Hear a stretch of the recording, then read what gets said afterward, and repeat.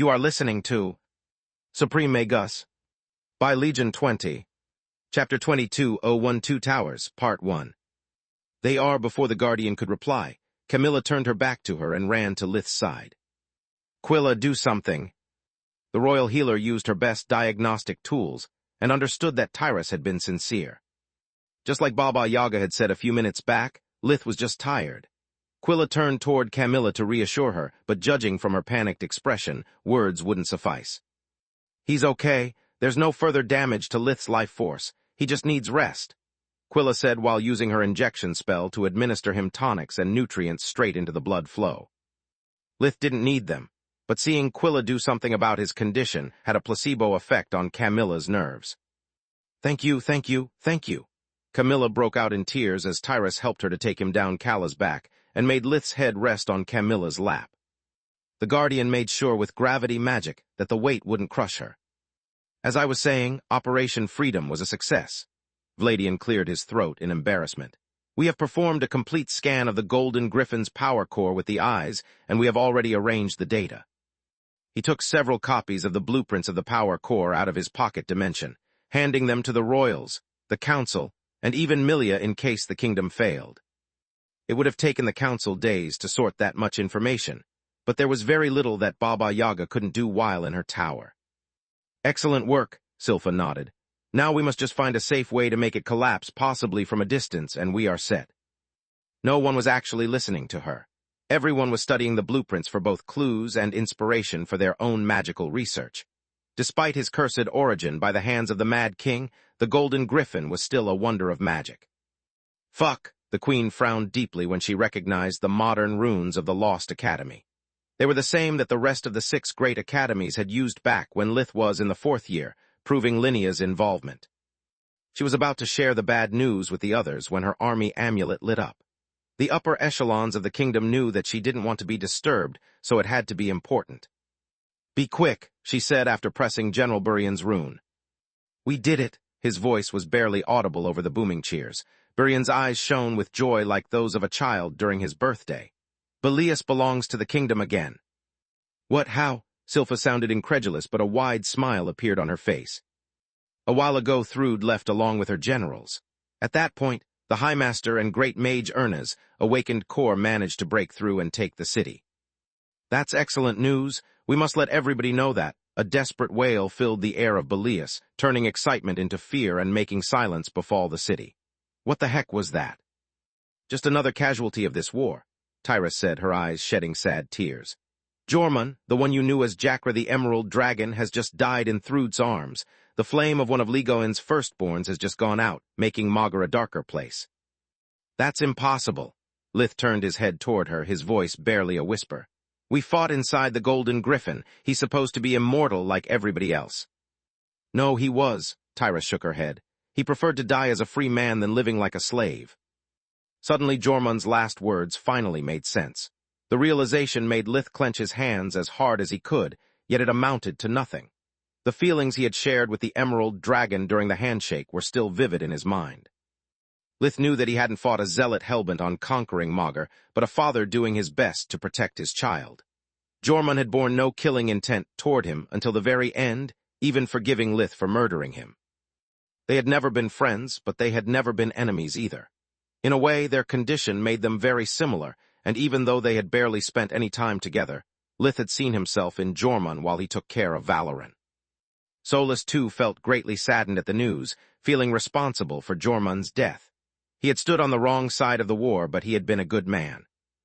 Damn, Thrud losing her husband isn't necessarily a good thing, Silpha said, drawing on herself the hateful gazes of Lith and Tyrus. Grief can make her sloppy, but it can also make her ruthless. We must tread with caution. If we push too hard now, she might decide to go out with a blast after poisoning the lands she controls. If that happens, it would take the kingdom decades to recover, and the human losses would be incalculable. Agreed, Milia nodded. The Empire will help you repair Belias and keep Thrud's forces in check. You focus on finding the kill switch for the Golden Griffin. Camilla noticed the fire in Lith's eyes, his scales, and his throat. She was happy to have him back, but still scared of losing him. When he tried to stand up and give the Queen a piece of his mind, Camilla gently pushed him down. I don't know what's happened, but please stay calm. You heard Quilla. You need to rest, and you are in no shape to antagonize the whole kingdom. Lith was about to reply when he saw how worried she was. If I had hesitated, now Jormung would be alive and Kami would be grieving my death. Then why do I feel so guilty for being alive? Lith's outrage faded, and fatigue overtook him again. Your Majesty Empress, Vladian gave them both a small bow. No offense, but I'm not interested in politics. We all have upheld our end of the bargain, and I require safe passage back into my lands. Of course, Tyrus nodded, opening a spirit gate and making everyone groan. Following and ambushing the firstborn vampire, and the eyes had just gone from damn hard to suicidal. Thanks for your help, Lord Vladian, Milia returned the bow. I hope that the Empire can rely on your collaboration in the future as well. We'll see, he nodded. I've heard too many humans making empty promises. I'll judge you from your actions and reply in kind to them. Then Vladian turned to Lith. Do you want to stay here or follow us? Follow, he panted more than said. Good, Tyrus lifted him up from the floor in a princess carry like he weighed nothing. Let's go, Camilla. Wait, are you really leaving? Inziolot asked. Of course, I go where the baby goes. Not you, flashy woman, I mean Lith, I need his help. It will have to wait. Tyrus rose an eyebrow in confusion. Liches were a mystery even to guardians. I already invited your wife, but I'll repeat my offer just to be safe. You are both invited to my country house to talk. You can bring your mistress, bodyguard, whatever, if it makes you feel safe. His rude words make everyone turn pale in fear, but Tyrus just chuckled, enjoying the misunderstanding. Chapter 22, 022 Towers, Part 2. Why are you looking at me like that? Inziolot turned toward his audience. We were all thinking that. I know because you told me via the mind link. Also, it's pretty clear who wears the trousers in their house. Those present face-palmed, and Lith's inaudible response made him worry. It's no trap, I promise. You won't regret coming. It's another promise. If I remember making it, of course. Inziolot felt relieved seeing Lith giving him a thumbs up while Tyrus carried him over the gate. It was actually the middle finger, but the Lich King wasn't the kind of man to worry about insignificant details like that. On the other side of the dimensional corridor, Camilla couldn't stop looking left and right in a daze. She had expected to find herself in an underground cave, not a cozy wooden cottage. Welcome back. I hope that everything has gone well. Baba Yaga was waiting for them in her mother form. She was eager to speak with Elfin, since there hadn't been the time earlier. Also, she was excited at the idea of meeting Camilla and the baby. The maiden inspired little respect, whereas the crone was straight creepy, making the mother the to-go form when she wanted to make a good first impression. It went great, Mother. Thanks for your help. Vladian plunged onto one of the couches. Physically, he was in tip-top condition, but his mind had yet to recover from the roller coaster of emotions. The Red and the Great Mother just exchanged a polite nod of the head while conjuring a bed for Lith to rest. Not to be rude, but who are you and where are we? Camilla said after no one bothered to introduce her to their host. Gods, where are my manners? Kala said. Camilla, this is Baba Yaga, the mother of the undead. She is very interested in your baby. Baba Yaga, this is Camilla Yavel, Lith's wife. As for the where, I have no clue. What? With Tyrus by her side, Camilla felt no fear, but the shock still made her sit down as well. Yeah, the White nodded. This is her legendary tower, so we might actually be in the kingdom, the empire, or even deep in the ocean where sunlight never shines. Camilla turned pale, forcing Solus to come out of her ring. Good gods, Kala, shut up. You are making this as creepy as possible. Solus closed the White's snout shut before making a proper introduction. Kami, Baba Yaga is actually my friend Malishka I told you about. She knew my mom, and despite all the bad things you might have heard about her, Malishka has been nothing but a good friend to Lith and me. She used a quick mind link to remind Camilla of Baba Yaga helping Lith with his breakthroughs and taking part in Solus' birthday party after the breakup. Yes, of course I remember about her. Embarrassment flushed her cheeks, giving them color back. I'm sorry for my rudeness, but everything is happening so fast and no one explained anything to me. Don't worry, child, you are among friends. I'm the one who should apologize for ambushing you this way, but as you said, things are moving quickly and I needed to speak with the three of you. Wait, how can my mother know yours? Is there someone else capable of crafting horsemen I don't know about? Vladian was utterly confused ever since Histar had exposed Solus, nature, but now he could finally express his concern. Wait, he doesn't know about you? Seeing Solus take her human form, Camilla had assumed that the firstborn was aware of her story. Let's bring them up to speed, dear. or this will take us the whole day. Baba Yaga used a mind link to explain Vladian everything, while Solus shared with Camilla the events of the Golden Griffin.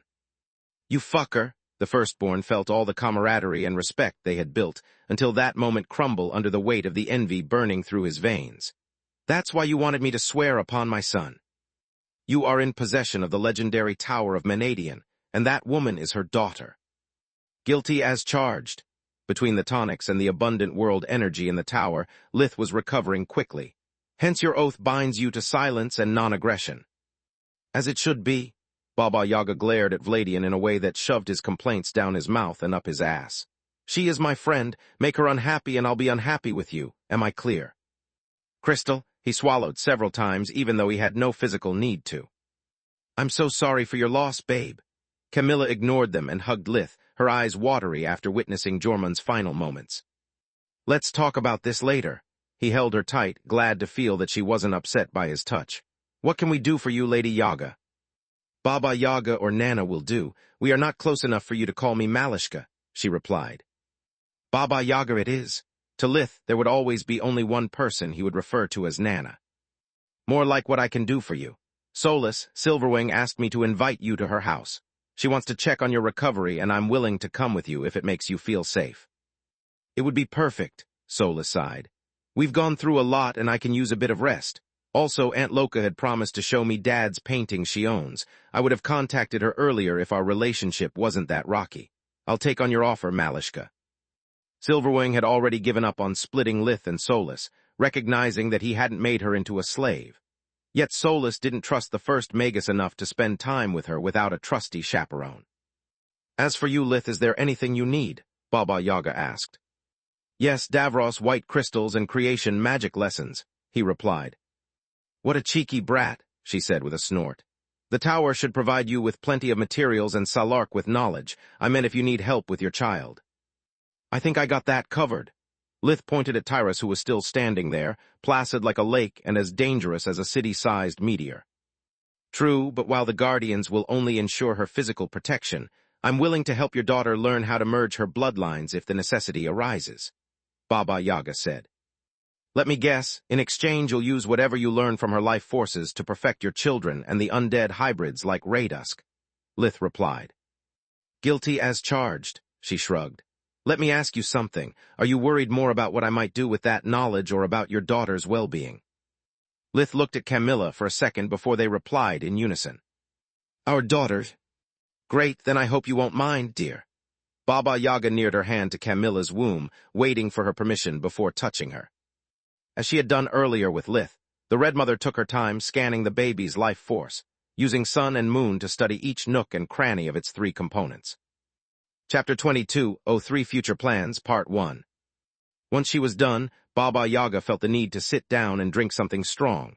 She gulped the first 2 glasses of Red Dragon like it was water, starting to sip at the third. Only then did she regain enough of her cool to speak without throwing a tantrum. Gods, I hate you so much, she said while inhaling sharply and holding her temples. I spent millennia trying and failing to achieve what it took you a single night of passion to make. I'm very sorry. Now if we are done coddling your ego, is the baby fine or not? Lith asked, and Camilla nodded, holding their hands tight. Fine, Baba Yaga echoed, looking at him like he was insane. Can you believe it? The jackass dared ask if she's fine with you standing there right by his side. Tyrus just shrugged, showing no sign of whatever made the white cord awakened upset. She's more than fine, you numbskull. If it keeps up like this, your daughter might be the first living creature on Magur who can safely practice chaos magic. She would, Lith and Camilla asked with a dumb expression on their faces. Yes, Baba Yaga gulped more Red Dragon, but her annoyance levels kept raising. Unlike you, her life forces are in perfect harmony from birth. The living side is growing up nicely with the abomination side, developing resistance to the effects of chaos that in the future might become immunity. Why did no one has ever mentioned this? Camilla asked Tyrus. We wanted it to be a surprise. Also, we didn't want your husband to dabble in cursed magic with the excuse of preparing to teach your daughter, Tyrus replied. Thanks, Camilla gave the Guardian a deep bow before turning to Lith. You heard her. Do that and I'll drop you like a bad habit. Chaos is dangerous and I already risk losing you on a daily basis. If you dare endanger yourself, I'm gone. But babe, if what Baba Yaga said is true, our daughter might use chaos along with the other elements the moment she learns chore magic. Someone needs to teach her how to control her powers. Also, you've seen my memories. It's not like I have much of a choice. Lith said. What do you mean? The Red Mother asked, gulping what was left of the bottle for good measure. Lith established with Baba Yaga a mind link, showing her how his void-feathered dragon's scales would get covered in cursed flames, and how they had joined the origin flames to form an unknown bloodline ability. Thrud's baby and Protheus have shown to be able to use golden flames, so my daughter should be able to use the silver flames just like. Get out! Rage and envy twisted the mother's usually kind face to the point of making her unrecognizable. Get out of my house now, or I swear to the gods that I'll kill you myself. The door of the hut opened, revealing that during their talk, Baba Yaga had brought the tower in front of Lith's house in Lucia. She literally kicked him out, sending him sprawling on the bare earth and opening a small crater on impact. As for Camilla and Solus, the Red Mother just flailed her arms at them, shooing them away like pigeons. Sorry for upsetting you, Malishka, Solus said while leaving. Please, Kala, tell Nika that I'd like to visit her or that you two visited me. We need to talk about a lot of things, eyes included. Don't worry, Elfin, it's none of your fault, Baba Yaga replied, her voice and face reverted to their usual kind, motherly features. I'm sure that Kala will deliver the message. Then, before the White could confirm or deny, the mother's face twisted into a grimace of anger again. Now get out before I make you. The approaching hut had terrified Roz's farmhands and put the squads of the Queen Corps protecting the house on high alert. Baba Yaga left as quickly as she had arrived, turning the situation into chaos. The new captain yelled orders to reinforce the perimeter while informing the royals of what had just happened, while the poor farmhands who were still conscious fainted the moment they could finally relax. No matter if not addressed to them, the killing intent of a white cord awakened inside her tower was more than any average human could take. Those with the highest mana perception had fallen first, while the others had just tensed up too much. Now that Baba Yaga was gone, their blood pressure dropped as fast as their bodies. Thank the gods you are all right, son, Roz said while checking the humanoid void-feathered dragon for injuries. For a moment I failed to recognize you, and I thought that Baba Yaga was attacking us. He wasn't the only one. The crater was surrounded by members of the Queen's Corps pointing their wands and weaving their spells at the semi-conscious dragon, thinking he was some monster that the Red Mother had unleashed against them. Don't worry, Dad, she is still our friend. She was just upset. As for me, you have nothing to worry about. His voice lacked conviction, sending a cold shiver down Roz's spine. I don't know if it's worse having a Baba Yaga for an enemy or my son's lifespan getting shorter again, he thought. Excellent news. Come inside, we can all use some rest, he actually said, his voice calm and reassuring, his smile warm. I doubt we'll get more work done today anyway. The moment the members of the Corps recognized Lith, they dropped their wands and provided assistance to the farmhands. Most of them were just unconscious, but a few had experienced a mild stroke and were in need of medical assistance. Space. Erna's mansion, on the night of that same day. The recapture of Belias meant a lot for the kingdom, but also for the Erna's household.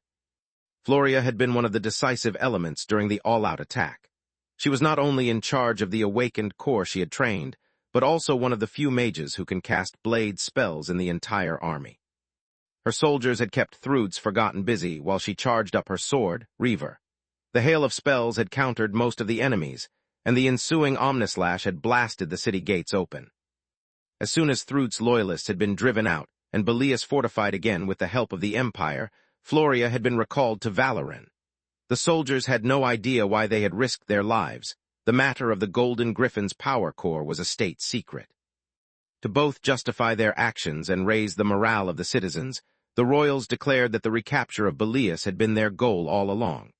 Since Vaster's presence was a secret as well, Floria received all the credit and received the title of Archmage. As for Quilla, her efforts on the battlefront as both a light master and a healer had racked her lots of merits. Also, it was only thanks to her treatments that Meron's life force was getting stable again. Chapter 2204 Future Plans, Part 2. It was just a matter of days before the king recovered his vigor, and even though the damage from the use of forbidden magic remained, there was no more risk that his lifespan would shorten further. Quilla had warned the queen that she was unlikely to find a way to fix the cracks in the king's life force, but Silpha had granted Quilla's research about the matter unlimited funds anyway. The idea of wasting mountains of gold was nothing compared to the pain that just the thought of losing her husband caused her.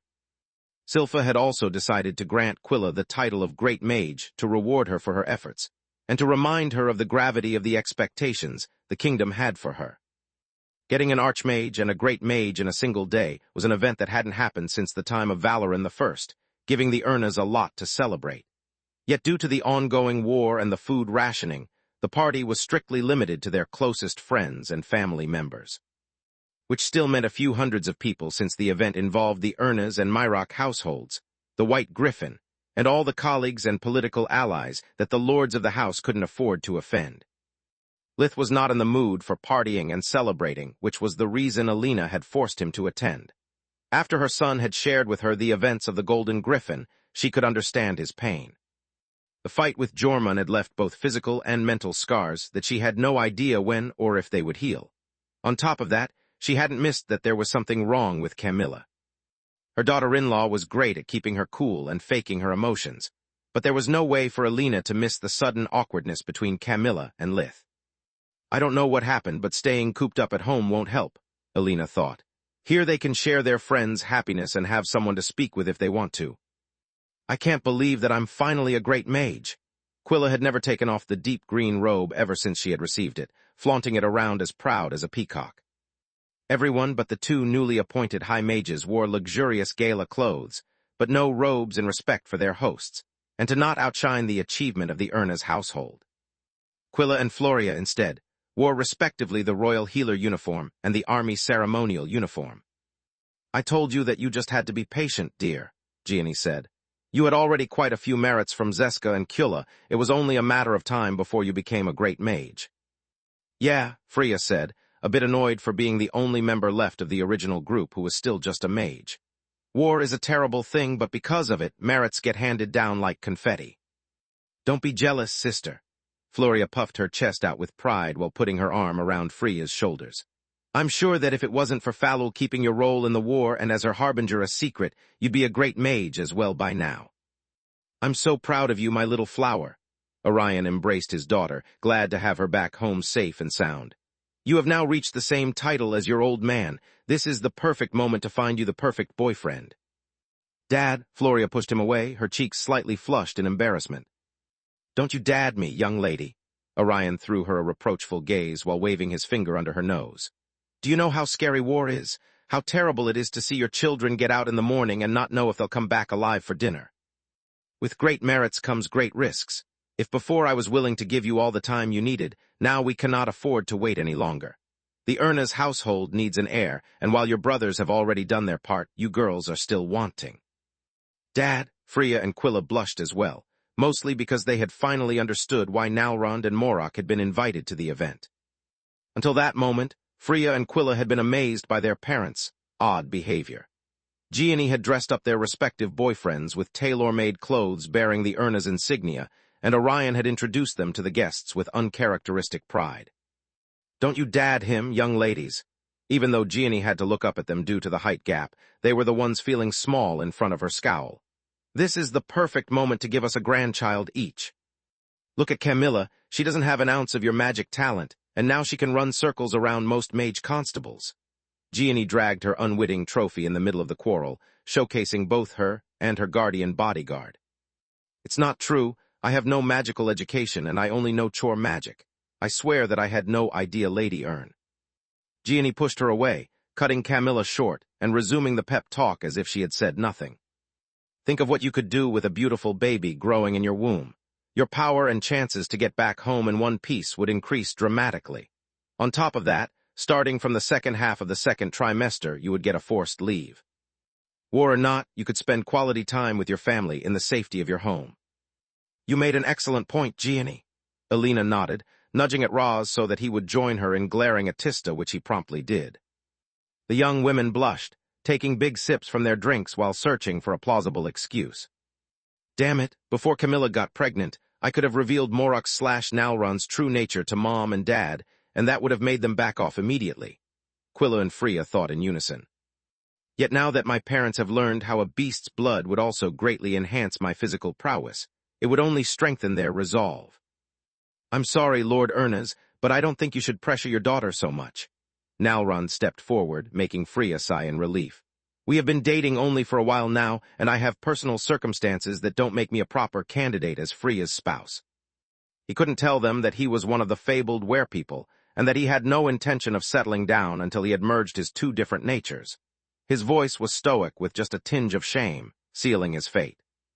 Orion and Gianni just assumed that Nalrund realized the burden that the Urna's name implied, and that he was conscious of his humble origins.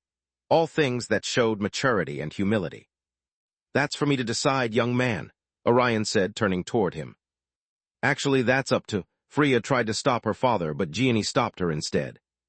Let me ask you a few questions. Are you a powerful light master? Orion asked. Yes, but... Yes or no is enough. In my experience, everything that comes after a but is bullshit. Lord Ernest cut him short. Chapter 2205 Kinslayer, Part 1. Are you physically stronger than a regular man, and would it be inherited? Orion asked. Yes to both, but... Are you willing to marry into the Urna's family, take our name, and treat Freya with the love, respect, and loyalty she deserves? Are you serious? Nalrund was flabbergasted. Kid, I've already told you to only answer me with a yes or no. Orion poked at Nalrund's chest, their noses millimeters apart. His eyes blazing with bright violet mana, the massive height gap, and the angry father aura scared the crap out of the Rizar. If she'd had me, I'd marry her tomorrow, but... You are damn perfect. Orion's expression turned upside down as he hugged Nalrund and patted his shoulder. Welcome to the family. Don't I have any saying in this? Nalrund and Freya said, but her mouth was still gagged by Gianni's mouth, so he was the only one speaking intelligible words. No, Lady Ernest shook her head while letting go of her daughter, and embracing her future son-in-law as well. She forced him to bend down, to kiss him on both cheeks before whispering in his ear. If you dare use protection from now on, I'm going to kill you. Gianni's lovely, motherly smile extended to her eyes, and her voice was warm and affectionate, making her threat much more unsettling than it already was. What about me? Morak cleared his throat until no one could ignore him any longer. Orion and Gianni inhaled sharply, exchanging a quick, desperate look as their determination faltered, and Quilla wished for Magur to swallow her. The sentient planet ignored her plea along with countless many others, and the ground stood still. Hey, that's beyond offensive. How can you throw a whole parade for such a whiny guy and treat me like I'm crashing the party? Morak said. I'd like to remind you that you have invited me here and that I've been courting Quilla way before Mr. Tall, dark, and handsome crawled in your life. His exploits as a ranger were well known, just like his streak of social blunders and his relentless courting Quilla that bordered on stalking. You don't get it, son? Orion sounded desperate, his shoulders slouching. I don't have to persuade you to marry my daughter since you asked me your hand the first time we met. It's you who has to give me a plausible reason to swallow my pride and expectation, and let you in my house. Fine, Morak said with a snort. First, if you bothered to ask me the same questions you made Nalrund, I'd have replied yes to all of them as well, aside from the light mastery, of course. I know nothing about that. That's a good start, but it's not enough, Gianni clicked her tongue. Continue. Second, unlike Nalrund, I'm awakened as well, so Quilla will have a partner for life, if she'd had me. This actually sounds like a threat, but go on. Orion sighed, drinking Griffin Fire and its 50% alcohol content like it was water. Third, and you are forcing my hand here, Lith and I are sort of distantly related, more or less. Knowing that no one would believe his words, Morak turned so that no one but the Urnas could see his face. Then he made his 6 eyes appear on his face in a pattern similar to Lith's, and had his hands become covered in scales bearing the colors of the elements. It lasted for just a few seconds, but it was enough to make the Urna's couple open their eyes wide in surprise. Quilla turned pale, Lith facepalm with a boom of thunder, and Camilla almost laugh her ass off at his grimace. Is it true? Orion, Gianni, Roz, and Alina asked Lith in unison for completely different reasons. It's complicated, he replied while baring his fangs to Morak for embarrassing him in front of his parents. Then make it simple, Alina replied. I've seen you struggling with your condition as a Tiamat for months. If you knew someone in the same situation, why didn't you ask for his help? Also, why did you never tell us that you have discovered another branch of our family? And does he know about Solus? You mean the short stuff over there? Of course I know her. Morok pointed at the petite young lady who was too busy rejecting Chilean's advances to take part in the conversation. Never mind. The dumb look in his eyes was all Elena needed to understand that Morok knew nothing about Solus. Oh gods, hold that thought, Lith. Orion left to save his honored guest from the clutches of his philanderer son. I'm so sorry, Lady Verhin. The next time Chilean bothers you, you have my permission to kick him in the gonads. Orion said the moment he brought Solus into the safety of their fold. The fact that she had taken Lith's family name confused him, but very few things about Lith's life didn't, so Orion had stopped asking himself questions a long time ago. Thanks for your timely rescue, Lord Ernest. Solus gave him a perfect curtsy in her beautiful sky-blue gala dress. I have to turn down your kind offer, though. It would be an unusual and cruel punishment. It sure would, Morok nodded. The only time he had addressed her as short stack, Solus had kicked him so hard that by the time Morok had managed to stand up again, Quilla wasn't mad at him anymore. No, it wouldn't. Please, Lith, continue. Morok and I don't share more blood than you and I do, Orion. He has multiple eyes like me because that's a common trait of evolved humans. You mean he belongs to a fallen race? It would explain a lot. Gianni looked at Morok with renewed suspicions. No, a successful evolution. Morok puffed his chest out with pride, trying to ignore the repeated insults. Wow, if that's evolution, it makes me want to reject modernity and go back to being a primate, Orion said. Dad, Quilla said, her face turning red in embarrassment. If that's what you're embarrassed about, then I can assume that you knew about it already and you are okay with it. Gianni looked at Quilla in surprise.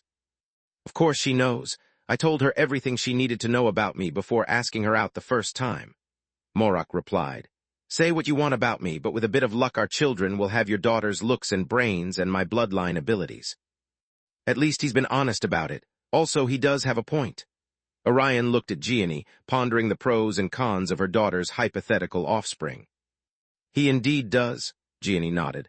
I still don't like him, but it's not like we have the time to find a replacement. Also, think about how powerful Quilla would become during pregnancy. I hate it when I'm always right.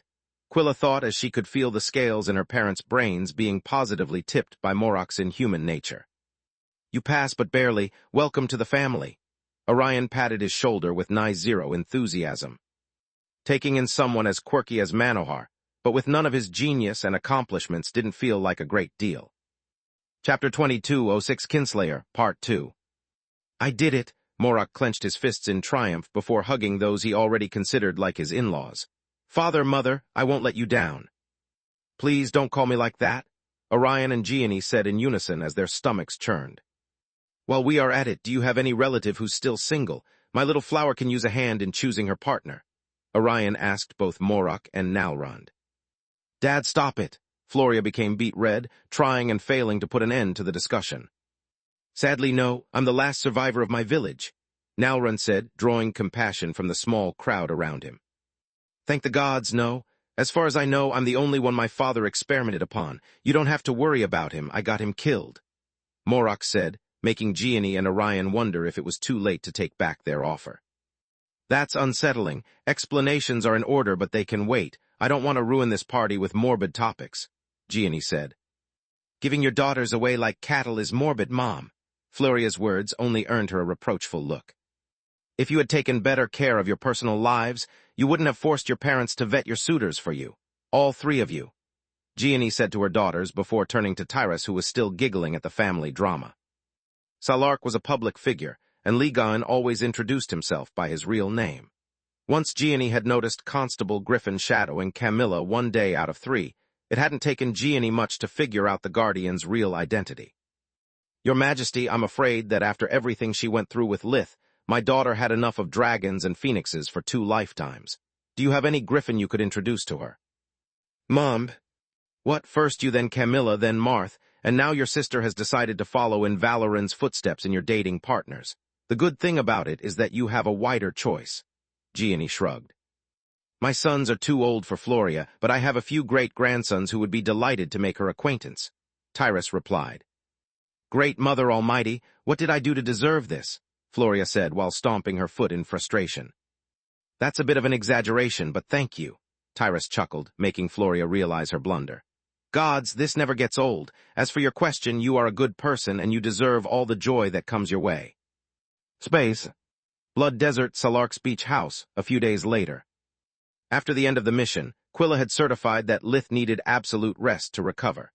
Keeping his abomination form for a prolonged time had inflicted great strain upon his life force, so the royals had granted him and Camilla a few days of leave. The royal forgemasters and the awakened council were still studying the blueprints of the Golden Griffin, until they devised a spell that would destroy the lost academy without endangering the rest of the kingdom. They had no need for him. Quite the contrary, the royals wanted Lith to return to the top of his game as soon as possible. Camilla had been true to her word and had brought him back to the place where they had spent their honeymoon. They had lots of happy memories there, and she hoped that with time, privacy, and help, they would manage to fill the gap that had formed between them. After the Void had lashed out in front of the royals to protect Solus and Camilla had learned about Lith's past as Derek, she was struggling to keep up the appearances of their relationship. She had gotten over it while he was inside the Golden Griffin, driven by the fear of losing Lith, and that their final memory together would be that of an ugly fight. Now that he was back and in the safety of their home, however, Camilla found herself back to square one. Ever since the day of the revelation, holding hands was the most intimate gesture she could bear. Being alone with him felt awkward, so she made sure that they were never alone. Man, I almost had a stroke when I saw that hunting cabin with chicken legs running through my fields, Roz said, sunbathing while keeping an eye on the children playing on the beach. For a moment I feared that Baba Yaga had come to avenge dawn and night. You aren't the only one, dear. Elena chuckled while quickly dipping into the ocean to find relief from the desert's sun. The members of the Queen's Corps had a lot to do, and Lith had lots of explanations to give once Baba Yaga left. Yeah, Lith nodded. Thank the gods I was with Vladian so her presence was justified. Also, Tyrus backing up my story and saying that she had business with the Red Mother made everyone stop asking questions.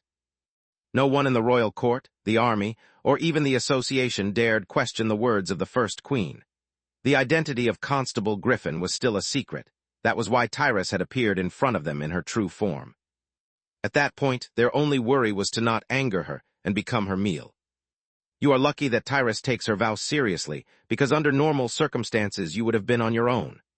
Salark was sunbathing as well, eating non-stop from a huge platter that a column of servants made sure never emptied. Her swollen belly and her unusual break from work were testimony of how close she was to term. The baby was due any moment now, and she didn't want to be caught in the middle of a diplomatic discussion. It had already happened in the past, and it had been embarrassing even for her. Are you sure you are all right, little brother? You are awfully quiet. Renaa was enjoying one of those rare moments when someone else took care of her children, and she could spend time with adults. Usually when you are forced to take a break, you complain all the time. I'm physically fine, thank you, Lith replied with a snort. My problem is that I still feel guilty for Jormung, and the fact that everyone looks funny at me doesn't help. He was now this close to getting the Dragon Slayer title, which for a human, a fae, or an emperor beast would have been among the greatest honor that his kin could bestow upon them. Unluckily for Lith, dragons and phoenixes called him a kinslayer, and there was nothing good in receiving such a bad name. He had killed Zedros the first wyvern, Siruk the black dragon, and now Jormung, the first and probably last emerald dragon on Magur, wiping out an entire bloodline. To make matters worse, Zedros and Jormung were both Ligain's firstborns, just like Sinmara, Surtur, and Gentor the golden dragon. When even Sinmara had started to act awkwardly in front of Lith, he knew to be in trouble. The only silver lining was that both Ligain and Salark didn't seem to care. They continued to follow and protect Camilla as if nothing had happened. Chapter 22:07 Not So Much, Part 1. I'm really sorry, little brother, but I'm sure that the other divine beasts will soon understand that you are not responsible for Jormung's death. You were just doing your job to put an end to the war, Renaa said. The same could be said about Jormung, Lith sighed. Do you mind if we talk about something else? Sure, Renaa nodded. Do you think that Quilla and Freya will really marry, or will they defy their parents' orders? The two women had refused to not have any saying in their own personal lives, and had stood their ground to Gianni, which had led the Archon to raise the ante. When the party had reached its climax, she had publicly announced the marriage of both her daughters, nailing them to the wall. Gianni had set no date, but being officially engaged was a big deal, especially for Quilla. Nalrund had dropped his glass at the announcement and had done his best to get out of there unnoticed.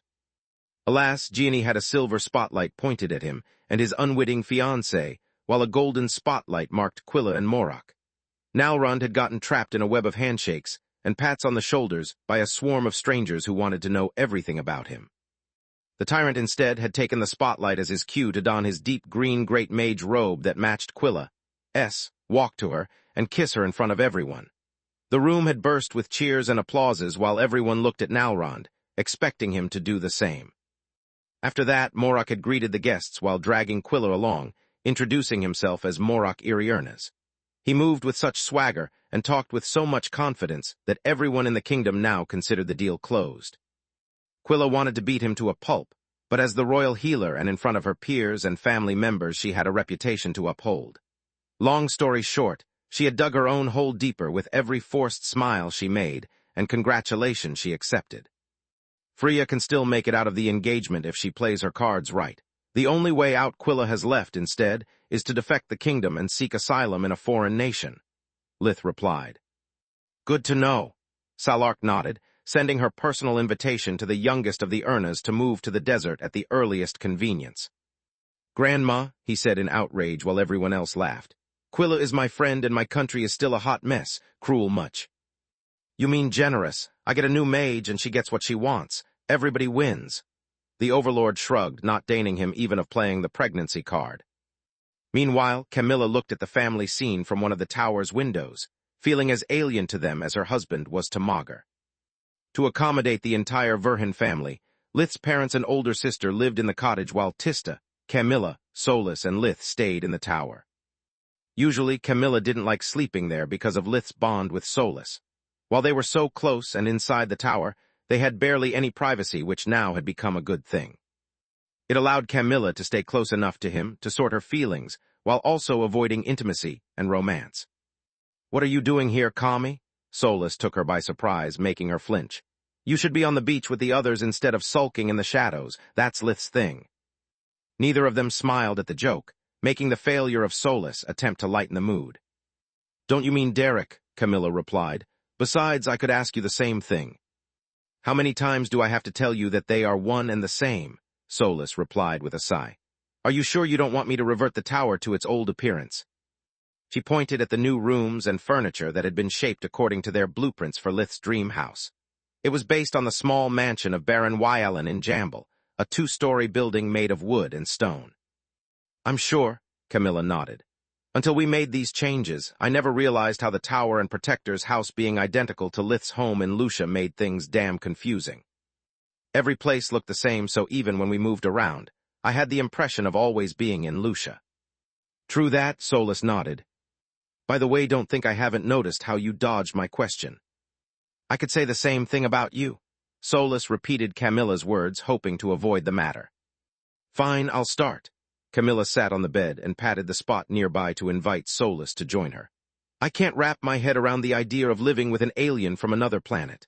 My marriage is based on a lie, and it makes my whole life feel unreal. I'm sure I still have feelings for Lith, Derek, or whoever he actually is, but every time I touch him, fear takes over. Ever since that day, I feel like I'm living with a stranger. I know nothing about the man whose child I'm carrying, and it scares the crap out of me. Let me get this straight. Solus sat right in front of Camilla, looking her in the eyes. You were okay with dating a mysterious hybrid. You had no problems after learning that he was an awakened first and an abomination later. Even after Lith lost his humanity, the deal-breaker was my existence, not him turning into a 20 meters, 66 feet, tall Tiamat. Correct. Yes, she nodded. How in my mother's name can the birthplace of the abomination that you had already accepted change anything? Solus was flabbergasted. Because he's not the person I believe to know, Camilla replied. I mean, he comes from another world, he is older than he appears, and everything that everyone thinks to know about him is a lie. His birthplace changes everything. For that matter, I, Salark, and every awakened on Magur are older than we appear, Solus said. I admit that the other world thing is a bit unsettling, but living on a sentient planet where undead walk among us and guardians determine the fate of entire continents, not so much. True, Camilla nodded. She usually kept things like the existence of fringes, abominations, undead, white cores, and Magur's consciousness in a corner of her mind, away from her rationality. It was her subconscious way to protect her from going crazy at the idea of how insignificant the life of the average human was. Now that Solus forced them in the spotlight, they made Camilla turn pale and covered her in a cold sweat. At the same time, however, they helped her to put things in perspective. That said, Lith's birthplace changes nothing, Solus said. He's still the same person who saved my life, who worked his ass off to give his family food and warm clothes during winter. He's still the same guy who risked his life over and over for me, you, your sister, and everyone he loved. The fact that he was born somewhere else in another time doesn't make him someone different. It just makes his struggle to live longer and more painful. Chapter 22:08 Not So Much, Part 2. I can't force you to accept it, but I can't pretend that I share your worries either. As I told you the last time we've been here, Lith has always been Lith to me. His time as Derek McCoy can help you understand his past, but it doesn't define his present, nor will it shape his future. That's for us to make. A long silence befell the room while Camilla pondered Solus' words. It lasted so long that Solus brought tea and cookies that they consumed without saying a word, each one mulling over their respective problems. "What about you, Solus? Why are you sad?" Camilla said after she gave up on sorting the mess that her mind had become. "Is it because this situation makes it hard for you to keep your feelings for Lith in check?" "Among other things," she sighed. "There's the matter of the baby Jormund's death, Aunt Loca's weight, you know." Solus turned to a bright shade of purple, and so did the lights inside the tower. "Everyone knows, silly," Camilla chuckled, "unless they are blind, deaf, and dumb, of course. And you are fine with it."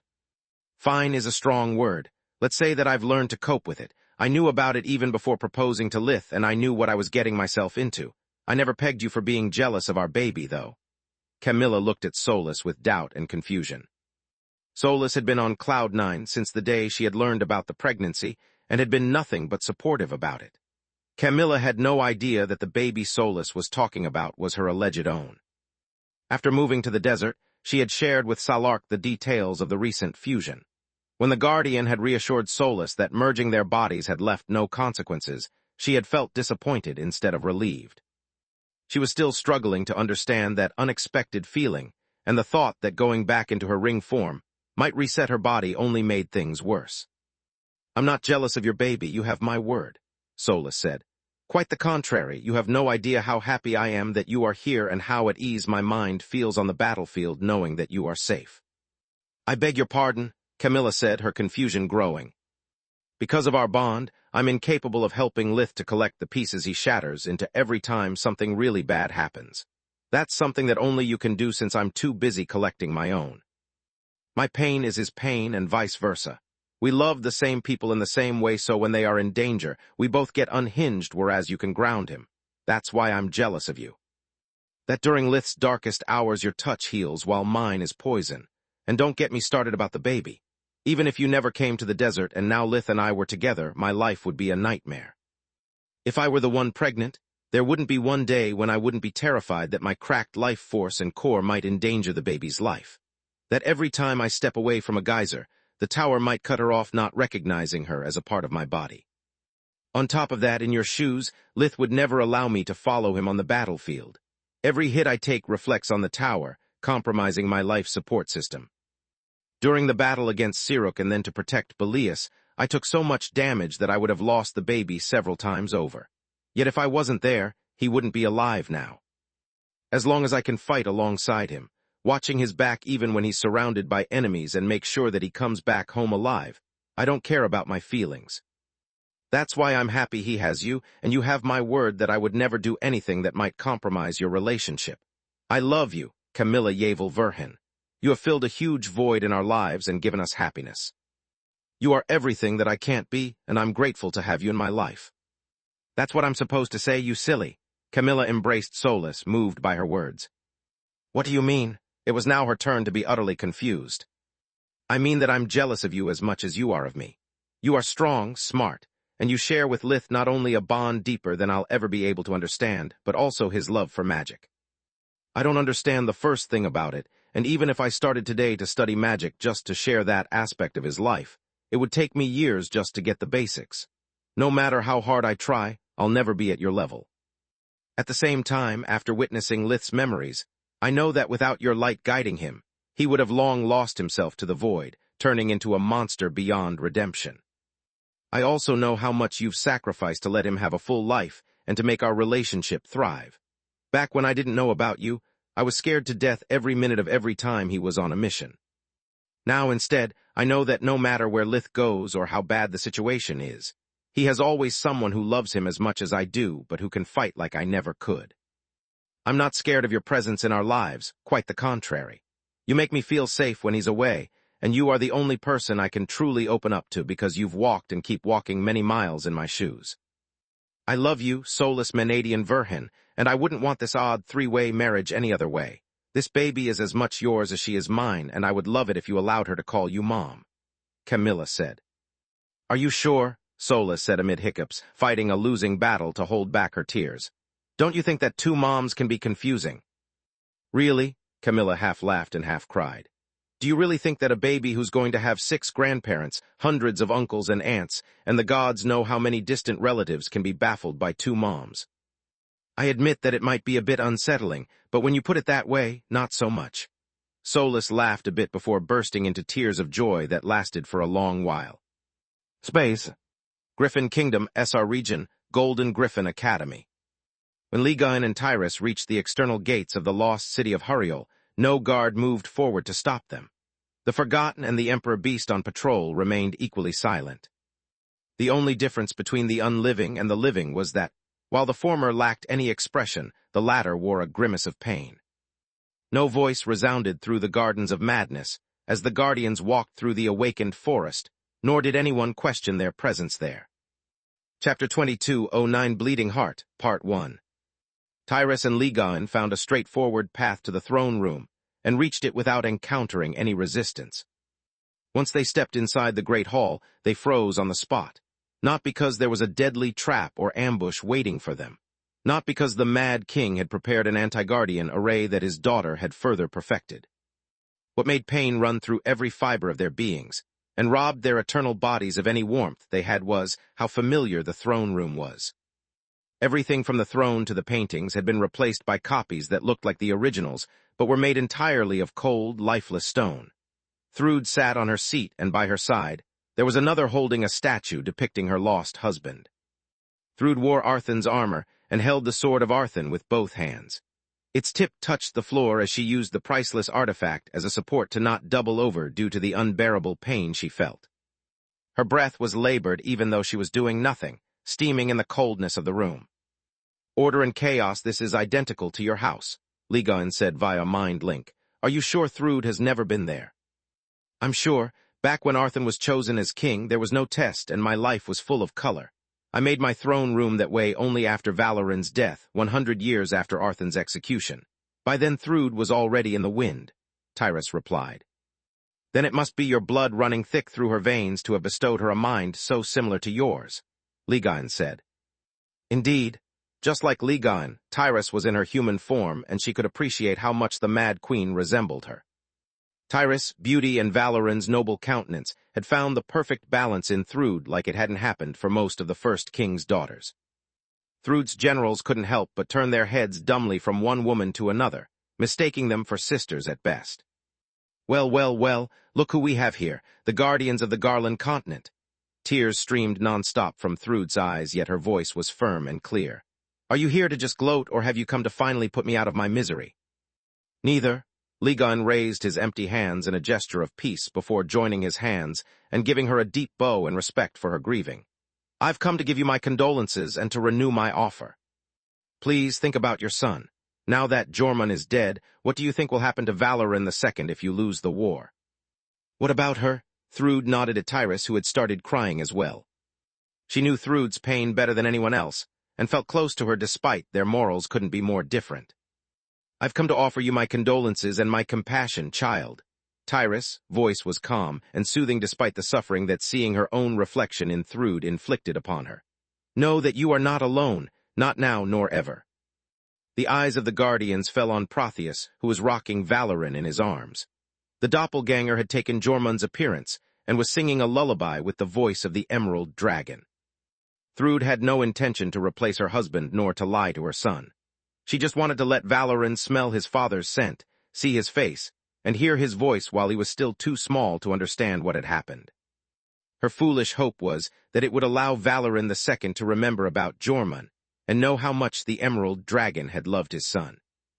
"Your condolences," Thrud echoed, her face twisting into a grimace of unbridled fury.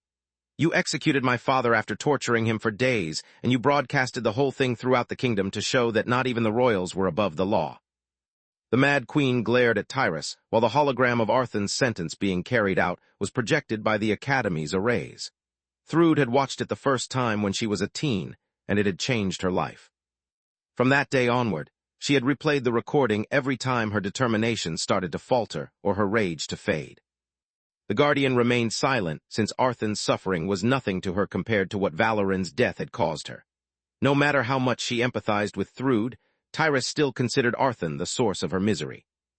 "As for you, you are even worse than her," Thrud stared at Ligon with hate. "You left your son imprisoned inside the Golden Griffin for 500 years just to teach him a lesson. If you came and rescued him, none of this would have happened. Heck, even if you bothered to welcome him back once he escaped, you would have noticed the slave's spell on him and stopped Jormung before he came to Giera. If only you had a fatherly heart, Jormung would have never met me. The War of the Griffins would have never started. I would still be alone and miserable somewhere, but he would still be alive. This is all your fault. My fault. Our fault." Tears cracked her voice as the father of all dragons understood that the only person Thrud hated as much as him was herself. Jormung wasn't the first child Ligon had lost, and he hadn't been neglectful in raising the Emerald Dragon, yet her words still struck him much harder than he expected. Not only because Thrud was right, but also because she wasn't shying from her responsibility. It had been Lith's hand to have snuffed Jormung's heart, but it had been Ligon first, and Thrud later to put the Emerald Dragon in the line of fire. "All the more reason to accept my offer," Ligon said. "You and I both have something to atone for and together. And let Jormung's death be as meaningless as my father's," Thrud cut him short. "My husband gave his life to protect my dream and our son. I'll be damned before I let him become a footnote in history as the mad dragon who consorted with the Mad Queen. This war will end only with my victory or my death.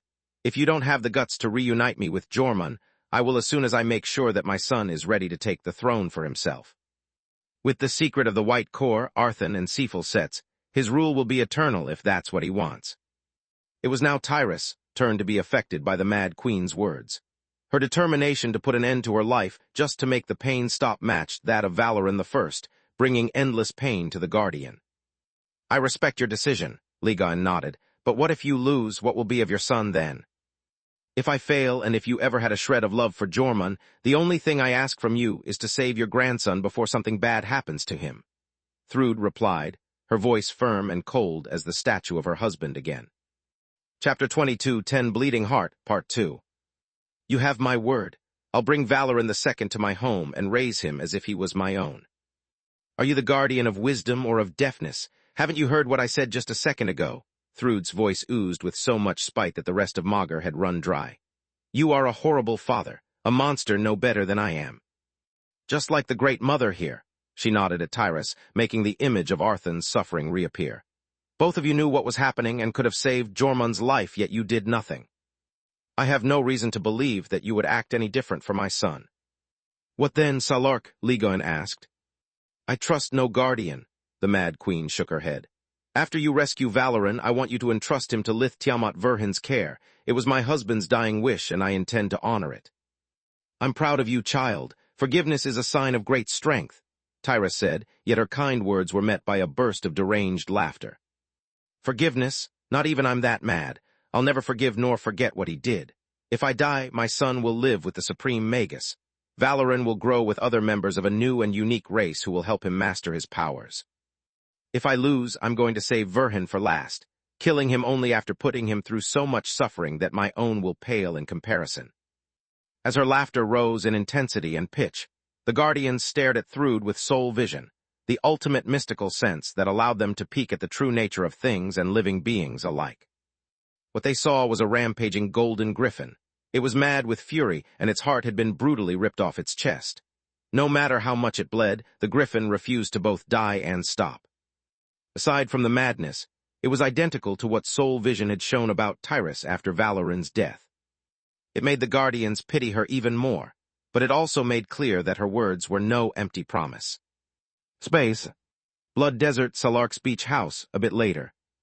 Solus and Camilla were still hugging and crying when Alina walked through the door.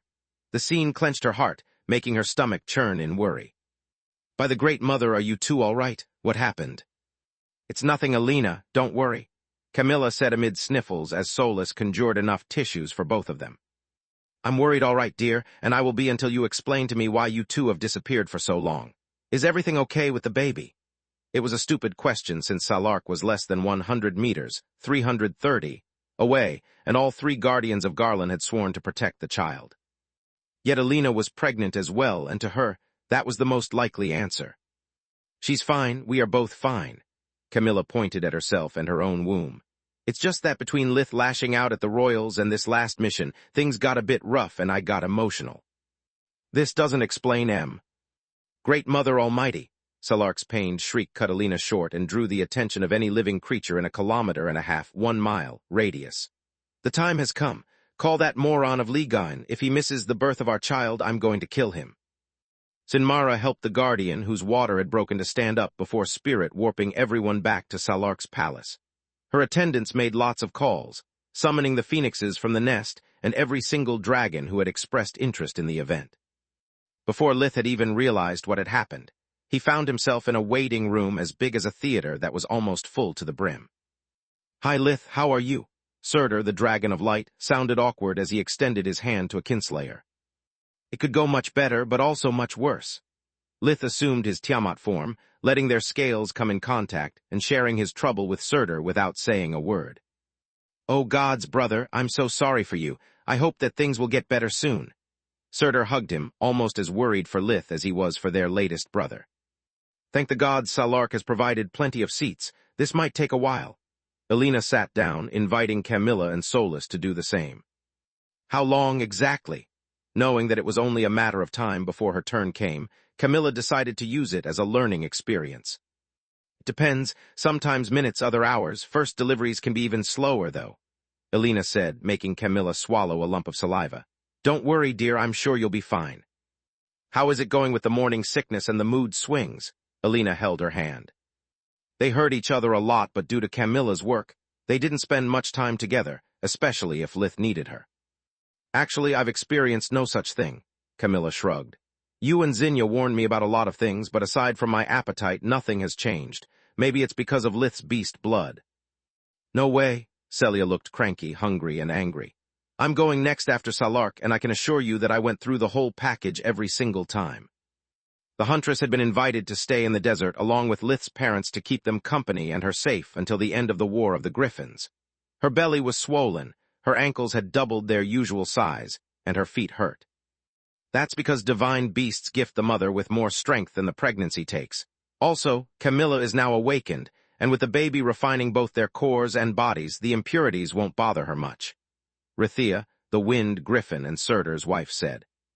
She looked like a woman of unworldly beauty and endless grace, who made all the women around her clench their teeth in envy.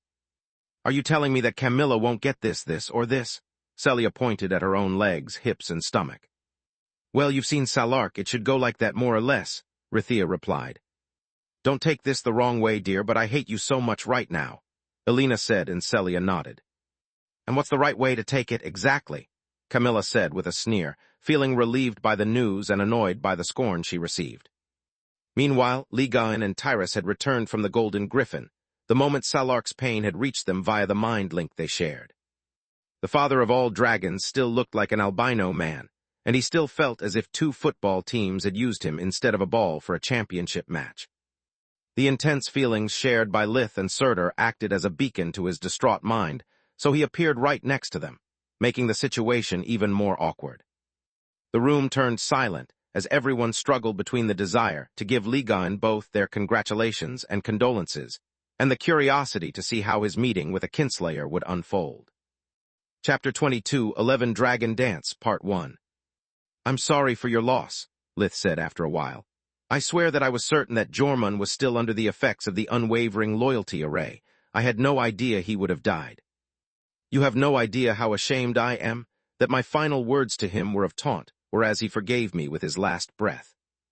Don't worry, Lith, I don't blame you for Jormund's death, Ligon said, making eyes go wide and mouths agape, but no one said a word. He was my son, but he was also an adult dragon over 900 years old. It was by his choice that he returned to Thrud's side, refused my offer to get away with his child, and faced you in a battle to the death. We can say whatever we want, but it's our choices that define us, and the actions that follow such choices are what determine our fate. Jormund made many wrong choices which lead to his death, and none of them is your responsibility. He was my son, and his death bears on my shoulders.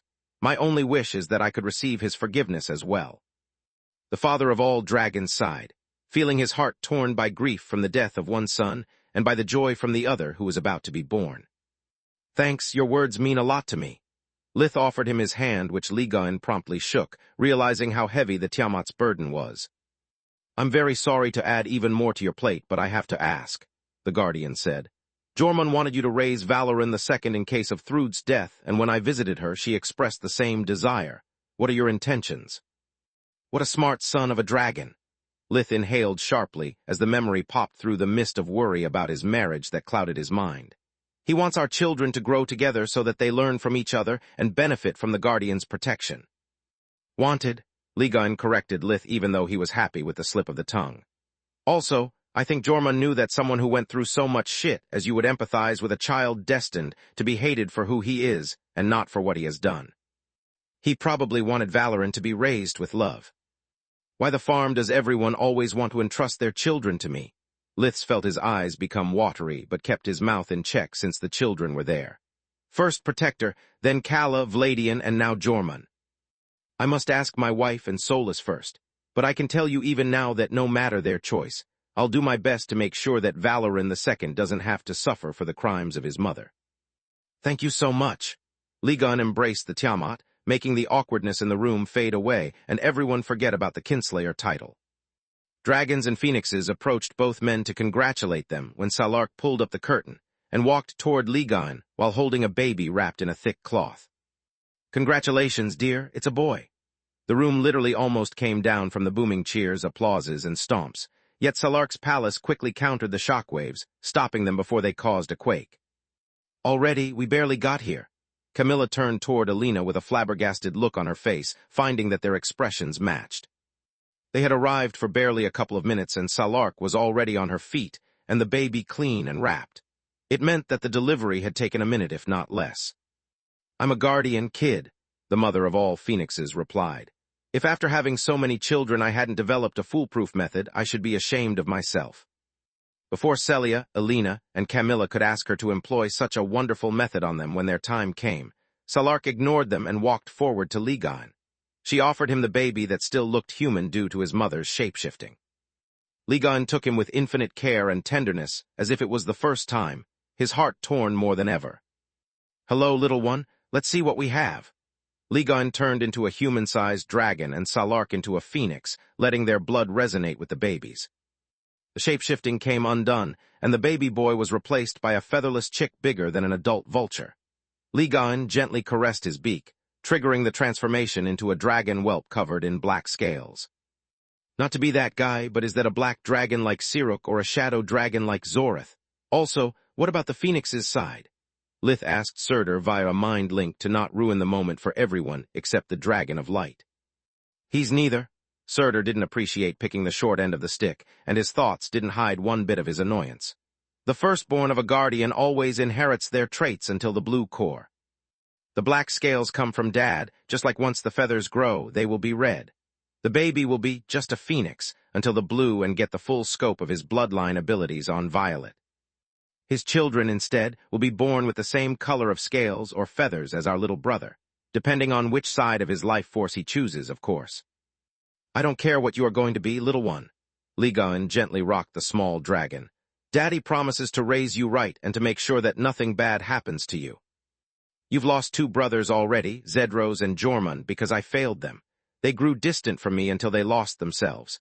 I'm not going to let it happen to you as well. This time I will be with you until you feel you don't need me anymore, and even then, I'll always watch over you. The oath of a guardian held a lot of weight, but Ligon's heart was even heavier that day, and he didn't mind. The little dragon cooed before shape-shifting back into the chick and chirping. I can't believe what an amazing job you did, Salark. He's perf. Then it happened. The chick shapeshifted again, growing arms as the wings moved to his back and the bird feet grew into legs. It was still featherless, and so were his wings, but his muzzle was that of a dragon and a stumpy tail came from his back. Ligon couldn't believe his own dragon eyes until he used his breathing technique, Worldkeeper. The child had two life forces, just like any hybrid, yet they danced together, merging into another perfect life force whenever they met instead of clashing. Ligon clenched his teeth as his eyes became watery. The joy eclipsed the grief to the point that he allowed himself to hope that Jormung's soul wasn't lost, and he had just found his way back to Magur somewhere. You did it, noisy sparrow. You really did it. The father of all dragons +1 felt his heart swelling, and so did his body. We did it, old lizard. Practice makes perfect, remember? Salark hugged him from behind, soothing his spirit. Chapter 22, 12 Dragon Dance, Part 2. The cold logic of the dragon was overwhelmed by the flame of his emotions. His body grew and changed into a majestic creature 50 meters, 166, tall, covered in black scales, while the palace rearranged itself to give the guardian the space he needed. His hands cupped around the small infant, hiding him from the rest of Magur and holding him against his heart. Ligon roared in joy and hope, but also in fear that something could take it away from him. His fear turned into rage as his thunderous voice screamed at the whole Magur, challenging it. The black scales covering his body lit up with the 7 colors of the elements and started resonating with everyone who shared his blood. It started as a small quake in the desert and quickly spread to the rest of the planet. Fuck, there goes all my hard work to repair my lab. Aeon, the first Lick said while watching the blue and green of Magur light up with thousands of different colors. She was still in her son's secret lab on the moon, waiting for her house to be repaired after the fury of the father of all dragons had destroyed it. The only silver lining is that whoever pissed Ligon off, this time I'm at a safe distance. She stared at the planet in annoyance until something unexpected happened. Come here, Inzai. You're in for the first dragon dance of your life. My what now? The Lick King turned his gaze to Magur just in time to see it set ablaze in a storm of multicolored origin flames. Even dragons who had never met Ligon, or who had fallen into a long slumber to prolong their lives, until more interesting times had suddenly awoken, roaring in fury. Those who had turned into liches found themselves back into flesh and blood, craving food, sleep, and affection. Those who had lost their mind to madness found their way back and emerged from their resting places. For all dragonkind, it was a glorious day that they spent in the open, soaring the skies and singing songs of freedom. For the rest of Magur, it was the day when wars stopped, and people remained hidden in the deepest hole they could find, waiting for the terror to end. Space. Blood Desert, Salark's beach house, the morning after. Lith and Tista had been caught in the dragon frenzy like everyone else, including lesser dragons and even Valoran II. Yet while there was little that a small child could do, Lith had let himself go, sharing the sky and the fire with his siblings. Even after the sun had set, the entire Garland continent was still as bright as day due to the multicolored fires that engulfed phoenixes, dragons, and everything in between. Salark would have celebrated with the members of her nest anyway, but in a much less flashy and localized fashion. Yet she couldn't pass on the opportunity to take part in a rare event like a dragon dance, no matter how tacky she considered it. Only once Ligon was exhausted from the resonance, with the members of his blood and Salark, managed to get him to let her hold the baby again, did Lith manage to snap out of it and return home. He felt better and worse at the same time, having experienced the next best thing to fatherhood and the fear it brought. While everyone was having breakfast, Lith was still mulling over the revelation. His mind was now clear about what to do next, yet he waited for Camilla to look for him, giving her all the time and space that she needed. She may be no dragon, but I bet that yesterday's events gave her a lot to think about as well, he thought with a sigh. I'm a bit disappointed that Mom, Renaa, Aaron, and Lyria haven't been affected one bit. It would have been nice if the dragon dance had awakened their dragon blood. It would have also lifted a huge weight off my chest. If Mom turns into a dragon, I don't care what color her core is. I pity the idiot who dares stand in her path. Truth be told, Alina and the rest of the family were disappointed as well, especially the children. Bummer, I wanted to fly with my own wings, Lyria pouted. Not even her chocolate milk and chocolate-dipped cookies could sweeten how sour she felt. Tell me about it, Aaron grumbled even harder. You at least have the excuse that you are a girl and a quarter dragon blood at best. You're heard Grandma Salark. Boys always take from their mothers, and I'm a half-blood, yet nothing. What do you mean? Lyria glared at him with fury. Girls take from their fathers, so there's nothing wrong with you being a dud. He replied with the seriousness of an angry and overly competitive, almost 7-year-old boy. Did you just call me a dud? More like a dragon dud, Aaron nodded. I mean my father is a phoenix and my mother is a dragon. Debatable, Onyx said, but since her usually valued opinion didn't fit the current bragging narrative, Aaron ignored her. Whereas your mom is just my sister and your father is soft. The young boy poked at Senton's belly to prove his point. My dad is cooler than any phoenix, Lyria yelled in outrage. Hey, I do exercise and Renat put me on a diet, but I still have a life and a full-time job. Senton whined, and the magical beasts echoed his pain, making him sound more like a sad puppy than a cool man. Who have you just called? Just my sister, young man? Renat glared at Aaron with an expression that was half angry older sister and half angry mother. Neither of them bode well. Mom, Renat is being mean to me. With no way to counter her offensive, Aaron preferred a dishonorable retreat to an honorable defeat and ran behind Alina's legs. For the god's sake, where's Lith? Alina groaned. The childish rivalry about who between Aaron and Lyria would awaken their bloodline sooner, and the quarrel about who's going to be stronger had become so common that the family had dubbed it the Blood War. Ever since Camilla had shown her baby's shape-shifting abilities, the conflict had become even worse, and Lith was the only one who managed to make the kids stop. He didn't say or do anything different from Alina. It was just his words having a different weight due to being the cool uncle brother. I have no idea, Roz said while ignoring the children's attempts to drag him to their respective sides. I haven't seen him all morning. I'm a bit worried, though. He has never missed family breakfast. He's at the tower. Solus hid behind Roz, trying to avoid the inevitable. See, Aunt Solus is soft as well, but she's as cool as Uncle Lith. Lyria squeezed Solus' stomach, just as she had feared. That doesn't count, Aaron rebuked. Aunt Solus is half a tower, that's why she weighs so much. She's a cool hybrid like us, whereas your dad is just fat. Tell her, Auntie. Chapter 22, 13 Dormant Power, Part 1. Why don't you go fetch Lith, Kami? Solus became beet red and ignored the court summons. Yes, dear, why don't you go check on him? Maybe he's really tired and still asleep. Alina knew that Solus was able to call Lith with their mind link, and that she had to have a good reason to send Camilla. Alina had no idea what was wrong with their relationship, but she could spot an attempt to fix it when she saw one.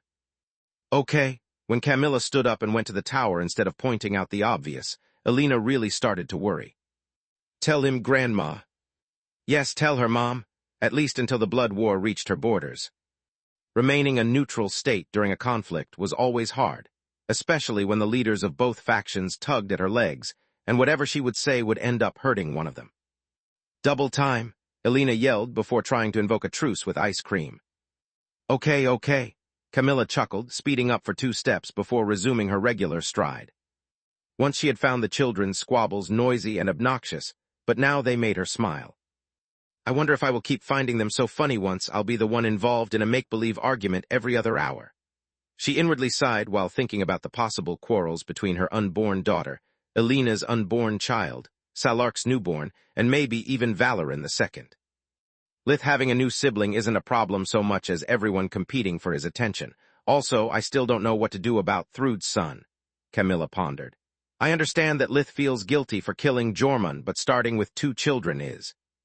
She froze in front of the tower's entrance when she noticed that she was thinking about raising her daughter with Lith without any worry.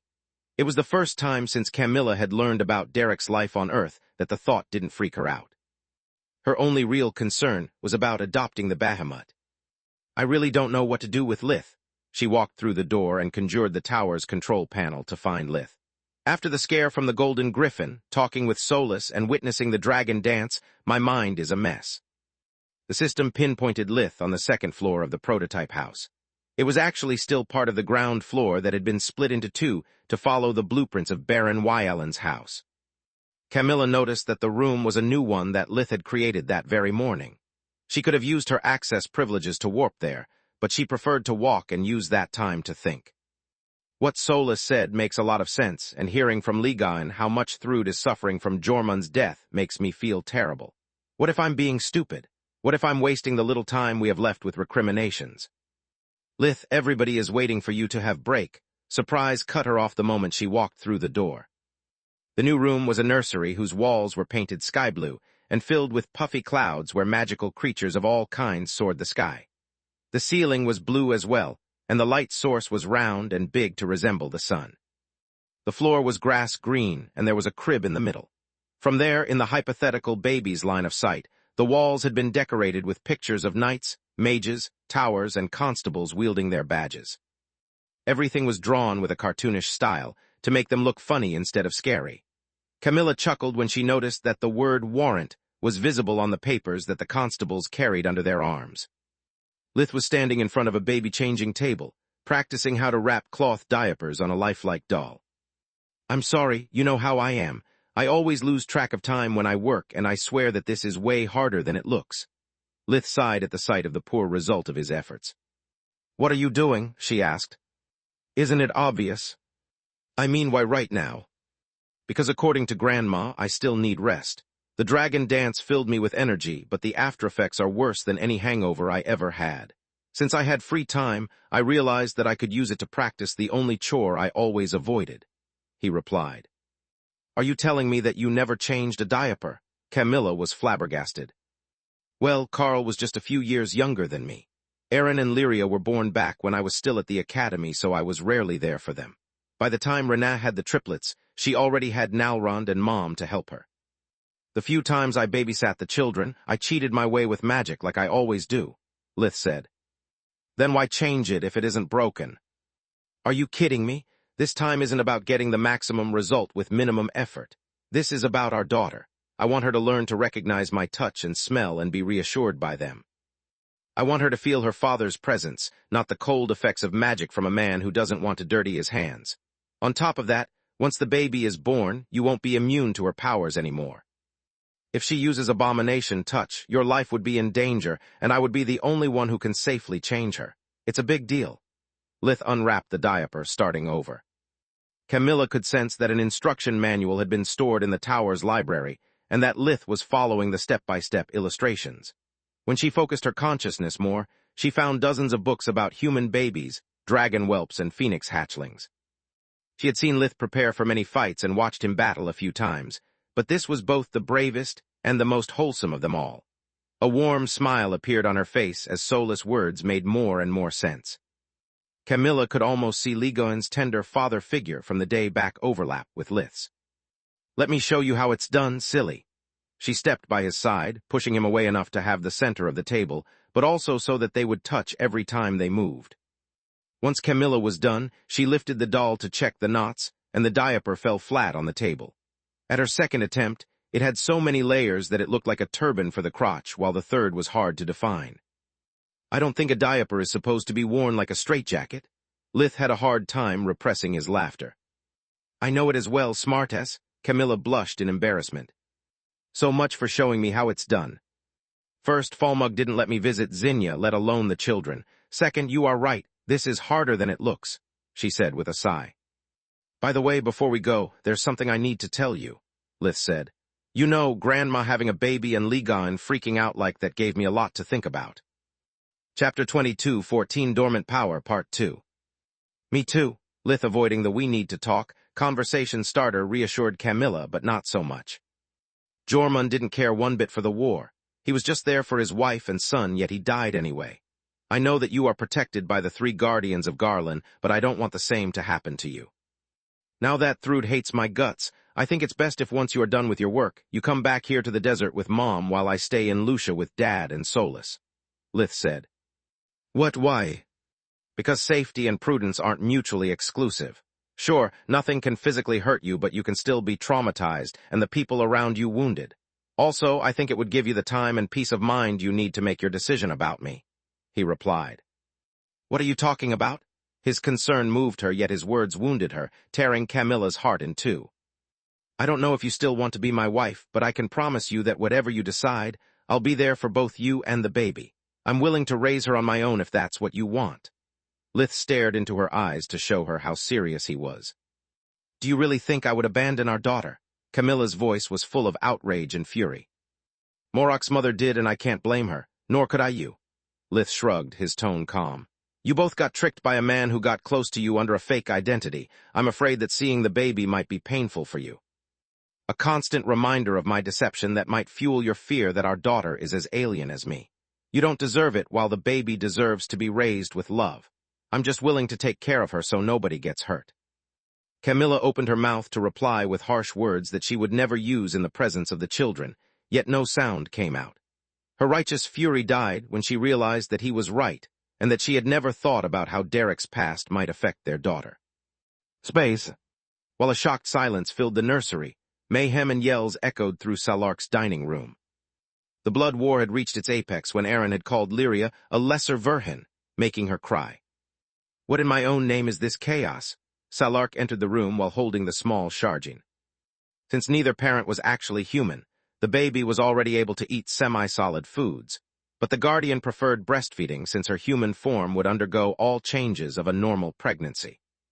Aaron is mean, Lyria cried in shame and outrage. Lyria is a bully. Aaron pointed at the chore spell marks Lyria had used when she had realized she couldn't win with reason. I was asking your parents, Salark said with a sigh. It took Senton a minute to explain the ridiculous cause of the dramatic conflict. Good gods, usually they say it takes a village to raise children, but yours need a damn guardian. Her words made everyone turn red and lower their gaze in embarrassment. I'm sorry, Grandma, Aaron said. Me too, Lyria quickly followed. Neither of them really meant it. Salark was the cool grandma just like Lith was the cool brother, so they didn't want her to think badly of them. You should tell that to each other, not me. She threw them a reproachful look. Scratch that, you owe me an apology. I was still grieving the loss of my powers that you dragged me here. Having a baby, even an unknown hybrid, was no big deal to Salark. She didn't need to rest, and being a mother was second nature to her. Going back to her regular strength after having enjoyed double the power of a guardian, however, was hard to accept. I'm really sorry, Mother. Roz had to call her that, or she would pretend to not hear him. Usually Lith is the one dealing with these shenanigans. Camilla has gone pick him up, but she has yet to return. Don't bother them, they have a lot to talk about. Salark couldn't see them nor hear what they were saying, but from so close she could perceive their distress without even trying. I'll take care of this once and for all. How? Parents and children asked in unison with a helpless shrug. It's actually easy. After all, the problem lies in Aaron bragging about his potential and Lyria being insecure about her own. All we have to do is to see it for ourselves. The Guardian took a deep breath, activating her bloodline ability, blood imprint. Akin to what Ligon had done the day back, the power of her blood started to resonate with that of everyone who shared her bloodline. Unlike the dragon dance, blood imprint could trigger even the most latent trace of Salark's essence as long as she willed it to. Blue-veined black feathers popped out of Aaron's skin, while red-veined silver feathers appeared on Lyria. Raz, too, found himself covered in black feathers, while Renaz were gold-veined. Even the triplets burst with respectively black, silver, and blue feathers. Sharjin was too small, so he was unaffected. They're happy now, Salark said with a snort. Case closed. If you work hard and don't bother your parents, all of you have the potential of awakening your bloodline. Okay, but who is going to be strongest among? Aaron tried to say, but the Guardian's glare shut him up. I said case closed, young man. In the desert, I'm the law. In these halls, I'm God. At this table, no dessert is served without my permission. Did I make myself clear? Crystal Grandma, he swallowed a lump of saliva. Aaron had failed to grasp the first part, finding it more cool than threatening. Once Salark had gotten to the dessert line, he had gotten the message loud and clear. Good, then apologize to Lyria. Or do you think that's how Lith would treat his niece? Or his nephew? Salark pointed at Sharjin, who actually was Lith's lots of greats uncle.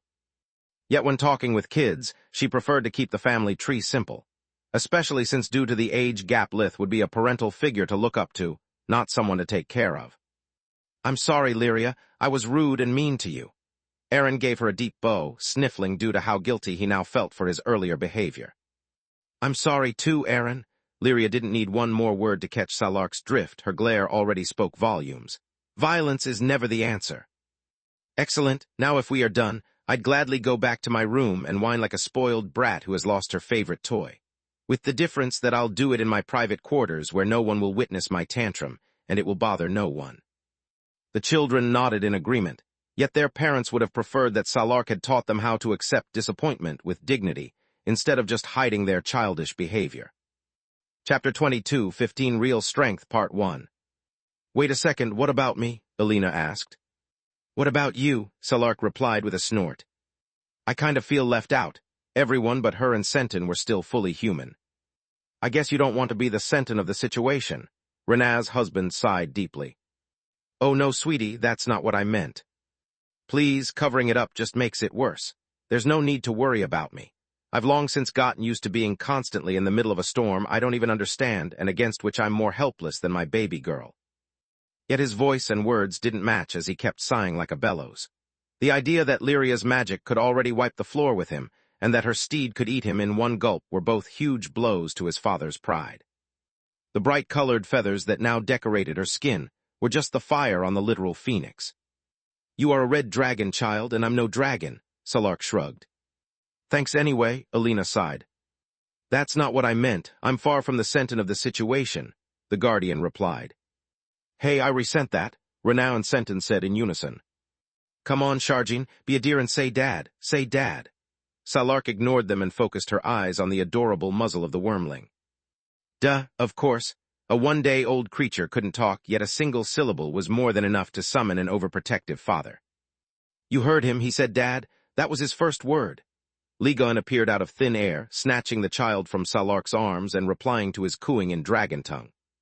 Sure, that was definitely a word and not an attempt to mimic my voice, the Overlord said with a sneer. Your daughter here feels left out. Ligon looked at Salark as if she was mad until he followed her finger pointing at Alina. Then, since he still looked baffled, the Overlord forced him to take his eyes off Sharjin and look at the rest of the room. I see. Ligon had to cover his hand in scales and touch Alina's face to find and trigger her dormant bloodline with his breathing technique, Worldkeeper. Several red and yellow-veined orange scales appeared over one-third of her skin, making her gasp in surprise. I thought I was a red dragon or something. She pointed at the orange scales. You are, Ligon nodded. The red ones are yours while the rest belongs to your baby girl. The room exploded into cheers and applauses before the father of all dragons could finish congratulating Alina. Oh gods, another girl, Raz said. Ligon confirming Salark's prediction left no room for error. What do you mean another? His wife snarled at him. Aside from Lith, our sons were a handful and we have 3 of them. We had only 2 daughters and they are all wonderful. This is just evening the score. I don't want to be the Tryon of the situation, Aaron pouted, considering himself a paragon of virtue just a step below his favorite brother. Don't you dare repeat those words ever again, young man. Tryon went through a lot, and it's a miracle having him with us again, Raz said before turning toward Alina. You know what? Thank the gods it's another girl. Space. Lith and Camilla were still staring at each other in silence when suddenly red-veined black feathers popped out of their skin, turning their worried expressions in the adorable stare of a big, fluffy creature. What the heck is that? Camilla burst into a peal of laughter while pointing her finger at Lith. The crown of feathers on his head only made his dumbfounded face more comical. I could ask you the same question. You should look at your face. Lith laughed as well while conjuring a mirror from the tower and handing it to her. Good gods, I look like a plushie. She started to laugh harder. The feathers disappeared after a while, but it took them even longer to stop laughing. What do you think happened? Camilla asked. Off the top of my head, I think that Grandma must have activated blood imprint for some reason, and we got caught in the middle. He shrugged. But I'm not the baby. She's like you, fire and darkness affinities, she said in amazement. Well, for now, I mean, she's just a little over 2 months old. She might gain more growing up and end up like Freya. Lith noticed that Camilla didn't seem scared by the experience or by the revelation, and he wanted to keep things that way. By the way, we should really start thinking about a name. We can't keep calling her, our daughter, the baby, and so on. It makes her feel less than a person. He quickly changed the topic to give Camilla the opportunity to take a step back from the conversation and take her time to think. On that note, we should better go get breakfast. By now the others must be as worried as hungry. Lith turned around, opening a gate that would lead them right in front of the dining room's door when Camilla grabbed his arm. Wait a second, I also have something to tell you. Fuck me sideways. The fact that she didn't say we need to talk is a good sign, but not by much, he thought while dispelling the portal and turning to face her. Do you remember what I told you a few days ago, when I asked you to take part in the mission to infiltrate the Golden Griffin? Camilla asked. Yes, word by word, he nodded. Really, with that lick-like memory of yours? Seeing her joking and chuckling lifted his spirit. Yes, even with this lick-like memory of mine. Lith used a mind link to replay the whole conversation. Well, this makes things easier for me. She sighed in relief and then tensed up again, clenching her hands in a way that made Lith think to have jinxed everything. I know that not much time has passed, but I've made my decision. There was no warmth in her gaze or expression anymore, making Lith curse Gianni for having trained Camilla so well. He gritted his teeth and waited for the blow. While I was waiting for you and Solus in the capital, and during our stay in the desert, I spent most of the time thinking about how to make sense of who you are, and if I could bring myself to look at you like I did before discovering that you come from Earth. I would like to say that the birth of Salark's baby and the dragon dance helped, but they made things just more confusing for me. I'm not going to lie, until this morning, until we had this very conversation, I was still at square one. Only now have I realized that Solus was right, and more importantly, that I was right all along. Lith had no idea what Solus had to do with their situation, but he kept his mouth shut and swallowed his questions, still hoping for a happy ending. No matter if your name is Derek McCoy or Lith Verhin, you truly are the bravest man that I know. Chapter 22, 16 Real Strength, Part 2. Not because of the monsters that you fight out there, but for those you battle here and here. Camilla came close to him, putting her hand on his head and then over his heart. No matter if they are born from your past traumas or just self-made, you've never stopped fighting against yourself, trying to be better. Creating this room, being capable to open up, and putting me in front of struggles I hadn't even thought about despite the already precarious state of our relationship. That's real courage and strength. Seeing you in here, practicing with diapers made me realize that I love you even if your identity makes no sense. When a few seconds ago you put yourself on the line of fire again to spare me and the baby from pain, I understood that even though Magur and Earth may be at the opposite corners of space, you are still the man I fell in love with and who I chose to marry. Camilla stood up on her tiptoes, emphasizing her point with a slow, sweet kiss.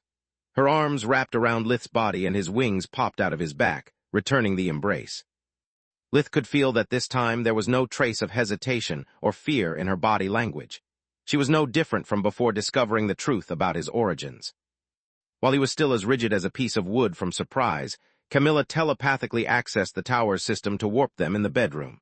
Then, she stepped away from him and slowly started to undress. I think it's time that we make up for the lost time and give this room the housewarming it deserves. Her shirt fell to the floor and then she loosened her bra. I want you to know that. She sat on the bed, gently pulling Lith towards her. Her mouth formed the sweetest smile he had ever seen as she kept talking. Hold that thought. Lith pulled the bedsheet, covering her up as he took a step back and a deep breath. I'm sorry, I didn't mean to come in too strong. If you need more time to think, we can wait. It was stupid of me. Her smile disappeared and she lowered her gaze in embarrassment. It's not what you think. I have a small confession to make. Although embarrassing, Lith couldn't stand seeing her sad because of him. Another one? Camilla looked him in the eyes, turning pale from fear until she noticed that there were 7 of them, and only 2 were looking at her face. As I said, it's not what you think. Even in the past, I had a really hard time listening to whatever you said the moment you took your clothes off. Now, however, I couldn't hear a word you said. Lith pointed at her chest area that pregnancy had made shapelier and more generous. I'm afraid you have developed noise-canceling breasts. And you stopped me for this? She burst into a peal of silvery laughter, feeling all of her tension disappear. Well, we were clearly having a moment, and it seemed really rude of me to not have any memory of it. This is as important for me as it is for you and... Camilla pulled him down by the shirt, kissing him again while also keeping her bosom covered. I was saying that I talked with Grandma. She told me that sex won't trouble the baby as long as you are gentle and that I can't get more pregnant, so we are safe. She started to undress him. I don't feel ready for twins, let alone triplets. Anything else I should know before I turn deaf again? With her hands on him, it was only a matter of time before the bedsheet fell off. Yes, let's start with something slow and romantic. Then I want to give your abomination side a go. Her face turned into a black slate with 2 white fissures for eyes. As they kissed, Lith could feel her hunger, but it belonged to a kind that he had all the means and the willingness to satisfy. Space. Blood Desert, Lith's tower in the bedroom, a few hours later. That was definitely something we have to do again. The extra arms really spice things up. Camilla rolled over to her side of the bed, panting. The moment she shapeshifted from abomination into her human form, her body turned out to be glistening from the sweat. Judging by her smile and from how her eyes sparkled, she had enjoyed the intense recreational activity as much as Lith. I swear to the gods, you are one of the least romantic women I know. Lith shapeshifted back as well. He was not tired, but he was beet red in embarrassment. First, you are a divine beast in bed. Second, is this really the first thing you want to tell me after we made up? Is this the story you want to tell our daughter? Since I'm a divine beast, then pet me and bring me food. I've skipped breakfast and lunch. I'm starving. She snuggled against him while emitting a low purring sound, almost making him not regret having shared internet memes with her. Almost. As for our daughter, I was thinking about making the scene fade to black the moment I opened the warp steps. She has no need to know about her mom's noise-canceling breasts or how perverted her dad is. Since when I'm the perverted one?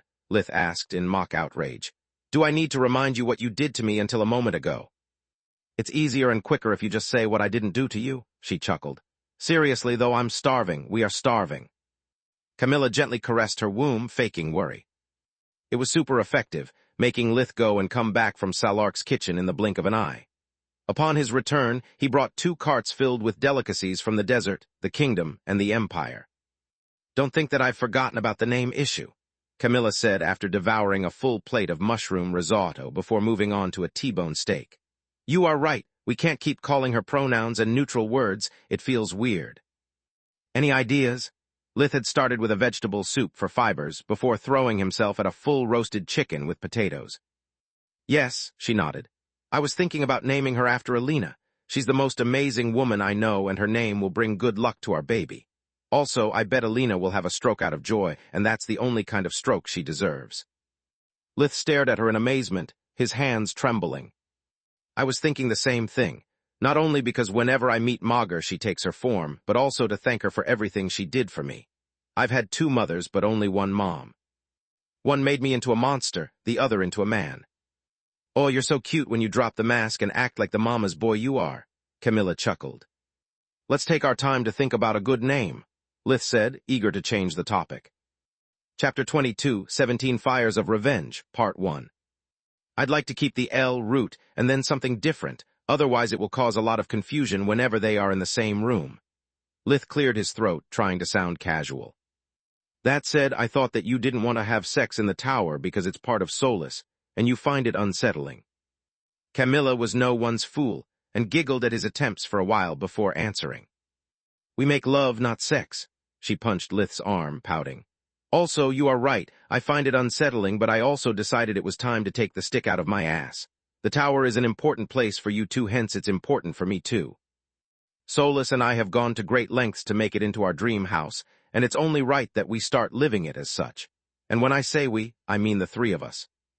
I swear to the gods, explaining how I ended up on Magus is much easier than understanding what good did I do to end up with you. You are the best, Kami, Lith said. Never forget that, her kiss tasted like steak. Then she washed her mouth with a glass of Salark's special juice since she couldn't drink wine, and moved on to the dessert.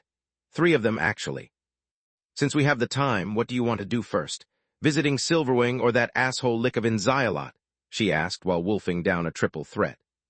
It was a chocolate cake filled with 2 layers of chocolate cream and covered in chocolate powder and sprinkles.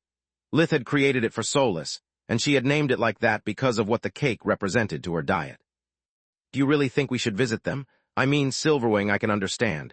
We have achieved more or less a truce and she's an important part of Solus' past. But in Inzialot, Lith was flabbergasted. I think it's for the best. Camilla nodded and moved on to a plate of cinnamon rolls. As long as I'm in this state, no one will dare mess with you two. Do you want to come along? Of course I do.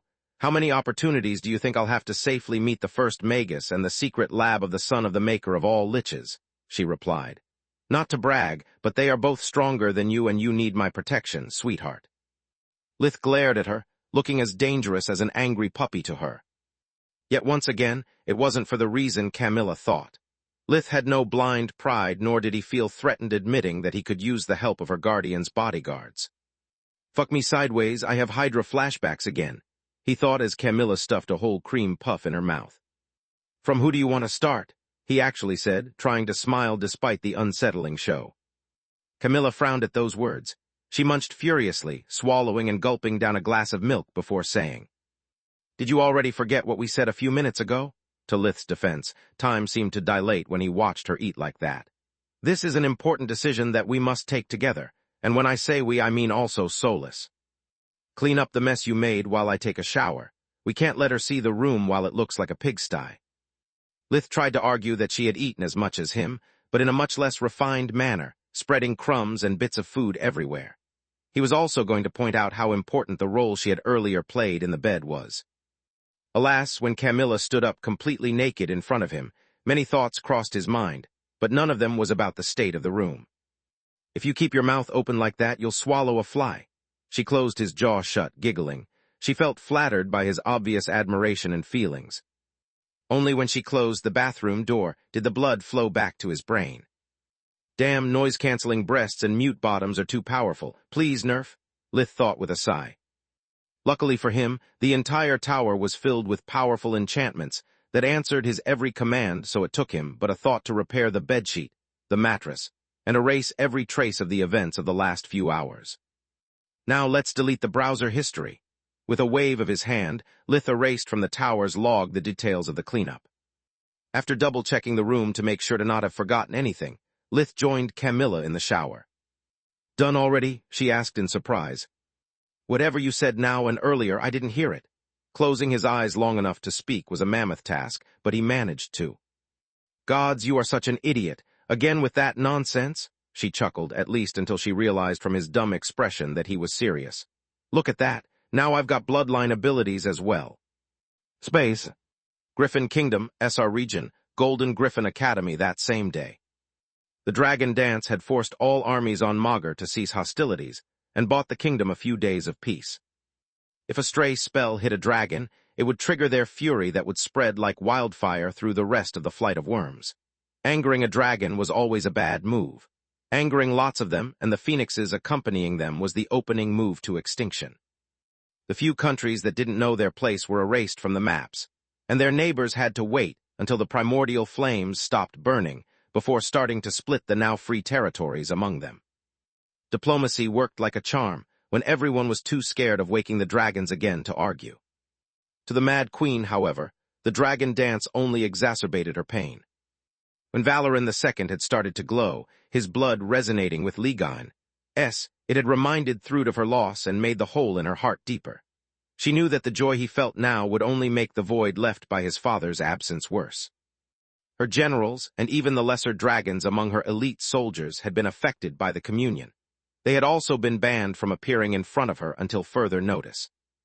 Every time she saw the flying dragons and their colored flames through the windows, every time she heard their cavernous voices singing songs in dragon tongue, it was like someone was driving a stake in her heart. "I'm so sorry, Your Majesty. This is all our fault," Yada the Sekhmet said, her voice cracked as she tried to hold back her tears. "If only we were stronger, you wouldn't have been forced to leave the Golden Griffin, and King Consort Jormung would still be alive." "Enough talking about that, Yada. I can already feel my sanity slipping away, and it takes everything I have to stay focused." Thrud pointed at Valoran first, and then at the map of the Griffin Kingdom that had been updated after Lith's mission. 62E863D, 1A93 AF 4356, X0 C4. Chapter 22, 18 Fires of Revenge, Part 2. Thrud's voice was awfully cold and calm, yet her eyes had never stopped shedding tears since the day her husband had passed away. "Give me a status report of the front lines and of the main players on the field." "As you wish, my liege." Yada steeled up and pointed to the city of Belias, which was now red-colored after falling into the enemy's hands. "Even with the help of the Empire, our first lines held throughout the kingdom. We have lost ground in a few areas, but we have also further advanced in others, especially while the royal army focused on taking Belias." A few miniatures retreated on the map, and a few more moved forward as she spoke. "We have lost way more than we have gained, but all things considered, it's a success. I'm referring solely to the front lines, Your Majesty. I would never dare belie your tragedy, and I'd give half of our territories to have my king back." "No need to apologize, Ayata. I'm not that mad yet." Thrude inhaled deeply, keeping the silver bolts of lightning bursting from her body at bay. The major players in taking down Belias were the High Master Zogger Vaster and the awakened corps led by Great Mage Floria Ernaz. The Sekhmet continued. If that man is insignificant, then I'm a cat. Alone he slaughtered your generals like pigs and mowed down our soldiers without ever slowing down his advance. We were weakened from our fight with Dawn, but we attacked Vaster in a group and lost anyway. The awakened corps, instead, kept the Forgotten from interfering in the battle between infantries. Without them, the numerical disadvantage was too much to overcome. On top of that, Great Mage Ernaz alone is worth dozens of mages thanks to her sword. Hundreds, once she activated her blade tear spell. I know these names. I've heard them before. Thrude's voice was a whisper, her energy drained by the effort of withstanding the battle between her fury and madness. You are right, your majesty, Sevenus Histar, the headmaster of the Golden Griffin, said. He kept his wounds from the fight with Solus open, and his bones broken in penitence for his failure. The Mad Queen had given him no such order, but Arthan did. They are both known associates of Verhin. They are respectively his academy professor and mate. Vaster is married to the sister of Verhin's spouse, Zinnia, while the entire Ernaz household is in a close relationship with the Verhins. Verhin, the Mad Queen gasped. Hearing that word gave her fits of rage, that its repetition only made worse. The same can be said about the group of intruders. Histar projected their holograms. Kala the White is a Semalik who lives in the Empire. She's a citizen of the Eclipsed Lands ruled by Vladian Dragonborn. We already know the location of Lightkeep, and I have a strike team at the ready in case you want to return their invasion in kind. I appreciate the thought, but no. Thrude shook her head. After my previous raids, the security of the Eclipsed Lands has been improved by leaps and bounds by Baba Yaga herself. A proper attack would mean leaving behind the bulk of my forces, while also taking so many awakened with me that it would compromise the War of the Griffins.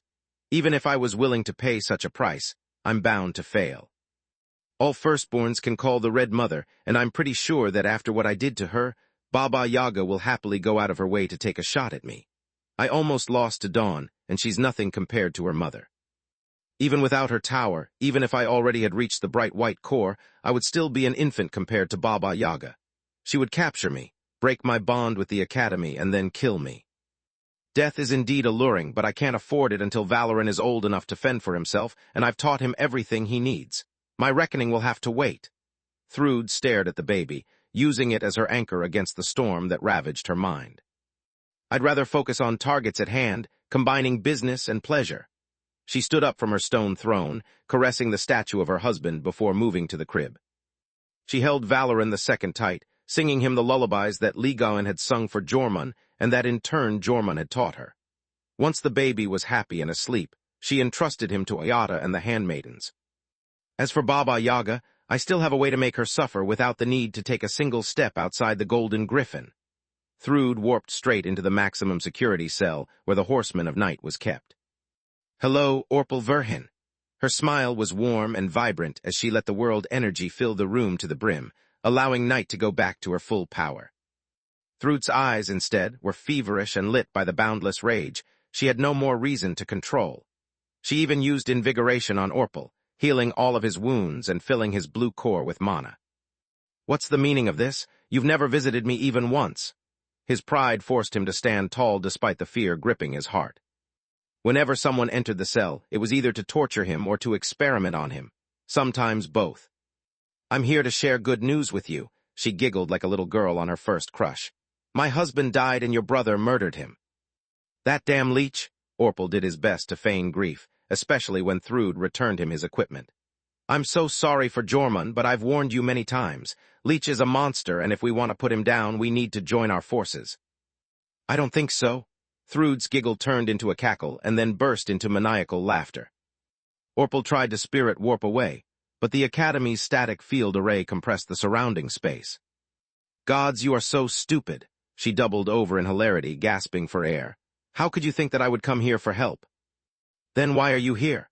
Orpal dragged the conversation to weave his spells with mind and body casting as he moved to the center of the room to have space of maneuver. Oh right, I forgot to tell you that Vladian helped your brother to get inside the Golden Griffin and that Baba Yaga got them out. You are a Verhin fused with one of the Red Mother's children. Who better than you to vent my anger?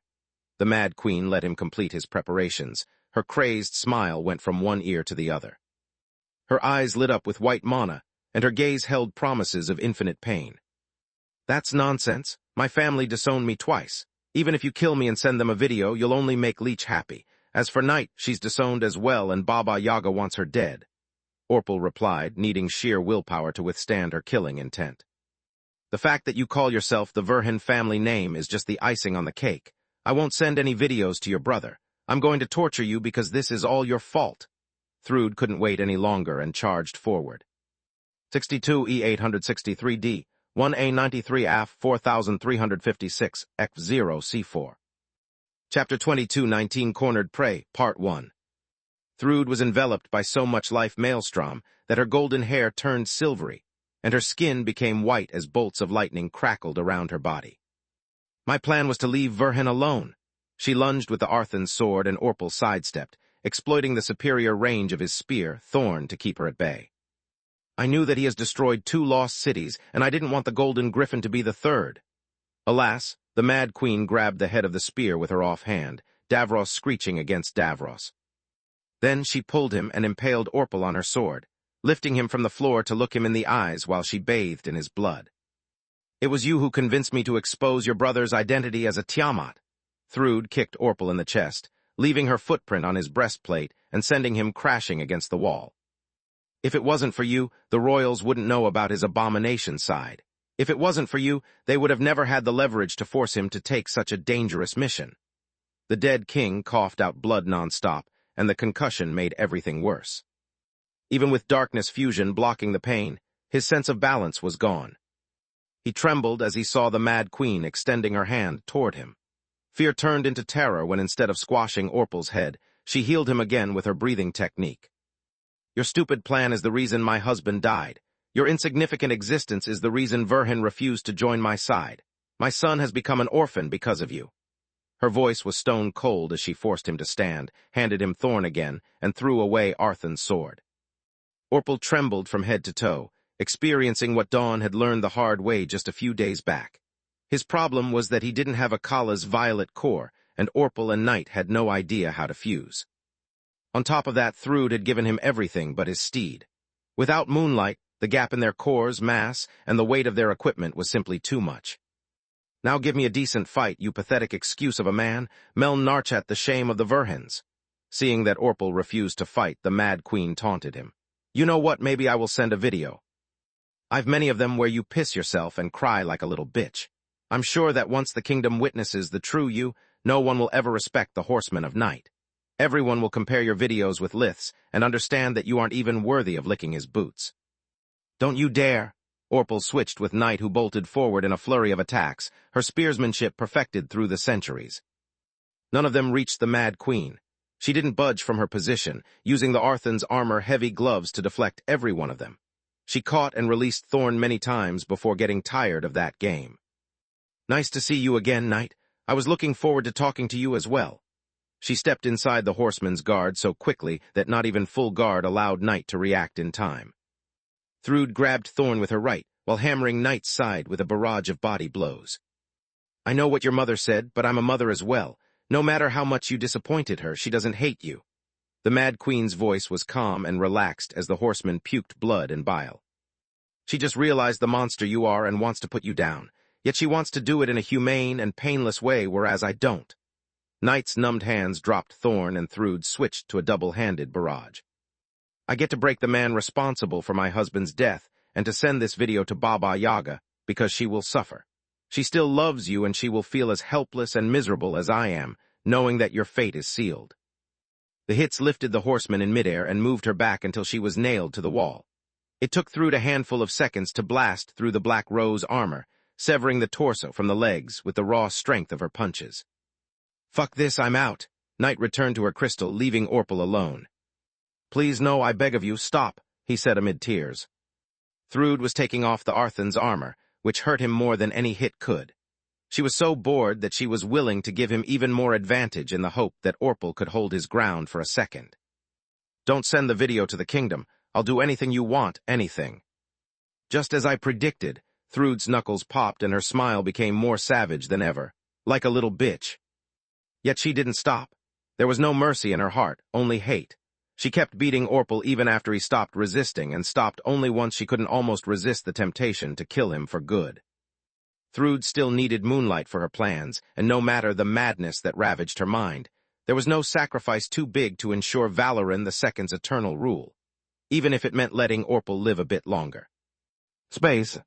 Blood Desert, Lith's tower in the bedroom at the same time. I'm so happy that you two have finally made up. Solus brimmed with joy, her smile so radiant that it could light a city. I want to know everything, and while you are at it, can I have dessert as well? She was surprised to see so many carts of food in their room, just like Lith was surprised to see her so happy. Even more astonishing was Camilla's decision to have that conversation in the bedroom instead of the living room. Didn't you have dessert already? Lith asked. No, I was so on edge that I barely touched any food. Between that and the nervous stress, I've worked up quite an appetite. Solus, watering mouth and her eyes staring at the sweets, made him doubt her words. What about your dye? Here, take this. It's delicious. Camilla cut him off and offered Solus a big slice of triple threat while cutting another for herself. I know, it's my favorite, yet it's also really high-calorie and I'm on a diet. Solus touched her belly with a guilty look. Nonsense, you look amazing. Also, with everything you went through at the Golden Griffin, you deserve a break. Camilla said, unaware that Solus had already taken several breaks at breakfast and lunch. Don't mind if I do. Okay, this is wrong. Since when do you two get along like this? I mean the room, the pleasantries, the food sisterhood. Lith pointed at the two women eating like wolves while sharing details that were supposed to be intimate. That's mean of you to say, Solus said after gulping a glass of milk. We get along since your honeymoon. Indeed, Camilla nodded. How can you threat like that the mothers of your child? What? Lith stared at them in horror as the memory of his latest fusion with Solus and its possible consequences flashed in front of his eyes. Mothers, as in plural. Chapter 22, 20-Cornered Prey, Part 2. Yes, I've asked Solus to be my partner as well in raising our daughter, and she accepted, Camilla said. What? Lith was aware that he sounded like a broken record, but he was too scared and confused to care. Kami, without a mind link, this will take us all day. Mind if I bring him up to speed? Solus asked. Sure, this time when Solus, eyes turned black and Lith's golden, Camilla didn't seem to mind. I need some air. Lith felt suffocating. He was relieved that the fusion hadn't caused another pregnancy and terrified by the new bond between the two women. Lith couldn't hide anything from Solus, and Camilla played him like a fiddle. If they worked together, his stone ring was no different from a slave item. Okay. A snap of Solus' fingers created ample windows and even a balcony. That's not what I am, never mind. While he covered his face with his hands, whining, Camilla told Solus everything up to the warp steps. So he made a nursery and even practiced changing diapers. That's so romantic. Solus sighed as if she had just watched a rom-com. Then we moved here and you can imagine the rest, Camilla said, blushing a little while Solus blushed as well. She had the memories of her own past deeds, plus Lith's from the fusion, so her imagination ran wild. While Lith was still shocked by Camilla sharing such unnecessary details, and by the words the two women had exchanged in the tower acquiring a new whole meaning, Camilla told Solus about their plans for the immediate future. Thanks for involving me in the decision, Kami. It means the world to me. Solus hugged Camilla gently, holding her like the most precious crystal on Magur. No need to thank me, as I had to repeat multiple times to Lith to hammer it through that thick skull of his. This is our life. We are going to take this kind of decision together, Camilla said. Never before we had had such a terrifying ring to it. Lith wanted to cry, but no one seemed to notice his distress. I bet they do, they just don't care, he inwardly sighed. I agree with naming the child after Alina. Mom deserves all the happiness on Magur. As for the visits, I'd like to start from Inzialot, Solus said. Meeting Aunt Loka might be unpleasant. Either I recover new sad memories or she acts up. It would be very depressing. On top of that, Malishka will be there as well for our protection, and she's pissed off at you. Liches instead are funny, and I'm really curious about Inzialot's country house. Liches are funny, Lith echoed. Have you hit your head or what? They are when you are certain that they can't do you any harm, Solus shrugged. Also, I really hope we get to meet Zalgrish and Ratpack again since our Lick associate is Inzialot's apprentice. Camilla furrowed her brows at Solus, sharing Lith's concerns, at least until Solus showed her all their previous encounters via mind link. After that, Camilla had a fit of a belly laugh, crying in hilarity. "I'm with Solus. They do seem funny, Scrooge. Can you show me the secret lick handshake, please?" "No, it's embarrassing," Lith said. "Pretty please, I can use a good laugh after worrying so much." Camilla looked at him with loving eyes, her hand instinctively moving on her womb. "Fine," Lith's determination shattered, and he conjured a hard light construct of Zalgrish. "I wonder if this is how my life is going to be from now on," he inwardly griped. "Fuck me sideways. Once the baby is born, I'll have 3 girls looking at me like that. I'm screwed." His grimace made everything funnier, making Camilla laugh the whole time and giving him applause once the performance was over.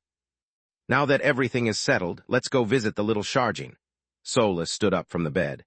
"You still have to introduce yourself to your little uncle, and this is the perfect occasion to bond with Grandpa.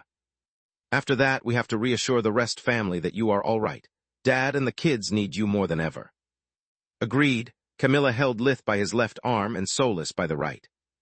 They dragged him away without bothering to ask for his opinion on the matter. Space. Blood Desert, Heavenly Plume Tribe, Salark's dining room a few days later. Setting up the appointment with Inzialot had taken longer than Lith had expected. The Lick King had answered the call immediately, but for some reason, he kept postponing the meeting to the next day. Usually, reaching Inzialot's country house is a hassle, but lucky for you, you have me. Ligon wasn't scheduled as the guardian of the day, but he had switched with Tyrus for the occasion.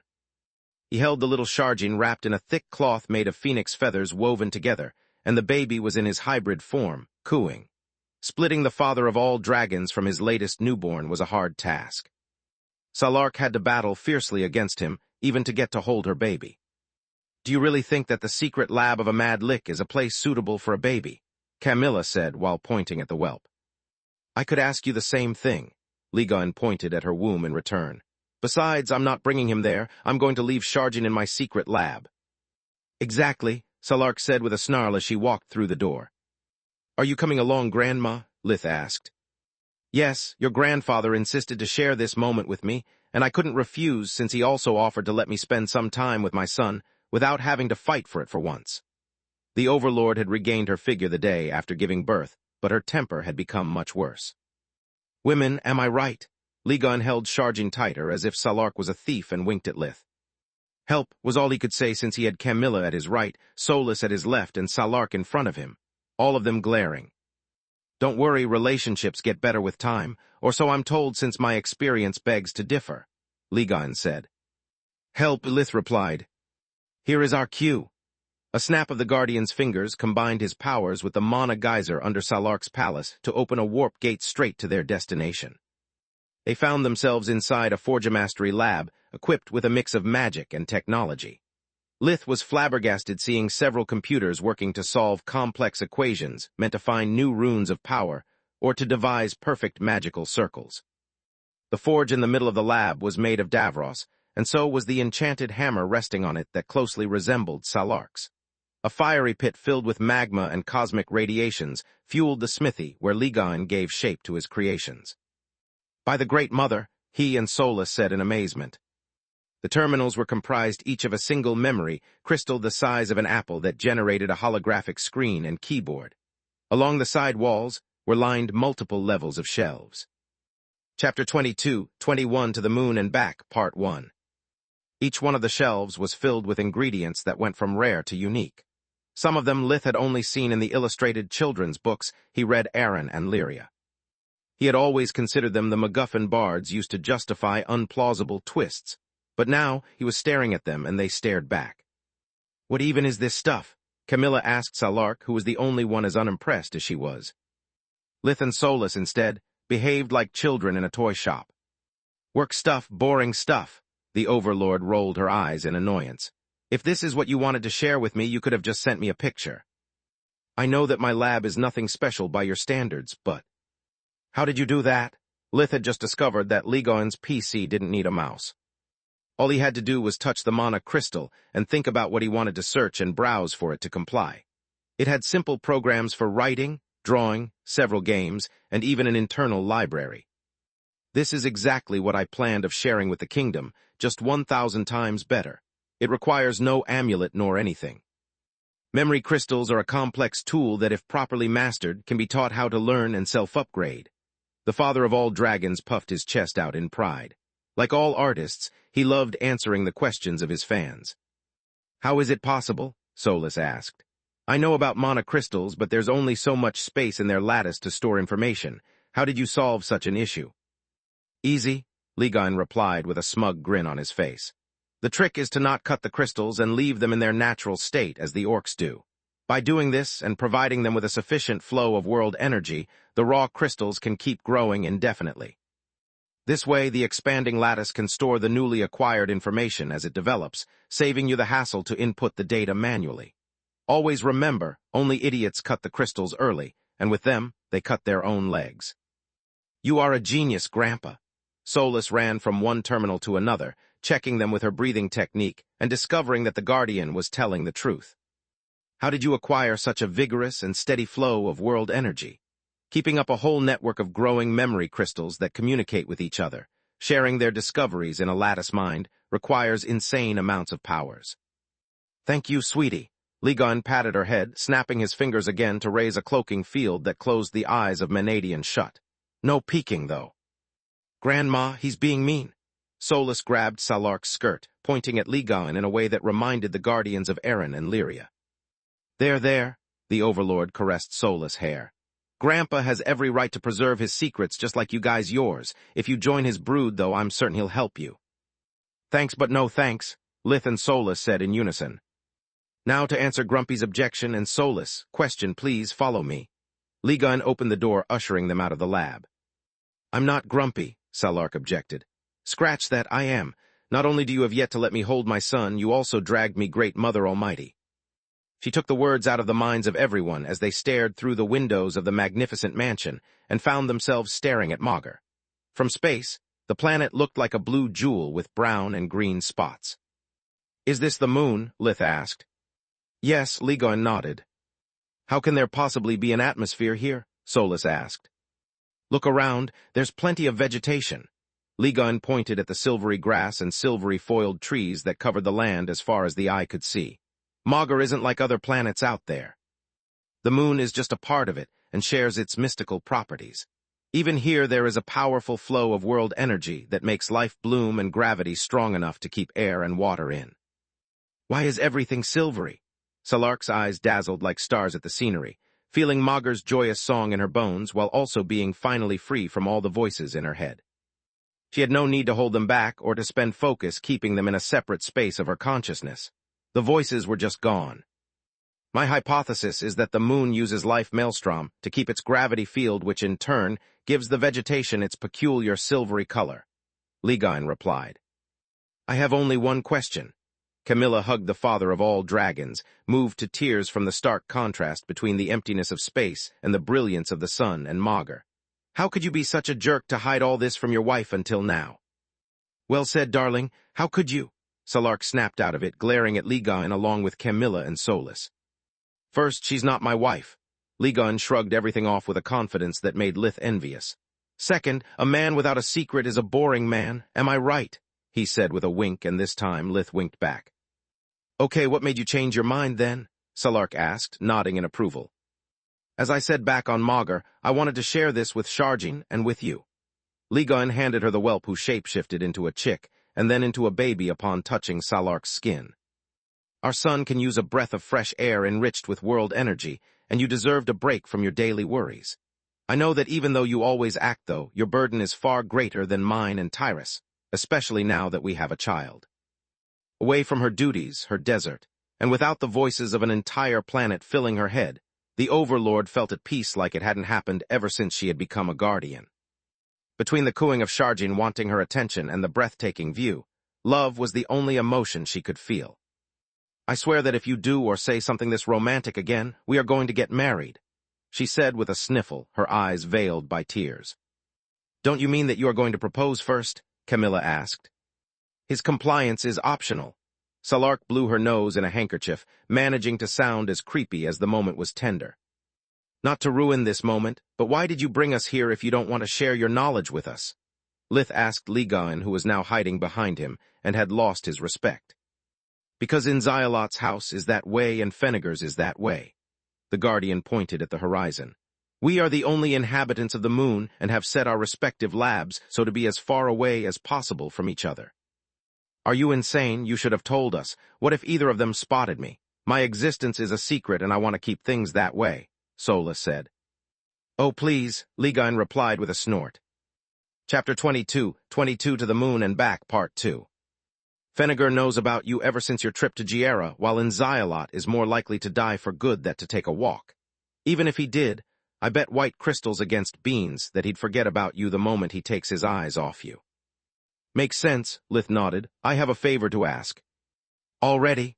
The Guardian glared a bit, until Lith whispered something in his ear that Ligain hushed with a Guardian tear spell. By the gods, I'd steal your idea right now if not for my precarious situation. Follow me. The two men disappeared inside the lab again, leaving the three women alone. What did they say? Camilla asked Salark. Beats me, the bastard is good, Solus. I don't peek into Lith's mind like that, she blushed in outrage. Also, he would instantly notice. Lashargin caught a lock of Salark's hair and started sucking it. Lith and Ligain returned less than 10 minutes later, feeling the palpable curiosity in the air. This is for you, Solus, a star that actually came from space and whose light traveled a long distance just to guide me in my darkest hour. Lith gave her a star-shaped pendant made of silver extracted from an asteroid. Thank you, it's beautiful. Solus squealed with joy and hugged him with enough strength to crack his ribs. Then she turned around and moved aside her long hair, exposing her slender neck so that Lith could put the lock on her. Kami, this is for you instead, to always remind you that I really love you to the moon and back. Lith showed her a moon-shaped silver pendant, making her squeal as well and wiping out the scowl from her face. Nice save, jackass. She gave him a sweet kiss and a slap on the forehead. You got me real jealous for a second. She turned around and exposed her neck as well, demanding the same treatment. I'm not done yet. He handed her a small jewelry box that turned out to contain a small sun-shaped silver pendant. This is for our daughter, and I want you to keep it until she's born, the day when she'll light our lives just like the sun. Solus and Camilla squealed even harder than when they had received their own gift, hugging Lith, while drowning him in sweet words and compliments about his romantic gesture. Salark instead glared at Ligain. Well, what? He feigned ignorance. What about me? She asked. What about you? He furrowed his brows in confusion. Don't play smart with me. Where's my gift? Where's the gift for our son? She was furious, but her voice was low and sweet to not scare Sharjin. Is this a trick question? He replied. If you want to propose, woman, just do it. I don't see why I have to do all the job. Salark pointed at Sharjin and made the hologram of the number 9 appear in the air as she pointed at her womb. Then, she slowly passed her thumb along her neck slowly while pointing at Ligain. Point taken. The father of all dragons disappeared inside his lab for a minute, emerging from it with a beautiful necklace with several pendants. At the center, there was a miniature full figure of Salark, and by either side small solar systems. What does this even mean? That you are the center of my universe. Ligain scratched his head in embarrassment for being so cheesy. Salark squealed in joy while Sharjin squealed because he liked that kind of noise and wanted to join the conversation. Luckily, the child prevented her from displaying her affection, and Ligain had another move ready to change the topic before it was too late. I also have a gift for you, Lith. Since everyone thinks you are my son and shit pours on you on a regular basis, I thought you deserve as much. He warped them to a secluded area where a lake lay at the feet of a mountain range. A plain, tall building was right beside the lake, surrounded by the silver grass and trees inhabited by small critters. Ligain opened the door, showing that the building was empty. Here you can put your tower and no one will ever notice. I cloaked the place myself. Wait, what about the geyser? Lith asked. In case you didn't notice, the whole moon is a geyser. It will give you peace and Solus more power to recover, Ligain replied. What about the others? Solus asked. I've already informed them, and we have moved our laboratories so that we just went from a triangle to a square. Inzialot was actually happier than Fenneger at the idea. His OCD likes that now we each cover one of the 4 corners of the globe. Ligain replied. Thank you, Grandpa. You are the best. Solus hugged him with joy, making the tower appear from the ground and even checking if she could travel from Magus and back at will. Damn it, tower warp doesn't work, she said. You have to align one of Maugre's geysers with this one, otherwise you don't have a clear path. You can bend it a little, but not too much. If it makes you feel better, Inzialot has the same issue. Only Guardians can warp this far, Ligain replied. At the cost of sounding like an echo, what about me? Salark asked.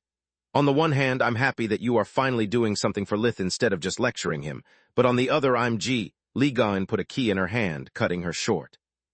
That's to access my lab whenever you want. This way, we can spend time together on neutral ground, and the Overlord gently passed Sharjin to Lith and then swept Ligain off his feet, kissing him with the passion of a phoenix. If you wanted to propose, old lizard, there was no need to beat around the bush so much, she said once both of them had run out of breath and the others had turned around in embarrassment. Help, Ligain said with his first breath. I mean not in front of the kids. You are right. Salark suddenly remembered about the witnesses and dropped the father of all dragons like a bad habit. We'll continue this conversation later.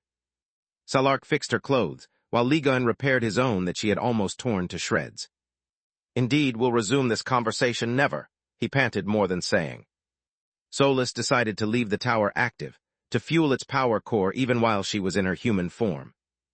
I suggest you to mark geysers in every continent of Maugre, so that by warping along with the moon's orbit you can get here any time you want, Salark said, trying to act like nothing had happened and failing big time. Thanks, Grandma. Solus was still flushed up to her ears, incapable of looking either Guardian in the eyes. It's almost time for your appointment with Inzialot, Ligain said. Solus, you have to choose whether to keep your human form or go back in your ring. I'll keep the tower and get back in the ring, she replied.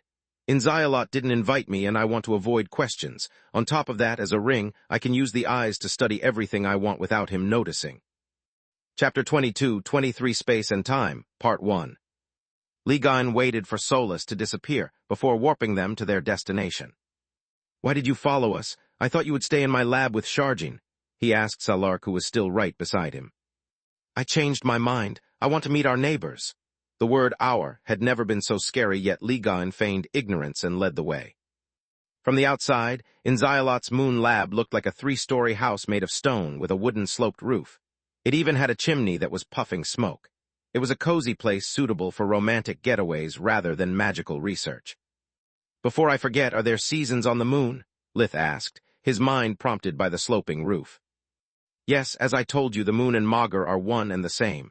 The seasons follow the same timing and cycle both here and there, Ligain replied. The door of the cottage was slammed open, letting the lord of the house out. It's a nice surprise seeing you, Leggy. Inzialot, the Lich King, looked like a desiccated corpse that had lost most of his flesh to the rot and retained only enough to express his emotional state. His once luxurious mage robe was not in tatters, the gray of the dust covering the gold and red of what was left of the cloth. The gaping holes in the mage robe were filled with spiderwebs and those who had weaved them. Fancy a game of chess? I've trained hard and I've become really good at it, Inzialot asked. Maybe later. What about Lith? The Guardian pointed at the youth. What about him? Why have you brought so many people here? The Lich squinted his eyes in annoyance. You invited him and his wife here. I'm just their chaperone. Salark followed us on her own, Ligain said. Oh yes, I forgot. Come in, please. Inzialot looked funny at Lith and Ligain, making Camilla glad that they had plenty of protection. The inside of the house was as cozy as the outside, with stone walls and thick carpets covering the wooden floor. The redwood furniture was elegant and in mint condition, unlike its master. The door led directly to a dining room that was furnished with a stove, pantry, and a rectangular table filled with people. At the head of the table sat a woman who looked to be in her early 40s, about 1.6 meters, 53, tall with 7 streaks of different colors almost entirely covering her light brown hair. Her dark brown eyes and features were human, but that was it. Her demeanor, aura, and the raw power she emitted were out of this world. Lith recognized her as Aeln Nagar, the first Lich, maker of all liches, and Inzialot's mother. At her right there was Zalgrish, then Ratpack, and then a series of cats of different colors sitting on high bar stools that brought them to the table level. Just like Aeln, they were holding pen and paper, playing the same game as the undead. They all nodded and meowed at the guests for a second before focusing on their respective piles of cards. At Aeln's left sat a creature made of pure chaos whose upper body resembled that of a human, while the lower half shapeshifted from legs into a snake tail non-stop. His features were human, but scales popped in and out of his skin as well, giving the creature an eerie look. "Hello, I'm Apep the Eldritch Apophis, and I am—" The Eldritch rolled what Lith recognized as a D20 made of adamant, even checking a reference table for the result. "Nice to meet you. I'm sorry if it took so long to set up a date for your visit, but Apep here rolls for his mood every day, and I couldn't bring you here while he was under the effects of confusion or berserker rage." Inzialot said, as it explained everything, yet it only made his guests more confused. "Aside for Lith, of course." "Is that?" Solus asked via mind link while Lith squeezed Camilla's hand and shared with her the information she needed. "Fuck me sideways, yes. Dungeons and looting, they are all playing it." Lith recognized the characters' sheets each participant had in front of them and the skill cards they were studying to get accustomed to their class. "Isn't that an Earth game?" Camilla was flabbergasted. "Doesn't that mean that this Apep guy comes from Earth just like you?" "I'm afraid so," Lith replied. "Be careful about what you say or it might guess my identity. The last thing I need is even more trouble than I already have." "Aeln, what are you doing here?" Salark had no time for pleasantries and questioned the Lick who kept pillaging her desert. "You've got some nerve asking me that? You guys destroyed my lab during your hissy fit a while ago, and the dragon dance ruined all the repairs I had made. I should ask you for compensation, big fella." Aeln poked at Ligon's chest and immediately regretted it. "Are you telling me that the life of my child is less important than your insignificant lab?" His voice was a whisper, but the gust of wind it produced almost blew her away. "How dare you tell me what I can and cannot do to protect my children?" He reverted to his full size, that of a black dragon 50 meters, 164 tall, and with a tail half as long while the house enlarged to fit him. The father of all dragons roared his fury and challenge at the first lick, exuding a dragon fear that made the moon tremble. Aeln's body shattered into smithereens, and her phylactery failed to reform it. It had actually been the attack on Lith's daughter that had caused the collapse of Aeln's lab and Sharjine's birth to ruin the repairs, but Ligon was too furious to care about the details. Once in father mode, the aloof and peaceful guardian turned into a frenzied beast who would exterminate first and talk later. "Calm down, dear. That's not what she meant. Think of the children." Salark caressed his scales, pointing at the felines who stood in front of Aeln to protect her.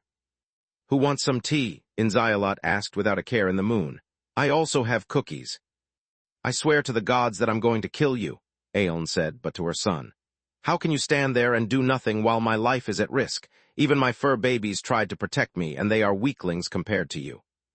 Between her white core and phylactery, she had regenerated in just a few seconds. "Sooner or later, everyone dies," the Lick King shrugged. "As long as it's not me, it's not my problem." "Nice to meet you guys." Zalgrish the Lick stood up, offering his skeletal hand. "My name is Zalgrish, and I come in peace. Is it the first time for you Earthlings on the moon?" "May Redmother have mercy, master. You know them already." Ratpack whined in frustration. "They Scourge, bright lady, Scourge's wife." Ratpack projected from his communication amulet the hologram of Camilla from the public pictures of the marriage. "And guardians."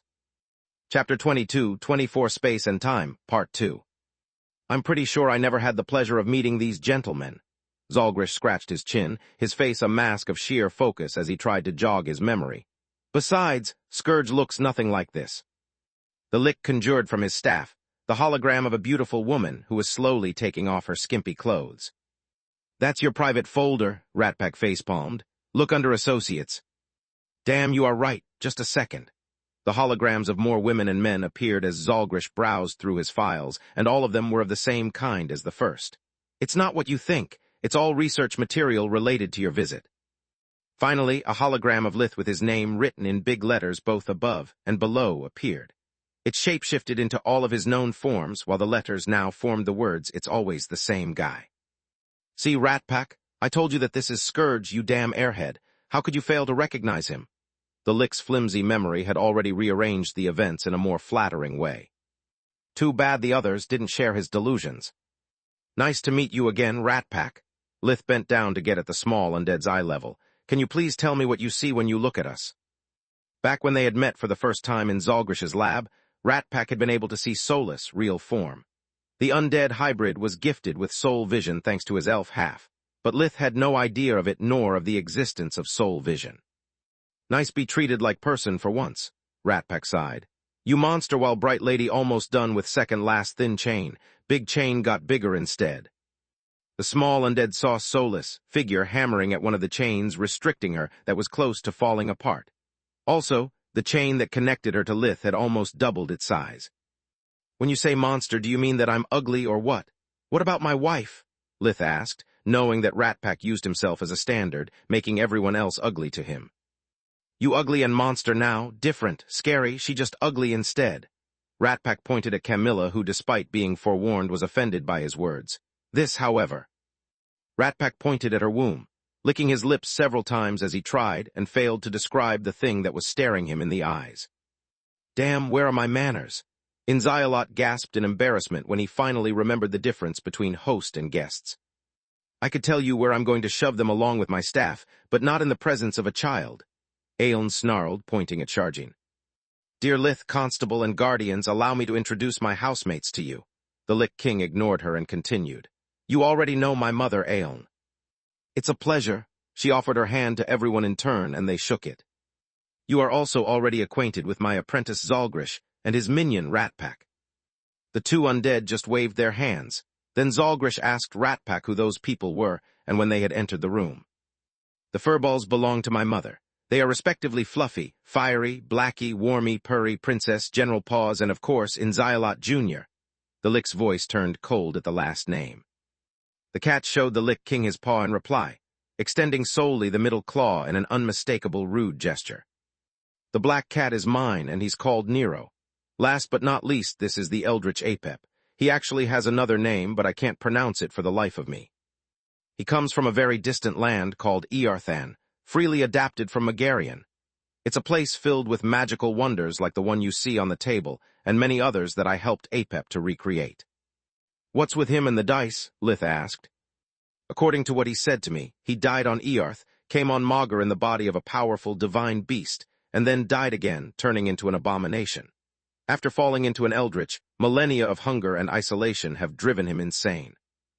Millennia, dungeons, and looting isn't that old, Lith thought in amazement. What does that mean? Camilla asked. Either that madness has made Apep lose his sense of time, or that the reincarnation process leads at different points in both space and time. Soulless replied. If you ask me, it explains the bullshit about dying twice, but there's no point upsetting the guy. He's crazy good at what he does. Inzialot whispered the last part, or at least he tried. Too bad that from up close it was impossible to not overhear him. That's Apep rolled the D20 again. Rude of you. I'm sorry, my friend. We are lucky he passed the temper check, or we'd have squabbled for a whole turn until he could roll again to regain control. The apology earned the Lich King a nod, the rest of the phrase a snarl. Bottom line, he uses the dice and reference tables as a crutch to keep his mind rooted to his memories of both Earth and Maugr. The dice holds the chaos of his mind, and the table gives him the order he lacks. It's a pleasure meeting you, Sir Apep. How come have moved on the moon? Camilla felt deep compassion for the Eldritch, knowing that her husband might have ended in the very same way had his life been different. Without Alina, Soulless, Celia, and everyone who had helped Lith retain his humanity, he would have turned into a monster as well. Camilla didn't find it polite to keep talking about the Apophis like he wasn't there, so she asked him directly. Apep rolled a 9, but between her smile and calling him sir, she passed with flying colors. I'm hungry, always. The moon is full of world energy to the point that, wherever I am, I can sustain my existence without the hunger messing with my mind. Too much. This is the only place where I can safely touch things and people. I'm really happy for you, but I meant why are you here, in this house? Camilla gave him a small bow that brought a small smile to his reptile face. I work with Inzialot. Please explain. His hand was moving toward the dice again, and Apep was afraid of hurting the kind woman if he rolled badly. You see, that old hag of my mother has refused to share with me the secret of the white core. I'm right here, jackass, Aeon said with a sneer, slapping him on the forehead. I'm sorry, Mom. As I was saying, this old hag of my mother, Inzialot said while pointing at the first lick, has refused to share with me the secret of the white core. I firmly believe that the black and the white core are just like light and darkness, two sides of the same coin.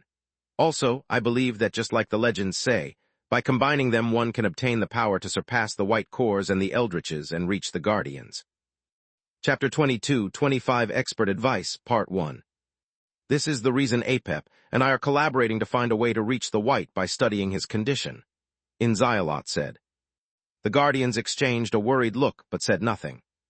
Were we to succeed, I would finally be strong enough to tell my mother off while Apep would get back to life and get rid of his madness. Hopefully, the Lich King said, making the Apophis snarl. Wait a second. Are you telling me that you built a lab on the moon and brought an eldritch here just to give your mother the finger? Lith was flabbergasted. It's the noblest endeavor, I know. Inzialot nodded. You have no idea how hard it is for an old, bitter, lonely woman who fills her life with cats to let go of her beautiful baby boy. Again, I'm right here, you damn son of a bastard, Aeon snarled in his ear. Have you gone blind on top of mad?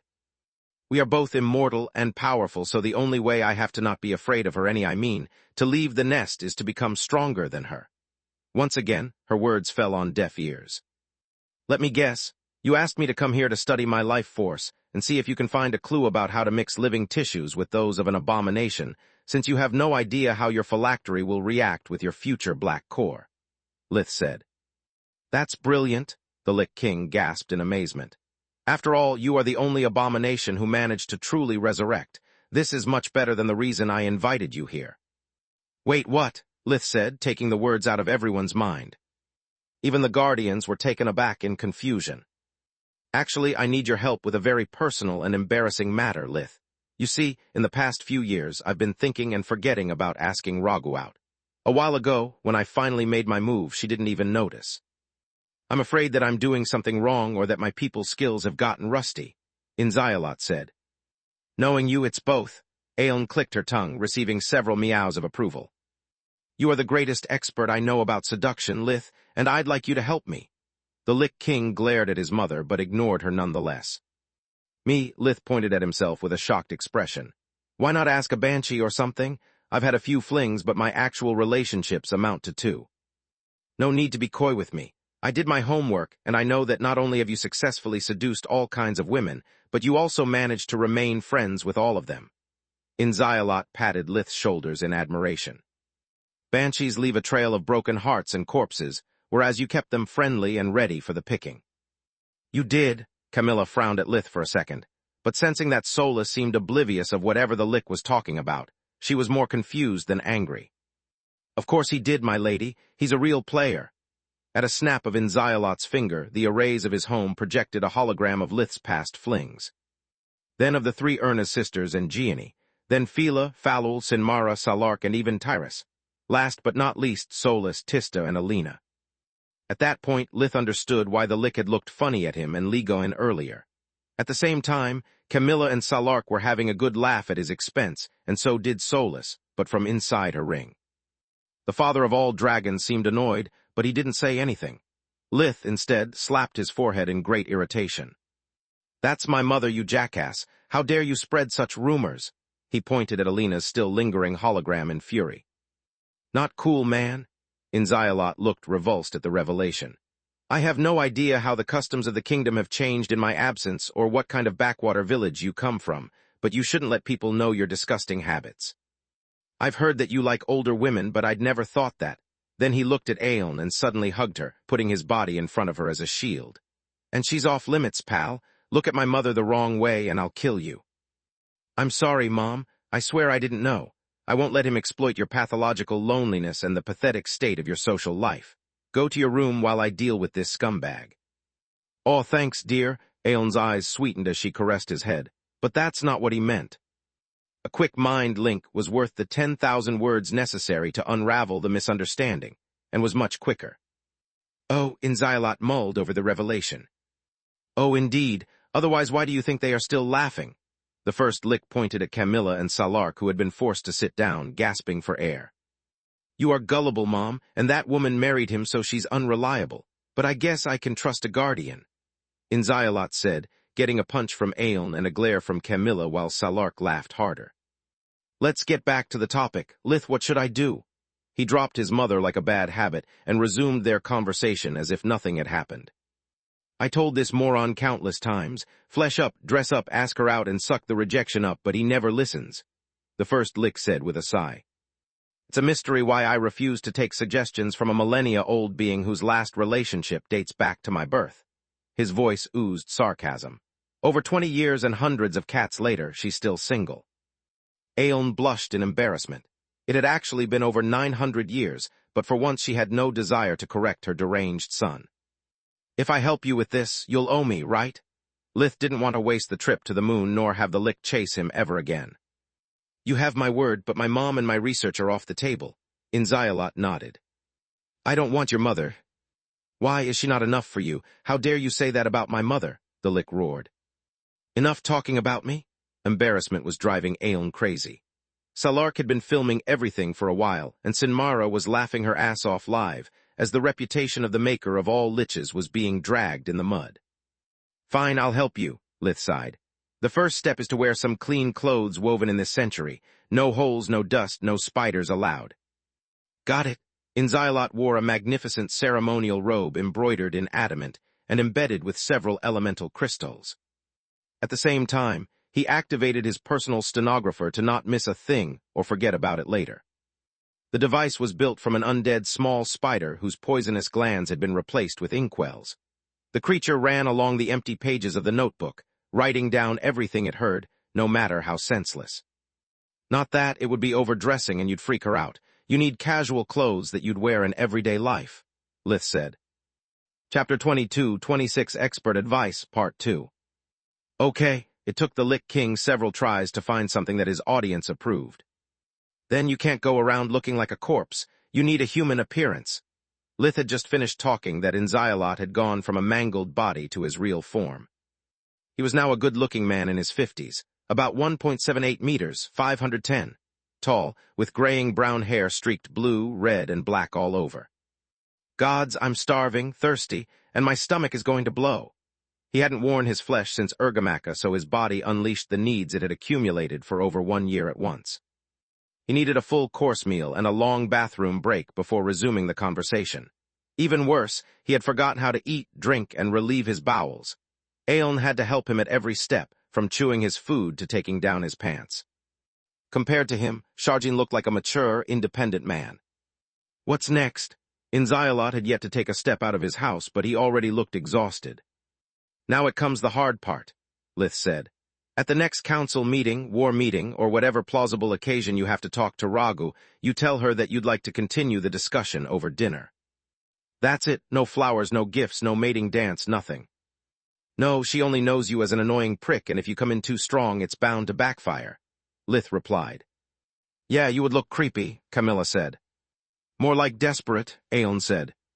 On top of that, Ragu has been focused on her political agenda and research for centuries. Move too fast, and she'll perceive it as a threat to her routine and not give you the time of day, Salark said. Makes sense. Inzialot had the stenographer made copies and pinned everything on the walls of every room to not forget. In the off chance she accepts. When she accepts, the Lick King cut Lith short. Yeah, right, I want to believe, Lith said with a scoff. The truth is out there. Apep's laugh was dry like a grindstone, but made Lith smile as well. At least until both creatures looked at each other in surprise. What does that mean? Lith lied through his teeth, while the opening theme of the Z-Files still played in his head. Apep rolled a persuasion check, and when Lith succeeded, the Eldritch was forced to believe him, dismissing the exchange like a mere coincidence. Nothing. If she accepts, here's a pro tip. Lith changed the topic before someone could ask the Apophis for an explanation. When talking business, try to speak about yourself without being needy. Meaning, Inzialot asked in confusion. For example, you are always on the battlefront and have fought Thrud more often than anyone else, right? Yes, I'm one of the strongest council representatives, and just like Thrud, I can't die, the Lick nodded. Also, by fighting with her, I can learn a lot. Don't mention this last past, Lith cut him short. Just point out your hard work without bragging and mention how painful it is dying over and over again. Why should I? I forget about the pain the moment my wounds heal, literally. Because it emphasizes your sacrifice and subtly reminds Ragu that even though you are a Lick, you still have feelings. It will make it harder for her to refuse a second date, Lith explained. Sweet, do you think it will work? Inzialot smiled from ear to ear. It worked for me, he pointed at Camilla. Hey, she was aware of his subtle manipulations during their relationship, but publicly admitting to having fallen for it bait, line, and sinker was embarrassing anyway. It did work. Her reaction only made Inzialot happier. Now, before you leave, fancy a game? We lack a healer and you would be perfect for the role. Wait, do you really play as a necromancer named Wuxialat? Camilla read his character sheet. You are a real lick with real magic powers. Well, yes, but while in the real world I have to mind politics, keep my secrets, and hide my experiments on unwilling living subjects. Here I can do whatever I want and brag about it, screw the consequences. He replied. Gods, you really are insane. Camilla didn't know what was worse, if the game or the lick confessing his crimes. Certified, Nero nodded. Did the cat just talk? Suddenly she felt the need to sit again. Yes, and he's right. I had my son tested several times. Aeon showed Camilla the medical reports that diagnosed the Lick King as nuttier than a fruitcake. By the way, I just had a litter. Would you like a kitten for your baby? The first Lick warped a basket full of meowing little furballs in front of Camilla. Too bad that some had membranous or feathered wings, scorpion or serpent tails, and many other traits that betrayed them as emperor beasts. No, yes, that's a big commitment. Can we talk about it again once she's born? There were already a lot of people in Camilla's life. She didn't want to add more, but offending a white core was an even worse idea. Excellent thinking, Aeon nodded. The bond will be stronger if they grow together. I would love to play. Kami. Lith came to the rescue as the miniatures and dice reminded him of the times when he and Carl had no friends and spent their Saturday evenings building worlds together. Sure, how long does it take for a game? She replied. Depends, it could take a while. The entire table replied in unison. A cold shiver ran down her spine. When liches, guardians, and cats agreed on something, it had to be a bad omen. Space. Duchy of Essager, Zogger Vaster's home. The master sat behind the desk in his study. Aside from the huge holographic map of the Garland continent that he was examining, the room was dark. As the leader of the organization, his interests and goals went beyond the scope of the War of the Griffins. He had to oversee operations in the Blood Desert, rule the underworld of the Gorgon Empire, and fight the undead courts wherever they hid. Not even the free countries at the borders of the three great countries were safe from his grasp that was slowly closing in to the Verendi continent. Usually, Zorath or Nelia would take care of it, but they were both otherwise busy. The Shadow Dragon was the only one who could purify the materials necessary for Bytra's prototypes of the modern mouth of Menadian. The Frost Griffin was working with the fourth ruler of the Flames as well, in the attempt of creating a power core permanently boosted by the effects of Life Maelstrom. What are you doing here, Zogger? It's been hours that you've remained alone in the dark. His wife Zinnia turned on the lights, forcing him to shield his eyes. You have every right to be angry with the kingdom, but isolating yourself will only make things worse. The kids miss you a lot, and I miss you even more. She was a woman in her mid-30s, but due to rejuvenation and invigoration, it was hard to think her past 25. Chapter 22, 27 Monster and Hero, Part 1. Zinnia had waist-long black hair and a sweet smile. She was a bit shorter than Camilla, but she had always been prettier than her younger sister. I beg your pardon, why should I be angry with the kingdom? The sight of her beauty and of the love in her eyes never failed to surprise Vaster. I know that no one worked harder than you to recapture Belias, that without you they would have failed. She projected from her amulet the images of the short armored warrior carrying a wooden staff that she knew was her husband. Yet once again someone else younger and allegedly more talented hogged all the glory and solely Floria Erna's name has been recorded in the royal chronicles. I understand that you are sad, but feeling you so distant even on the rare occasions you are home hurts. That's not the problem, he shook his head. I'm already an archmage. Even if everything I did became public, I would still not become a magus. That requires sharing knowledge that I don't possess. Believe me, I'm not envious of the Erna sisters. Quite the contrary, I'm proud of them. They are my students, and they are finally getting the recognition they deserve. Then why are you here instead of in our room with me, Zogger? Zinnia asked.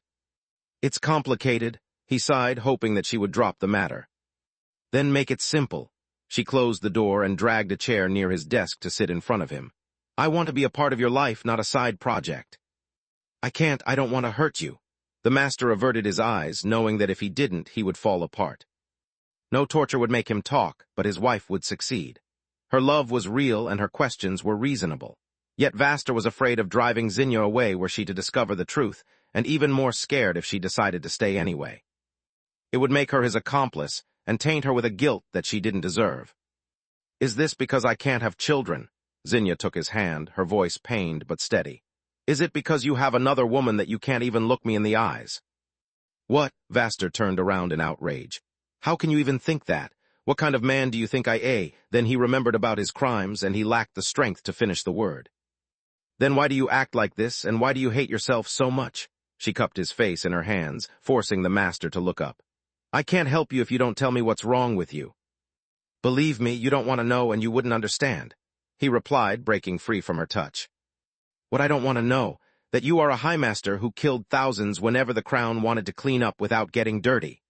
Zinnia took out a conspiracy theory book about the secret specializations.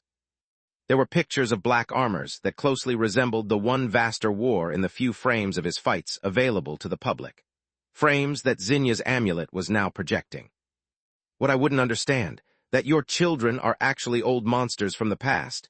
She took more tomes out of her dimensional amulet. One was a lore book depicting the infamous Tezca the Sun-Eater, while the other was a Forgemastery book, where Bytra's face was portrayed along with her title as the rune Magus. Yet while the Reiju still looked the same, Tezca's current form was adorable compared to the monster depicted in the book. He was portrayed as a colossal creature whose presence darkened the sun and whose shadow killed everyone on its path. Where did you find those? Vaster turned pale in shock. These two were easy. She pointed at the last two books. Tezca introduced himself when he saved us from Meln, while Bytra is hard to forget. All I had to do was to input their names in the Royal Library's database. This one was really tricky. Zinnia held the conspiracy book. It's filled with so much crap that I had to search every page with a sieve just to find a sliver of truth. At first, I didn't want to believe it, but then I saw you recapturing Belias in that black armor and everything made sense. Zin, Don't you dare treat me like an idiot. She clenched his hand, her voice hurt rather than angry. That's you. I'd recognize how you move and how you fight among thousands. I've lived with you for months now, and I've seen you battle to the death twice.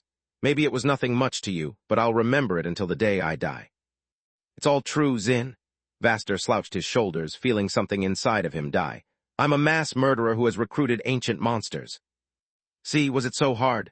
Instead of running away, she was still there, smiling. It is because you don't understand. He hated to kill the love that lit her eyes, but there was no way to stop the avalanche once the first stone had started to roll.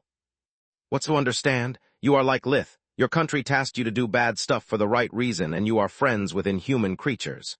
Zinnia shrugged. I'm nothing like him. Vaster stood up, taking out his military amulet and pulling out the details of Lith's missions known to the public. Do you know what these are? He pointed at the numbers at the end of every report. Confirmed kills means the enemy soldiers Lith fell while collateral damage. The first number was big and heavy, but even though the second was much smaller, it was also heavier. It shows the number of innocents who died either by his hand or by the scouts to ensure the success of the mission. Vaster completed the phrase, since his wife couldn't find the strength to do it herself. This is the report for the conquest of a single city, Zin. Now multiply it by the number of cities I've taken, and then multiply it again by the number of years of my service. Lith has worked part-time for the kingdom for almost 4 years, whereas I'm working full-time for almost 40. I know you can do the math, but do you want to? Can you live with those numbers? I can't. Zinnia dispelled the hologram, her brain and heart rejecting reality. How can the royals ask you to do such things? How can you bring yourself to follow their orders? Because if I don't, someone else will, and if no one does, much more people will die. The master's voice became as cold as his eyes. She could almost see mountains of bodies piled up in them, almost smell the rivers of blood he had shed. Is that how you met your children? Are they also victims of the kingdom? She asked. No, Vaster shook his head, moving his chair back to give her space. After years on the job, I became a monster. Chapter 28 Monster and Hero, Part 2. A ruthless killer who would do anything to further his agenda and who searched Maga for peers. People who understood the importance of his job and lacked any morality. I'm not going to lie to you. I brought together a whole bunch of mass murderers, but I did it for the greater good. And what would that be? Zinnia sniffled. On the one hand, she couldn't believe that Vaster had no problem entrusting her children to a legendary monster like Tezca. On the other hand, however, after spending so much time with the Filgja, Zorath, and Bytra, she couldn't picture them as anything but loving friends. I know that you have no reason to believe me, Zin, but the truth is that at my very core I'm still a healer. I've traveled throughout the kingdom and seen with my own eyes the symptoms caused by greed, corruption, incompetence, and petty politics. People consider them part of human nature, but they are plagues that kill thousands if not millions every year, yet everyone looks the other way, considering it normal. Everyone but me and I've found a cure, Vaster said. You did. It was hard to believe, but after everything she had already learned, it was far from incredible. It's still experimental, but we are making progress every day. He showed her his right hand, letting his abomination side take over up to the forearm. This is what I do whenever I disappear without giving you an explanation. This is why you can't bear my child. It's my fault, not yours. Do you want me to continue? No, she shook her head. No, Vaster echoed in disbelief. Don't you want to see the lab, see the real form of my associates, anything? No, she stood up, closing into him and holding him to her chest. All I wanted was for you to be honest with me, and you did. The kingdom may have forced you to do monstrous things, but I refuse to consider you a monster. If you say that you are trying to heal this world, I believe you. She kissed his head before forcing him to look up at her. You do, Vaster's voice cracked. Those were the things he told himself to justify his actions, but he himself found them hard to believe. I don't care about the details, Zogger. She looked him in the eyes, her feelings unchanged. I don't care how the rest of Magus sees you, you are my hero. Never forget that. On that day, while he embraced his wife, Zogger Vaster and the Master became one. He swore to himself to make her proud, no matter the cost. He also swore that whoever dared harm a single hair on her head would face a wrath that would make the Guardians pale in comparison. Space. Griffin Kingdom, Keller Region, City of Jamble. I don't care what any of those pompous noble idiots say. It's a pleasure to have you back here, Lord Verhin. Baron Iros Wyelin looked tired from the ongoing war, but it hadn't affected either his muscular body or his friendly attitude. Please, Lord Verhin is my son. I am Mr. Verhin at best, Raz said in embarrassment at those words and the honor guard saluting him. You are kidding, right?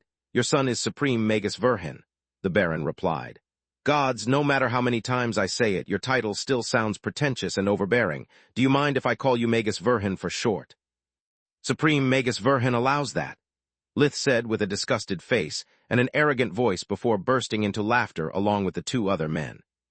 Gods, you almost had me with that talking about yourself in the third person, Wyelin said.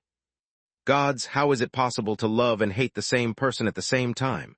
Baroness Mirias thought, while she held her breath at Lith's reaction and rolled her eyes at her husband. How can this idiot talk to a Magus divine beast like he's just another of his army buddies? Jokes aside, I'm honored that Lord Verhin chose my humble city as his first visit to the north after your forced exile in the desert, the Baron said. I'm really sorry for what Hogum did to you, and I apologize on behalf of all nobles who have a shred of conscience. He gave Raz a deep bow that no commoner had ever received from a noble, and was likely to never happen again. If there's anything I can do to make your stay more pleasant, you just have to ask. Thanks for your offer, Baron, but we are just passing by. Lith pointed at the Dulorian behind them, which was the object of admiration and curiosity of everyone, Mirias included. My father wanted me to show him the north after Belias recapture, and we've turned it into a father-son road trip.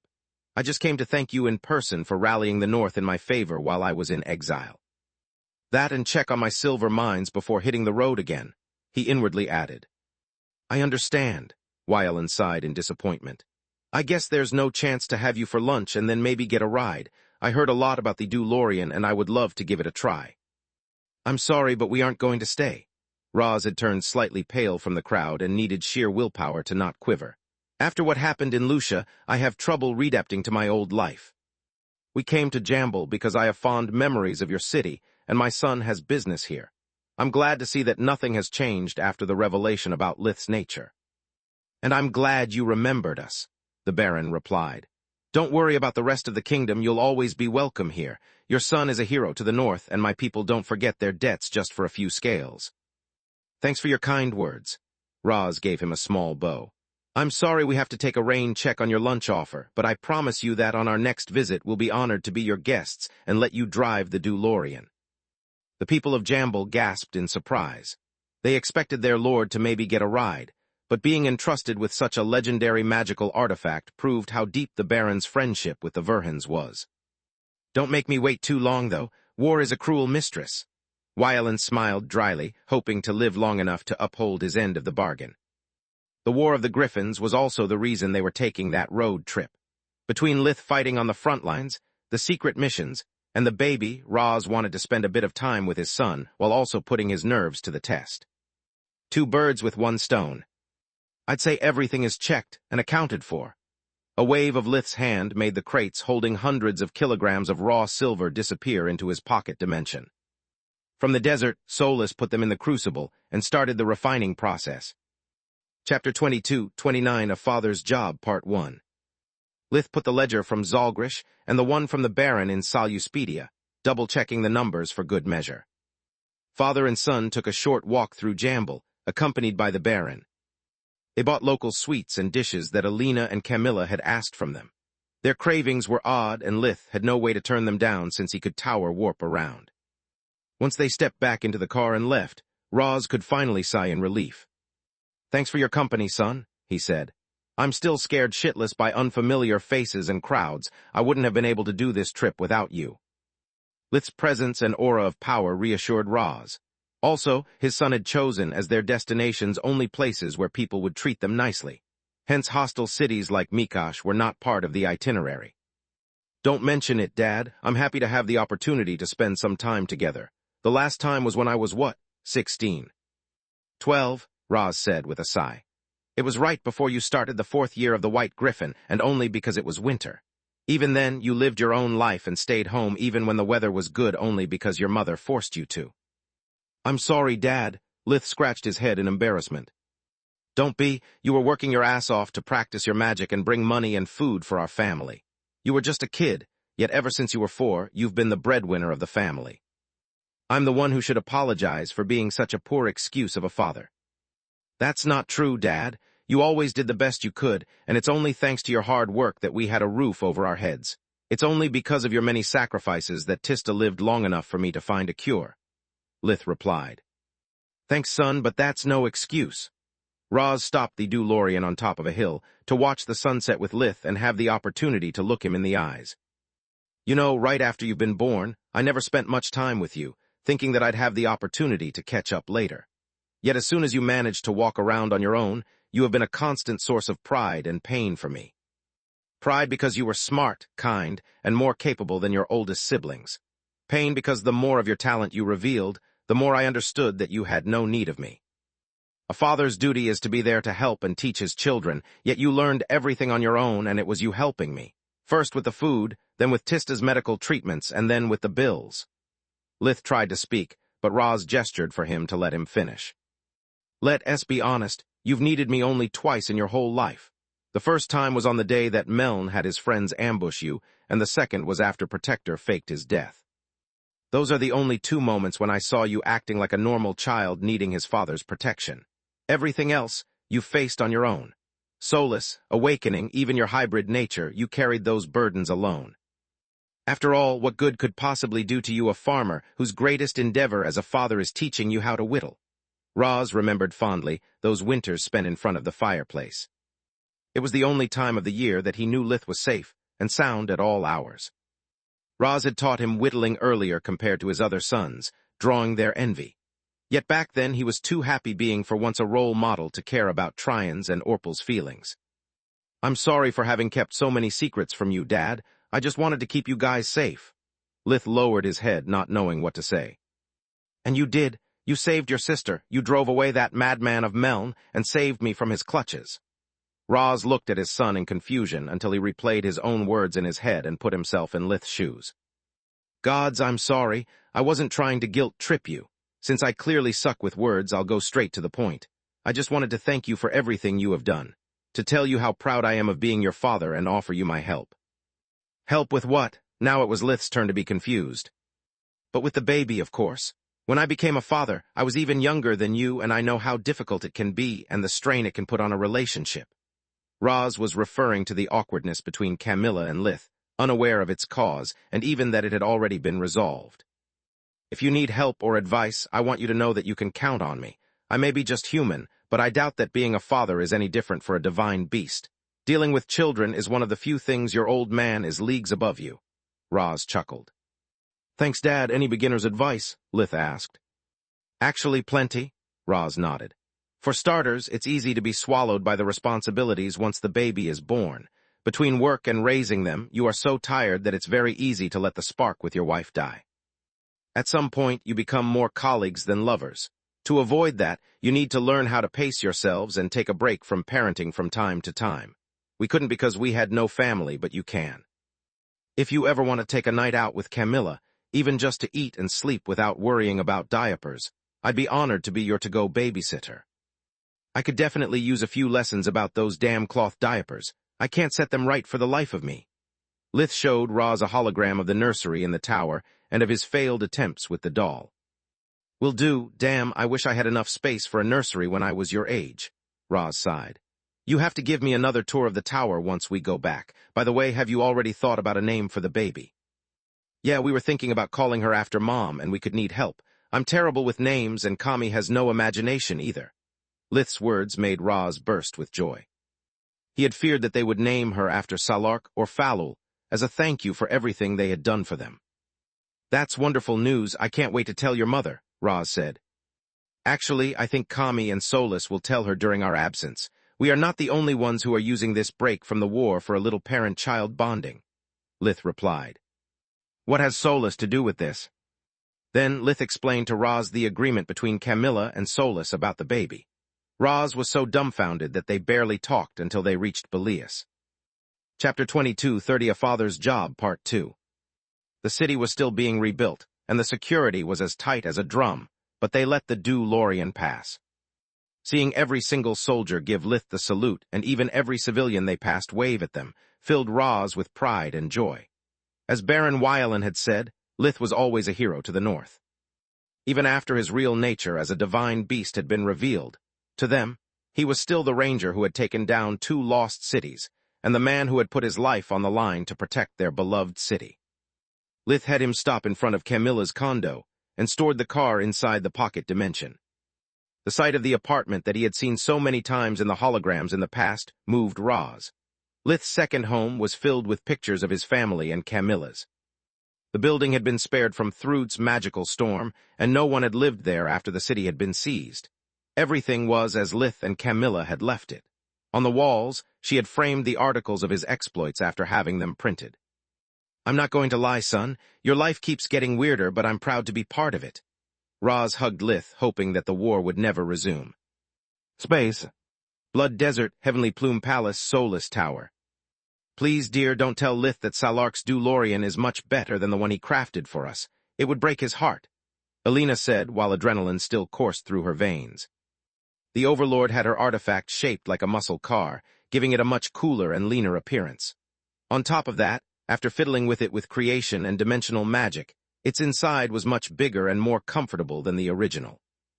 Unlike the men of the family who were bound to warp gates, Alina, Renaa, Tista, Solus, and Camilla had used the tower to warp around Magur and then driven the DeLorean to reach their destination. They had breakfast in Giera, lunch on top of Lacra Mountain after hiking until they were too tired, and then they had moved back to the beach house to enjoy the chilly breeze of the ocean on the veranda where they were dining. I won't, but you have to admit that there's no comparison between the work of a mage and that of a guardian. Grandma cheats even more than Lith does, Camilla said. True, but that doesn't make it any less amazing, Renaa replied. I can't believe we outrun even Emperor beasts. They had taken turns driving, exploiting empty areas to try out the DeLorean's full speed, and harassing all the creatures they found on their path.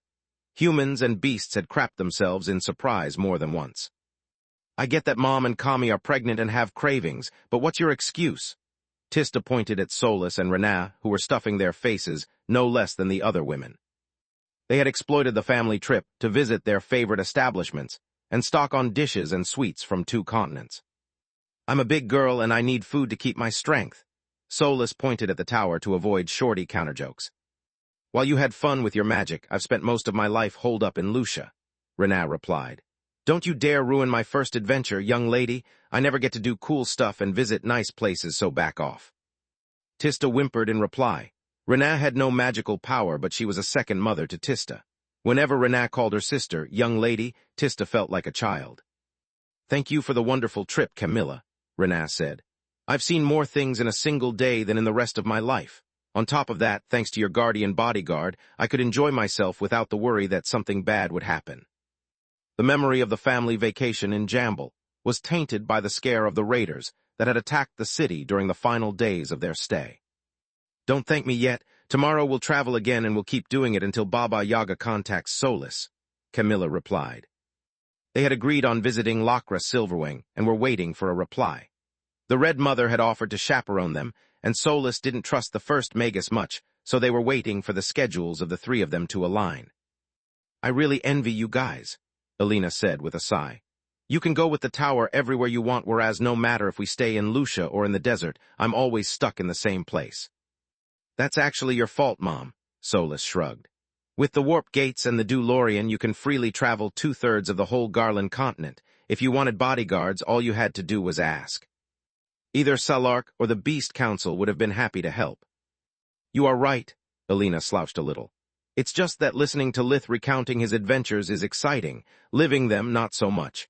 After Knight's attacks on Lucia and what happened to your father, I've just been too scared to travel. Now, however, with most of the kids all grown up and with a big family to help me, I can afford to travel Magar, but only if I find the courage." It wasn't just Sinmira and Surtur befriending the Verhins anymore. After the conversation between Ligain and Lith, Sharjine's birth, and the father of all dragons temporarily awakening the bloodline of Alina and her unborn child, the dragon side of the family was warming to them as well. They had offered Alina hospitality and protection, were she to visit them. After a hearty meal and a heartier dessert based on triple threat with ice cream toppings, Solus and Camilla gave the others a tour of the new living quarters of the tower, starting from the nursery. Did Lith really do this? Alina looked at the decorations, the holograms, and the switches that triggered different soft tunes.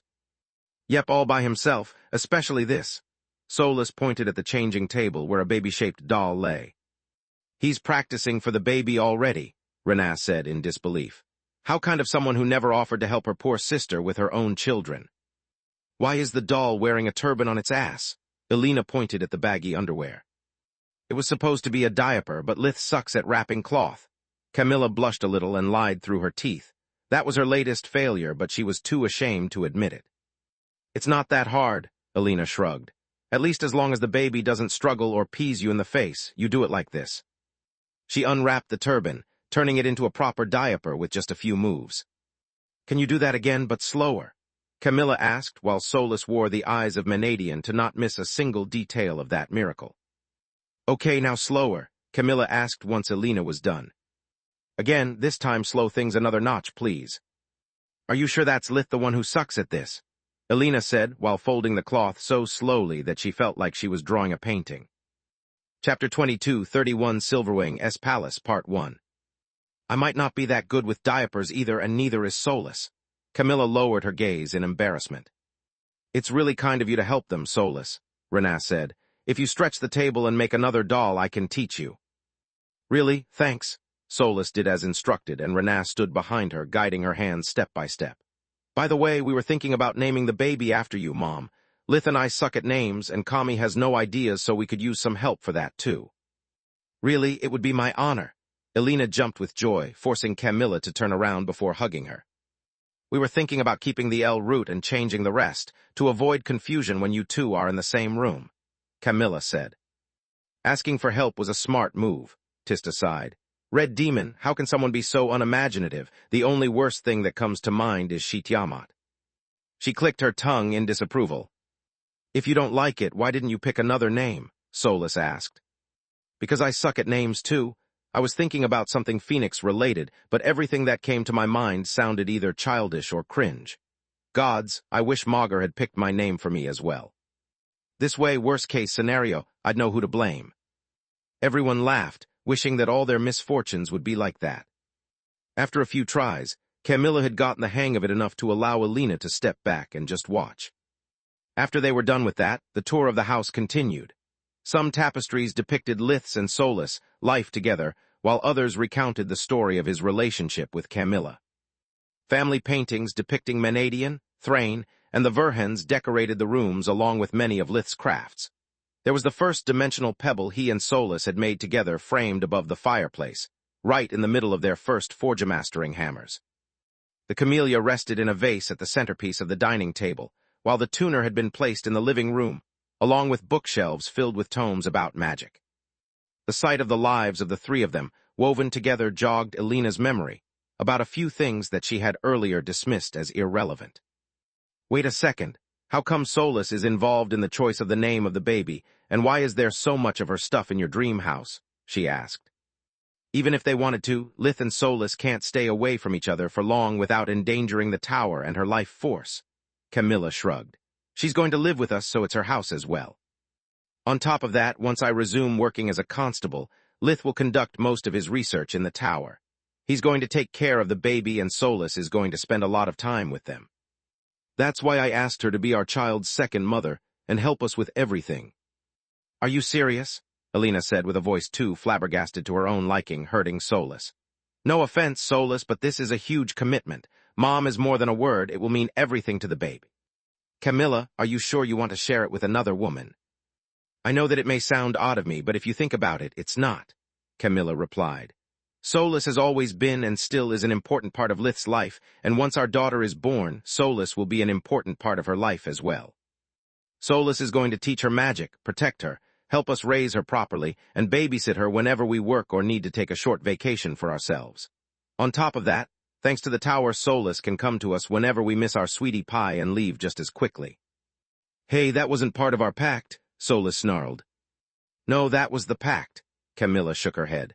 As Elena said, Mom is a word that holds great weight and responsibility. I'm just asking you to do your part. I won't allow you to be the cool aunt who just spoils her. You'll get to be the bad guy as well, especially about magic. The baby needs discipline, or the gods know what might happen in case Baba Yaga's prediction turns out to be true. It makes sense, Solus grumbled while Elena still looked unconvinced. Also, Elena, put yourself in my shoes. How are we going to explain to a baby girl the bond between Dad and Auntie?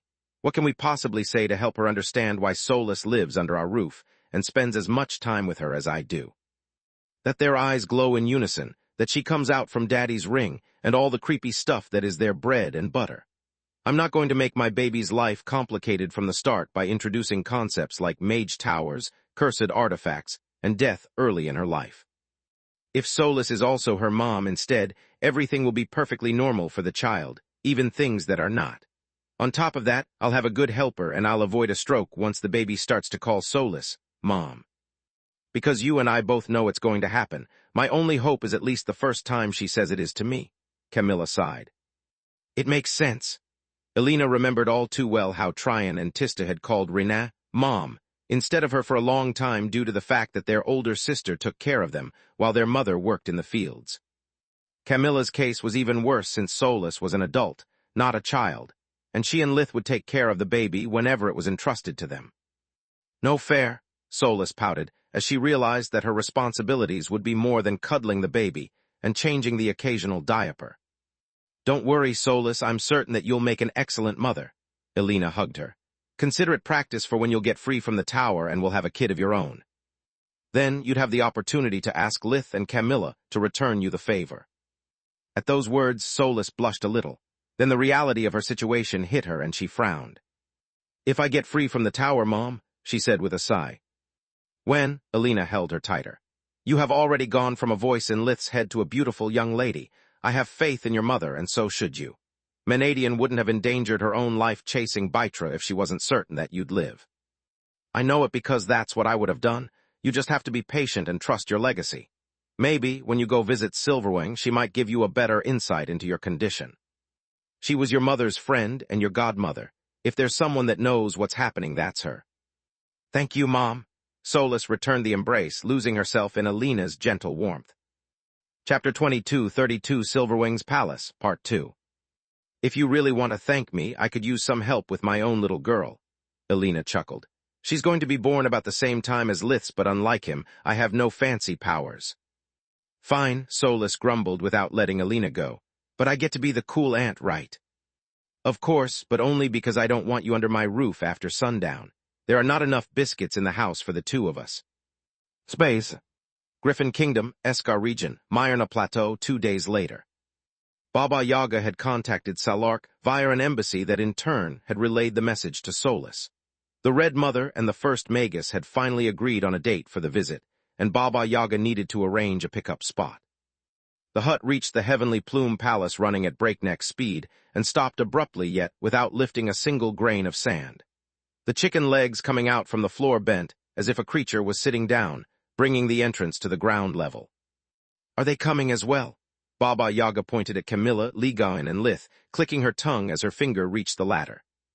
"Yes, I need Lith to tap into my true power, and I don't trust Aunt Loka much," Solus nodded. "And I'm not letting my husband alone to meet the crazy woman who tried to kill him once and then treated him like crap," Camilla said. "And I go wherever the baby goes. Isn't it right, buddy?" Ligon said to Sharjin, who was hanging to his chest from a baby carrier. The wormling cooed and chirped in excitement, staring at Baba Yaga with his big round eyes and extending the little arms of his hybrid form to her. "Oh gods, he's adorable." The mother's scowl disappeared as she started to make baby noise and asked Ligon if she could hold him. The father of all dragons frowned, his eyes turning cold as his lips curled up to expose a row of deadly fangs and white flames. "Fine," he reluctantly undid the harness, and his voice sounded as if she was kidnapping the baby. "Are you still angry with me?" Lith asked. "Of course I am," the mother replied with a huge smile on her face and a sweet voice to not scare Sharjin. "You are still the meanie who threw into the gutter millennia of my hard work. Now sit tight. It won't take long." Baba Yaga had her tower draw the energy from the local geyser to warp to another she knew, using them to cross through the desert and the kingdom in a matter of seconds. Interesting, unlike our tower, Malishka's can't just move to her destination. She uses the geysers simply to open long-distance warps and refuel the tower with world energy in between steps, Solus thought. Once they arrived close to Silverwing's hideout, the tower stood up and crossed the final distance on chicken legs. Yet Baba Yaga's guests wouldn't have noticed the difference if not for the change in the view from the windows. They were no longer at the ground level, but there was no sign of movement. To them, it was like they were still, and Magur moved around them. "Here we are, you can get off." The mother returned Sharjin to Ligon and opened the hut's door. "Fuck me sideways," Lith and Solus said in unison at the sight of their host's home. They had expected an underground network of tunnels placed right above a powerful mana geyser or a cozy country cottage that had been stretched with dimensional magic to be bigger on the inside. Either way, it was supposed to be something small and inconspicuous, worthy of a Magus secret lab. Aside from the geyser, it turned out that they had gotten everything else wrong. Silverwing's place was a small castle comprised of pure white stones that shone under sunlight like gems. It was surrounded by high circular walls and 6 towers, one for each element. They were each surmounted by a different huge elemental crystal and had been painted of its matching color. The castle keep bore the 7th tower that was emerald in color, just like the elemental crystal on its top. Lith didn't need the eyes of Menadian to know that the entire fortress was a magic circle that could probably be employed to fuel Silverwing's spells like the hexagram, the annihilation, and the bastion. "Yep," Baba Yaga said, seeming to have read his mind. "From here, Lakra can take on even a guardian. The mana geyser grants her endless strength, and she can rearrange the magic circle however she wants with but a thought." "How the heck did this monstrosity go unnoticed for so long?" Solus asked in disbelief. "Cloaking spells, light-bending spells, fear spells," a silvery voice replied. "Baba Yaga isn't the only one who studied under the Guardians, and even though my version of Dragon Fear isn't as good as the original, it still does the trick." Lakra Silverwing had appeared right in front of them, and like all White Cord awakened, she hadn't aged a day since Solus' birthday. She looked like in her mid-20s, but she was actually over 1,000 years old. Camilla gasped in surprise at the first Magus, sight who looked younger than her, and even than Solus. She had always imagined Silverwing to be a towering giant of might and magic, yet with her 1.68 meters, 56, Lakra was shorter than Camilla. The first Magus body was lithe instead of burly, with shoulder-length light blonde hair streaked all over with the 7 colors of the elements. Camilla would have mistaken Lakra for someone who had just graduated from one of the great academies, if not for the centuries-old wisdom that shone through her chestnut eyes. She wore a working overall and a white shirt. Her face, hands, and arms were covered with grease and soothe. "Thank you for the invite, Aunt Loka." Solus gave her a curtsy that made the first Magus smile turn upside down. "Are you still angry with me?" "Angry is a strong word, more like I don't know how to feel about you." Solus shook her head. "The first 2 times we have met you've been violent and rude. Sure, you behaved nicely at my birthday, but I have no clue if it was due to an honest change of heart, or because my guests could end you in a snap. I guess you are right, Silverwing sighed, her shoulders slouching. I can't blame you for bringing backup, but why Ligon? Among the Guardians, he's the... The moment she stepped closer, the baby in Camilla's womb reacted to her mother's stress. In turn, it resonated with Sharjin, who started to cry. The word meekest died on Silverwing's lips as Ligon opened his dragon eyes and roared in fury. The resulting shockwave sent her tumbling on the ground instead of ripping her to shreds, only thanks to the palace's defensive system. Silverwing could feel the Guardian's gaze piercing through her, and learning more things about her than she knew. The most violent and savage, Solus completed the phrase for her. I saw him turn Aelin into dust with a snort, and she's way older than you. For your own good, no funny business, Aunt Loca. Chapter 22:33 Silverwing, S Tower, Part 1. You have my word that my intentions are pure and honest. This is not trap. Lakra stood up while dusting off her clothes. They better be, because if my baby cries again, I'll end you. Salark's hand choked her neck from behind for a second before warping back to the desert. The enchantments of Silverwing's palace could protect her against one guardian, but not two of them at the same time, leaving her exposed to the Overlord's sneak attack. Good gods, everyone calm down, Silverwing said amid coughs as the hand-shaped bruise healed much slower than it was supposed to. I have no hidden agenda. I swear it on my love for Rifa and Elfin. Then why did you ask me to meet you in your own fortress in the middle of nowhere? Solus pointed at the small castle. It's not a fortress, it's my home. Do you really have no memory of it? The first Magus sounded hurt. You spent a lot of time here. You came to visit me every time you argue with Rifa. I'm sorry, no. Solus suddenly felt like a jerk. Silverwing's words didn't ring any bell, but now that Solus had taken her paranoia hat off, she found the castle both familiar and reassuring. Let's take a deep breath, shall we? Silverwing said, turning toward the rest of her guests. I know that my words and actions toward you on the day we met are inexcusable, Lith. I thought that my beloved godchild needed to be rescued, and instead I made an enemy out of both of you. The reason I called Elfin. Solus corrected her. Solus here is because I want to start over.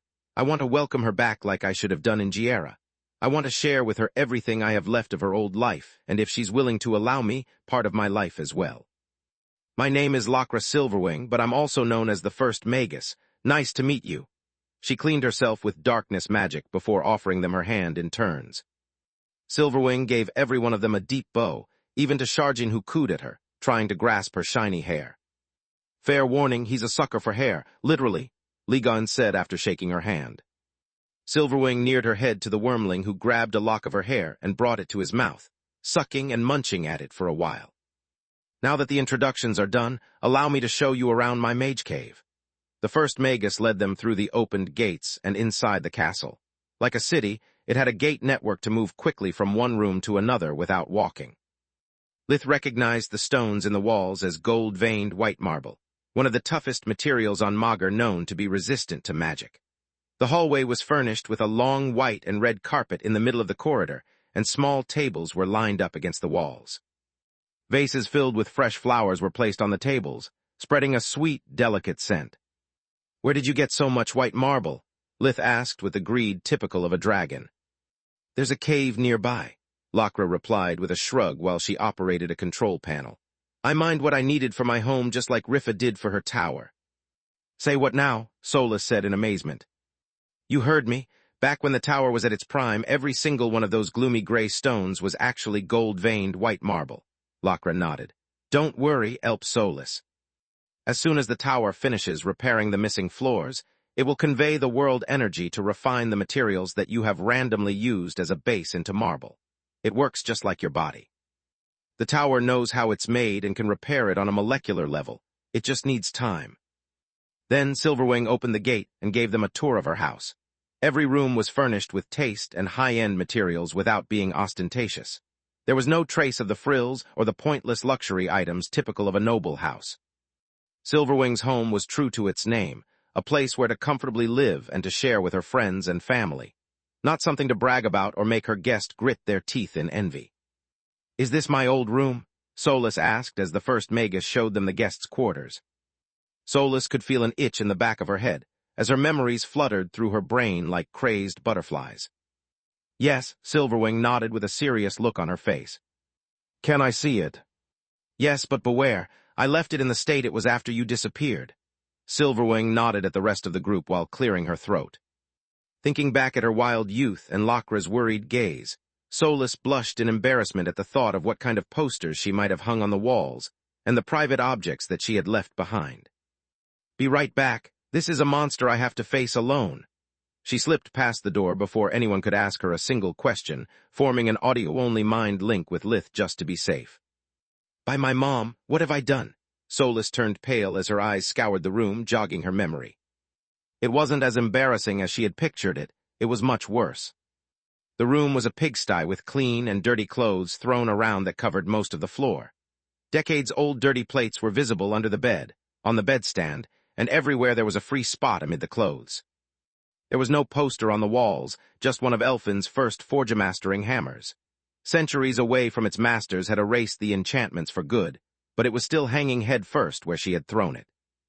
It was surrounded by the cracks created by the impact, and right below there was written, "Modern art by Elfin Menadian. Love it or suck it, I don't care which." The worst part, however, was her library. It was filled with sonnets she had composed that sang about how hard life was for a brilliant and unappreciated genius with a dumb mother. Every one of her books was a self-insertion power fantasy where Magur was in danger, and every single character past 20 was brain-dead. Only the protagonist, a silent but strong teen, could rally other teens and save the world while the adults just sat around fiddling their thumbs. Oh gods, the cringe is above 9,000. She screamed so loudly that even Camilla felt it through her mind link with Lith.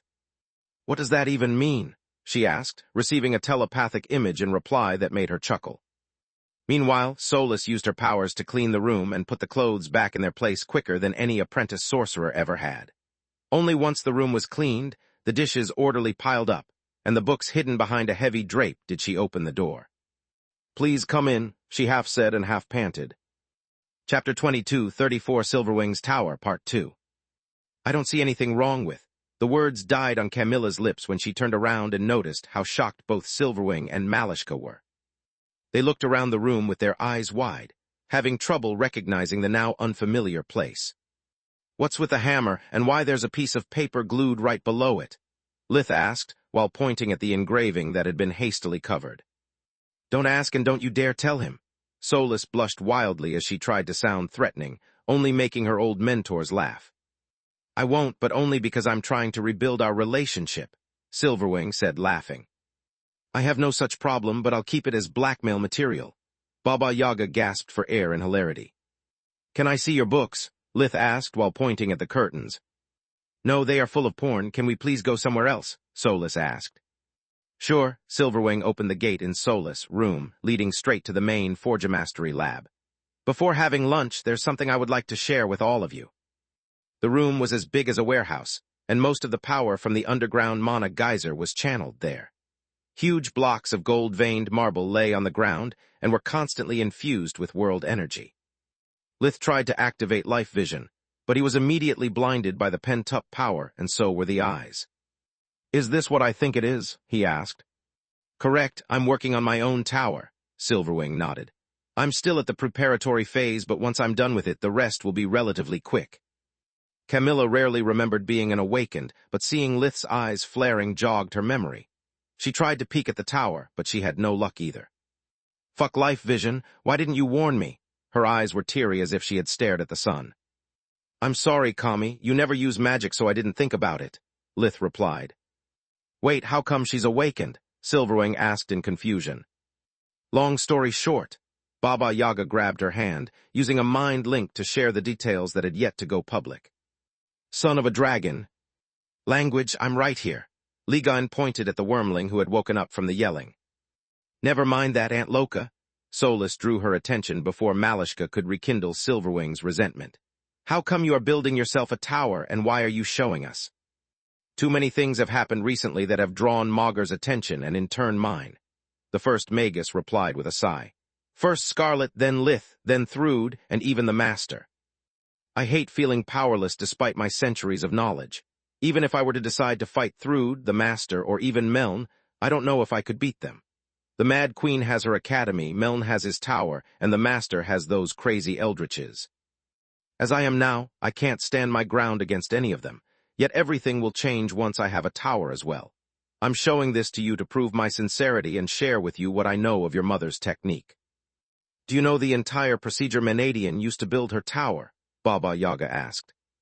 No, but I helped Rifa collect the materials and she discussed with me several steps while perfecting her crafting method. I was her mentor and friend. There was little that she wouldn't share with me. Silverwing shook her head. I'm just combining what I learned from Rifa, you, and my own original creations in order to devise my own tower crafting method. What can you tell me about Mom's workings? Solus walked among the marble blocks, barely holding her hands from touching them, and used her breathing technique, Sky Blessing, to uncover their secrets. As I told you the last time we met, I'm willing to teach you everything Rifa shared with me. It's what she would have done herself were she still with us. Silverwing replied with a sad sigh.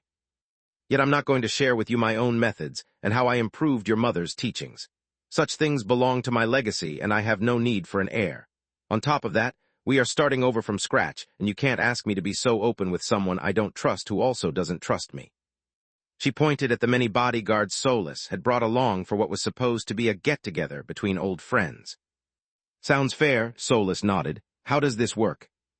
You see, one of the first challenges that Rifa had to overcome in order to build her tower was finding a way to increase the mana conductivity of raw materials. Stuff like rocks and wood can withstand only a limited amount of mana before crumbling. Stuff like Darwin has no mana conductivity at all, and it's extremely fragile, whereas gold-veined white marble possesses both great durability and resistance to magic. The problem is that both of them are incredibly hard to enchant. How did Mom solve the issue? Solus asked. Well, first she tried with Darwin, but she lacked a sufficiently large amount to make a tower, and even failed to find a way to enchant it. Gold-veined white marble proved to be a little less tough nut to crack. The first step of the process consists in exposing the refined materials to a powerful source of world energy. Silverwing waved at the marble blocks laying on the floor. This way, the mana geyser acts like a mage, infusing the marble with enormous amounts of magical energy that simulate powerful enchantments. At the same time, however, since the world energy is no spell, failure bears no consequence. The marble experiences the same mana flow as if it was enchanted over and over, wearing down its resistance to magic bit by bit. Wait a second, doesn't that also mean that it loses part of its durability and defensive value? Lith asked. Not at all, Silverwing shook her head. You see, the world energy seeks the path of least resistance and digs solely through the naturally weak spots inside the marble. Once they become big enough for a breathing technique to sense them, you use infusion. It was a forge-mastering spell meant to reopen the mana channels of organic materials and coat them with magical metals in order to keep them open even after the spell was over. The adamant works both as a foundation for your mana flow and as an amplifier that lessens the marble's resistance to your spells. Gods, that's brilliant, Solus said in amazement. If you think that's impressing, wait to hear the rest. The first Magus said with a sad smile, thinking back about the moment when Rifa had come to her with those very same notions, jumping with joy like a child with a new toy. The second step consists in bestowing upon each of the stones a pseudo-core, and before you scoff at me, know this. Rifa found a way to achieve it not in the forge-mastering step, but in the preparatory phase. What? Lith and Solus were the only ones surprised. Chapter 22, 35 Silverwing, S Tower Part 3.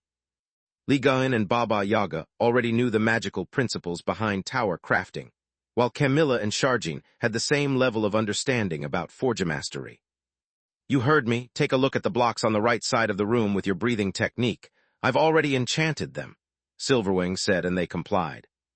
Not only did the gold-veined white marble have thin veins of adamant spread throughout its structure, creating a homogeneous mana flow, but it also had a simple yet powerful pseudo-core.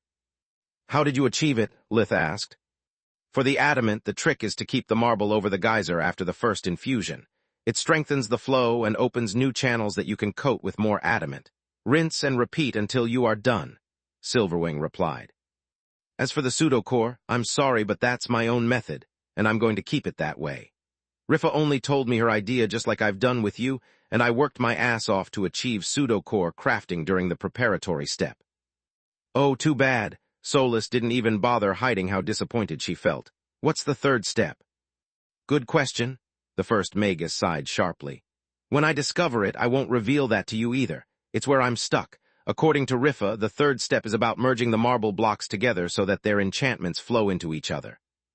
The order you connect them matters, and so does the kinds of enchantments you imbue the different sections of the tower.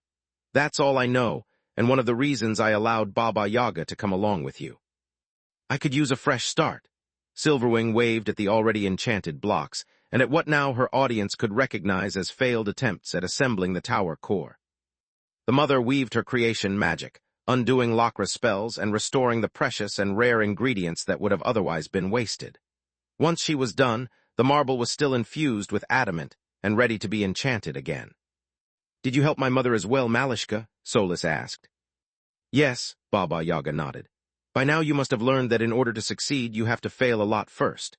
It's the reason I worked my ass off to learn creation magic, and Rifa asked my assistance so often that, for a while, I moved in with you. Your mother needed not only my advice about her theories, but also my help to not turn every single failure into a dramatic loss that would have set back her research of months.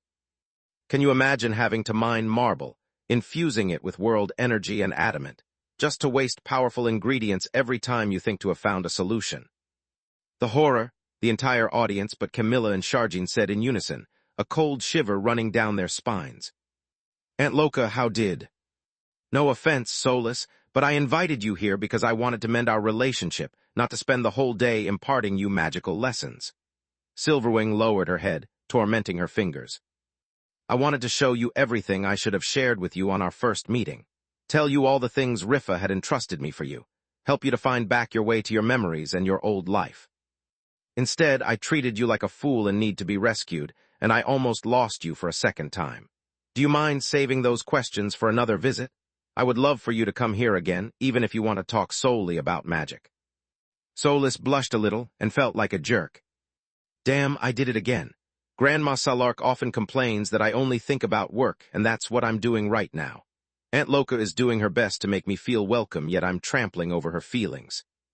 She clearly has prepared a lot, yet the only thing I'm showing any interest in is her magic, not her as a person. I haven't asked her a single question about our shared past," Solus thought. "Sure, better save something for our next meeting. Sorry, Aunt Loka." She gave Lakra a small bow, to which she replied with a warm smile. "No problem." Silverwing caressed Solus' hair, happy that her goddaughter already planned to return there in the near future. "Now come, it's almost lunchtime and I've prepared a feast with your favorite dishes." The dining room was barely bigger than the one in Lith's house in Lucia. It was cozy and intimate, furnished with a cherrywood rectangular table and chairs. The table had been set just for four since Ligain, Camilla, and Sharjin were unexpected guests. A wave of Silverwing's hand made 3 more sets of silverware appear, and filled the plates with steaming food. "Wait, is it safe to do that?" Camilla asked Ligain as he used a spoon to eat the stew and another to feed the wormling. "Sharjin is not a human baby. He was supposed to be born from an egg," the Guardian explained. "Hatchlings are weaned from birth and can eat cooked food with ease." "But I've seen Salark breastfeeding him." "The fact that she can doesn't mean that she has to." Ligain focused on the wormling, taking care that Sharjin didn't try and get a taste of the tableware. "By the way, Silverwing," Lith attempted to say. "Please call me Lakra," she cut him short. "Silverwing, it's too impersonal for a friend of Elfin, while Loka is too intimate, so bear it in mind." "Okay, Lakra. If you are trying to make your own tower, I must assume that those of this castle are not up to the task, correct?" "Wrong, they are the perfect means of offense and defense. By channeling all the elements at the same time non-stop, I can weave hundreds of spells without burdening my body and without spending 1 iota of mana. The same happens when I craft something, perform magical research, and even when I cook. As Baba Yaga said earlier, here I'm at my peak. On the other hand, however, away from here I'm just an average white cord awakened. The castle cannot move, and if discovered, my life would become a nightmare. The council would siege me, and I would be forced to trigger the self-destruct mechanism to keep my secrets from falling into their hands. I would lose my home, and all the sacrifices I made to build this place would go to waste." Everyone understood the real meaning of her words. By inviting them into her home, Silverwing had made herself vulnerable. If any of them exposed the location of the fortress to the council, sooner or later, she would be forced on the run. Sure, the fortress was powerful, but far from impregnable. The elders of the council would take their sweet time studying her arrays and defenses until they found a way around them. Then they would swarm Silverwing after sealing the space to keep her from running away. To make matters worse, if by then the first Magus had yet to complete her tower, she would be in the same situation as a rogue awakened, with no safe haven or friend. Chapter 22, 36 Silverwing, S Tower Part 4. Aunt Loka didn't call us here to intimidate us or show off, quite the contrary. She's putting herself in my hands as much as I'm in hers. Solus clenched her hand under the table, moved by the gesture. How are you liking your food, Solus? Silverwing asked. It's delicious, thank you. Solus gave Lokra the first honest smile since the day she had attacked Lith on his sickbed. You are a great cook, Loka, but I'm afraid my taste has changed. You have eaten Lith's food until now, so it's normal, the first Magus shrugged. Any new memory? Sadly, no. What's for dessert? The smell and taste of the food seemed familiar, yet aside a few short déjà vu, Solus' mind was blank. Your favorite? A snap of Silverwing's fingers cleaned the plates and made a big slice of sponge cake, frosted with whipped cream and powdered sugar, appear. By my mom. This is the cake that Dad always prepared for their anniversary and for special occasions. Prepared is a strong word, Silverwing chuckled. More like bought. Did it just come to your mind, or? Sorry, no. I recovered those memories for a while now. Solus took Lokra's hand, using a mind link to share with her the fragments of her past life she had regained. The first Magus, eyes teared up as the images flashed in front of them. She went from crying in joy to crying in sadness without a break until the stream of consciousness ended. Gods, I miss Riffa and Thrain so much. It seems like yesterday when we still ate together. She blew her nose in a handkerchief, trying and failing to stop the hiccups. It's one of the curses of longevity, child, Baba Yaga said. For the rest of Magar, time never stops moving and takes away everything we love. Yet for us, time stands still and our pain lives on.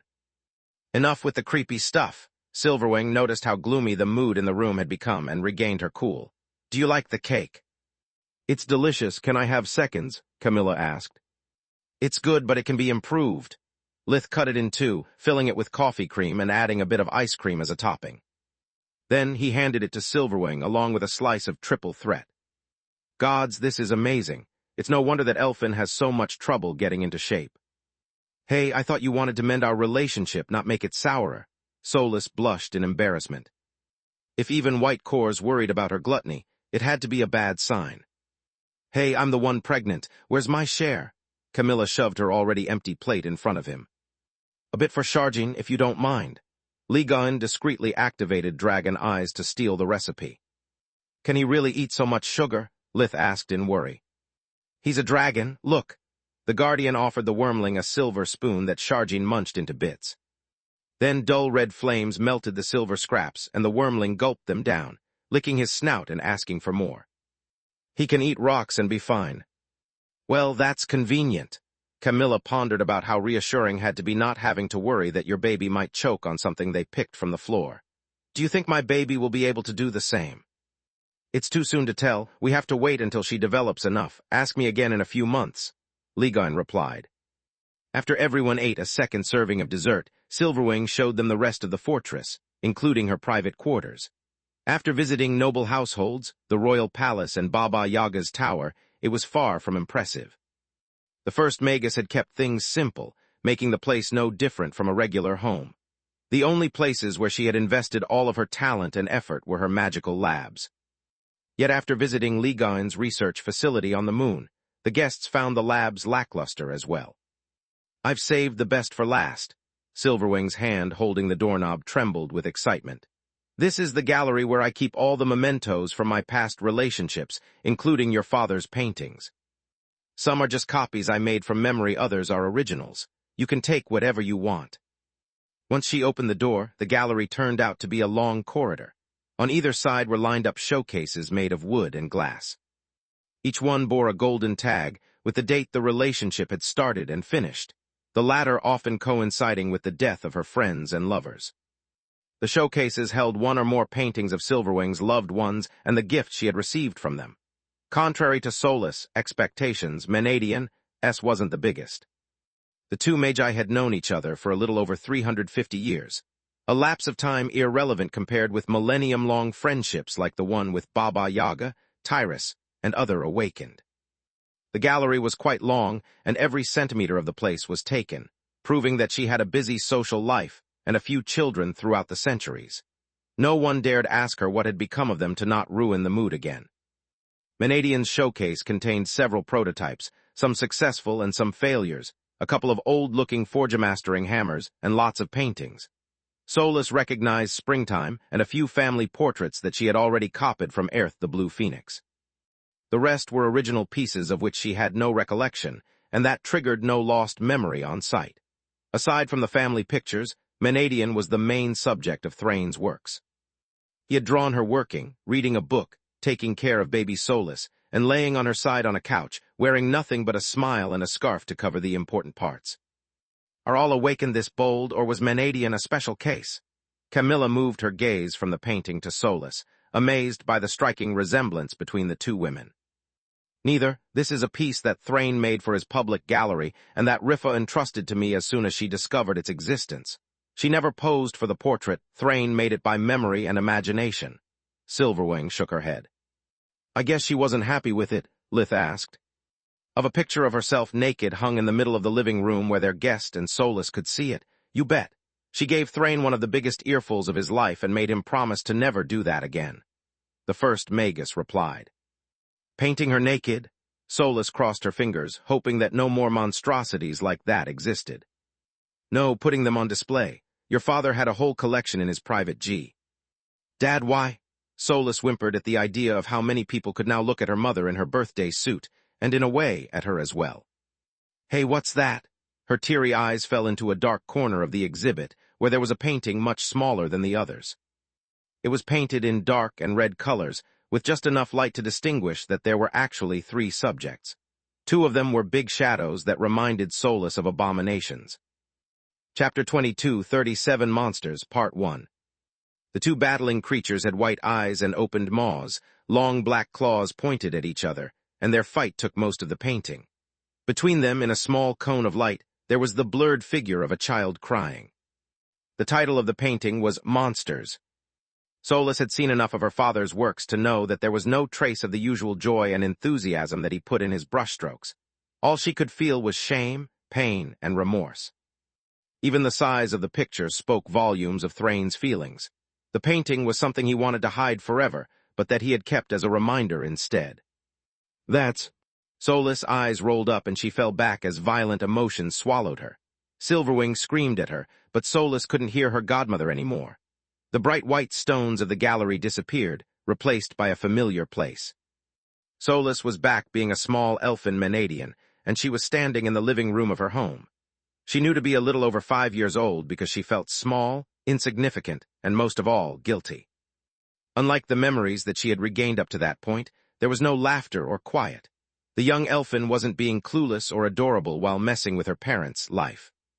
She was frozen in a corner of the room, biting her lips and clenching her small hands to not make a peep.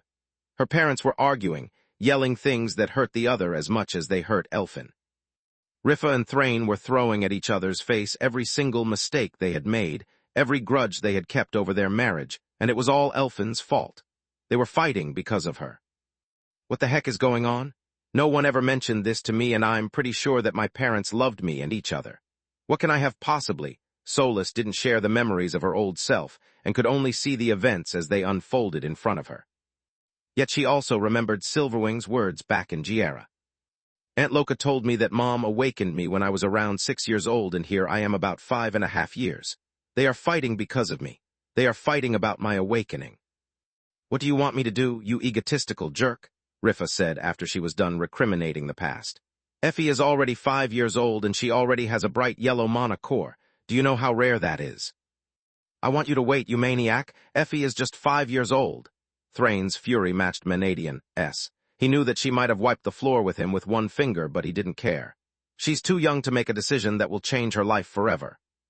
Too young? Riffa replied with a scoff. Once she gets the green core, awakening her will cause her great pain. She might even die. Don't get me started about what might happen if we wait until the cyan. This is the perfect moment to awaken Effie. Her core is still weak, and if we do it now, her body will have the time it needs to adapt to the mana flow and make the later breakthroughs safer. I'm thinking solely about her well-being, whereas you're thinking solely about yourself, as usual. How dare you call me egotistical? Thrain snarled and waved his finger right under his wife's nose. You are the one who wants to endanger our daughter's life for your own agenda. You know that I always refuse to be awakened, because I don't care about living a long life nor about your council's shenanigans. I only wanted a happy life for us. It's you who always wanted to drag me into your crazy world. This is just the perfect opportunity to bind Effie and me to you for 100 years. You are not doing this for us but for yourself. It's you who only cares about her own happiness. Menadian took a step back as if Thrain had just slapped her. Her expression was both hurt and confused, but it lasted only for one instant. Then her fury returned stronger than ever. No one is forcing you to do anything. Effie wants to learn magic from me. Awakening is her choice. If you don't like it, you can remain a regular human. You have my blessing. Happy now.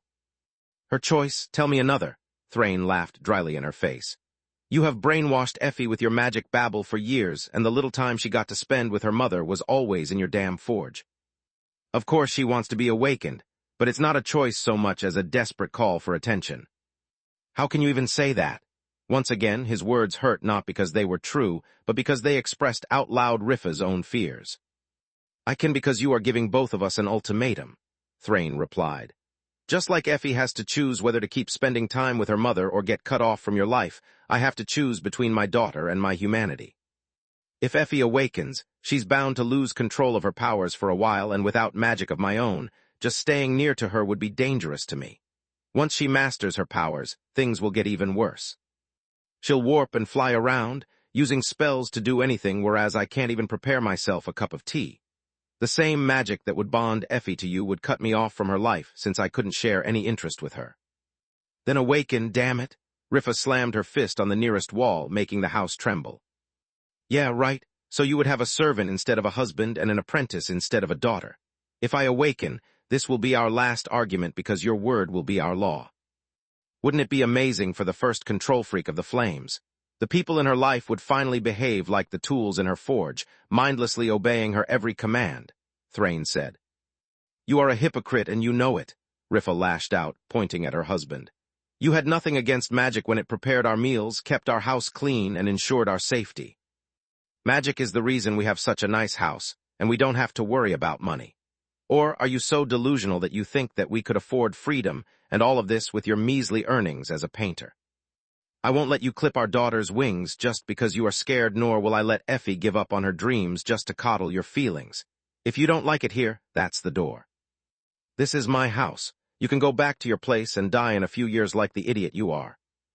You'd love that you not now, Effie. The adults are talking. Thrain felt his pants tugged and glared at the small child, his face twisted in an angry grimace. Chapter 22, 38 Monsters, Part 2.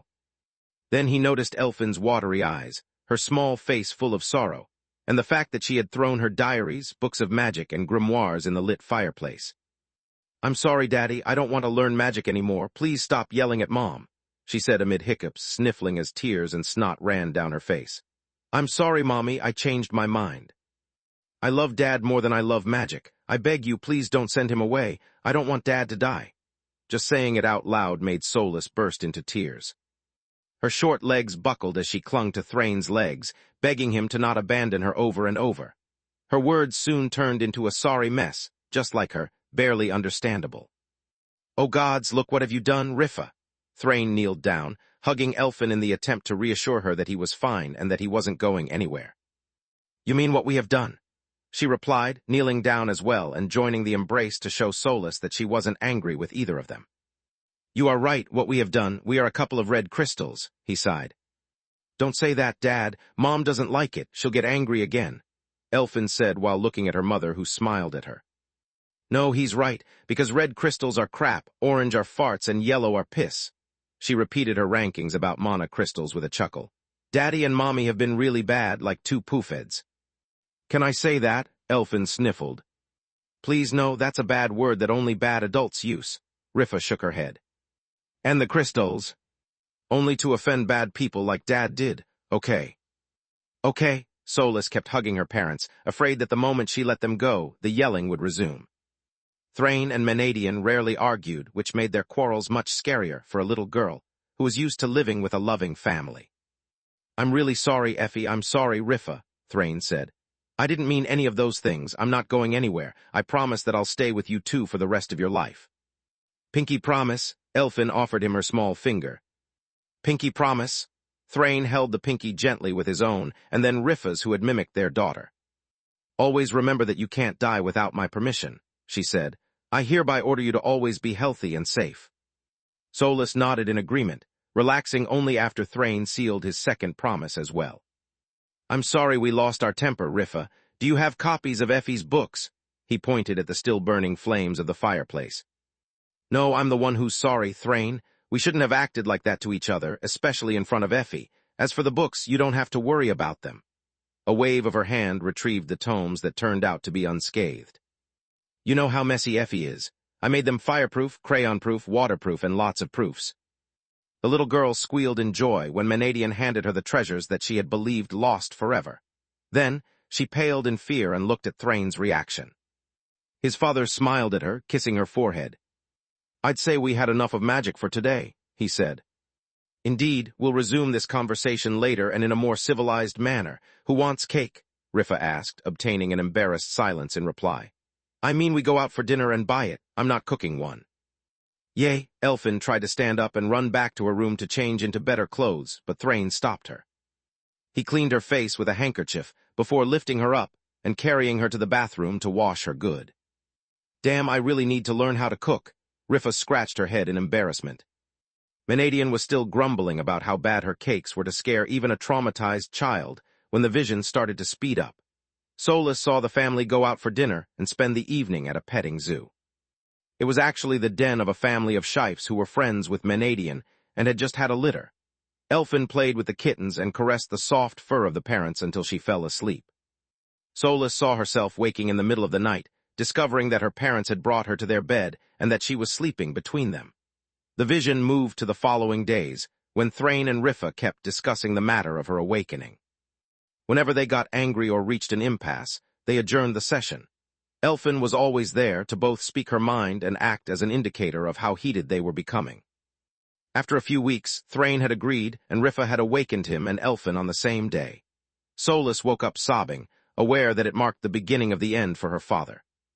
She found herself between Lith and Camilla, who were hugging her from either side. Lith used their bond to soothe her nerves, while both of them used their warmth to help Solus face whatever nightmare had emerged from her past. Gods, you two have dodged one heck of a fireball. Solus used a mind link to share with them the memory she had just recovered. I'm sorry that you had to see that, Effie. Silverwing offered her a wet towel and a handkerchief. That was one of the few memories that I hoped you would never remember. It's okay. Solus cleaned her face with the towel before conjuring water to wash. It's in the past now. What hurt the most is that I have never seen them fighting before. I thought they were a perfect couple. There's no such thing. Baba Yaga shook her head. Yet their good moments far outweighed the bad ones, so I'd say they made a great couple anyway. Good gods! Camilla turned pale both because she felt sorry for Solus and because she could easily see an identical quarrel happening between her and Lith the moment their daughter was old enough. Was Thrain right? Servant and apprentice. Technically, yes, Lith nodded. But if I, or Menadian for that matter, ever dared to do that, it would mean the end of our relationship. As it is, instead, you are a self-awakened, and so is our baby. I'm not your master more than you are mine. Scratch that, you are bossy as heck, he said in mock outrage, making both Camilla and Solus chuckle. Is there any painting you want, Solus? Silverwing asked, glad to see how quickly her goddaughter was recovering from the shock. No, thanks, or better, I'm still too shaken to think clearly. We'll talk about it on my next visit. Thanks for everything, Aunt Loca. Solus stood up on her own, giving the first Magus a deep bow. Don't mention it. Silverwing forced Solus to straighten up before hugging her. You will be always welcome here. This is your home as well. Whenever you want to talk or just stay alone, you'll find your room ready. Chapter 22:39 from Square 1, Part 1. Silverwing let her goddaughter go before giving Lith a deep bow. Thanks for everything you have done for Effie. I've never been so happy to be completely wrong about someone. For that, I renew my apologies for how I treated you during our first meetings. Bonding with you saved Solus' life, and it even gave her Riffa's 7 streaks. Silverwing gently caressed Solus' head, passing her open hand through Solus' hair like a comb. It's almost as if Riffa is still alive and she's staring at me. It makes our bond even stronger. She leaned her head against Solus, letting their multicolored hair mix. "Don't mention it," Lith replied. "Bonding with Solus saved my life as well. She owes me nothing. We are equal partners in our crazy relationship." "I'm glad to hear it," Silverwing nodded before standing in front of Camilla. "Please take good care of them, of your child and yourself. I beg you don't repeat Thrane's mistake." "Respectively, I will and I won't." Camilla swallowed a lump of saliva. "I'm no painter. I keep myself fit and train with magic for my work. I have faith in your judgment and in that of the Guardians, but I would still like to make sure," the first Magus said, nearing her hand to Camilla's shoulder without making contact. "Sure, I could use a 100th opinion," she replied with a sigh. She had been scanned by so many Guardians, dragons, phoenixes, and awakened that she had actually lost count. "Son of a dragon," Silverwing snarled at Lith after seeing the baby's life hybrid force. Yeah, I'm a lucky bastard. My daughter might be able to use chaos if not all cursed elements, the perfect harmony of life and death, and so on. Am I forgetting something?" he said in annoyance. He had heard the same things from so many Guardians, dragons, phoenixes, and awakened that he had lost count. Space. Maugur's moon, Lith's tower a few days later. After enough time had passed, Lith had fully recovered his magical prowess, and his life force was back to the peak of its strength. There was no risk that a sudden strain might compromise his lifespan anymore. It was the reason he had attempted his first trip to his secret moon base and brought along family and friends.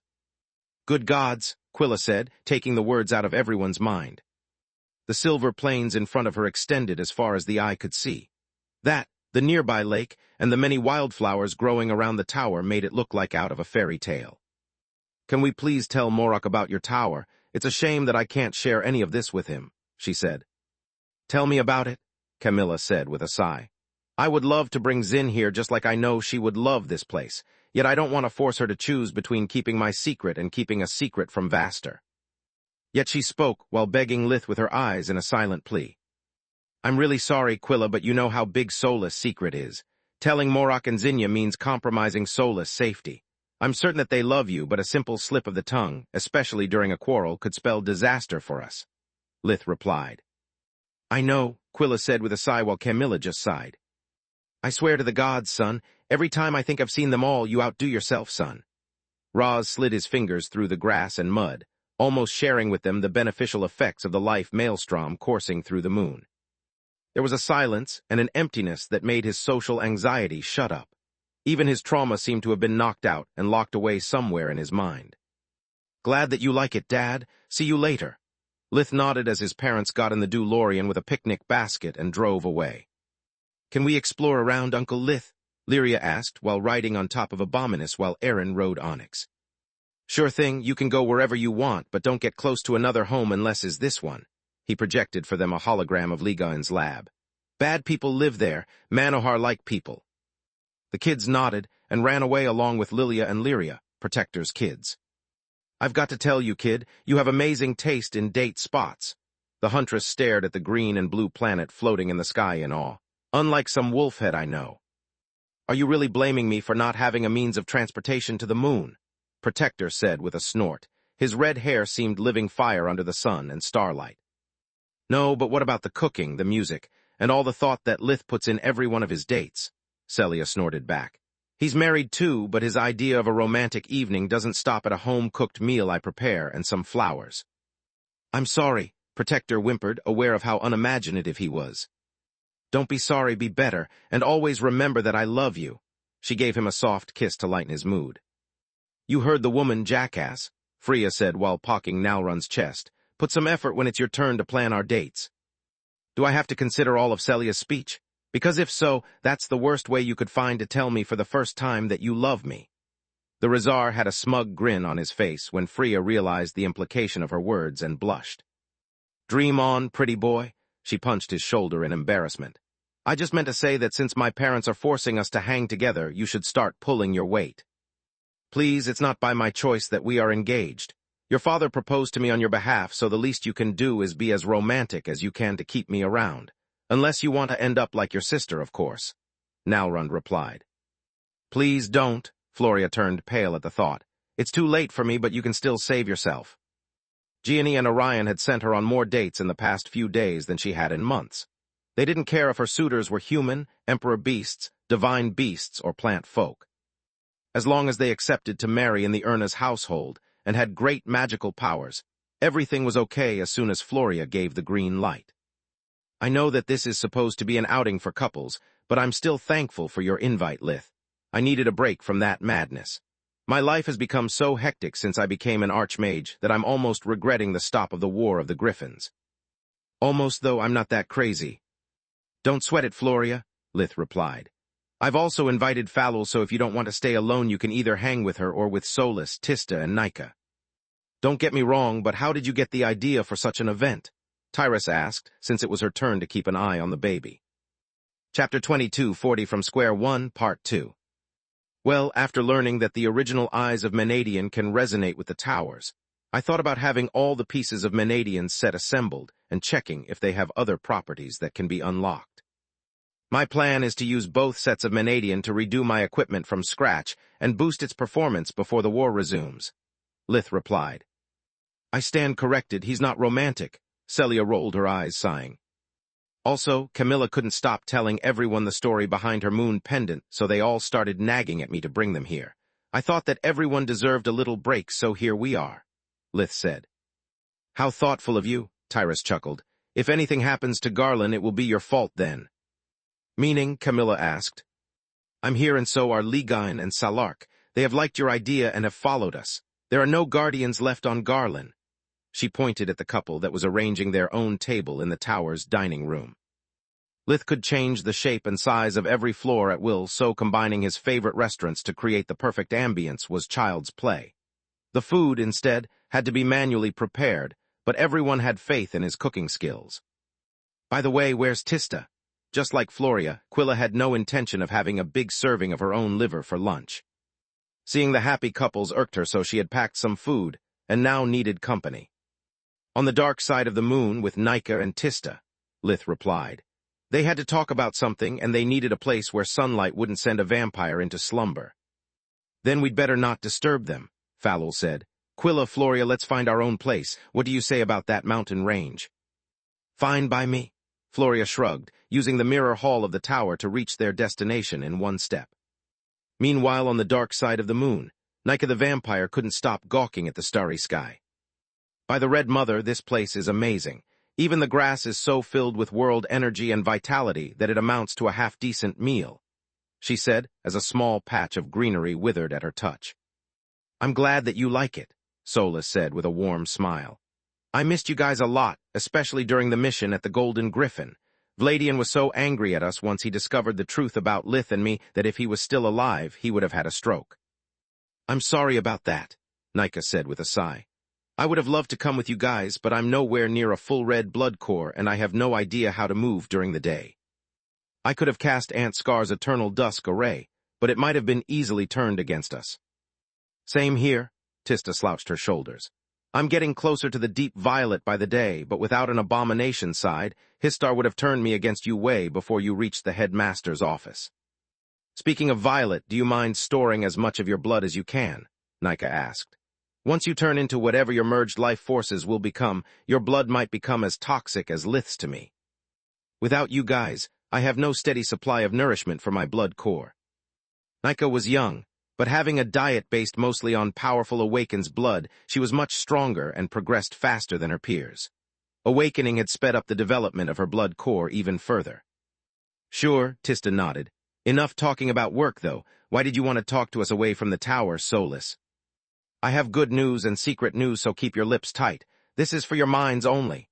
Solus created a mind link with them, sharing the recent events. The good news was about Camilla asking her to be a mom for the baby girl, the memories she had recovered from the painting, and the fixing of her relationship with Silverwing. The secret news was about the consequences that future fusions with Lith might have, and the fact that one had already happened without Camilla's knowledge. That's amazing. I'm so happy for you, sister, Nika said while hugging Solus. Even though your body can't have children yet, you are going to be a mother. She still considered her friend to be a fellow vampire due to the condition of Solus, life force, and the need to feed upon someone else's essence to prolong her existence. I honestly don't know what to say. Tista tormented her lower lip for a while before finding the right words. Look, I'm happy that you and Camilla have become so fond of each other that you don't feel threatened anymore by the role that the other plays in Lith's life. On the other hand, I don't know if taking such a huge responsibility is the right thing to do. You've been struggling for a long time now to find your own place in the world, to become your own person and make a life for yourself. Taking care of the baby sounds awfully like going back to square one. I see your point, but there's something you do know, something I didn't share with the mind link. Solus lowered her eyes, scribbling in the dirt with her finger. And why did you do that? Nika asked in confusion. There is just us here. The whole point of getting away from the tower is to have some privacy. If you don't feel safe opening up with us and half a planet away from Lith, you never will. A satellite? Solus mumbled, trying to avoid the topic. I beg your pardon, Tista asked. The moon is a satellite. Planets are bigger. If it was even smaller, it would just be an asteroid like that one. She pointed at a flying piece of rock about to enter Magus' atmosphere. For someone supposed to be a genius, sometimes you act really dumb. Tista grabbed her hand, showing Solus how dirty it had become and the mess she had made out of nervousness. If you don't want to talk about it, just say it. I'm sorry, it's just that's really embarrassing and confusing. Solus' cheeks flushed. You mean more than usual? Nika asked in disbelief. Solus was an ancient being, fused with a legendary magic tower, who also shared her life and body with another person of even more confusing origins. Life could hardly get more confusing than that. So much that I have trouble even admitting it to myself, Solus nodded. I haven't talked about it even to Lith, let alone Kami. Okay, now you are making me worry, Tista said. Is there something wrong with the tower? Yes, no, maybe. Solus clenched her gown in frustration. PNDAN0V1 her eyes wandered to the magnificent landscape surrounding them. Starlight reflected on the silver grass, making the dew sparkle like crystals and the flowers like gems, yet she found no beauty in it. Solus knew that once she said those words out loud, they would become more than just stray thoughts that she could ignore. Things would get real, and so would their consequences. Chapter 22, 41 Matching Sets, Part 1. The truth is that after the fusion, once Grandma told me that I wasn't pregnant, I felt sad when I was supposed to be relieved. It would have messed my life and Lith's marriage big time, yet despite all my logic, that's what I truly wanted. Solus finally said. An awkward silence fell between them as Solus searched for the words to express her feelings, and the others blinked dumbly at her. I think that deep down I'm really scared of losing Lith, that now that Camilla knows everything, our bond will weaken and will grow distant. Maybe in a dark corner of my head, I thought that a baby would have strengthened our bond again and given me a part of Lith that would only belong to me. Solus' voice was a whisper as if she feared someone might overhear her. Wait a second, Tista said. What do you mean now that Camilla knows everything? She already knew about all of my brother's secrets from the day she broke up with him. Also, why did neither you nor Lith tell her about the fusion and what it might cause in the future? Kami knew almost everything. Now the almost is gone, and there's no part of Lith's life that belongs only to me. Unlike Tista, Nika knew about Derek and caught Solus' drift. As for the fusion, we didn't tell her because their relationship was already a mess. Anymore, and it would have crumbled apart. The fusion might save our lives in the future, but if we tell Kami, she would live in fear of it and constantly put a strain on their marriage. I don't want them to break up, especially not because of me. Again. My problem is that my mind knows how complicated and toxic my relationship with Lith would be, but my heart doesn't give a damn. I'm stuck between a rock and a crazy place. I see. Tista had noticed that until recently Lith and Camilla had been awkward about each other, and even though she was curious, she decided to respect the privacy of the three of them. Well, my only suggestion is to hope that the War of the Griffins ends soon, and to use the time before the baby is born wisely. What do you mean? Solus asked.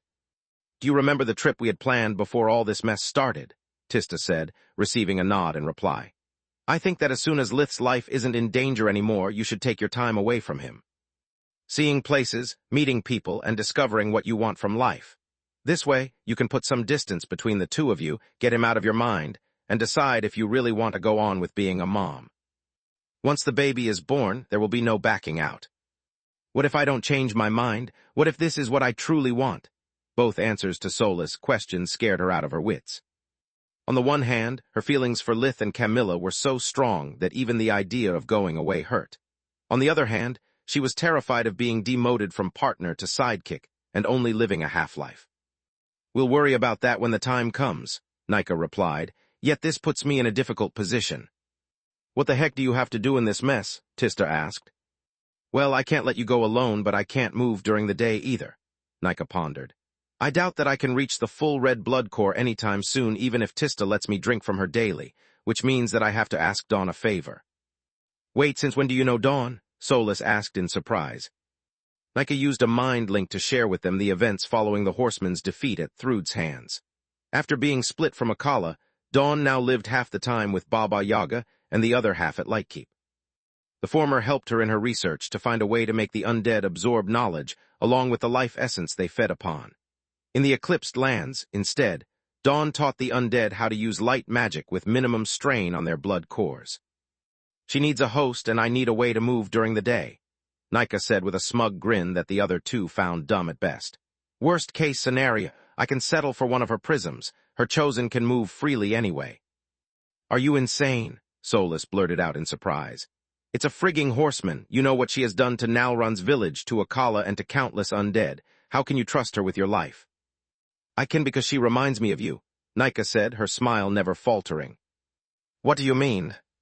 "Well, her mother turned her into an artifact. She bonded with a crazy man she's in love with, and she's trying to make the right thing even if it comes at great personal cost." Nika shrugged. "Sure, she has done a lot of bad things in the past, but I'm pretty sure that you too would have done the same if you bonded with the wrong person.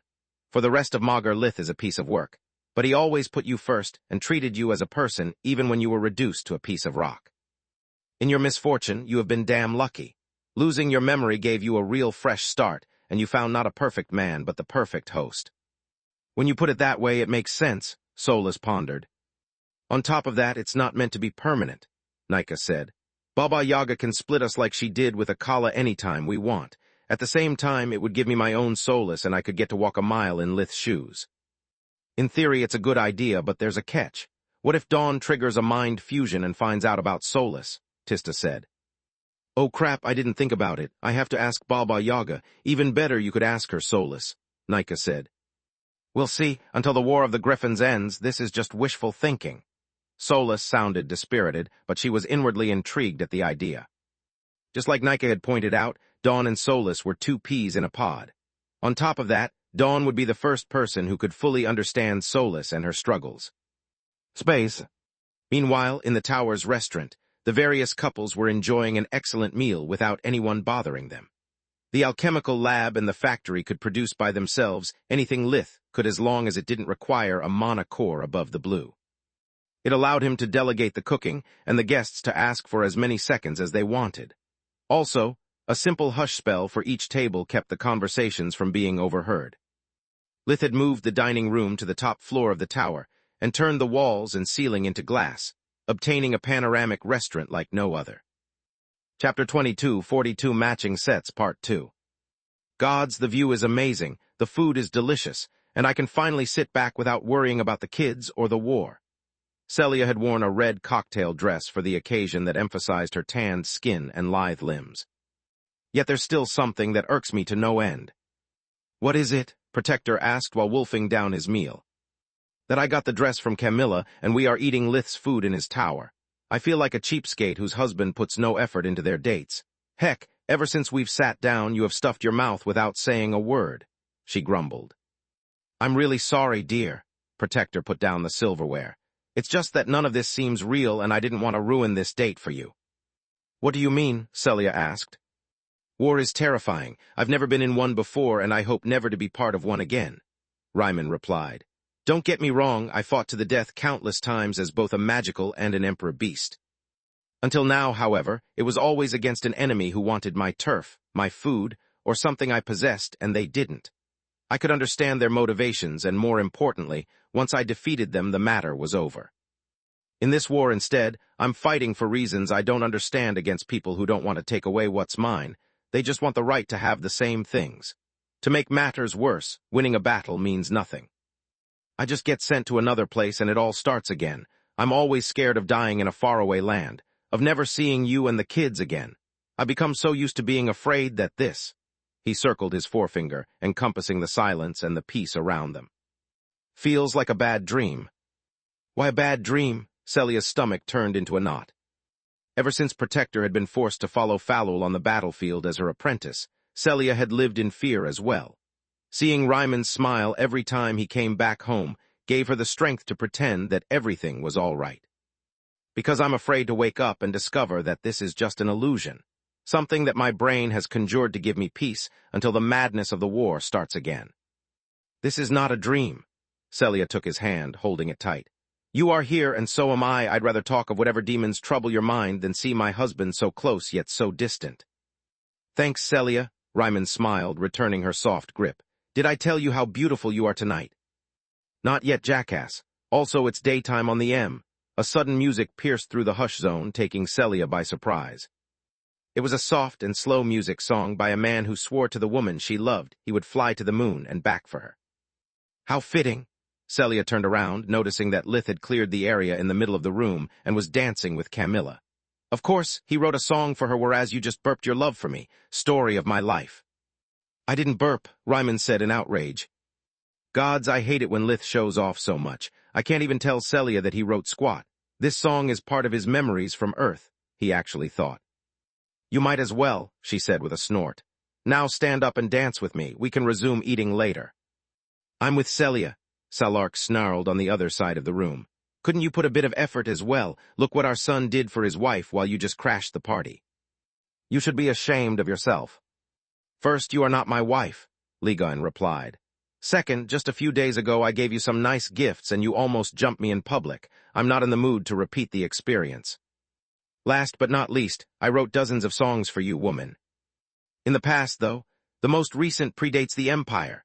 She stood up, forcing him to follow her on the dance floor where Celia was congratulating Lith and glaring at Ryman. Thanks, but this song isn't mine. I just fixed it a bit and played it by memory. Lith replied while sharing the original with Camilla via a mind link. See, Ligon and Ryman said in unison. I still love him for being honest about it and for dedicating such a beautiful song to me. It's just perfect, Camilla replied while fiddling with the moon pendant on her neck. Lith really did fly to the moon for me and gifted me a piece of it. You know what, old lizard? I agree with Camilla. She caressed her own necklace with pride before kissing him. Can I borrow your lab for a bit? Protector whimpered, while Celia glared at him with an intensity that could bore a hole in a mountain. He knew to be the one with the short end of the stick, and had to get rid of it before he got burned. Sure, Lith nodded. Can you give me a piece of moon silver, please? Protector asked Ligon. No problem. Sweet, be right. He tried to move away, but Celia stopped him. Let's finish the dance first, you insensitive jerk. Also, try to be creative for once. Camilla has the moon, Solus the star, and the baby the sun. I don't want a copy of something made for another woman. Sure, Ryman swallowed a lump of saliva, hoping for the music to last forever. It was just the right amount of time he needed. Space. Once everyone was done eating, dancing, and Protector had begged everyone for suggestions, the group took a long stroll on Lith's quarter of the moon. Later in the afternoon, he summoned everyone in the forge, while the non-mages took a nap, and the guardians returned to Garland. Let's see if we can trigger a resonance between the tower set of Menadian and the originals, Lith said.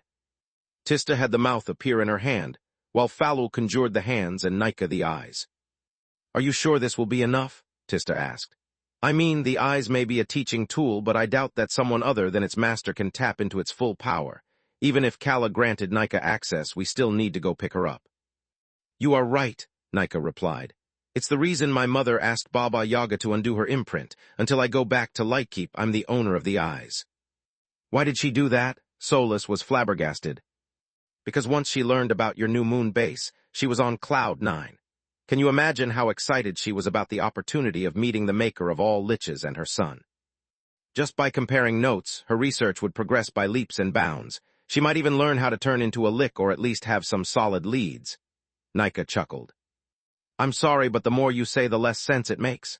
Lith shrugged in confusion. Why isn't she here? Chapter 22, 43 Valoran's Legacy, Part 1.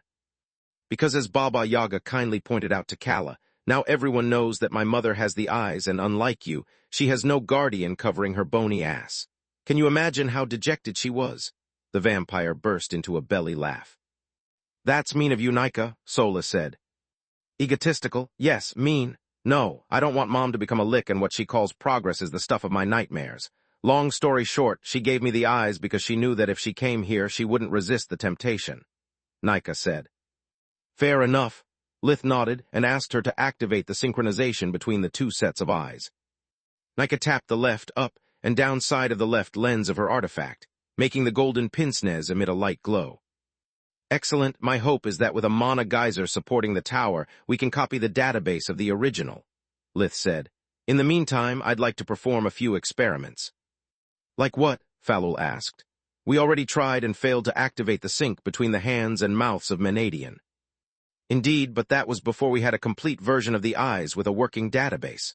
Solus pointed the eyes, and the Hydra to Nika, who nodded in reply. I see, you want to check if the eyes contains clues about the rest of the set, but why me? You could have done it yourself. Falul wore the artifact that changed its size to fit her to perfection. Because you are the only one who can make a decent comparison between Kala's and Solus' eyes. I need your 7 heads, please. Lith handed her another pair of glasses and activated the armory, sharing with everyone present the effects of the Sage Staff. Thanks to the Yggdrasil wood, their minds reached a degree of clarity and focus that bordered on genius. The staff wiped away any stray thoughts and pushed their brains to their limits. Gods, if I hate you, the Hydra grumbled and the others nodded. Data not found. What do you mean? Lith asked. Look for yourself. Falul looked at the hands and the mouths, obtaining data not found for both, and the scan started from 0%. How is this possible? Lith blurted out in surprise. How could Menadian know squat about her own stuff? If I may, Tyrus politely raised her hand and Solus nodded for her to continue. The tower had its memory wiped clean while the artifacts, despite their name, never belonged to Rifa. She gifted them to her apprentices and took care they never used them to uncover her secrets. Fuck me sideways, you are right. No matter how long Lith stared at the artifacts, the scan was stuck at 0%. Menadian must have implanted safeguards. Falul. You bet she did. My mother was a damn genius, not a moron. Solus puffed her chest out with pride. Confirmed. The Hydra had shapeshifted into her 7-headed hybrid form to share the burden of the tower's eyes with her 7 brains. The new scan started at 0% as well, but it's progressing. Excellent.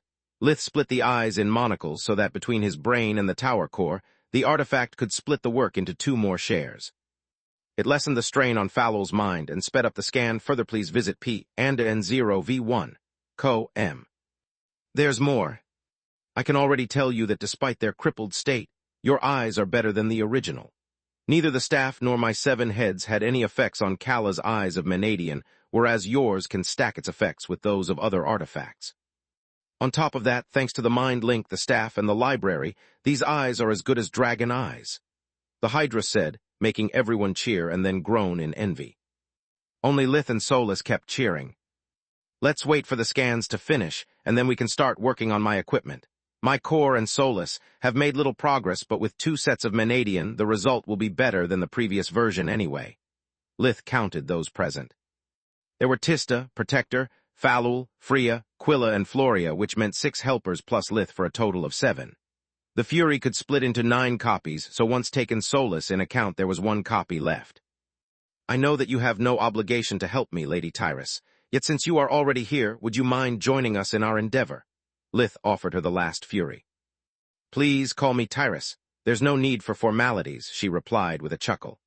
I have already spent more time with you than with most of Valorin's descendants, and will spend a lot more until the baby is born. As for your request, why should I agree? You call Grandma the god of Forgemastery and Grandpa the god of wisdom. You should ask them. I have no reason to help you. Grandma already does a lot for me on a daily basis. She recycled my stuff with creation magic and has even left body doubles of my family in her palace. This way, no one will wonder where everybody has disappeared.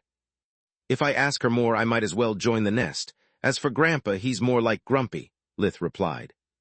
I resent that. Ligon's voice echoed in the tower even though he was in the Empire. I'm stealing that. Salark's laughter resounded from the desert just as clearly. As for you, I'm thankful for your help with the baby, but that's something you decided on your own the day you took the oath to protect my children. I didn't ask you for it, so I owe you nothing, whereas you are indebted to me. Lith ignored the other 2 guardians. How so? Tyrus tilted her head in curiosity, her smile never faltering. You created the Seaful set that Arthan copied. It's only because of you that Thrud has access to Guardian-level equipment. On top of that, even though she's incapable of crafting more, she used the Arthan set as the foundation for her work. Lith replied. From her generals to the last of her foot soldiers, her whole army is equipped with enchanted items that she has derived from your work. Sure, they are nothing compared to the original, but Thrud updated the old runes and combined her expertise, Linea's royal forgemastery, and dozens of awakened legacies to make up for it. It's because of you if a poor, almost 20-years-old Tiamat has to face enemies wearing such powerful equipment. I say that giving me a hand is the least you can do. I'm fighting for your kingdom after all. Before I give you my answer, I need to know if you're going to share your forgemastery techniques with the kingdom. After all, you are a Magus and I'm the first queen. Once you show me your magic, why should I keep it a secret? Tyrus accepted the fury, testing its grip and appreciating its balance. No, I'm not, Lith shrugged. I got my title by sharing other knowledge, and per the law you and your husband wrote, not even the first queen can force a mage to reveal the fruits of his hard work. Chapter 22, 44 Valoran's Legacy, Part 2. On top of that, I'm not asking the help of the first queen, but of Tyrus, the guardian who crafted the Seaful set before the kingdom was even founded. You promised to protect my child, and yet you put her father in danger. As I see it, you owe me and her, Lith said. Order and chaos, you are as sly as you are cocky. Tyrus broke in a peal of silvery laughter that complemented her beauty like a clear sky does the sun. Sometimes I wish that Valoran was more like you and less like himself. More down to maugre and less righteous. She sighed in nostalgia as images of her late husband filled her mind, yet there was no grief or pain in her voice. It had taken the Guardian a long time, but she had finally moved on with her life and accepted the death of Valoran the First. Fine, I'll help you, Tyrus nodded. Great, we could use Life Maelstrom, too. Don't push it, kid. Tyrus' voice turned cold, snuffing the light of greed from Lith's eyes and cutting him short. You misunderstand, I was talking to Solus. Lith lied through his teeth, making the Guardian laugh again. The moon is full of Life Maelstrom. Can you tap into it with the tower, Solus? You wish, she said with a sigh. I tried and failed countless times. The silver lining is that the moon has a much greater density of world energy than maugre. It should give us a significant boost in the crafting process. While we are at it, I never visited the tower since its reappearance, Tyrus said. Do you mind giving me a tour after we are done? I'm curious to see what changes the tower has undergone after bonding with the two of you. Lith and Solus exchanged a dubious gaze for a split second before turning around. Sure, why not? They said in unison as her eyes turned black and his became golden, indicating that the decision had not been easy to make. That was creepy and rude, the Guardian said, and everyone nodded. Yet I appreciate your kind gesture. I won't use my bloodline abilities for you, but I won't hold back either. Tyrus held the fury by the end of the grip with her left hand, while she passed the index and middle finger of her right over the whole length of the hammer, as if she was caressing it. Except she was. The fury answered her touch by humming with power, and the countless runes that Salark had engraved on its surface became visible again. The enchantment formed several concentric magic circles around the fury, both amplifying and holding the energy that crackled along the hammer. What the heck did you just do? Lith asked in amazement. The Guardian had yet to emit a single spark of mana, yet the fury was bursting with power like never before. I awakened the power core, she shrugged at the question. You can do that? Solus had to collect her own jaw from the floor. Anyone can, Tyrus shrugged again. I mean, the difference between a mana core and a power core is paper thin. Take a look at my fury with your eyes. Don't mind if I do. Falul used the tower's artifact to study the phenomenon. She discovered that now the fury had a vigorous mana flow that started from the power core and spread throughout the hammer. Tyrus, fury was identical to the other copies, but the difference between them was the same as that between fake mages and awaken. Please visit P and N0V1. Co. M. Judging from your reaction, I guess that Salark never showed you this. The Guardian snapped her fingers, and the artifact returned to normal. No, Solus shook her head. Should she? Yes and no. Tyrus' reply confused them even more. Yes, because Rifa used this technique. No, because it didn't belong to her. This is something that Valoran the First discovered after I gifted him the Seaful set. Seeing that everyone was staring at her with their mouth open, she chuckled. N0V1 come on. It's the natural development of blade magic. Once you learn how to use power cores like your own core, what stops you from awakening them as well? She has a point, Falul tormented her lower lip. Yet I've never heard of awakened weapons, not even from my mother, and she was one of Valorin's companions. What's the catch? First, awakening a weapon requires to have it fully purified from impurities, or it would act no different from a living body and explode, Tyrus said. Second, an awakened weapon receives a boost in power at the price of shortening the duration of its energy reserves. Unlike a real awakened, an artifact has no breathing technique to recover the power lost by going all out. That's why Davros and elemental crystals are so important. Even adamant and white crystals need quite some time to recover, just like you rest to reset invigoration's effects. So what you're telling us is that awakening a weapon is of little use in battle, Quilla said, after pondering the Guardian's words. Exactly, Tyrus nodded. Awakening your weapon can give you the upper hand, but if your enemy retreats or buys time, you risk reducing your equipment to an empty shell when you need it the most. In the forge, instead, you can take your time between the various preparatory steps to recharge the hammer, and awaken it only during the crucial steps of the forge-mastering process. There is only one instance when it's worthy awakening your weapon in battle. While casting blade tier magic, Lith said, receiving a gentle smile and a nod of approval in reply. Because you are going to deplete the energy of your equipment anyway, so the final result doesn't change and awakening empowers your spell. The question is, how do you do that? Floria, Lith, and Solus were capable of using blade magic, so they tried to awaken their weapons, but to no avail. That's for you to find out. As I said, I'm not going to hold back and you are free to study my technique, but I'm not going to teach you. I'd say that between helping you to reforge your equipment and revealing to you the existence of weapon awakening, I'm doing enough already. Lith cursed his inability to dismantle war, and so did everyone whose equipment had been forged by Orion or other means.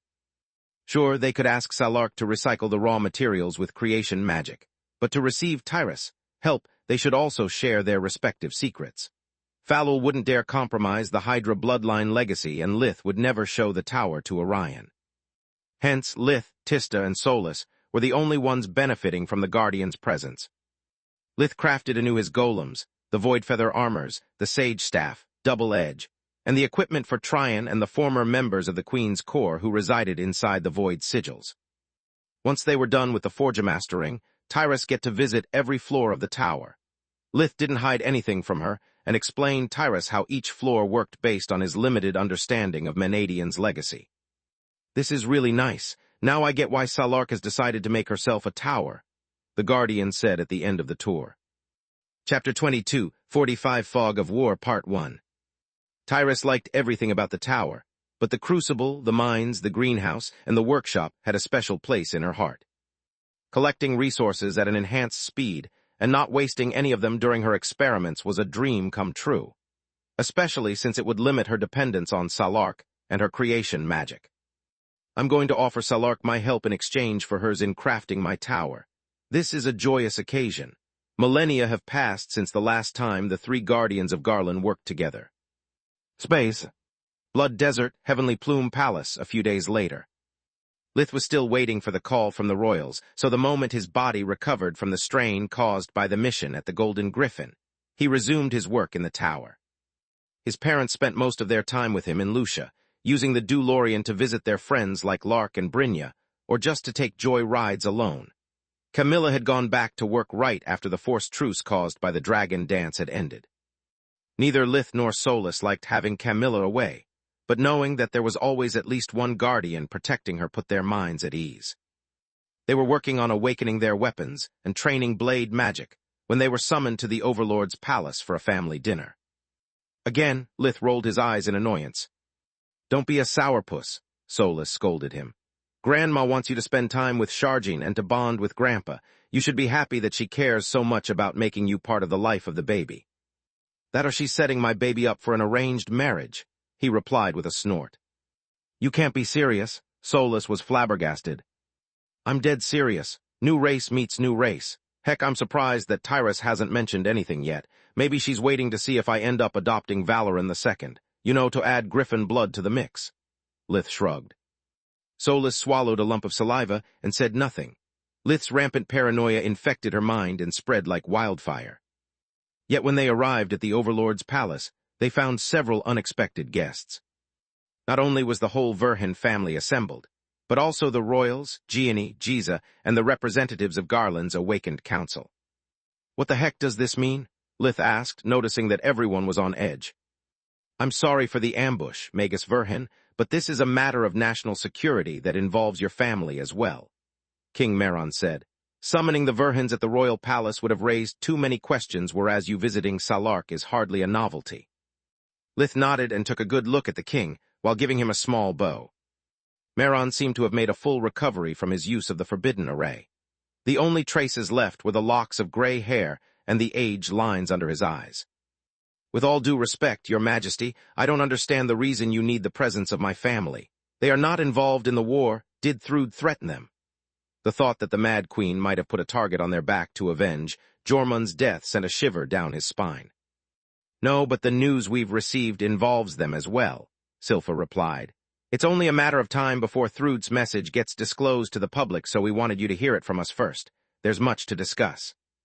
"What about Lady Jernoff and Gianni?" Lith asked.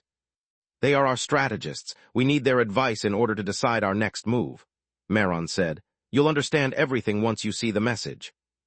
Salark took care of making Alina and Raz sit first, serving them a blend of tea with powerful nerve-soothing effects. Then, once everyone was ready, the queen put her communication amulet at the center of the table. The blue gemstone conjured the hologram of Thrud, torturing the dead king to her heart's content. Orpal and Knight were fully equipped and fought tooth and nail against the Mad Queen, who only wore a shirt and pants. Yet their body would be ripped apart over and over. Whenever Knight failed to regenerate their form quickly enough, Thrud used Baba Yaga's spell to attack the crystal's very core. She brought the horsemen 1 inch from death before allowing them to recover. Orpal cried and begged, but Thrud was relentless.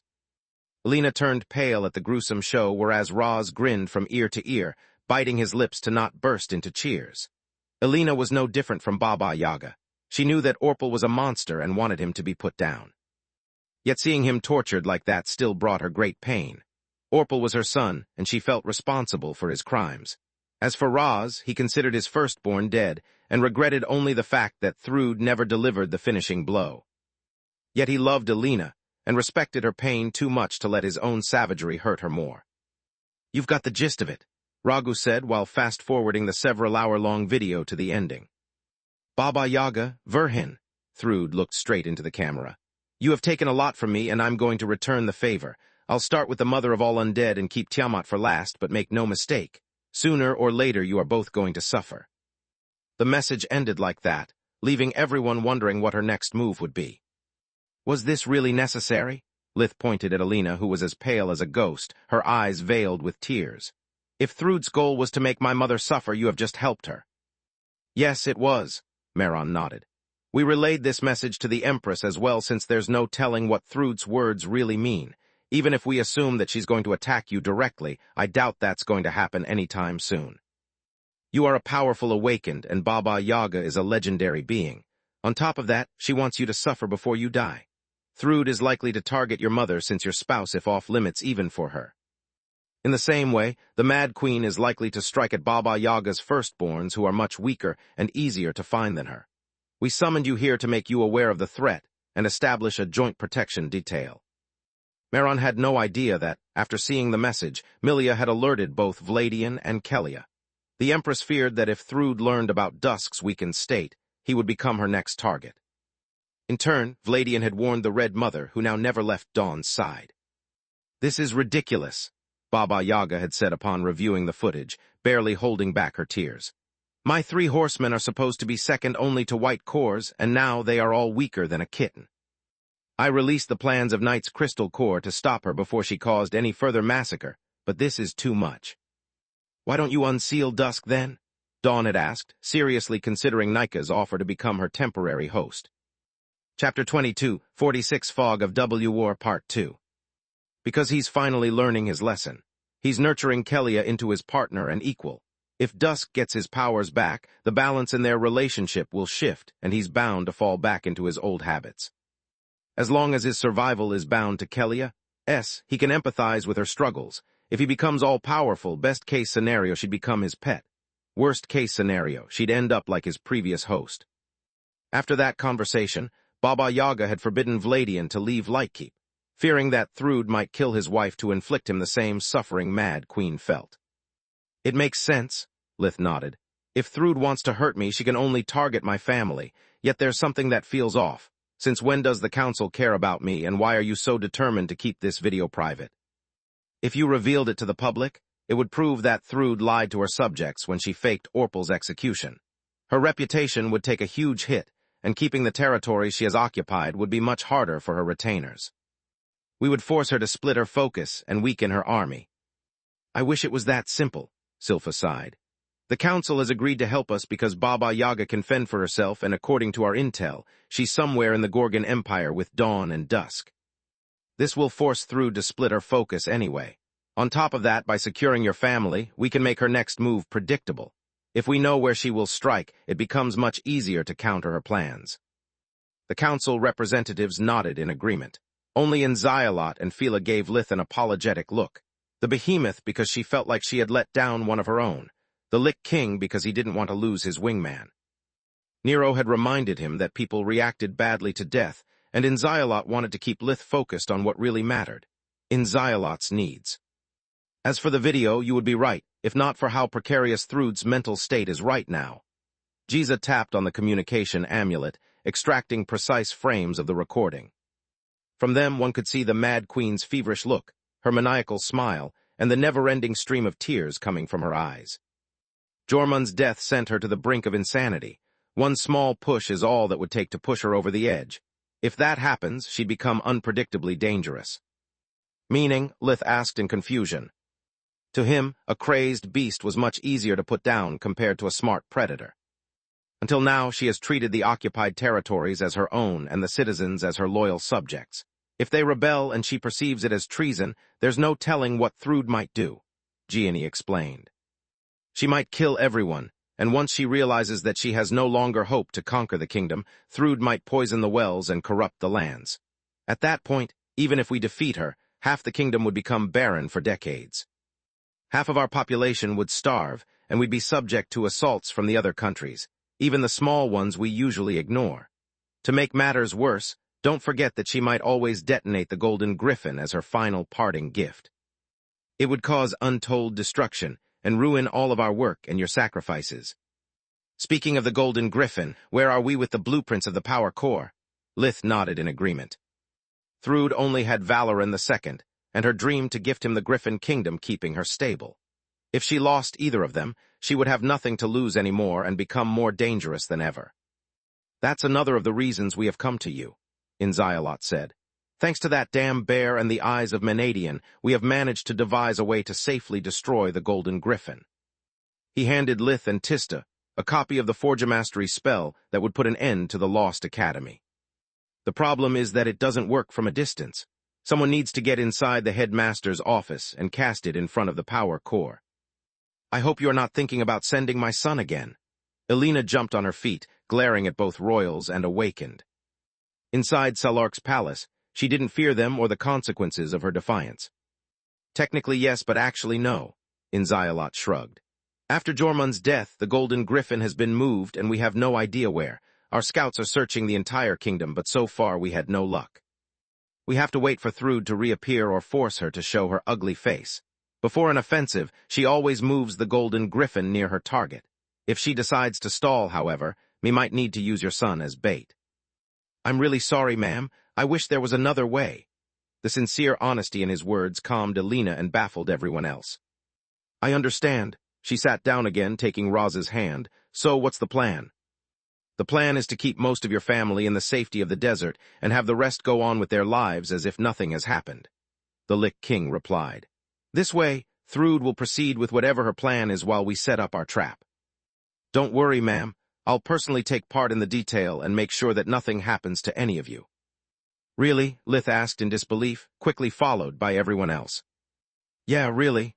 Inzialot looked at Lith like he was an idiot. Why is Scourge acting so surprised? He was the one who suggested I pretend I give a damn about others and make seemingly heroic efforts in the war. After their meeting on the moon, the Lich King had performed a quick survey to check on the public perception of his personality. You are an asshole, Nero his house cat had said. Definitely an asshole. Zalgrish had stared blankly for a while before understanding who they were talking about, yet Ratpack had instantly nodded in agreement. "You are," Apep had rolled his politeness check, failing it. "An insufferable piece of shit. If I didn't need your help, I would have killed you 1,000 times over. You are a good kid. Now go playing and let mommy work in peace." Aeln had patted his head before turning around and resuming her experiments in the lab. "This can't be right," Inzialot had said in horror. "I've always behaved like an upstanding man and a genius mage. How could people have such a bad opinion of me?" "What about me?" Aeln asked. "You are my mother. It's your duty to like me and tell me nice things," he replied with a scoff. "I asked your opinion solely to make sure that a positive response in my experiment is possible and that the parameters set are correct. What if I answered like the others? Then it would have meant that I had ended up in a parallel dimension where everything is mirrored. Good is bad, nice is obnoxious, and so on. It would have been exciting since it would have proved my multiverse theory." Inzialot sighed. Chapter 22:47 First Strike, Part 1. Now for the real deal. Inzialot had pressed Ragu's rune, which had blinked for several seconds. Only when the human representative was certain that the gods had ignored her plea and that it wasn't a butt call had she answered. "What do you want, asshole? I'm busy." "Oh dear." Inzialot had hung up the call in shock, realizing that he had work to do and for once not in the lab. The good thing about having such a terrible reputation is that it doesn't take much to make it better, he thought while studying Alina's reaction, along with that of the other council representatives. "I'm okay with the plan." Lith's face was twisted to the point that he seemed to be puking each word. "Yet I demand royal guards, council elders, and at least 3 emergency warps available at all times. If anything happens to my family, I won't need my deal with the kingdom anymore. At that point, I'd rather move to the desert and help Overlord Salark to get rid of Thrud the moment she is done wiping you out." Salark nodded in agreement, and the others flinched. The Tiamat's importance in the war was nothing much. He could only be in one place at a time, and the council was full of people who fought better than him and had much more experience in every field of magic. At the same time, his presence was of paramount importance in order to get rid of the Golden Griffin. He was the only free man who had reached the headmaster's office twice and lived to tell the tale. On top of that, based on Vladian's report, Lith's abomination side had been crucial in both reaching the power core of the Academy unnoticed and dealing with Thrud's forces. The firstborn vampire couldn't mention solace, contribution, so he had given Lith all the credit for subduing Histar and killing Jormun. "Then we have a deal." King Meron shook Lith's hand, followed by the council representatives. They were aware that without his help, even if the Mad Queen fell into their trap, they wouldn't have anyone capable to deal the finishing blow. If anything happened to Verhin's family, the War of the Griffins would only end with their defeat. Space. Griffin Kingdom, capital city of Valoran, a week later. Much to everyone's surprise, even after the resuming of hostilities, there was no trace of either the Mad Queen or the Golden Griffin. Lith had resumed his job on the front lines, recapturing border cities alone and easing the pressure on the regular army. He and Vaster had dealt several blows to Thrud's forces, and for once the kingdom was gaining more ground than they were losing. Yet it wasn't duty that had brought Lith to the capital of the kingdom. He had gone there to celebrate his latest victory with a friend and catch up with him. "Lith, my boy, I'm really proud of you." Professor Vaster toasted at their respective victories and Lith's latest deal with the royals. "You have managed to make both Griffins sweat. They have learned the hard way to fear and respect you." They were having lunch at the Griffin Peak, one of the best restaurants in Valoran. It was located atop one of the highest buildings in the city, and it was famous for its excellent food and the panoramic veranda. "Thanks, Vaster, but I can feel that something is off," Lith replied while clinking their glasses. "I understand grief, but Thrud has always proven to be a pragmatic leader. She has no idea of the reason we infiltrated her headquarters, nor of what we gained from it. Disappearing for so long is a dumb move and completely out of character." "I hear you," the master nodded. "During my latest trips, I noticed a distinct lack of divine beasts. Even once the alarm resounded, they never sent more than one instead of the usual 3. Can we please move to a less disturbing topic?" Zinnia grabbed his shoulder, cutting him short. "It's the first time in a long while that I get to have the 4 of us in the same room, and I'm sick of hearing about the war." "I'm sorry, darling, but it's not my fault. Lith always stays in the desert or has a guardian joined at his hip. Either way, it's not the kind of company that I can afford without compromising my line of work." Vaster replied. Thanks to the many arrays that the Griffin Peak employed to ensure the privacy of their customers and those Vaster had placed himself, there was no risk of being overheard. Wait a second, does Zin know about your side job? Camilla asked, her eyes wide in surprise. Not everything. Vaster shifted uncomfortably on his chair. I told her about Gianni's research group, my children, and our goals. And that's more than enough for me, Zinnia said with a warm smile. Zager has the right to his privacy. Our marriage is recent, whereas he's been working on the project for decades. Whatever it is, I trust him enough to know that it can't be anything nefarious. I hope that sooner or later he'll trust me enough to share the details with me, but I'm not going to pressure him into it. All that matters to me is that he's happy, does a job he loves, and that he doesn't cheat on me.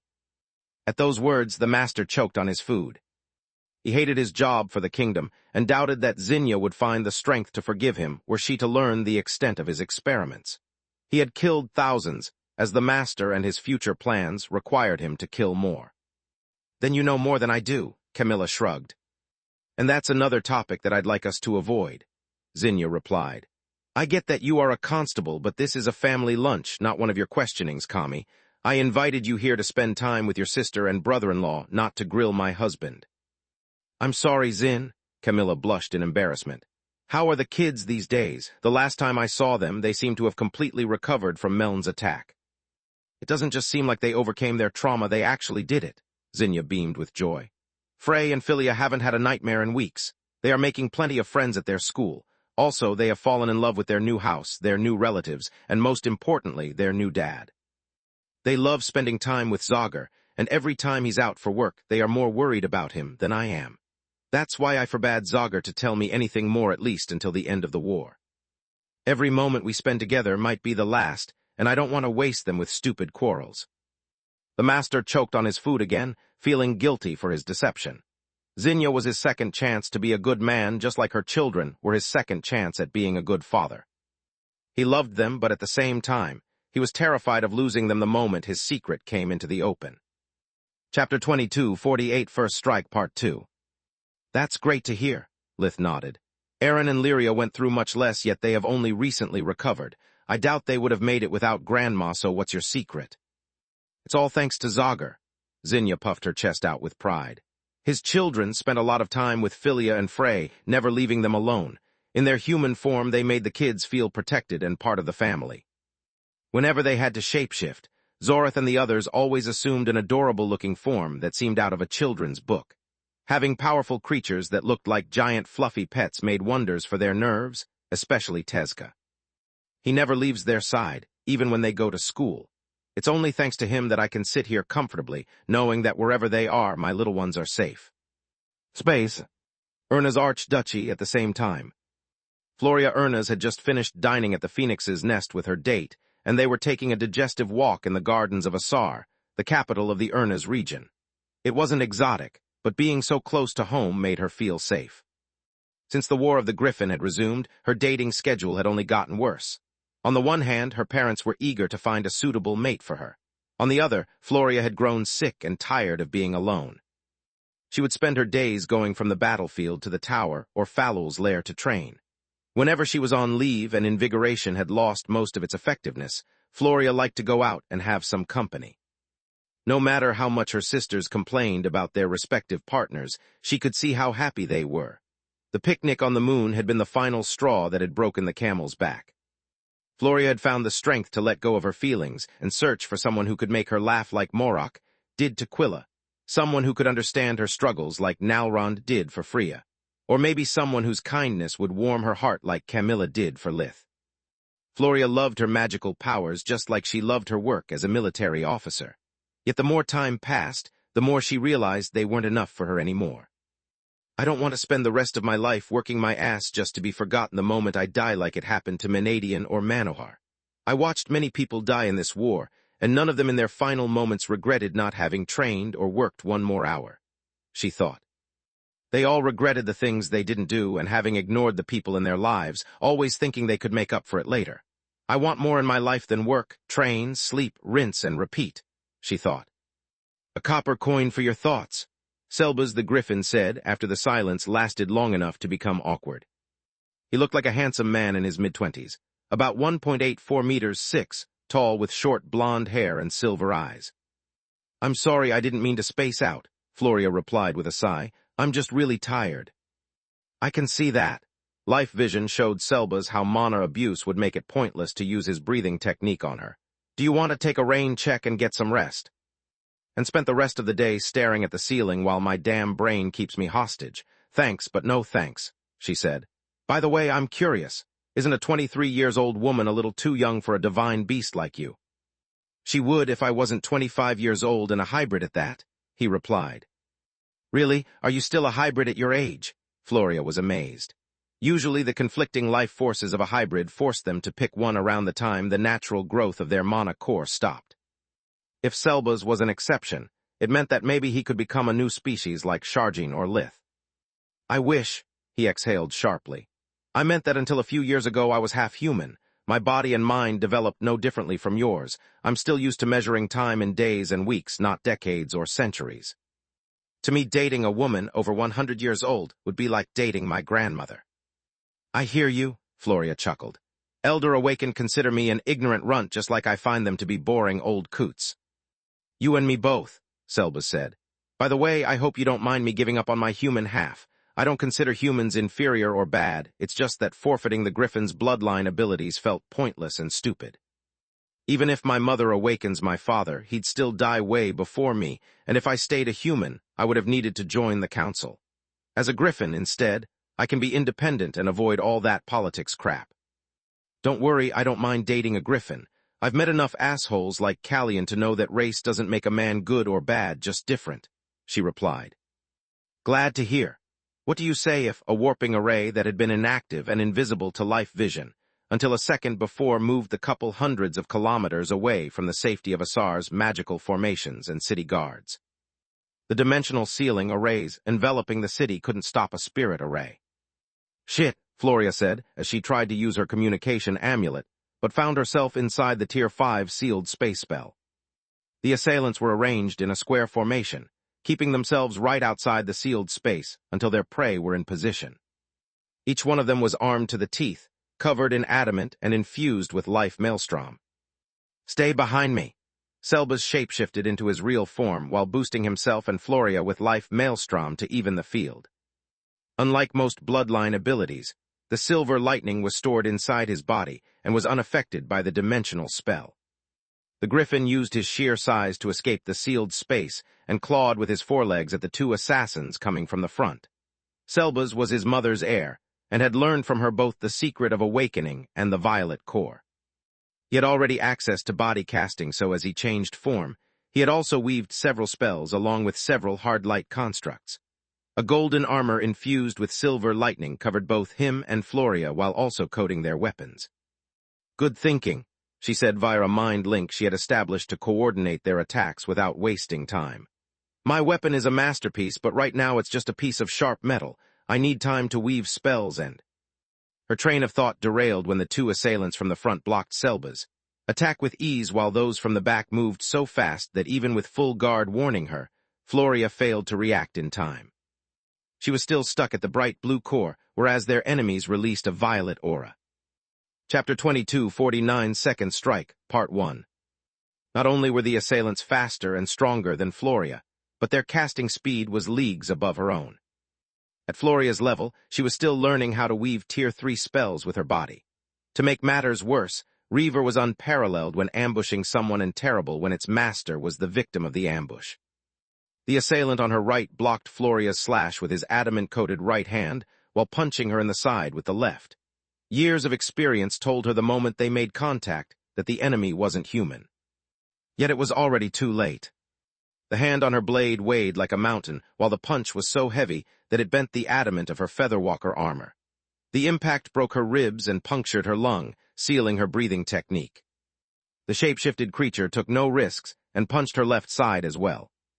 Even though she had a healing spell in her magic holding ring, Floria had taken so much damage that, when she activated it, she fainted from exhaustion before her lungs recovered enough to use invigoration. At the same time, the assailant blocking Selbas' right arm grew in size, turning out to be a 7-headed dragon. "Nothing personal, kid," Uffil breathed origin flames from all of his mouths, burning the griffin's body mana and the life maelstrom empowering him. At the same time, the assailant blocking the left arm transformed into a Sekhmet, stinging Selba's back with her tail. The acid dug a hole through the adamant armor protecting the griffin and reached his spine. Selba's fell to the ground, his body paralyzed from the waist down as he screamed in agony from the violet flames that now ate at him inside and out. Target E acquired. I repeat, target E acquired, the creature holding Floria's limp body said in a communicator amulet. Copy that, Thrud's voice replied. One of you bring the package to the nest. The rest will remain on standby. Target V has yet to be acquired. What about him? Do we kill him? Uffil pointed at the agonizing griffin who was still struggling to survive. And risk antagonizing an entire griffin bloodline, Yada replied with a sneer. We already have trouble facing the joined forces of the kingdom and the council. The true queen has no need for more enemies. A wave of her paw extinguished the origin flames and healed Selba's enough to ensure his survival, but not enough to resume the fight. I'm sorry, kid, but this is war. Unless you think that a woman you barely know is worth the risk, you'd better stay out of it. Then she healed the griffin completely, and exhaustion made him faint. What if he's a romantic idiot and gets involved in the war anyway? Uffil hated leaving a witness alive, but Yada outranked him. If he does, then it will be him attacking us, and if we kill him, it will be out of self-defense. Yada sighed at the dragon's hot-headed naivety. This time he was an innocent bystander. If we killed him, his bloodline would have hunted us down. If he looks for trouble and dies in the process instead, no one will care. War is a dirty business, Uffil, but that doesn't mean we have to make it even dirtier. Space. Duchy of Esseger, outside the Eofel school, on the way to Zagar Vaster's home. Life at school was difficult for Zinya's children, but especially for Philia. She was older than Frey, and she had always attended schools for commoners. Compared to her schoolmates, she was uneducated, crude, and painfully oblivious to many things that were supposed to be second nature to noble kids. Philia had reached 12 years of age, the moment when a youth with great magical powers would enroll in one of the 6 great academies. Noble children with mediocre talent would get admitted into a minor academy, but with her orange core, Philia couldn't do that either. To make matters worse, she was Vaster's stepdaughter. Everyone knew that her real father was an executed criminal, and her mother an alleged gold digger. With no parent to be proud of and her family lacking a single speck of magic or blue blood, Philia was the perfect target for bullies. At least until they met her pet, an odd red hybrid between a wolf and a fox. The creature was as big as a pony, but what terrified any sane person with a shred of survival instinct was his smile. After looking Tezca in the fangs, no one wanted to repeat the experience. He had no need to talk or make threats. Anyone looking in his big, round eyes could see a whole graveyard filled with his dead enemies and a freshly dug hole ready to accommodate a new guest. Vaster had gotten permission for the pets to follow Frey and Philia everywhere and take part in the lessons. The headmaster wasn't really happy with it, but refusing a favor to the archmage, who was also the ruler of the land, usually led to early retirement. No noble or mage wanted to make an enemy of the professor in charge of the light magic department of the White Griffin.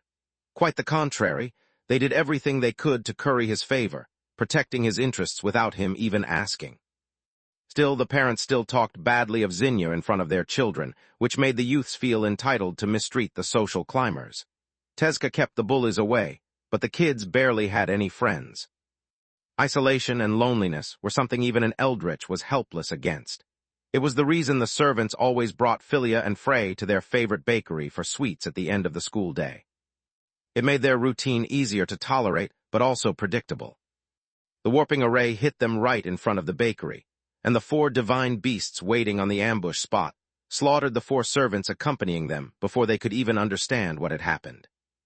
I don't want to kill fellow beasts unless it's strictly necessary, Lyri the Thunderborn said, her body bursting with bolts of silver lightning. Give us the kids and no one will get hurt.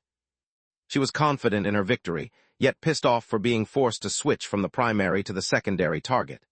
The initial orders had been to kidnap Zinya, but she would rarely leave the Vaster mansion without her husband. When she did, whoever came close to her, even the Forgotten, would find themselves paralyzed in abject terror. Thrud had conducted a full background check that confirmed the readings acquired with life vision by her field agents. Zinya Yavel Vaster was a human woman with an orange core and no magical training. She wore no cloaking devices, and the only enchanted items she possessed were means for self-defense. Everything from her backstory to her bearing fit the bill of a helpless woman until it didn't. Emperor beasts, divine beasts, and mindless slaves alike would freeze the moment they tried to touch her and use invigoration to study her.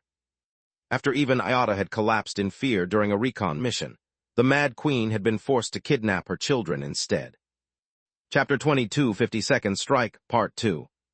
It was a huge gamble since there was no way to tell if Highmaster Vaster cared enough for them to fall into her trap. Yet it was all Thrud had, and it had to do.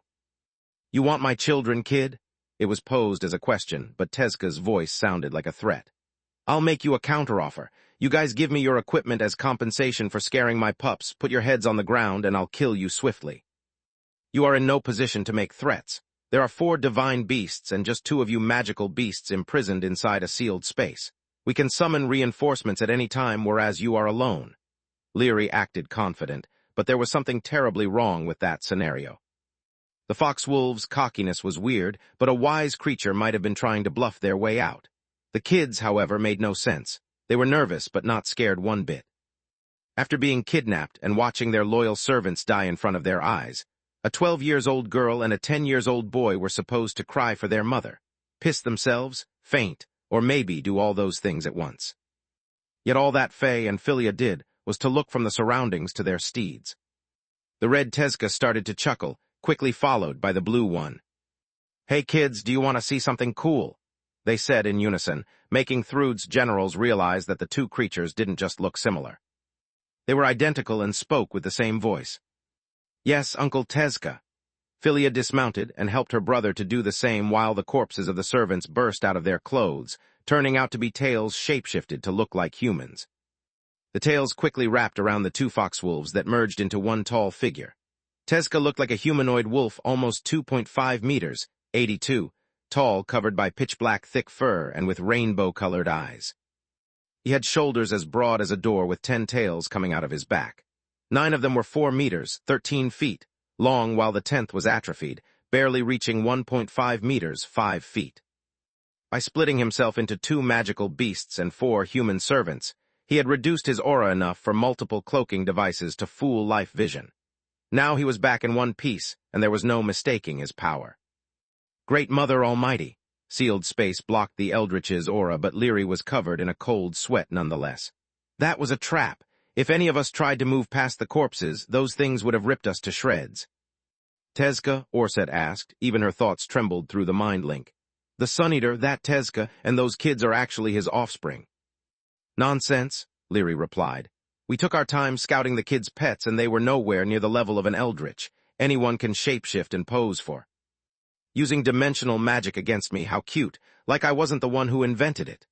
Tezca knocked at the emerald wall with his fingers, unaware of their conversation. Then he released his aura, producing a burst of black and golden light respectively from his black and warg core. The raw pressure they exerted on sealed space cracked the spell in several points, forcing the divine beasts to fix it. Alas, Tezca really was the inventor of dimensional magic, and he predated the Guardians. His aura attacked the focal points of the spell, making it crumble in spite of the combined efforts of Thrud's generals. Sealed space fell apart, and the black-golden aura reached the divine beasts. The Tezca clone hybrid Lith had fought in Mikosh was a newborn who could barely match a blue core. Back when the Filgja had fought Orpal, his body had yet to stabilize, bringing him barely past the bright violet. After months of training and undergoing the Master's experiments, he had finally regained his full power. The golden light was now capable of countering the black core to perfection, allowing Tezca to unleash the full power of chaos without harming his body. "Don't falter," Leary could see her companions trembling now that they knew the identity of their enemy. "He's just magically stronger than us. We are physically leagues above him. Also, he can't leave the children." The other 3 divine beasts nodded, weaving their respective bloodline abilities to ensure their victory. Orsat shapeshifted into a red griffin and unleashed a burst of life maelstrom to increase the strength of their cores, bodies, and equipment tenfold. Ophius assumed his Quetzalcoatl form that resembled a snake over 50 meters, 165 long. He was covered with sky-blue feathers instead of scales and had a set of feathered wings coming out of the middle of his spine. He used Doomtide to strip the world energy from their surroundings, neutralizing elemental spells and leaving any creature incapable of using spirit magic helpless. With the magical gap gone and the physical gap dramatically in their favor, the four divine beasts moved on to the offense. Lyri and Orsat charged at Tezca, while Ophius and Remo, the fire dragon, aimed at the kids. "Nice trick, now it's my turn." Tezca snapped his fingers, making the Davros of the Sun Eater armor coat him, and the endless night blade appear in his hand. At the same time, 6 of his 9 tails started to spin around the children, and their tips opened, releasing the spells they contained. Only the atrophied spirit tail was useless, but the others were enough. Suddenly Philia and Frey were enveloped in a living tornado of fur and magic. Ophius and Remo failed to stop in time, and the part of their colossal bodies that had entered the storm burned, froze, rotted, and fell apart at the same time. "This is impossible," the fire dragon thought. "Cursed elements are supposed to be incapable of being used together. Also, where the heck did he take the elemental energy necessary to cast 6 Tier 5 spells?"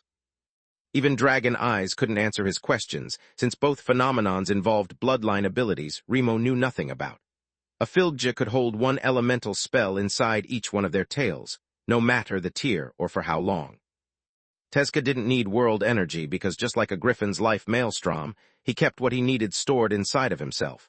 On top of that, after fusing with his warg half, he had learned how to imbue his body with the cursed elements, releasing them 1 bit at a time.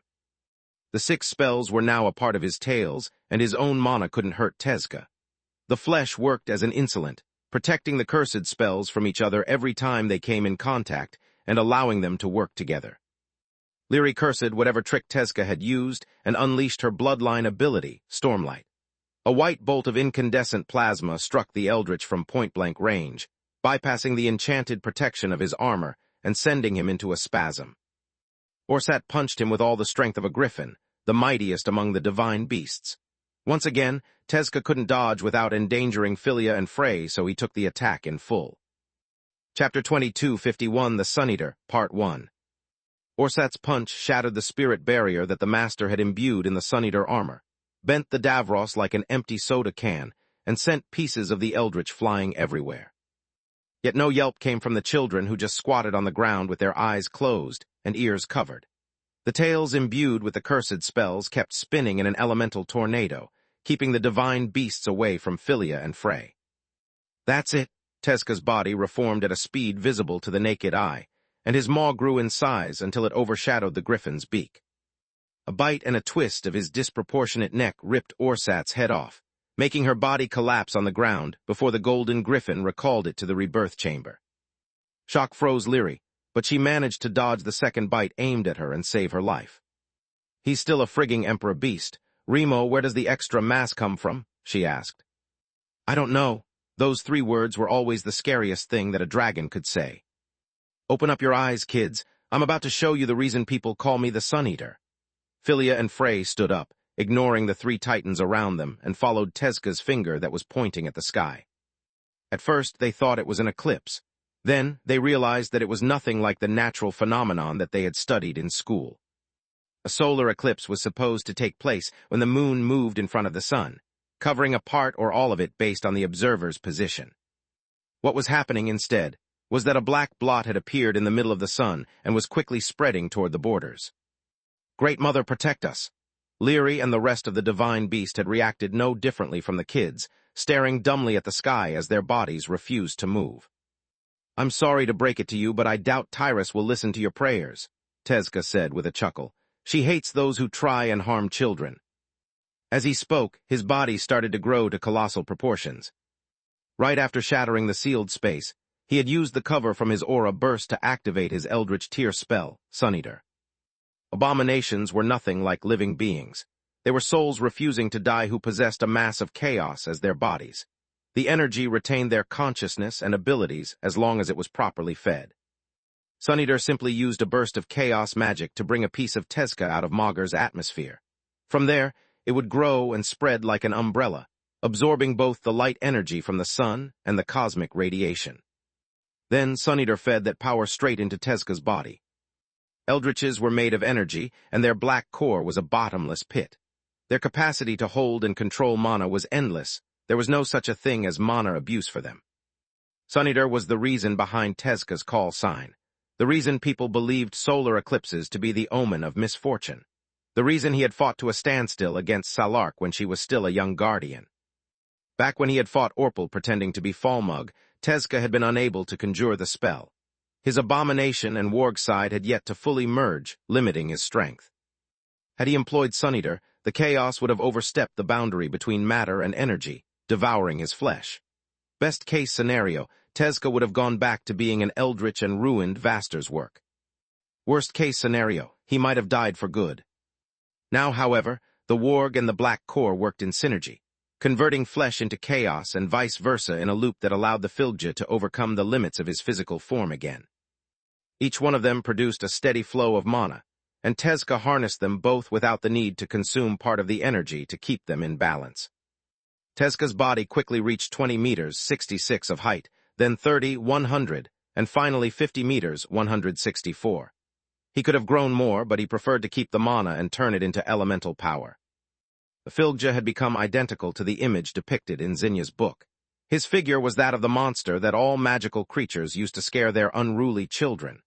Tezca was the legendary beast who devoured the sun and whose shadow killed everything it touched.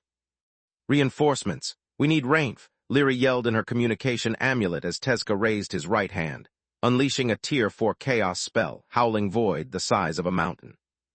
The entropic energies swallowed both the Thunderborn and the tons of adamant protecting her, leaving behind only sparkles of light and silver.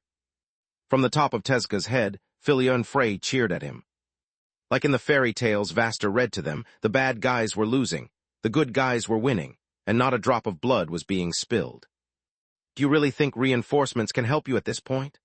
A mass of chaos-infused dimensional magic wrapped around Endless Night, using it as a scaffold to form a blade the size of Tezca's new body. A single slash cut through the air, and then the forces keeping together the atoms of Remo's armor, flesh, and bones. The dragon had blocked with his adamant shield, Scatterblast, but the dark blade had phased through the enchanted metal. Then his body had simply collapsed on the floor in a lump of flesh covered in adamant. What about you? Tezca extended his open hand toward Ophius, sending the Quetzalcoatl into a panic. He unleashed the power of the world energy he had sealed inside his body in a powerful burst of doom tide that would have flattened a forest. Yet doom tide was still just world energy infused with his life force. All kinds of energy were just food for an eldritch. The blue sphere of doom tide expanded from Ophius' body until it reached Tezca's palm. Then, the black mass of chaos acted as a drain, sucking the blood tide dry faster than the Quetzalcoatl could conjure it. You are too kind, but I can't hog such a feast all by myself. Here, have some. The blue sphere turned black, wrapping around Ophius before collapsing on itself. The 50 meters, 164, long Quetzalcoatl disappeared into thin air as if he had never been there in the first place, leaving only a spherical hole in the ground as proof of his existence. Look at that, they really are sending reinforcements.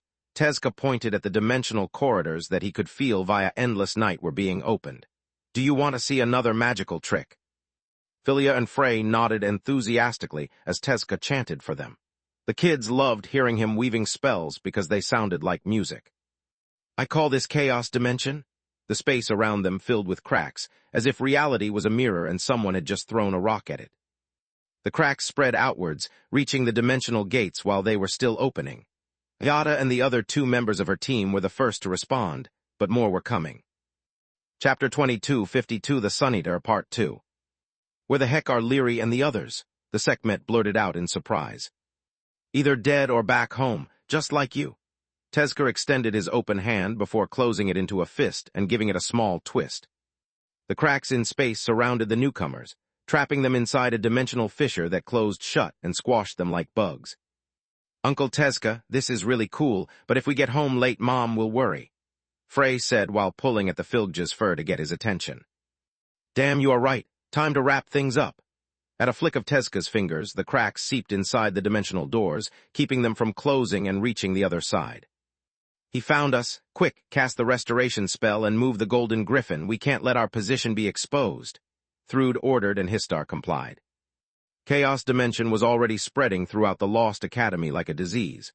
The distorted space killed anything it touched, made matter collapse, and exploded like a Tier 4 spell at the slightest attempt to stop its advance. While her soldiers cast restoration to relax the space and stop chaos dimension from spreading further, the headmaster activated the static field array to compress space and cut the infection at the root. Thrude used the domination powers of Arthan's sword to cross the warp gate safely and see if there was something she could do to salvage the mission. "Make it quick, I'm on the clock." Tezca beckoned at her, uncaring for her white aura and her Davros equipment. Thrude pursed her lips, her face twisted in rage and pain at the sight of Frey, and Philia laughing happily as if nothing bad had happened. "Why, Maugr, why is my son the only child with no one to protect his happiness?" she asked, yet the planet remained silent. The Mad Queen would have loved to vent her anger and grief on a worthy opponent, but she knew to be outmatched. The Black Sun and Tezca's reputation were enough to make her know that she was already beaten. She could feel that somehow the ancient Eldritch had crossed over the limits of both white and black cores, becoming something different. Something new against which she had no hope of victory. Thrude turned around and left, hoping that the capture of Archmage Ernez would be enough to enact her revenge on the kingdom for taking Jormund's life. Space. Griffin Kingdom, capital city of Valoran, Griffin Peak Restaurant.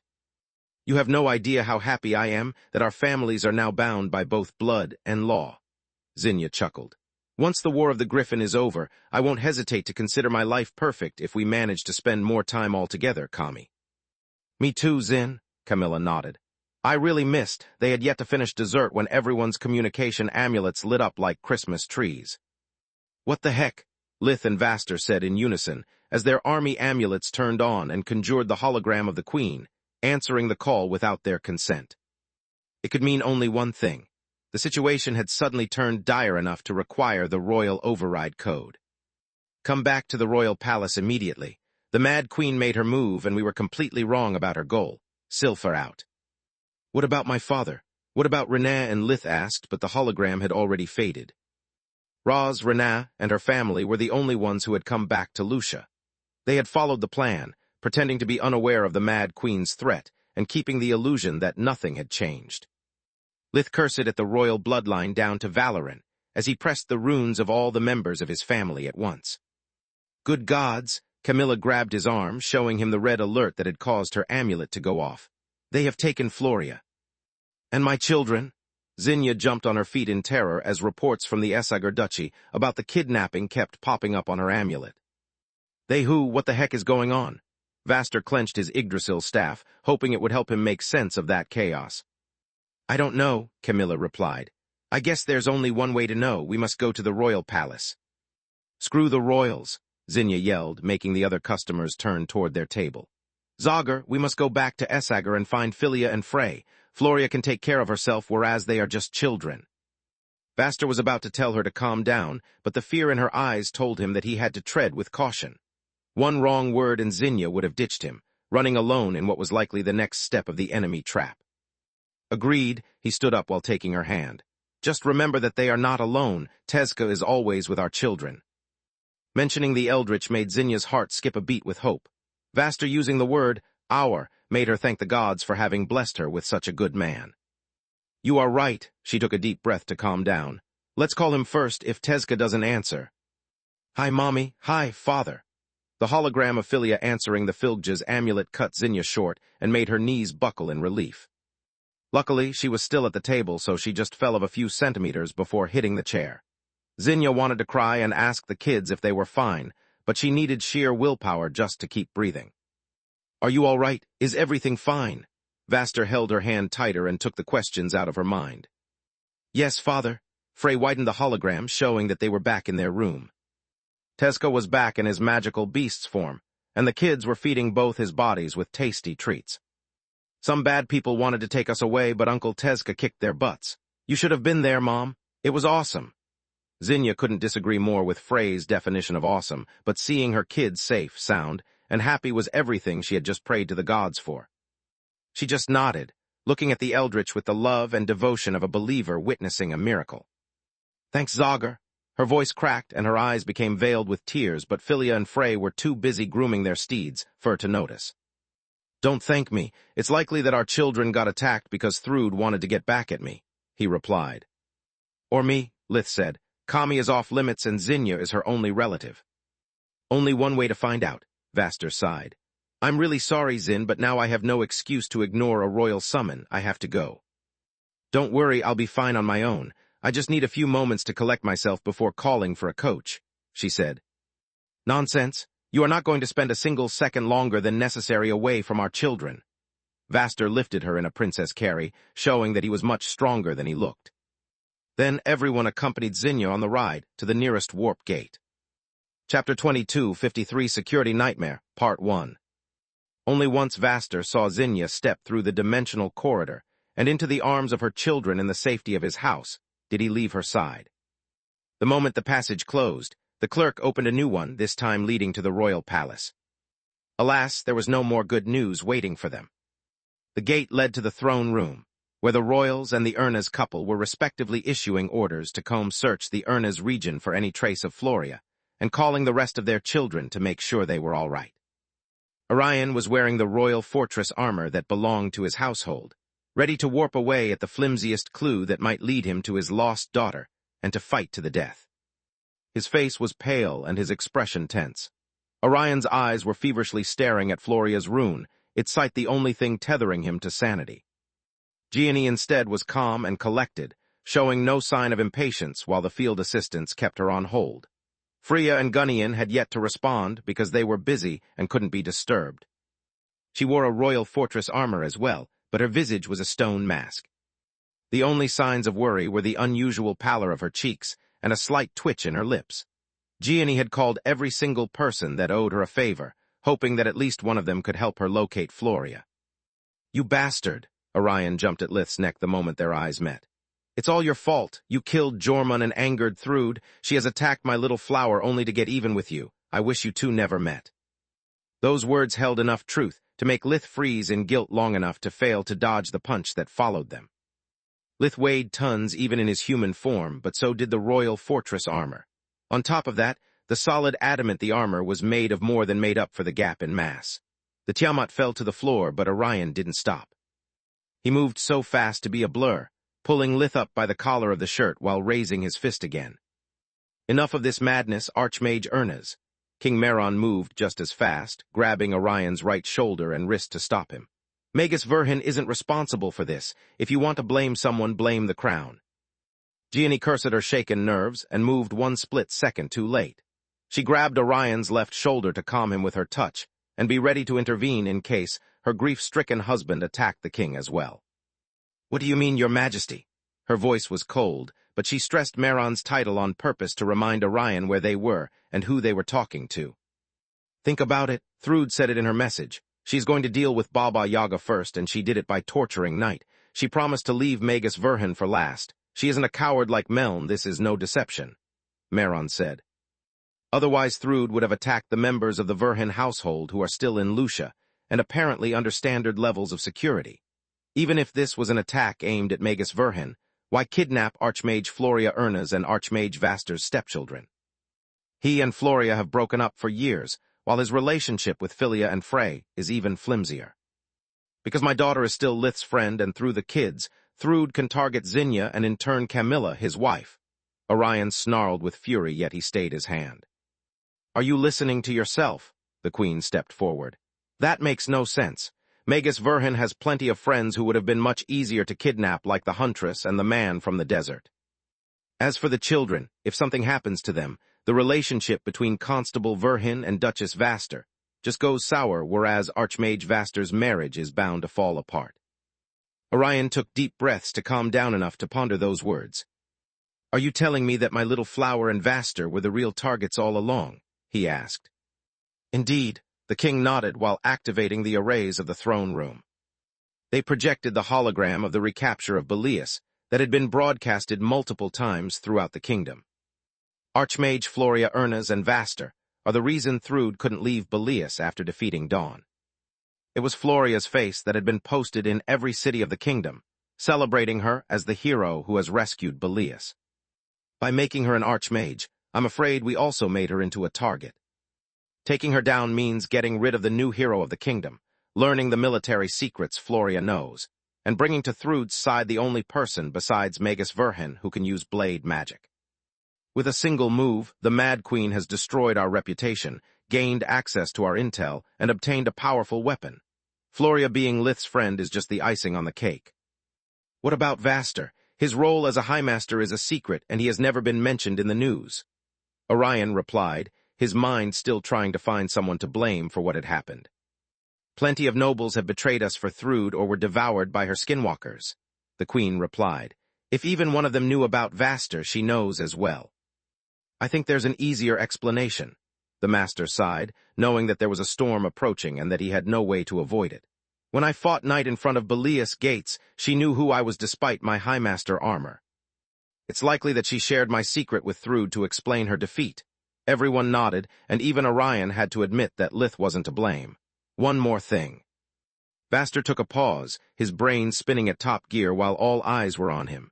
Yet even with the help of the Yggdrasil staff, he failed to find a plausible explanation and resorted to the next best thing. My children are safe. They have been rescued and brought back home already. You can stop wasting manpower to look for them and focus on finding Archmage Ernez. People had witnessed the kidnapping of Philia and Frey, just like the servants of the Vaster household had witnessed their return. It was only a matter of time before the royals found out, and there was no point in hiding it. How is that possible? They are just kids, whereas Archmage Floria Ernez is a powerful awakened and was accompanied by a griffin. The Queen furrowed her brows in disbelief. The Mad Queen sent just a small force, and the kids were lucky. A powerful beast witnessed the kidnapping and rescued them. Vaster would have preferred to downplay even more Tezca's role, but he couldn't risk lying that much. If Thrude had a video of the fight and shared it with the royals to ruin his reputation, Vaster would have just dug a deeper hole for himself.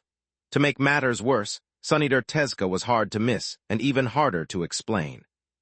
Chapter 22, 54 Security Nightmare, Part 2. Lucky is an understatement. A beast passed by chance near a secluded spot chosen for an ambush and bothered helping strangers. I'd call it a miracle, but there's no point looking the gifted horse in the mouth. Silpha had many doubts, but she couldn't afford to express them. Vaster was one of the kingdom's greatest assets in the War of the Griffins. The crown couldn't afford to lose him. The truth would have to wait. While Orion was still staring at Vaster in envy, another warp gate opened. 2 royal guards had found the site of the ambush and brought Selbas the Griffin with them after applying first aid. They had given him plenty of tonics before finishing to heal his wounds, yet he was still drowsy. You bastard!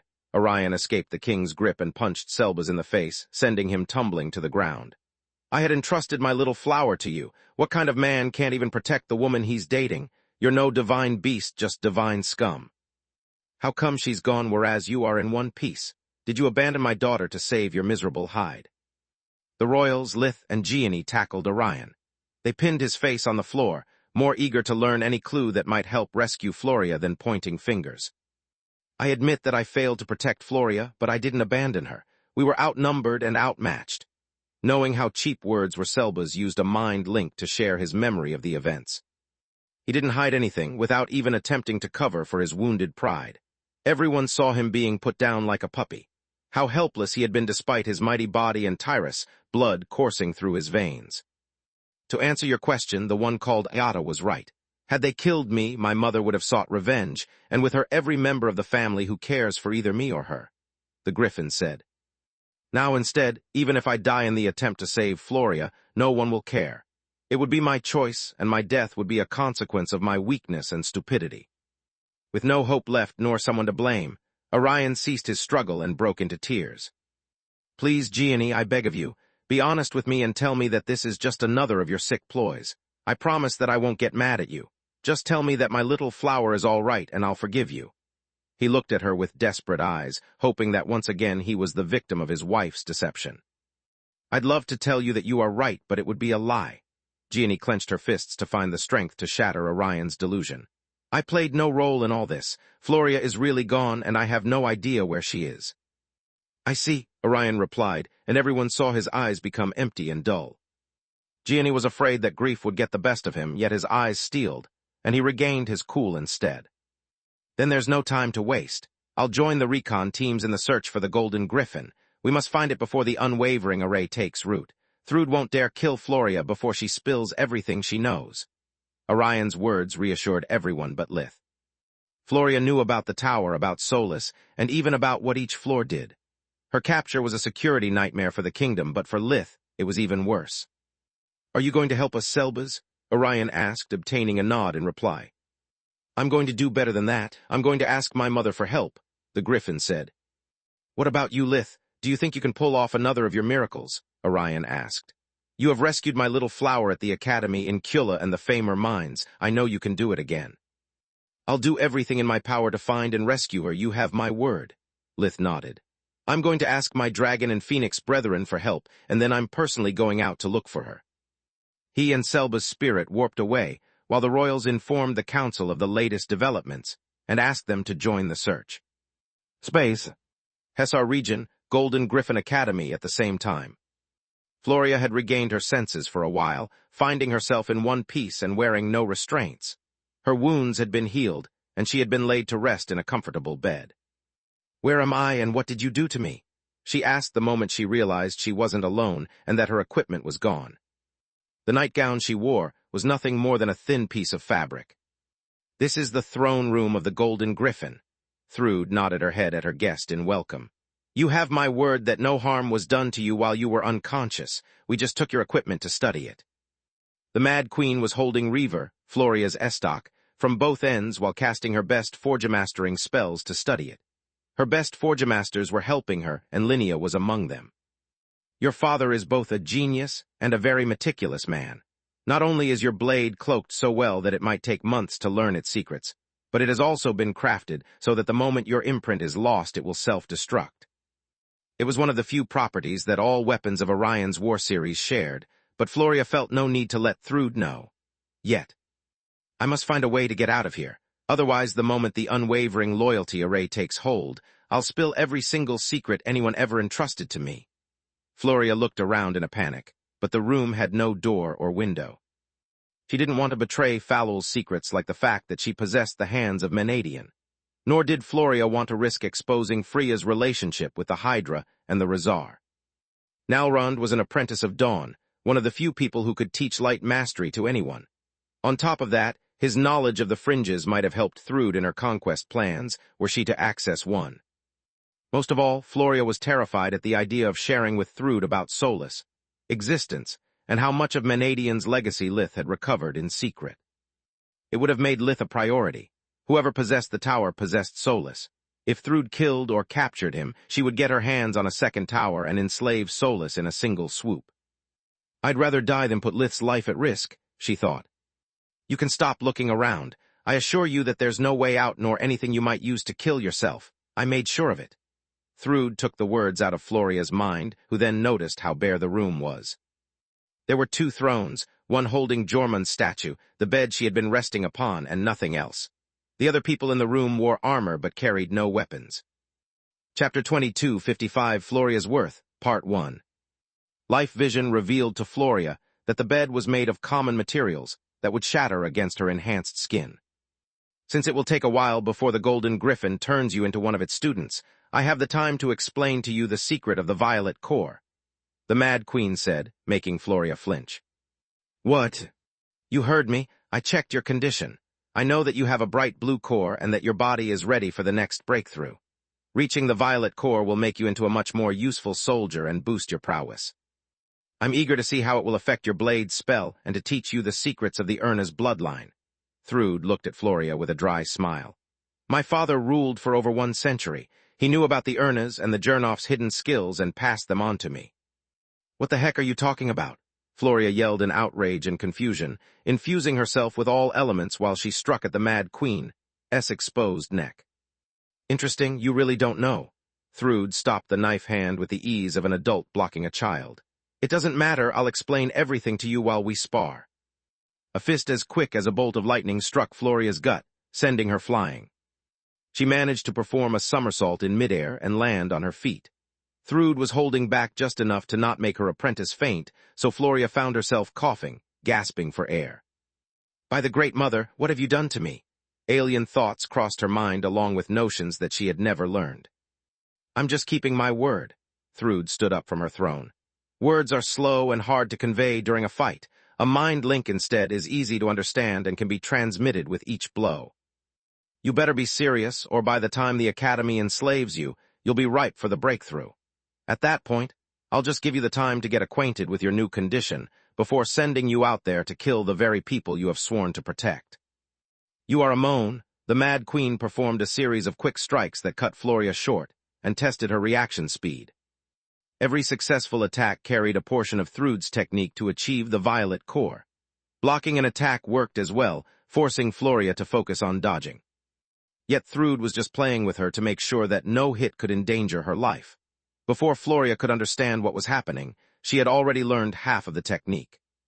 To make matters worse, by dodging and blocking the onslaught, she was also unwittingly practicing a footwork technique that Thrud taught by experience to all of her generals. Floria was no divine beast, but between her sword that granted her the power of a battalion of mages and her blade tier spell, she was going to be no weaker than them. Space. Gorgon Empire, Mount Light Volcano, House of Surtur. I'm glad about your visit and a little worried by the urgency of your request, little brother. The Dragon of Light offered Lith a seat and tea. Also, why did you ask me to call here that party pooper of my twin? Hey, I'm right here, jackass, Sinmara said. I know, that's why I'm ignoring you. As much as I'd love to listen to a sibling's quarrel, please shut up and let me talk. Lith raised his hand to keep them from interrupting him. I'm in a pinch, and I called you too because you can vouch for me to the rest of my bloodlines.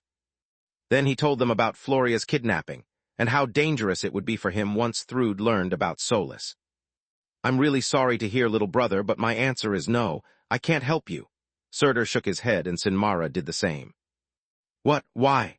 Lith and Selbas were having the same conversation with their respective relatives and receiving the same answers. Because this Erna's girl is just a woman, and she's not worth the trouble that our intervention is bound to cause. Prasin the Red Griffin and Selbas' mother replied. She got kidnapped right in front of my eyes, and I got beaten to a pulp, Selbas replied in outrage. You are still alive, and they didn't torture you, so no harm, no foul.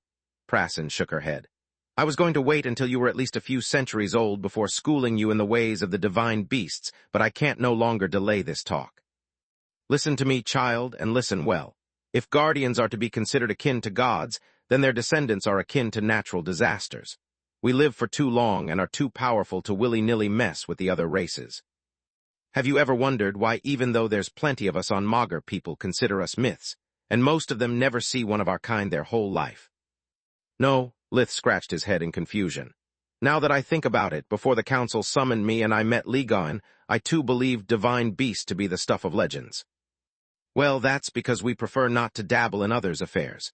The older we get, the stronger we become and the more rooted our personal beliefs. A single interaction leads to another in a domino effect that can only end in two ways. Number one, in the attempt to impose what we perceive as right upon others, we cause them to rally together until they become strong enough to fight and kill us. Number two, we crush the opposition and become tyrants.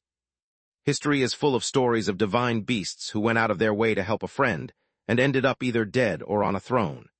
Even worse, once they got a taste of power, they started to expand their dominion until they met another divine beast with enough power and strength of character to stand up to them. The conflict only ends with the death of one of them, so no matter how you see it, one of us dies for a stupid reason, and their entire kin gets branded as cruel monsters. What about Tyrus? What about Salark? Heck, what about Thrud and her generals? Selbas asked. Tyrus never intervened directly. Valoran was defeated more than once, and in the end he died. Salark is a guardian. She rules because she's the strongest in her turf, and her children only enact her will, not their own. As for the Mad Queen and her court of runts, they are single individuals with no bloodline to drag in their mess. They all have made their choice, and again, it will end with their death, Prasin replied. If you want to follow in their foolish path, I won't stop you, but I won't help you either. In the gods' name, why? Lith yelled in frustration. Both of you have offered me your help in the past, and I've never abused your generosity. Were yours just empty words? Chapter 2256, Floria's Worth, Part 2. Our words were sincere, Sinmara replied.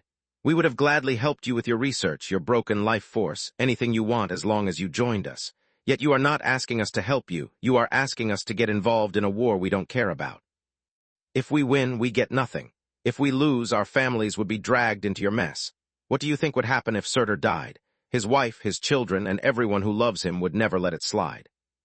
They would fight Thrud's immortal troops, more of us would die, and for what? To destroy the Golden Griffin and poison the land. Does this make sense to you? Surtur is a white cord awakened. He is tough to kill. The moment he said it, Lith sounded dumb even to himself. Indeed, but I can still die, Prasen replied. Never forget that Thrude has reached the white core that I lack. She has an academy backing her, and the moment her troops reach the bright violet, they are likely to reach the white as well. Sure, the war is likely to be over long before that happens, but that's still testament of the devotion of her troops and of the faith she has in either them or the slave array. Do you really want to stand against such a person? Do you realize that as long as the Golden Griffin stands, the death of the members of our family would be for nothing? Thrude can kill us, her divine beasts can kill us, and so can her Fae and Emperor beasts. That without considering the Academy itself, or the human forgotten who can deploy Silverwing spells. The Griffin took a long pause to let her words sink into Selba's mind before asking the final question. Be honest with me, do you really believe that a single woman you barely know is worth the life of a single divine beast? Your life? No, Selba's replied, lowering his gaze after understanding his mother's point of view. Thrude was a powerful enemy, but her goal was dominion over the humans, not the divine beasts. As long as she left his kind alone, they wouldn't bother fighting her because it would cause mutual destruction. Thrude attacking them would trigger a violent response that would lead to the destruction of the Golden Griffin and the loss of millions of lives. Divine beasts were living weapons of mass destruction, and were they to go to war, the Griffin kingdom might disappear. Yes, Lith replied, holding the golden lily pendant that he had gifted Floria 7 years ago for her birthday, and that she had returned him during the Magus ceremony. Floria is a wonderful woman who never turned her back on anyone, no matter the circumstances. When a commoner and the daughter of a trader entered her house, she never abused her position. She welcomed them as her sisters and did everything she could to help them to adjust to their new life. Floria protected Freya and Quilla from those who tried to exploit them, even from her own mother. She accepted my hybrid nature even when I failed to do it myself, and she never betrayed my trust. She stood by my side during one of the darkest moments of my life, never asking me a single question even though she had every right to. Floria taught me how to be human and proved to me that even a monster can be loved. Lith stared at Surtur, his 7 eyes burning with rage and multicolored mana as he resumed to speak. What you said is right, but the conclusion you draw is short-sighted. Once Thrude wins the war and her generals become white cores, the situation will escalate quickly. She has to be stopped now before her rule becomes eternal. If what you said was true, the Guardians would. The Guardians have let the worst shit happen for decades before moving their asses. Lith cut Sinmara short. They don't perceive time nor do they live like us. Maybe for them spending a few centuries in a war is a great lesson for the 4 races. Maybe they want to put the wisdom and foresight of the divine beasts to the test. I don't know and I don't care. I'm not going to waste what's left on my life on the battlefield hoping for some god to fix this mess. Whether I'm right or wrong about this, I'm going to fight. All the wisdom on Magur is worth nothing unless you get off your high horse and use your knowledge to change things yourself. Lith warped away without waiting for a reply, activating his communication amulet instead. He joined the search for the Golden Griffin and conjured the call of the void to spread his demons throughout the sector assigned to him. His only hope was to find the lost academy before all was lost. Space. Hessar region, Golden Griffin Academy, a few hours later. Floria was crouched on all fours while panting, her body black and blue. Her nightgown was reduced to shreds, her hair was caked in dry blood like most of her skin, and her eyes were so swollen that she could barely see. She was tired, beaten, and battered, yet she refused to submit. You are pathetically weak, but that can be fixed. On the contrary, a warrior with a spirit like yours is 1 in a million. Thrude clapped her hands, creating an echo in the empty throne room. As the fight went on, people had lost interest and returned to their stations. The Mad Queen had remained alone with Floria on purpose, to give her the illusion that she had to deal with a single enemy while looking for a way out. Fuck you, Floria panted as she used her breathing technique to recover. She knew that time was running out. The more of Thrude's hits reached her, the more knowledge she imparted Floria. Military strategy, the disposition of her troops, and even the trajectory of the attacks Thrude was about to unleash upon her. Floria had only 2 choices. She could either use that knowledge to avoid further hits or ignore it and learn even more things that would shorten her stay in the Golden Griffin in the case she was turned. The Mad Queen wasn't wasting time teaching her complex magic or techniques. Only things that for a trained soldier and an awakened were second nature to assimilate. Cursing is a sign of weakness instead, but I allow it. Thrude nodded like a queen toward a loyal subject. It's easy being cocky when you are in a superior position, not so much when you are weak and trapped. Then it takes guts and pride. That or sheer stupidity. We'll see what you are really made of once the unwavering loyalty arrays kicks in. Then the mask will fall off and you'll show me your true nature. Floria roared her fury, unleashing a barrage of fists that Thrude easily dodged and blocked. Yet that was exactly the plan. Floria was finally close to a wall while at the top of her game. Chapter 22, 57 Secrets, Part 1. Floria released a dozen of Tier 5 spirit spells at the same time, keeping a spirit warp at the ready for the moment she grasped the dimensional coordinates of the farthest place she would see. The golden griffin was sturdy, but not enough to hold against a bright blue core pouring every bit of her mana against a small section of a single stone block. A small hole opened in the wall, big enough to see outside. Big enough to see just another gray wall. Brilliant move, but predictable. Thrude clapped her hands again. There's another room around this one, and then another, and one more after that. Floria's knees buckled in exhaustion and desperation, but it lasted only for one moment. With her next breath, she was already standing and her mana core recovering. My queen, Histar appeared right beside her. His mangled figure had yet to heal from the injuries left by his fight with Solus. The time has come. Excellent General Ernez, Thrude said, and Floria found herself standing on attention. At your orders, my queen. Her body moved against her will and gave Thrude the salute. Her mind registered her rebellious thoughts just to ignore them. You know what to do. Yes, my liege. Floria kneeled to the Mad Queen while putting into practice the technique for the violet core that she had been forced to learn during her captivity. Her body was surrounded by deep violet light, as instinct and willpower triggered her final act of free will. Floria's hand reached for her golden lily pendant in search of the solace of its familiar weight, yet it found nothing. It was only then that Floria allowed herself to cry. Space. Griffin Kingdom, City of Valoran, Throne Room. A few hours later. It's over. Orion fell to his knees as his determination turned into desperation. My daughter has now become a slave to the Mad Queen. The Davros of the royal fortress armor emitted a silvery sound as it clanged against the gold-veined white marble of the floor. Gianni walked to his side and placed her hand on his shoulder. Her face was the usual calm expression, yet when she opened her mouth to say something to console her husband, nothing came out. Every lie she could think of, every good word and plan she devised were crushed by the feeling of helplessness that was ravaging her mind and heart. Gianni knew that fear couldn't do her any good, but the idea of not seeing her daughter ever again filled her with dread anyway. Not yet. Lith's face was a stone mask of determination. Even though Floria has most certainly fallen prey to the unwavering loyalty array, there's still time. What do you mean? King Meron asked, puzzled by those words. Orion looked at Lith with a mix of hope and fear. Hope that Lith could really pull another of his miracles, and fear that, whatever his plan was, it would be another failure. I spent these last few hours thinking what I'd do in Thrude's shoes, Lith replied. First, I'd force Floria to gain the violet core, then I'd let her get accustomed to her new condition and teach her about my techniques. Yet only after learning from her everything she knows, and testing how her blade spell works would I send her back to the battlefield. To be turned into the perfect weapon, Floria needs to know everything about Thrude's army, and Thrude needs to know everything about Floria. Even with mind links, it will take days. It makes sense, Silpha nodded. Yet if we failed to find the Golden Griffin until now, what makes you think this will be any different, Magus Verhen? It's different because Floria knows my secrets, and so now does Thrude, Lith replied. Things that I plan to use for my own benefit and the kingdom's, but without neither sharing nor revealing them. There's no point in hiding them anymore. I won't share them, but I'm now free to unleash them all and lure Thrude out of hiding. Would this really be enough to save my daughter? It took Gianni but a spark of light to see countless paths open in front of her eyes. Her mind was already spinning at top gear, devising plans and contingency plans for contingency plans. I don't know, Lith shrugged, unwilling to make promises he wasn't certain he could uphold.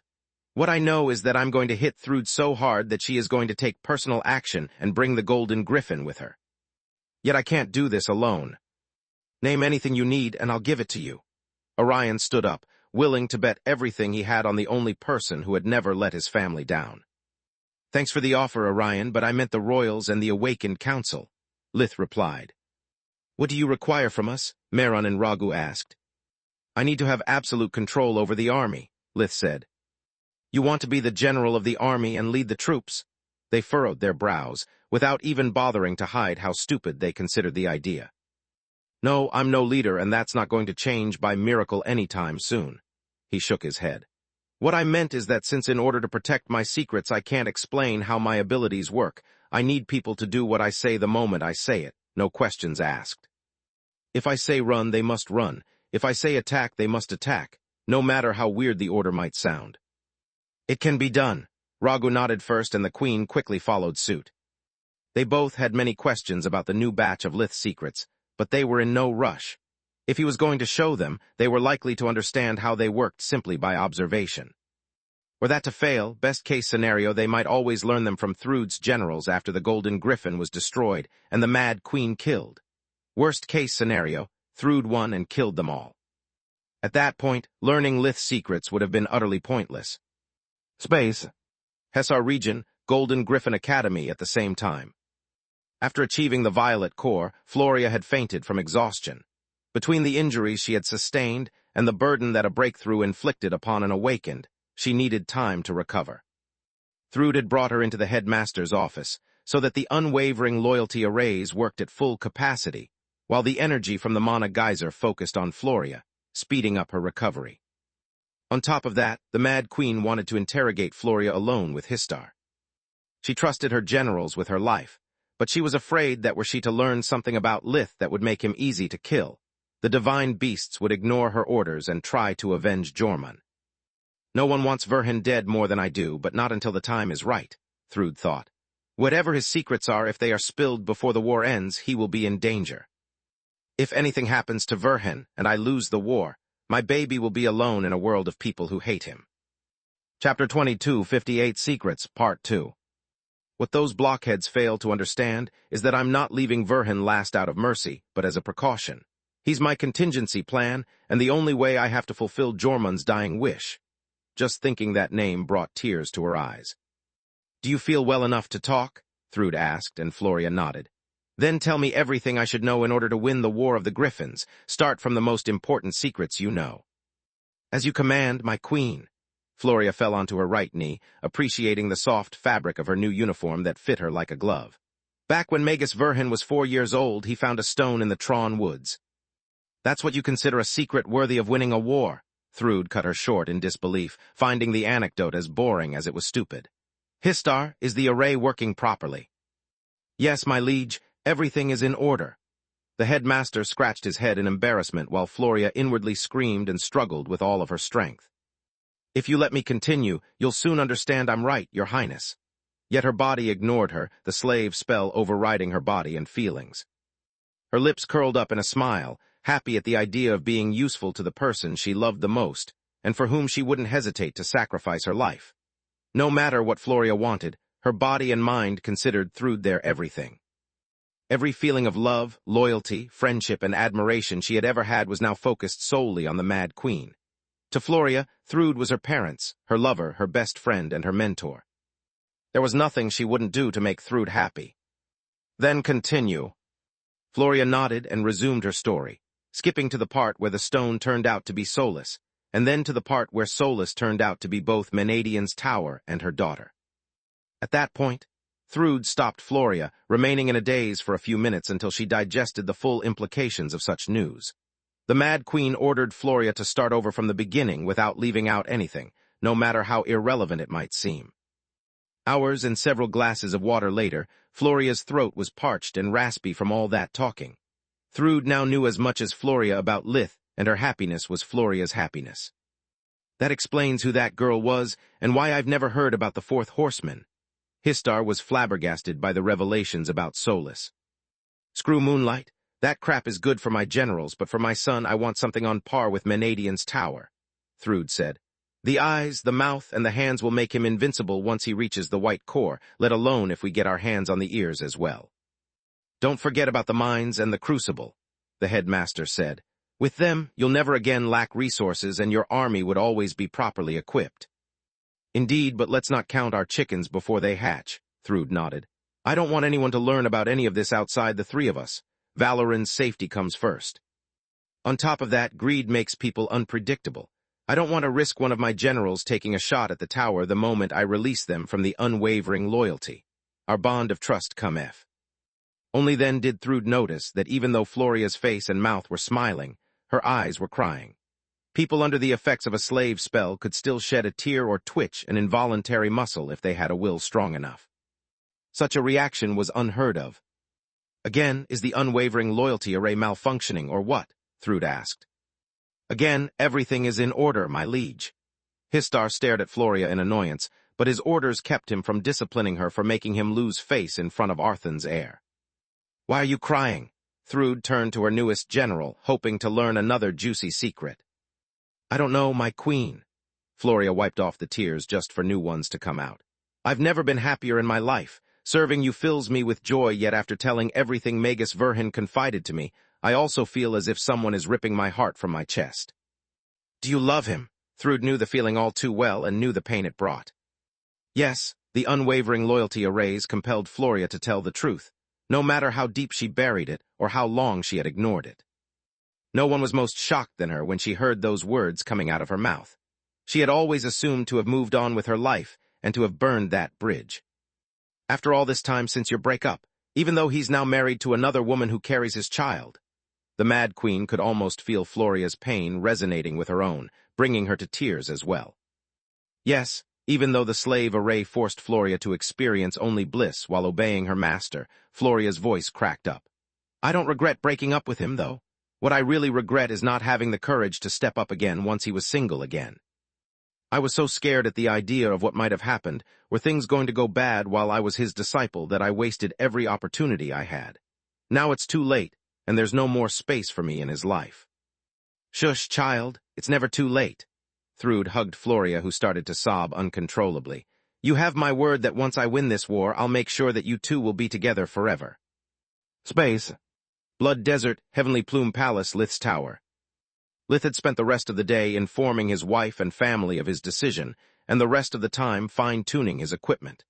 Everything he had been crafted with Floria's help, and he was afraid that they would also be the last things he would have left of her. Freya and Quilla were both worried sick, but only Freya could take part in the search and rescue mission. As the royal healer and aspiring god of healing, Quilla couldn't leave the royal palace without a good reason. Maron's health was still shaky, and it was her duty to make sure that his condition remained stable. That hadn't stopped her from calling Lith as soon as she heard the news and beg him to do everything he could to bring Floria back alive. Are you sure this is the best course of action? Camilla asked once the only thing left to do was sleep for 8 hours straight and reset Invigoration's effects. I'm sure. Lith turned his head to look at her. This will kick the mother of all hornets' nests. A lot of people will be angry, while as many will be curious. All of them will be terrified, and I need you to be ready for the worst. She was laying on her left side, her hand under her head. Lith could see her eyes full of love and worry moving non-stop from him to the golden lily pendant on his bedstand. Chapter 22, 59, Black Star of the Desert, Part 1. To Lith, the lily pendant was a memento of his oath to Floria and of his determination to save her. To Camilla, instead, it was a memento of his past relationship and of all the risks that saving Floria implied. I have 3 guardians watching over my womb. I'm the last person on Maugr you should worry about, she said with a thin smile. I meant that if you execute your plan, people will start asking questions, at first to themselves and then to you. What choice do I have? Lith shrugged. Thrude already knows everything. If she wanted to ruin my life, she would have already told the whole Maugr about Solus and Menadian's tower. She's going to instruct her army according to the information she has, and if I keep playing dumb, they'll kill me in a jiffy. Holding anything back is pointless. I might as well go all out and do everything I can to make sure that Thrude dies bringing my secrets with her. This is not only about saving Floria, but also you, me, and the rest of my family. What about that, then? Camilla pointed at the pendant. I've spoken with Quilla and Gianni about the effects of slave items. The victim can't break free from the spell, but they can fight it. My hope is that there's still enough of Floria to react to the lily and make her hesitate. I need but 1 second to knock her unconscious, and with a bit of luck the pendant will do the trick, Lith replied. I've lost so many people already. Karl, Uriel, Trekwil, Mirim, and Manohar. I don't want to lose Floria. I don't want to lose anyone anymore. Never again. That's what I promised myself. Never again, Camilla nodded, giving him a short kiss. I believe in you. Space. Griffin Kingdom, Nestra region, outside the city of Zeska the day after. The entire region had fallen into Thrud's hands right after the death of Krishna Manohar, the mad professor, yet the city of Zeska held a special significance to Lith. It was the place where his friend and colleague had died. Taking it back meant not only weakening Thrud's hold, but also avenging Manohar and honoring his memory. I finally get to meet you again, kid. Crank the Hyperion was in his honey badger form, trotting toward Lith the moment he had recognized his smell. Your damn trips to the desert make you hard to find, and no one wanted to give me your rune or address. Don't think that I've forgotten your promise. You still have to teach me how to conjure holograms with light mastery. Crank was expecting a snarky remark or to be just sent off. He was aware of how the kidnapping of Archmage Ernest personally affected Lith. Also, thanks to the authority bestowed upon him by the Council and the Royals, the Tiamat could have ordered Crank to go fuck himself, and he would have been forced to obey. I don't know when we'll meet again, and I must remind him of what he owes me. I did my job and deserve my pay. Hyperions were stubborn and daring creatures, traits inherited from their primordial ancestor. Fine, much to Crank's surprise, Lith stopped and took his communicator amulet out, offering to exchange his rune. I don't have the time now, but we can set an appointment for a later date. Sure, mister. The Hyperion didn't waste time looking the gifted horse in the mouth and took out his own amulet. Do you really not remember my name? It's Lith Verhen. The pot calling the kettle black, Solus said with a sneer after reminding him who Crank was and when they had met him. Kid, I mean Lith, I meet hundreds of people on every battlefield. Remembering them all is impossible. Crank wrote down the name on an IOU note that he stored in his dimensional item along with the communicator. Fair enough, if you are interested, I have another offer for you, Lith nodded. State the request and the reward, in that order. This way the Hyperion could assess the threat level before being blinded by greed from a great yet not worth the risk prize. If you ever meet Floria Ernest on the battlefield and you capture her alive, bring her to me. If you succeed, I'll make you a weapon suitable for you to learn blade magic. Lith replied. What? Crank burst out in surprise, drawing the attention of every awakened present. You heard me, bring me my friend and I'll make sure you can learn blade magic. This offer is extended to everyone. First come, first served. Lith's voice resounded through the camp thanks to air magic. Can you really do it? Blade-tier weapons are the stuff of rulers of the flames. Crank squinted his eyes and crossed his small forearms in disbelief. I can't do it quickly, nor can I guarantee a weapon that will 100% support your mana flow, but yes, I can craft you a suitable training tool. What do you mean, training tool? Quincor the Wyvern, one of the council elders, asked. Do you really expect me to give you an Emperor beast-sized or bigger weapon for free, to consume my ingredients and crystals? Lith replied. What I'm offering is a human-sized weapon that can be used as a template to both learn blade-tier spells and choose what kind of enchantments you want. Then it's up to you to find a forgemaster and provide them with the necessary ingredients to craft the real deal. Take it or leave it. I'll take it, Crank and Quincor said in unison, quickly followed by others as those same words spread like wildfire. Forging a powerful weapon was something any forgemaster worthy of their name could do. Finding a pattern for the power core and the mana circulatory system suitable to learn blade magic was a needle in a forest fire. Lith kept walking toward the tent where the commanding officers of the council and the army had set up the headquarters.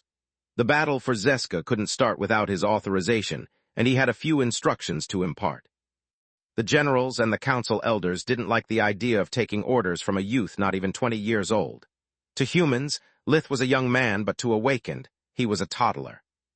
Yet both of them had their orders, and were curious to see what cards the Supreme Magus kept hidden in his sleeves. Ladies and gentlemen, I'll go straight to the point, Lith said after giving them a brief salute. I know little about the art of war and even less of how to conduct a siege. I'm just going to tell you what to do and trust you to determine the best course of action. Is that clear? Lith asked, and the officials nodded for him to continue. My plan consists of 3 phases. The first phase requires you to go all out from the very beginning, no holds barred. Many brows furrowed, but no one rose objections. The second phase will start on my mark. The moment I give you the signal, shift all of your troops to a defensive position. Chapter 22, 60 Black Star of the Desert, Part 2. I need you to make sure that nothing comes out of Zeska to disturb me, Lith said. With all due respect, Supreme Magus Verhen, as you so kindly pointed out earlier, this is a siege. Why should the enemies come out of the protection of their enchanted walls and arrays? Brigadier General Vorg asked. I'm sorry, but I don't owe you any explanation. Lith shook his head, ignoring the Master Warden's request. I can't risk an information leak ruining everything. You'll have to trust me and follow your orders. Fair enough. Please continue. Vorg sighed, hoping that the worry for his ex and the underserved power hadn't clouded Lith's mind. At the end of the second phase, I'll give you another signal. It will mark the beginning of the third and final step of my plan. Switch to the offensive again and take the city, Lith said. That's it, Elder Sylvaner of the Fae asked in disbelief. Yes, you know the drill. Aim for the warp gate, the arrays, control center, whatever you think works best. Lith nodded. I plan on conquering at least 2 more cities before noon, so let's make this quick. Sylvana was about to scoff and question his sanity when a firm clenched her shoulder. Lotho the Treant was there as well, and the plant representative was eager to see what kind of fire burned under all that smoke. The troops followed their orders the moment they received them, surrounding Zeska and commencing the attack. Much to everyone's surprise, Lith wasn't playing his role as the spear like usual. He wasn't even on the battlefield. After turning into his Tiamat form, Lith had moved back several hundred meters from the city, atop a small hill. The army officials issued complaints through the chain of command, just to be reprimanded and admonished. If Verhen tells you to jump into a fire, you do it. No matter your rank, every one of you is a soldier. If you don't like taking orders, you've picked the wrong job. Now go back to fight, or I'll come personally there to execute you for treason. Orion yelled so much that he almost burst their eardrums. If Lith acted like a crazy man, Orion sounded like a raving lunatic. Alas, one was the Supreme Magus and the other the General of the Army. Complaining about one of them was dangerous, but complaining about both was suicidal. The generals swallowed their doubts and kept following their orders. From the hill, Lith's 7 eyes studied the magical formations of Zeska thanks to the eyes of Menadian. He took his time to find the focus points of the various arrays and where their runes overlapped, creating structural instabilities. The all-out attack put great strain on the magical formations, highlighting to the eyes where the energy from the underground mana geyser that fueled them got clogged under stress. Once Lith was done with the eyes, he put them away and conjured the hands of Menadian. The silvery gloves fused with his Voidwalker armor as Double Edge reshaped itself, becoming a replica of the smaller war. The angry blade weaved mystical runes through the air on its passage, while the hands drew in every free iota of world energy from the nearby geyser to fuel the blade spell. It was hard to see from such a distance, but on top of the Tiamat's head stood a petite golden-clad figure. Solus wielded her fury, mimicking Lith's every movement. She had a hard light construct shaped like war encompassing her hammer so that she could wield it like a sword. The sage staff rested on her back, enhancing their focus and drawing even more of the world energy thanks to the combination of elemental crystals and evil eyes.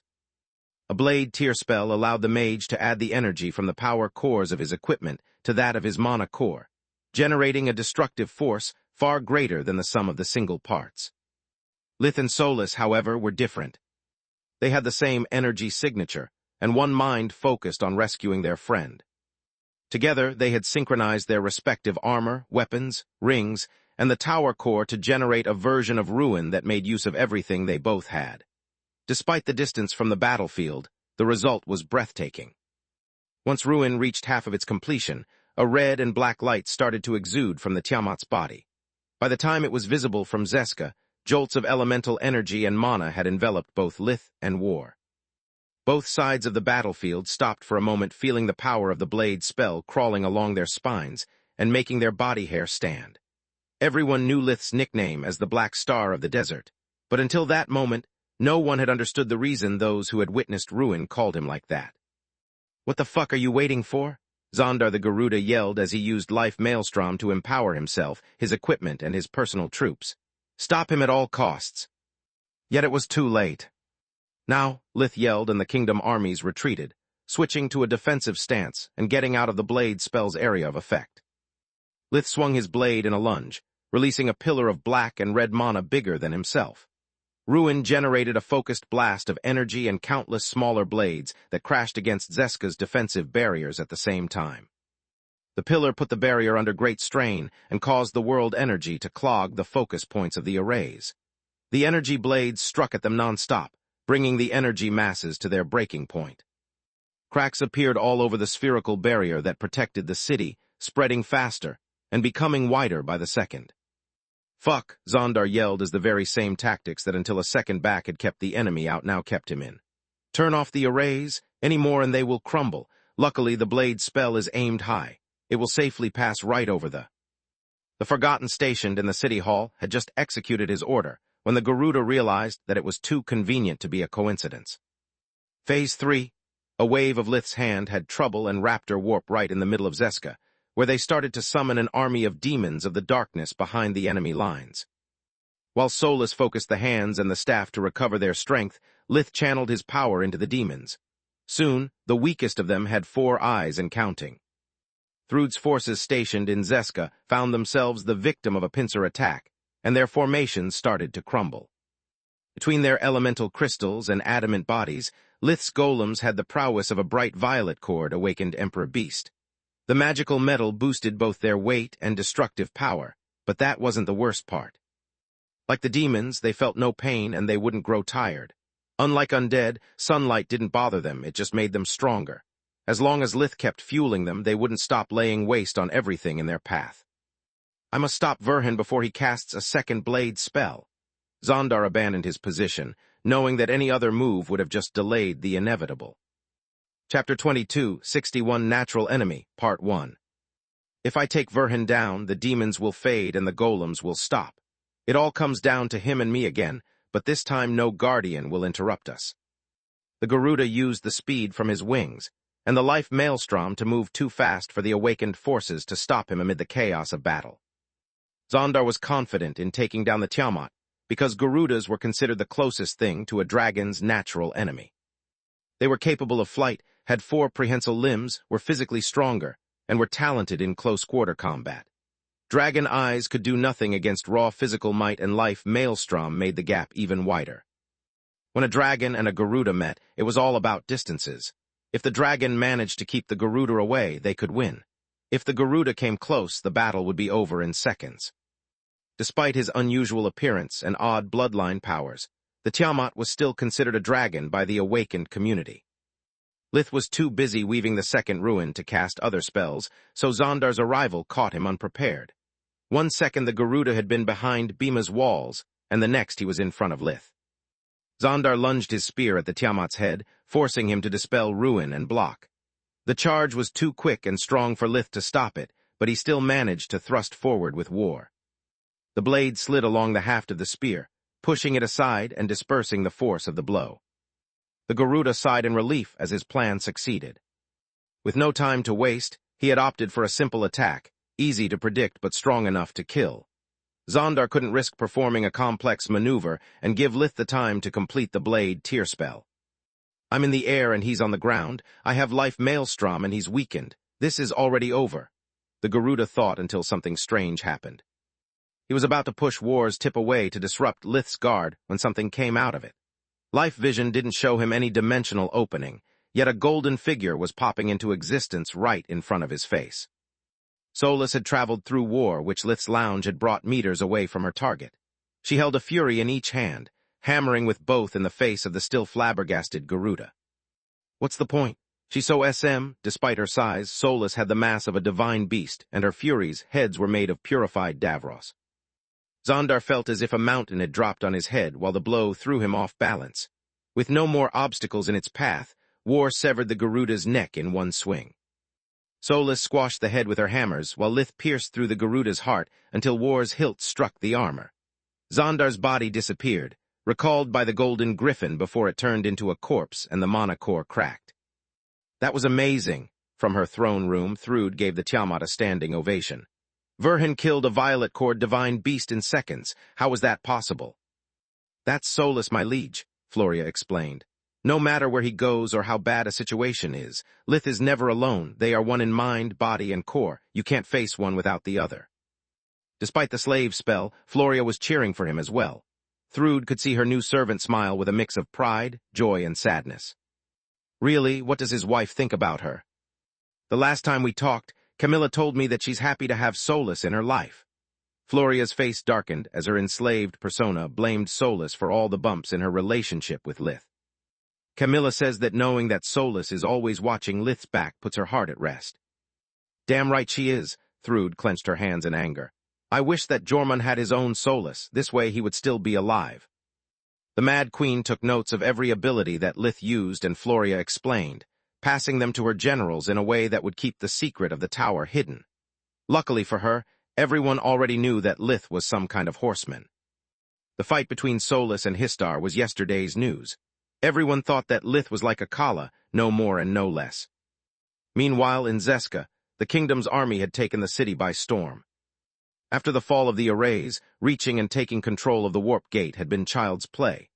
Everything had happened so fast that the defending army had failed to grasp the situation and react in time. Truth be told, even though the attackers knew Lith's plan, they had been taken aback as well. If not for Orion yelling until the generals had snapped out of their stupor and the golems leading the battle, things wouldn't have gone so smoothly. Good gods, what was that? Lotho the Treant asked Lith as soon as he came to retrieve Raptor and Trouble. Is that a trick question? Anyway, I don't have time to waste. Just tell me if the troops have reached the city of Fojr as planned. There's no point for me taking down the defense system if there's no one to take control of the city. Slow down, kid, Lotho said. I can't cast blade spells, but I know how they work. They take a huge toll on both mana and power cores. You need time to rest. No, I don't, Lith shook his head. I used Invigoration only once to charge my golem, so I'm still full of energy. As he spoke, Trouble and Raptor dispelled the demons and entered standby mode. By standing next to Lith, they would slowly recharge thanks to the runes and the elemental crystals absorbing the world energy from the geyser below Zeska. How is that possible? Crank was back in his honey badger form, scratching his head and butt in confusion. I may have not Forge-mastered war, but these two babies are all me. Lith showed them the sage staff and double edge. The former was drawing in the world energy, greatly enhancing his recovery speed. The latter worked in unison with war, sharing its burden and fueling its pseudo-cores. Now it makes sense. Lotho's eyes shone with envy at the sight of the artifacts. They have changed again since the last time I saw them. It must be one of the benefits you enjoy from Salark's friendship. According to the rumors going around in the awakened community, war was the gift of Falul, Salark, or both. The other two artifacts weren't as good, but they confirmed Lith's claims about his ability to craft tools for studying blade magic. Indeed, Lith nodded, glad to use the Guardian to cover for the existence of his tower. Her creation magic made my Forge mastery progress by leaps and bounds while my siblings helped in my crafts. Feel free to go to Fojr. They are waiting for you before completing the encirclement. Lotho sent Lith away before taking out his communication amulet. He pressed the runes of all of his disciples at the same time, in order to not have to repeat himself. Chapter 22, 62 Natural Enemy, Part 2. Change of plans? I want you in the field, but your priority is finding and capturing Floria Ernas. Whoever succeeds and brings her to me will become my heir. Hand her to Verhin yourself, and I'll have your head. Lotho out. The plant representative couldn't miss the opportunity to be the first among his peers to learn blade magic. It would strengthen his faction and give him the edge that plant folk needed to come out of the beast's shadow. Space. Golden Griffin at the same time. Thrude was studying the map around Fojr, trying to predict Lith's strategy and foil his plan. The city hadn't been built over a nearby geyser, because the closest one was located on the cliff of a deep canyon, and too distant from solid ground to be accessible from the trading routes. You are the one who knows Verhin the best. What do you think he will do? Thrude asked. He only possesses a basic understanding of military tactics. Between the two of them, Solus is the smart one, but she never cared to study strategy. She's a magic enthusiast who knows very little about anything outside of her forge. Floria pondered. Taking that into account along with Lith's paranoia and the fact he knows I'm your prisoner, he's just going to repeat the previous strategy. The geyser will fuel the tower, which in turn will fuel his blade spell. This way, he gets to keep playing the rest of his cards close to the vest and to test how you react to his display of force. He knows that you know, so he can play around that. It's damn convoluted, but makes sense. Thrude scratched her chin. That's Lith in a nutshell, Floria replied with a smile. My advice is to have your generals ambush him near the geyser. Blade tier spells are slow, and if you mess with that, there's not much that Lith can do from such a distance. My thoughts exactly. The Mad Queen nodded, appreciating Floria's input and the unwavering loyalty Array's prowess. Floria's face twitched and her eyes cried, yet she kept helping Thrude to the best of her abilities. Space. Outskirts of the city of Foja, a few minutes later. Just like Floria had predicted, Lith landed right on top of the Mana geyser. He had planned his attack path so to exploit the natural sources of world energy. They allowed him to recover his strength quickly and use strategies that only someone who possessed a tower could employ. What a damn freak of nature! He inwardly cursed as the ground slipped under the back of his feet. Half of the Mana geyser was almost 100 meters, 328 below, in the middle of the gorge, while the other half flowed through the ridge right under Lith. It was the reason even wardens had given up on building Foja there. They would have needed to move thousands of tons of rocks to fill the canyon and then perform a miracle of magic to keep everything stable. Yeah, but look at the bright side. If this wasn't so bad, we wouldn't have the geyser all for ourselves, Solus replied. Look at the dark side. We can't materialize the tower here nor use it for a tower warp, Lith replied. As it is, we can still gain full control over the flow of world energy thanks to your tower half, but the moment we take a step away, we lose the geyser. True, Solus sighed. We need to make it do. No, we must make it do. Floria is the first true friend we made at the Academy, and we are not going to give up on her, even if we have to go knocking on the gates of the Golden Griffin to get her back. Knock, you mean blast away, Lith said. It was one of those rare times when they agreed down to a T. Solus was too angry to care about collateral damage, otherwise she wouldn't have agreed to such plans. The hands of Menadian fused with the gloves of Lith's armor, absorbing matter for the ground to grow up and fit the full size of the Tiamat form. In his right hand, Lith held Double Edge, which had turned into a perfect replica of War after merging with the Angry Blade. In his left, he held the Sage Staff, combining its power with the hands to draw in and manipulate even the world energy that exceeded the tower's capacity. Zula the Fenrir and Uffel, the seven-headed dragon, were staring at him from a distance. They were both in their human form and equipped with several cloaking devices in order to escape physical and mystical detection. The Fenrir had the role to use Doomtide to mess up with Lith's control over the world energy at the critical moment. Uffel, instead, had been tasked to use his 7 pairs of dragon eyes to study the Tiamat's technique and equipment. Thrude had ordered them to wait until he was focused on casting the Blade tier spell before attacking him. This way, she would have the opportunity to better understand Solus, roll, and maybe even learn from Lith the secret of blade magic. That, or at least how to craft suitable teaching props for it. The news of Lith's promise had spread throughout the council and beyond, reaching even the Mad Queen's ears. So far, so good. Thrude used a mind link to spectate at the events via the eyes of her generals. Verhin has reached the geyser and is wielding his blade as you predicted. The question is, where is Solus and why has he yet to start casting? I don't know, Floria shrugged. This time there was no trace of the Golden Knight on his head, and Lith had remained still since his arrival. To make matters even more baffling, the invading army seemed to have no intention of following the previous plan. The allied forces of the kingdom and the council were keeping their distance from Foja, standing right outside the range of Tier 5 spells. The first phase of the plan requires a full-scale attack. Why are they standing there and doing nothing? Thrude looked at Floria, who shrugged again. This isn't part of any military strategy I'm aware of. Wait, what is that? My queen, look! She was pointing at several layers of arrays that enveloped the allied forces. They were comprised of energy barriers and all 6 elemental sealing arrays. Phase 1 is complete, Solus said after receiving the message from the army. Phase 2 is a go. Lith spread his 4 wings wide as if he was about to take flight and took a deep breath. Then, another, and then one more as the sunlight became dimmer. Blackness spread from both sets of wings, forming what looked like the wall of a dome. Call of the Void? Thrude asked. No, it wouldn't make sense. Floria shook her head.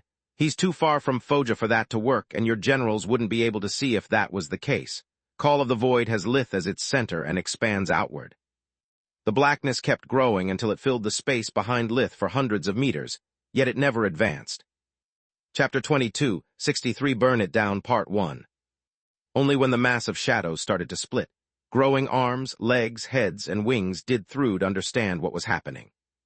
How many demons of the darkness has he conjured? 256, now 512 and counting. Uffel replied as his dragon eyes allowed him to quickly estimate the enemy numbers as the blackness spread. 1,000, 2,000, the fuckers grow geometrically in number. If it keeps like this, they... Never mind, thank the gods it stopped at 3,000. What the fuck are you sighing in relief for? Zula said. That's still 3,000 soldiers for free and it gets worse, look. Even with the help of his golems and the geyser, there were only so many souls that Lith could conjure at the same time. Yet he didn't plan to start attacking until quality matched quantity. What the Fenrir was staring at in horror was the number of eyes of the demons going from 1 to 6 in the span of a few seconds. In the blink of an eye, the sky in front of Foja had become filled with 3,000 immortal creatures, each one with the power of the violet core and the bloodline abilities of a Tiamat. Phase 3 is a go? Lith's voice sounded like the wind howling out from an abyss that somehow had learned how to speak, yet it was clear as it resounded throughout the air and reached the allied army. What the heck is he doing? Thrud slammed on the armrest of her throne, shattering it in frustration. I don't know. Floria had no advice to offer, feeling as baffled as her liege. If we don't step in now, there will be no way to stop Verhin later, Zula said via the communication amulet. And what exactly can you do against a whole army of demons who can use spirit magic and have a mana core as strong as yours? The Mad Queen said with a snort. Wait for an opening. If there isn't any, just hold your position. If you get killed, it will take days for you to reform. Lith had just finished yelling when he took a deep breath, and with him the demons. At his feet, Trouble and Raptor were inhaling as well, the silver of their adamant skin covered by a thick layer of blackness. Velagros and Valia had become demons right after their death, gaining the opportunity to retain their original body. Necromancy kept the corpses perfectly preserved, and Lith would take them out of his dimensional pocket before every battle. It granted the 2 former members of the Queen's Corps to be always reborn straight into demons of the fallen, without the need to find a host body. Tryon and Velagros weren't so lucky, so they had to make do with the golems. Merging a demon with the constructs granted the souls a physical body, and to use the power core in addition to the black core they were reborn with. Also, it gave the golems a brain and the full scope of Lith's bloodline abilities. Velagros was the oldest of his demons, so Lith had entrusted him with Trouble. The Balor had a humanoid body, and Lith hoped that the 3 elemental crystals that replaced its evil eyes might synergize with the Velagros' Tiamat eyes. Great Mother Almighty, Verhin was right. The former captain of the Queen's Corps thought as the Balor's body welcomed the 6 eyes as if they were its own. Circulating their power was second nature to it. A Balor is still an evolved human, and even though I'm dead, in my demon form I'm one as well. If only I could understand what the heck is happening. The 3 elemental crystals sparked with power, splitting their energy between the corresponding pairs of allegedly opposite elements. The red crystal fed the fire and air eyes, the black crystal the light and darkness eyes, and the blue crystal fueled the water and the earth eyes. Velagros could see many things through his newfound mana organs, but failed to make sense of them. A black light spread through the scales that covered Lith's body, starting from his face, and then moving down his neck, lungs, and heart. Then his face mask opened, revealing a maw filled with white fangs and black-violet flames. The mouths of the 3,000 demons followed their master's lead and opened in unison. Their combined light painted the area surrounding Foja purple, while the sheer number of the demons blotted the sun out of the sky. Thrud had yet to finish issuing her order when Lith and his demons breathed a burst of void flames.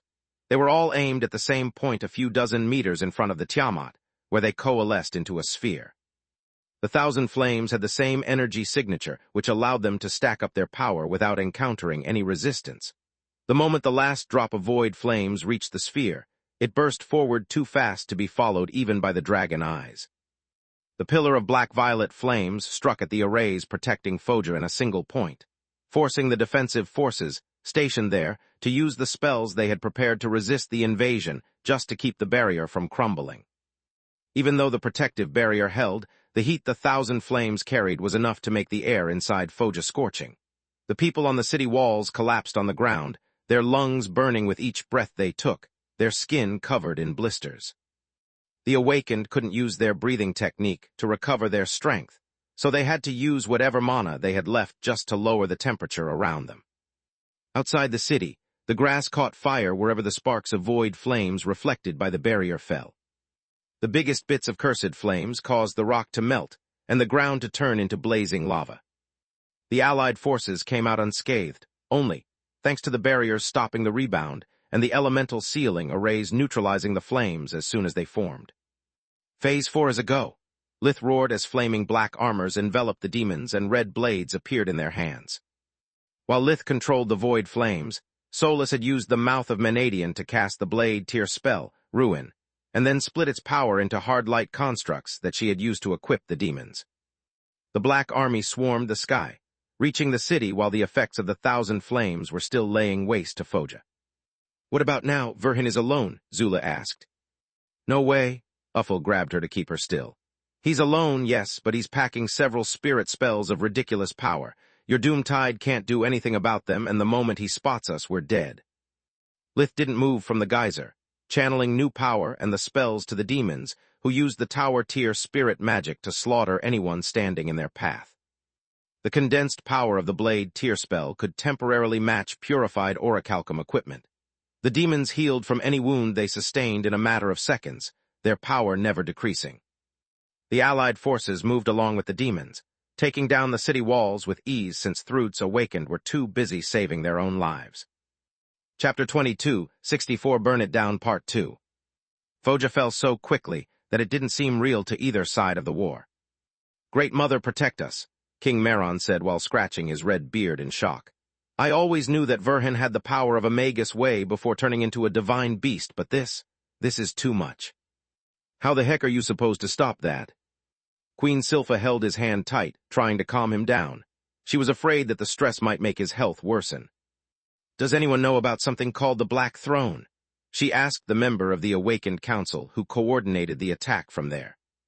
Lotho was still in Zeska, Inzialot was protecting Lith's family in Lucia, and Ragu was just entering Foja. "I've heard about it, but it's just a legend." Phila the Behemoth couldn't muster enough focus to look away from the hologram, her eyes filled with a mix of awe and horror. "We'll talk about this later, then." Silpha remembered well Tyrus. Warning, and suddenly she felt the need to find something that could match the power of their supreme Magus, or at least keep him from obtaining whatever the Black Throne was. Meanwhile, in the throne room of the Golden Griffin, Thrud didn't share their worries one bit. "Retreat now and prepare to join your brethren at Verhin's next stop. Foja has fallen, and there's no point in delaying the inevitable."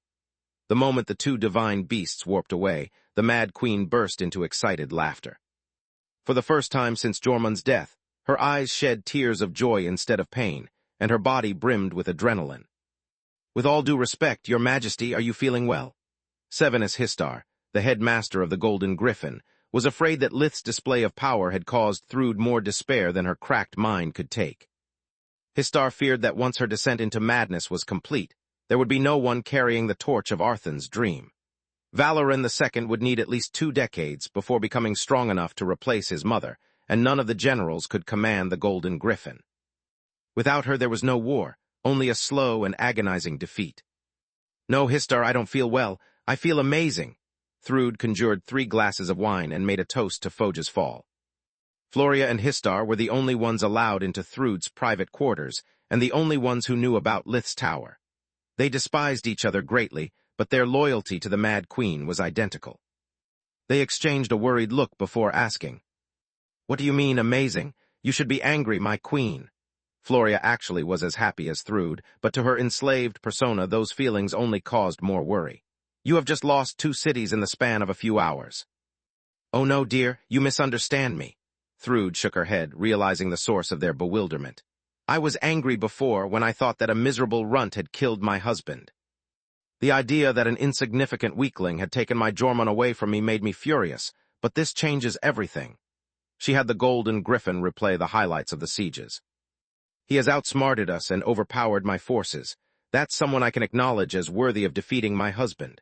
Mind you, it's still an unforgivable crime, but at least now my mind is at ease. Jormung was felled by a worthy opponent, someone who, once I'm done with the royals, will join you at my service."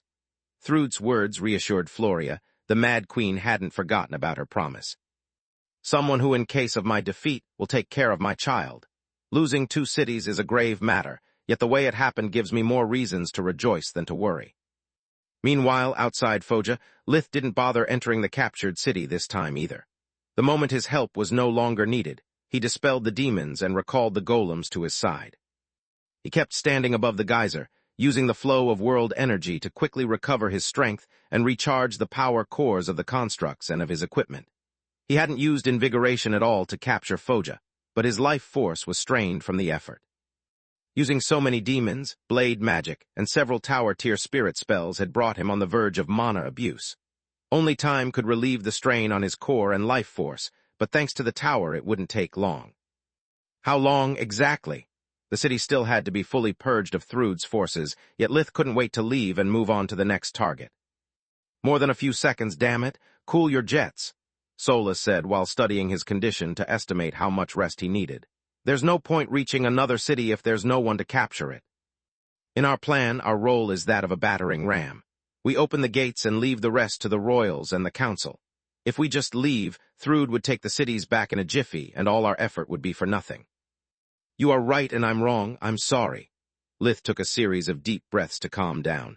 I need time to recover and you to overcharge the tower. Unless we both are at the peak of our game, none of my plans can work. Even though the tower couldn't take form, Lith could still access the powers of its floors as long as he had the necessary energy to fuel them. He activated the watchtower, spreading the effects of his breathing technique for kilometers. After he was certain that there was no enemy hiding in the vicinities nor any magical resource he could apply to exploit, Lith sat on the ground and took lots of food out of his pocket dimension. Mana was still energy, and it couldn't be created out of thin air. Lith needed food to repair his body and to provide his mana core with the nutrients it required to fuel its abilities. That was damn impressive. Ragu walked up to him, her surprise growing stronger as she noticed how good his condition was. Such a magnificent display of power and you haven't even broken a sweat. How did you do that? The mana geyser. Lith stopped eating for a second to point down with his fork. I used it along with invigoration to overcharge my body with mana and my equipment with world energy. My blade spell allows me to draw in the outside energy and refill the power cores the moment they get depleted. The problem is that usually the world energy is too thin to make a difference. Brilliant, Ragu nodded, falling for his lie-hook line and sinker. The human representative had no idea how a blade spell worked, especially when employed by a divine beast. The offspring of the Guardians were considered creatures who defied common logic, and Lith was no exception.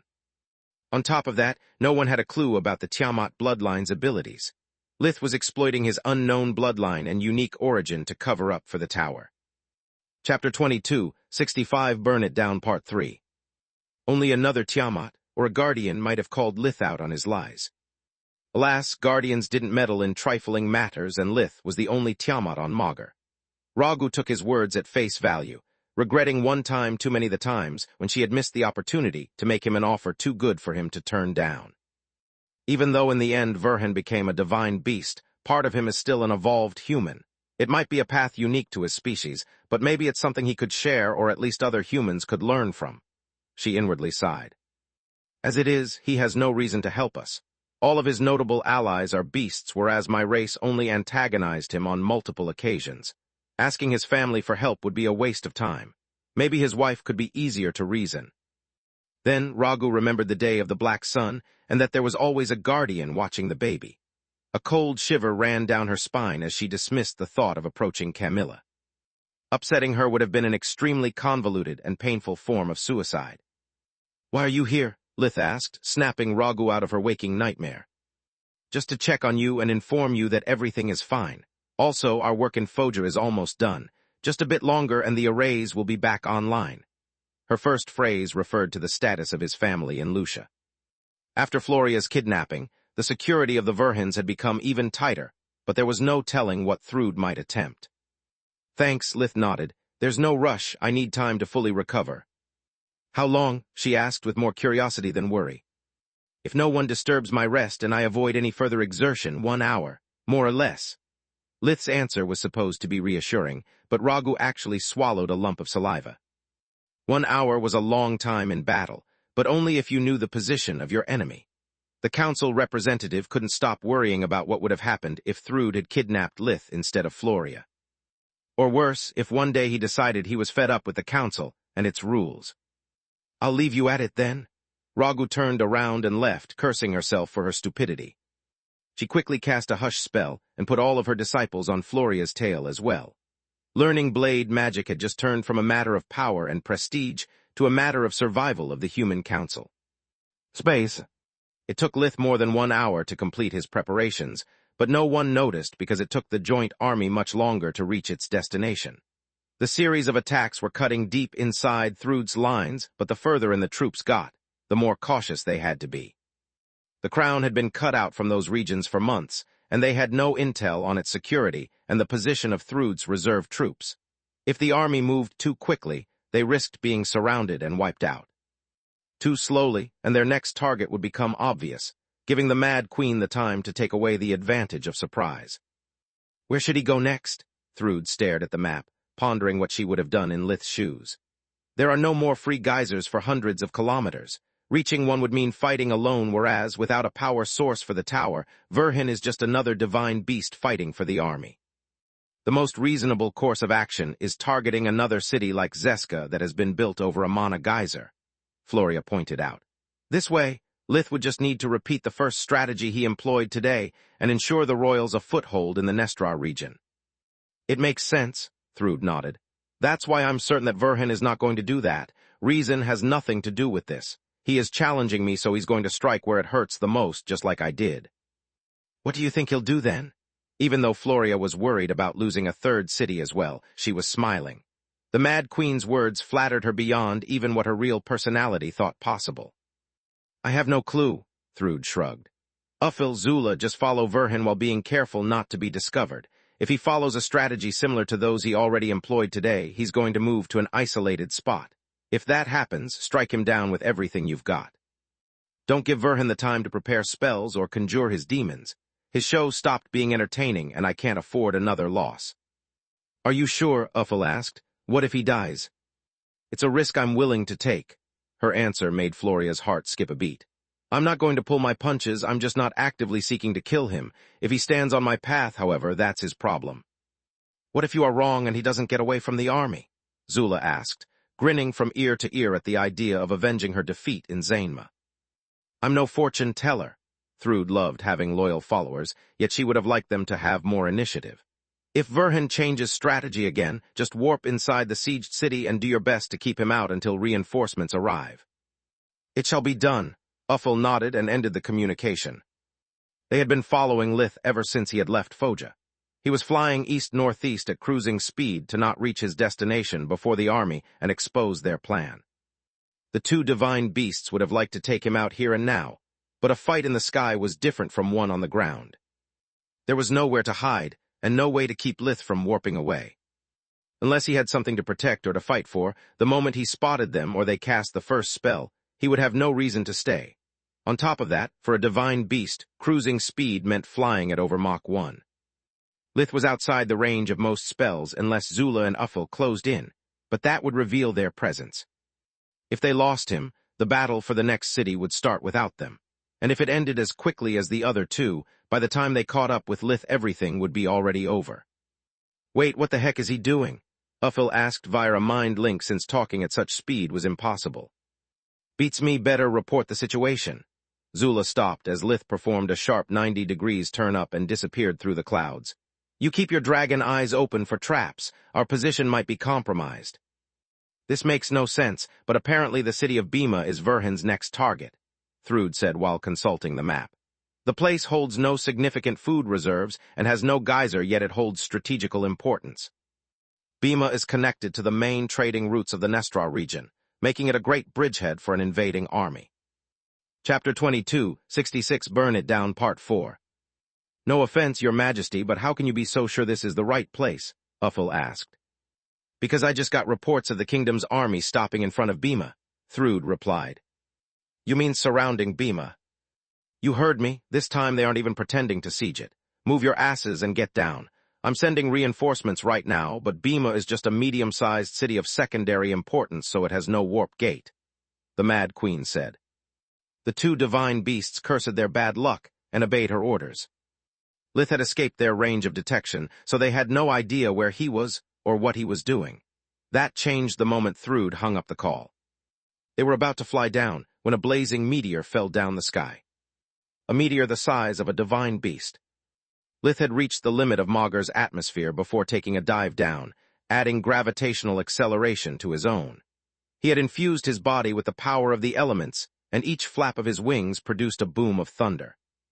At the same time, he had created a wind blade in front of him to reduce air friction and generate a slipstream effect that further increased his speed. Gravity fusion added the final touch, increasing his weight tenfold and everything that came with it. Even though he used the air blade as a shield, at his speed the air friction was still enough to set the air around him ablaze and heat the black Voidwalker armor he wore to the point of painting it red. Lith's descending trajectory was diagonal to have the time to both garner more speed and correct his course as he came closer to the ground. He could have hit Bhima from above, but that would have been pointless. The arrays would have immediately closed, and the civilian casualties would have been uncountable. He would have found himself surrounded, and the army would still be locked out. It was the reason he was slowly steering up, using the air currents under his wings and bursts of heat rays from his hands and feet to turn his descent from a nosedive to an almost horizontal path by the time he reached the city's level. The Royal Army was deployed at a safe distance from Bhima, on either side of the main road leading to the city gates. The moment they saw the black meteor closing in a trail of fire, they raised their energy shields and braced for impact. Lith emitted jet bursts of light and fire from his limbs to further accelerate in the final stretch, as the tower coated him in a second layer of armor, doubling his weight. Even without a mana geyser, Solus could still assume her tower form, but it came at the cost of her energy. On top of that, it would just be a stone building since her weak core didn't have the power to support the tower's enchantments. It was the reason Lith had rested for so long on the mana geyser outside Foja and departed only at the last minute. This way, Solus had the time to recover and overcharge both her mana and power core. Thanks to that, and by squeezing out the world energy stored in the mine and crucible, the tower would be fully operational for a handful of seconds, which was all the time Lith needed. He had chosen Bhima as his third target not only because of its strategic importance, but also because it lacked a mana geyser. Without it, the defensive arrays had to be fueled by crystals spread throughout the city blocks. Crystals that, once depleted, had to be replaced with new ones while they recharged. Yet, if all of them became exhausted at the same time, there would be no time to substitute them, and the arrays would disappear until a new power source was provided. The impact between the tower-armored Tiamat and the city gates of Bhima produced a shockwave that killed everything in 500 meters, 640, radius. The city walls quaked and cracked as the guards stationed on the battlements were sent flying. Even shape-shifted Emperor Beast couldn't hold the sudden blast and fell down. The only difference was that they survived. The orichalcum-studded solid wood doors of the city were ripped off their hinges and turned into deadly projectiles.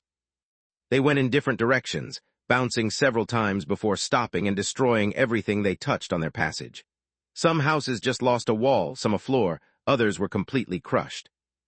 Hundreds of lives were lost just because of the opening salvo, while the Royal Army had yet to set a single step inside Bhima. The arrays consumed all their power to cancel Lith's speed, and neutralized the shockwave that would have otherwise turned the outer rim of the city into a flaming crater. The Allied forces took it as their cue and orderly marched toward the open gates, the paved road below them a red carpet welcoming them. Meanwhile, Lith had released Trouble and Raptor on impact, so that they would carry his kinetic energy and burst through the open doors like adamant bullets. The golems had aimed for the still-stunned guards, conjuring the demons as they killed Thrud's awakened before they could recover. Fuck, there's no time to lose, let's warp.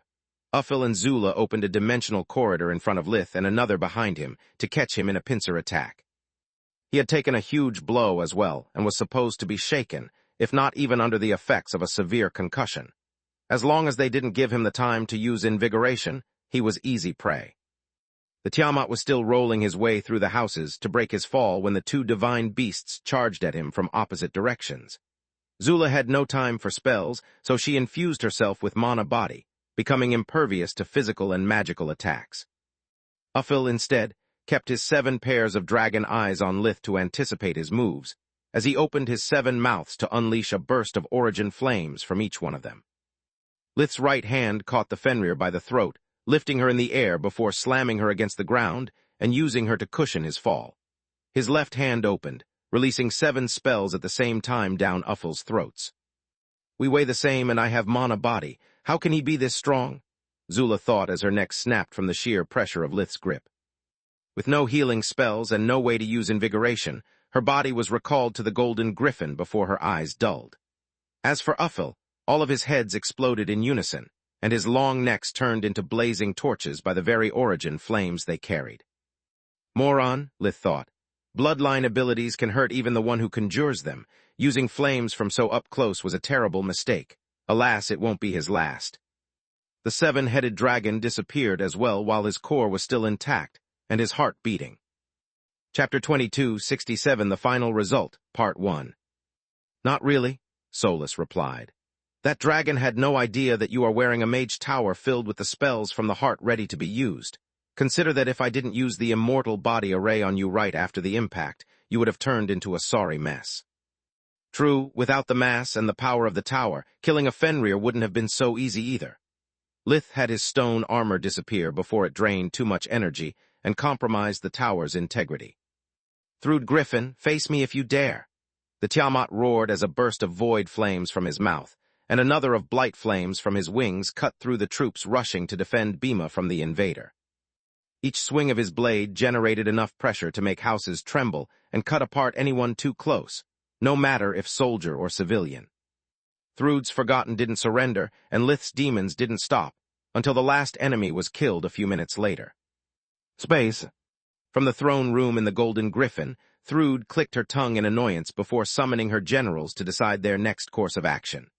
Floria sat to her right, while Histar was to her left while she explained her strategy. Everyone was stunned by her calm. The loss of 3 cities in the span of a few hours seemed to be of no importance to her. Are you sure you don't want us to move and recapture them right away? Yada the Sekhmet asked. With that kind of damage, their defenses will be low, and with so many casualties, we'll have the support of the citizens. I'm sure, Thrud nodded. Let them dig their own grave. We'll wait for the repairs to be almost done and the people unrestful before making our move. Don't worry, it's not as bad as it seems. Sometimes, you have to take 1 step back before taking 10 forward. This situation can turn into an opportunity to start the final phase of my plan if we play our cards right, and the opponents fail to read our moves. Space. What do you mean I have to stop? Lith snarled at General Burian through his communication amulet. This was just the morning course. I've still more cities to take until sundown. He was about to leave Bhima and move to the closest mana geyser to recharge when he had received the order to cease the advance. More, Burian turned pale in terror, his throat too parched to emit a word. Move, you idiot. Orion's hologram replaced the general's. He looked as angry as Lith, but he was also dejected and resigned. As much as I'd love to unleash you until we cut Thrud's regions asunder, you have to stop. Our forces are stretched thin throughout the occupied territories. We need to fortify our positions, secure our supply routes, and repair the damages. Otherwise, everything you achieved today will disappear by tomorrow at this hour. Any further advance is impossible. Even if we had the troops, which we don't, Bhima has no warp gate. Getting repair materials and reinforcements will take time. You are done for today. Go home. What about the Golden Griffin? What about Floria? Lith asked in outrage. As a father, you have my gratitude, and your fury is my own. Thanks for what you have done for my little flower, Lith. I'll never forget this for as long as I live. As the general of the army, however, I can't support you. This is the best way to pressure Thrud. Doing otherwise would just mean a waste of time and resources we don't have. Go home, please. Lith could see that Orion was torn inside, and that he lacked the strength to repeat the order a 3rd time. I'm going home then. Supreme Magus Verhin over. Lith left the communication open, giving Orion the time to nod in agreement and the final choice. It was the general of the army to end the call and reign in the Tiamat. Lith took flight, going straight for the nearest mana geyser. As soon as the tower and Solus recovered their strength, he would warp back to the Tron wood and the warmth of his house. Space. Village of Lucia, Lith's house, a few minutes later. Much to Orion's surprise, he arrived there through the gate in the barn first. The army had no need for him as well, since fortifying cities was a job for wardens and engineers, not generals. Orion had gone to Lucia instead of the Erna's household because his whole family was there. Gianni was an archon and a regular human. There was no place for her on the battlefield. Since she couldn't fight for her daughter, Gianni had moved to the Verhins' house to watch the battles with them. She could just cheer, but it was still better than nothing. Freya, Quilla, Chilean, and Gunnian were there as well to support their parents in their darkest hour. Gods, I still can't believe what I just saw. Quilla was still pale from the carnage she had witnessed. She had never gone to war, and until that moment, most battles had involved only armed fighters, not civilians. Me too, stopping the attack after only half a day is outrageous, Gianni said with a sigh. Yet your father made the right decision. Advancing further would have just been senseless murder. Alina and Renau were in the children's room to make sure they didn't see or hear anything. Roz, instead, was in the living room with the others, spectating at the images projected live by Gianni's amulet. Good gods, what have I done? Did I just sell my son's soul in order to get my old life back? I've never seen Lith fight like Scratch that. I never saw him fight for real. If I didn't know that he's my son, I would be crapping my own pants. Ra's hands kept tormenting his neck and beard in frustration. He would have loved to fall to his knees and pray to the Great Mother for guidance, but Tyrus was right there in the kitchen preparing dinner. Instead of making himself ridiculous, it was better to just go and talk to her. Don't worry, Gianni. Zinnia was there as well to keep Camilla company. You've seen how strong Lith is. I'm sure that he'll bring your daughter home safe and sound. During Camilla's absence, Lady Ernest had protected Zinnia just like she had been Camilla's wall once she had resumed her job as a constable. During the months spent together at the royal court, Gianni and Zinnia had become intimate enough to drop etiquette and speak on a first-name basis. The gods know if I hope you are right. Only when Orion sat by her side and took her hands between his did Gianni unclench her fists, revealing her bleeding palms. Her husband cleaned the wounds and healed them until the nail marks disappeared. Due to her work as an archon, Gianni kept her hands manicured, but her nails were short to not bother her and her palms callous from the training.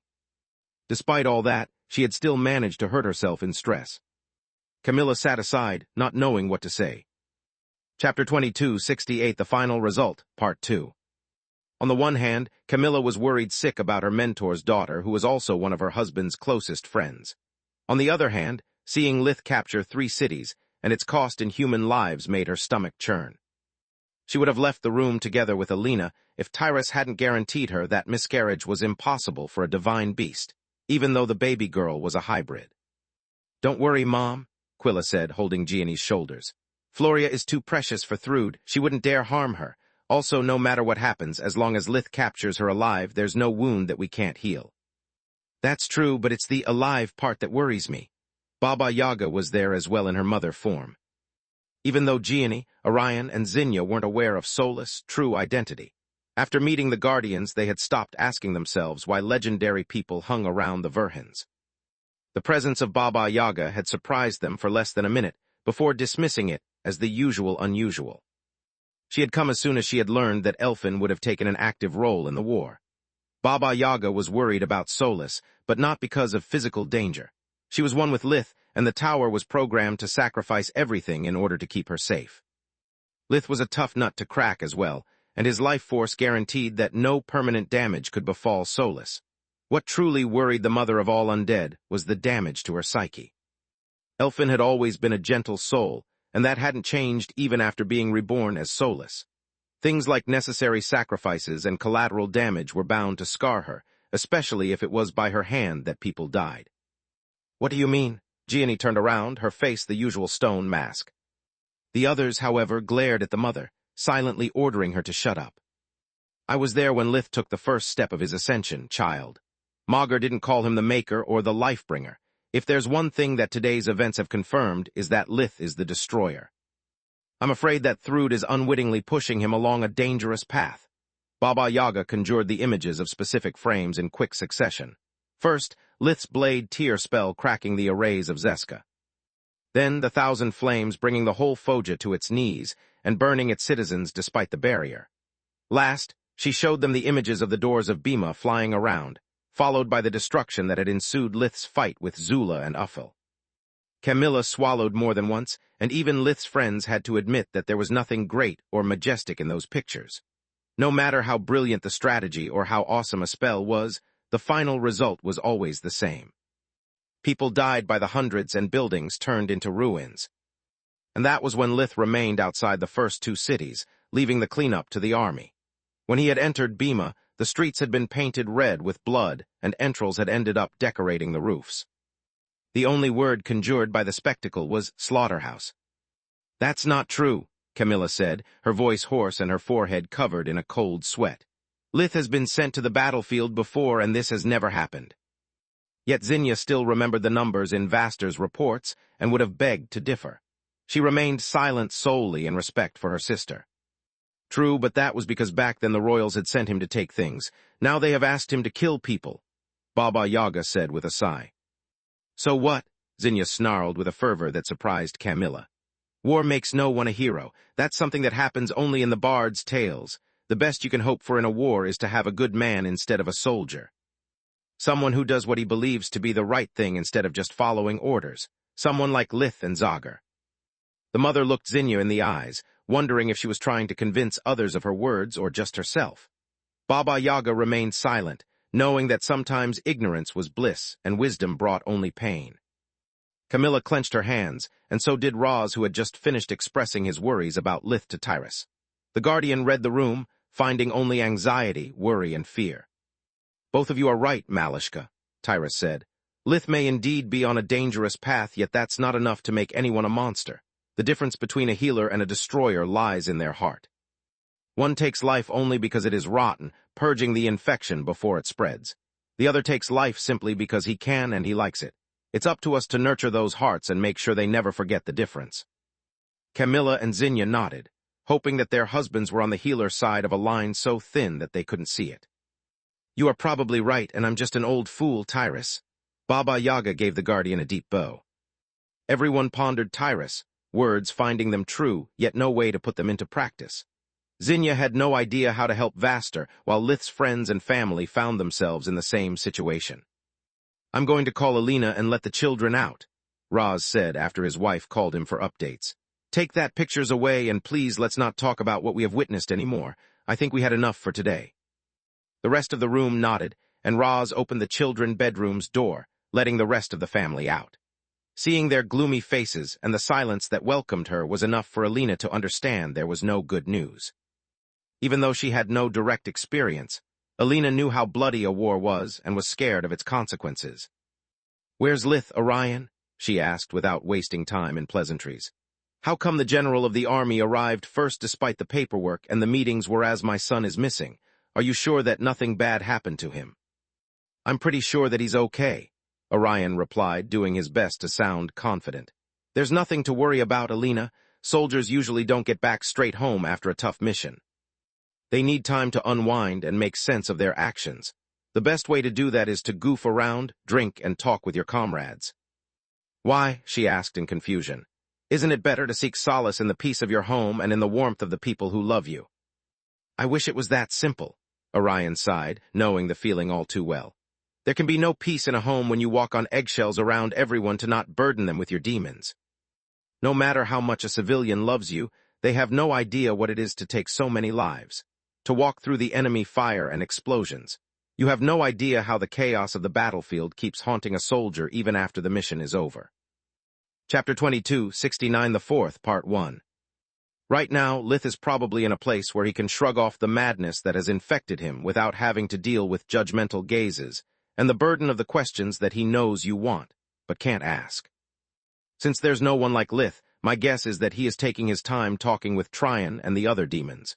Veterans are the best support group he could ask for. They know his burden because they not only faced the same issues in the past, but they also fought at his side today. Orion's words further increased Zinnia's worries. They made it clear to her why Vaster spoke so little about his work, and why he had sought the company of the abominations. Neither she nor Roz had a clue about how to help their respective loved ones, feeling helpless in front of a divide that could only grow wider the longer the War of the Griffins went on. Space. Keller Region, underground Odie facility in the Serpent Tongue mountain range. Orion's prediction was spot on. After leaving Bima, Lith had warped in random directions to lose possible tails, and then had Tower warped to one of the most secluded mana geysers he knew. After the kingdom was done sweeping the remains of Dawn's lab and the Odie machinery, they had left no surveillance device behind.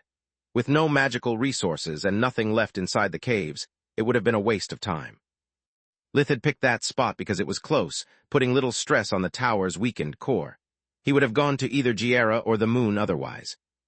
He and Solus sat on a thick, soft fur carpet in front of the fireplace of their dream house. The wood popped and crackled as the flames spread their warmth. Solus held a cup of hot chocolate in her hands and a plate of steaming cookies beside her legs, yet she had yet to touch either. Lith's arms wrapped around her from behind, and both of them were covered by a thick blanket. Yet none of it mattered. Despite their bond soothing her nerves and the many sources of heat around her, Solus was trembling from head to toe. Her face was deathly pale and her hands kept shaking, spilling the hot chocolate that the self-cleaning enchantments cleansed. As for Lith, his face was a stone mask and his body steady. Only the shadows on the walls betrayed his inner turmoil. They writhed in apparent agony, their shape and size changing non-stop as they depicted images from the recent battles. Were Lith to turn around, he would see the silhouettes of people choking to their death due to burned lungs and those of flaming ruins.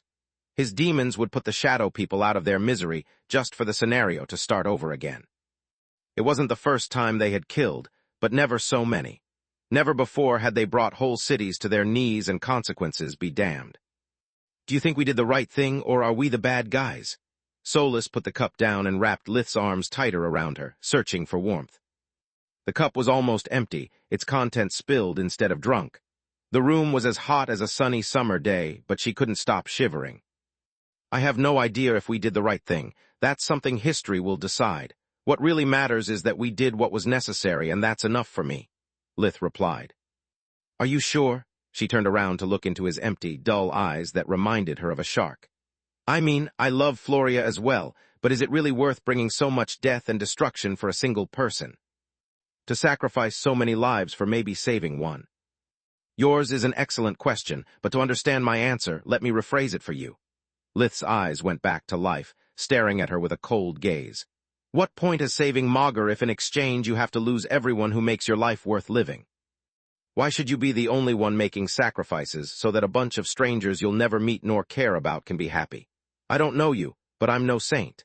If I had to choose between my happiness and the rest of Magur's, I'd pick mine in a snap. Are you telling me that if you had to choose between me and Magur, you'd sacrifice an entire planet just to save me? Solus didn't know whether to be flattered or terrified at the idea. That's a bit of an exaggeration, Lith shrugged. Saving you would be pointless if we didn't have a place where to live, but I'll answer anyway for argument's sake. First, I'd save you no matter the cost. Then I'd salvage whatever I can of Magur. I don't care about others. I would just rescue my family, the Urnas, the Fastero, and the Vasters. We would all live in the corner of paradise I protected, and from there, we'd just have to repopulate the planet. Worst-case scenario, we move to the moon. How can you say that? Solus was shocked, but kept clinging to his arms. What about the hypothetical people who just died because of your actions? What about the real people who died today when you issued your challenge? Again, let me rephrase. Lith's tone was now full of contempt, but it wasn't aimed at her. What about the guardians, the divine beasts, and even Thrud's citizens? They knew what was about to happen and that I won't stop at anything to get Floria back, yet they did nothing. Those hypothetical people should have moved their asses and protected what was theirs instead of hoping for my mercy. Those real people should have either surrendered or begged their queen to release the hostage. They choose to fight and lost. Always remember Solus. There are billions of people on Magur. If there was even a single scenario where the fate of the world rested on the shoulders of a single person, then it would be a planet not worth saving. Lith took a pause to let his words sink into her head and bury his face in her shoulder. The warmth of her body and the sweet scent of her hair were everything he needed to remind himself about who and what he was fighting for. I've already lost too many people. I'd rather die than lose another one, he said after a while. Me too, she turned around, wrapping her arms around him. The thought of living in a world without Lith, Tista, and the others, of being once again alone for hundreds of years, scared her so much that Solus would sacrifice Magur itself to keep it from happening. Space. Lith and Solus arrived in Lucia a few hours after Orion. He conjured Valia and Locrias, sending them back to their families. Ever since Lith's return to Lucia, the royals had upheld their word and built houses for the families of his demons who now were his neighbors. When Lith and Solus walked through the door, there was no trace of the shock from their own actions. Chapter 2270, the fourth, Part 2. They were nowhere close to getting over it, but they had regained enough of their cool to act normal. Soulless, Baba Yaga rushed to her while Alina shoved people away to reach Lith first. "Are you all right? Is everything okay?" "I'm fine, thanks," they both replied after Alina was done checking Lith's hands, chest, and face for injuries.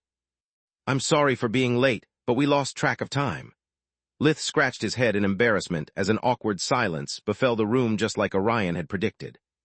The members of Lith's family could only think of questions that would either sound stupid or risk reopening their wounds. They had no idea how to help Lith and Soulless cope with their actions.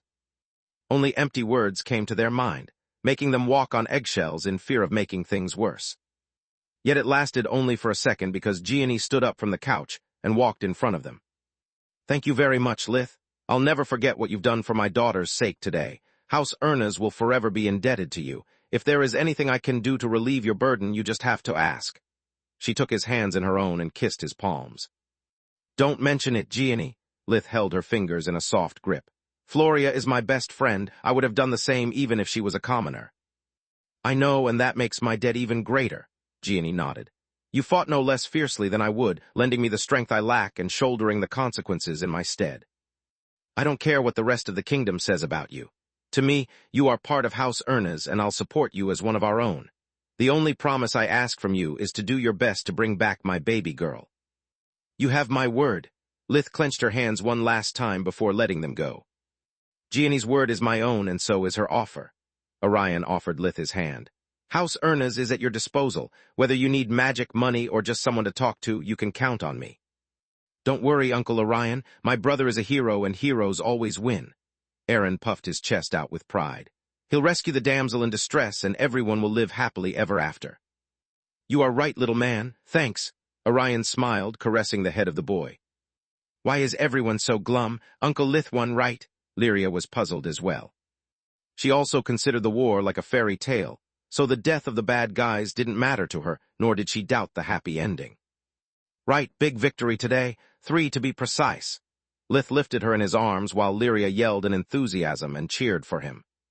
The children's pets started to bump people for food, and soon the mood in the room became lighter. Lith's parents and sisters, however, felt helpless. Orion and Gianni were now closer to Lith than them, while Freya and Quilla could share with him doctored tales from the front. The Verhans felt cut out, guests in their own house. After pondering Tyrus, words, and seeing how tense Lith and Soulless were, Camilla needed to talk with them, but it had to wait. Baba Yaga had brought Soulless to another room to speak with her in private. "You can drop the mask, Effie. There is only you and I here. You don't need to act strong," she said after hushing the room. "Thank you for your concern, Malishka, but I'm fine. As fine as someone in my situation can be." Soulless sighed, plunging onto the bed as her expression turned sad. "Then if you have nothing to say, you should listen."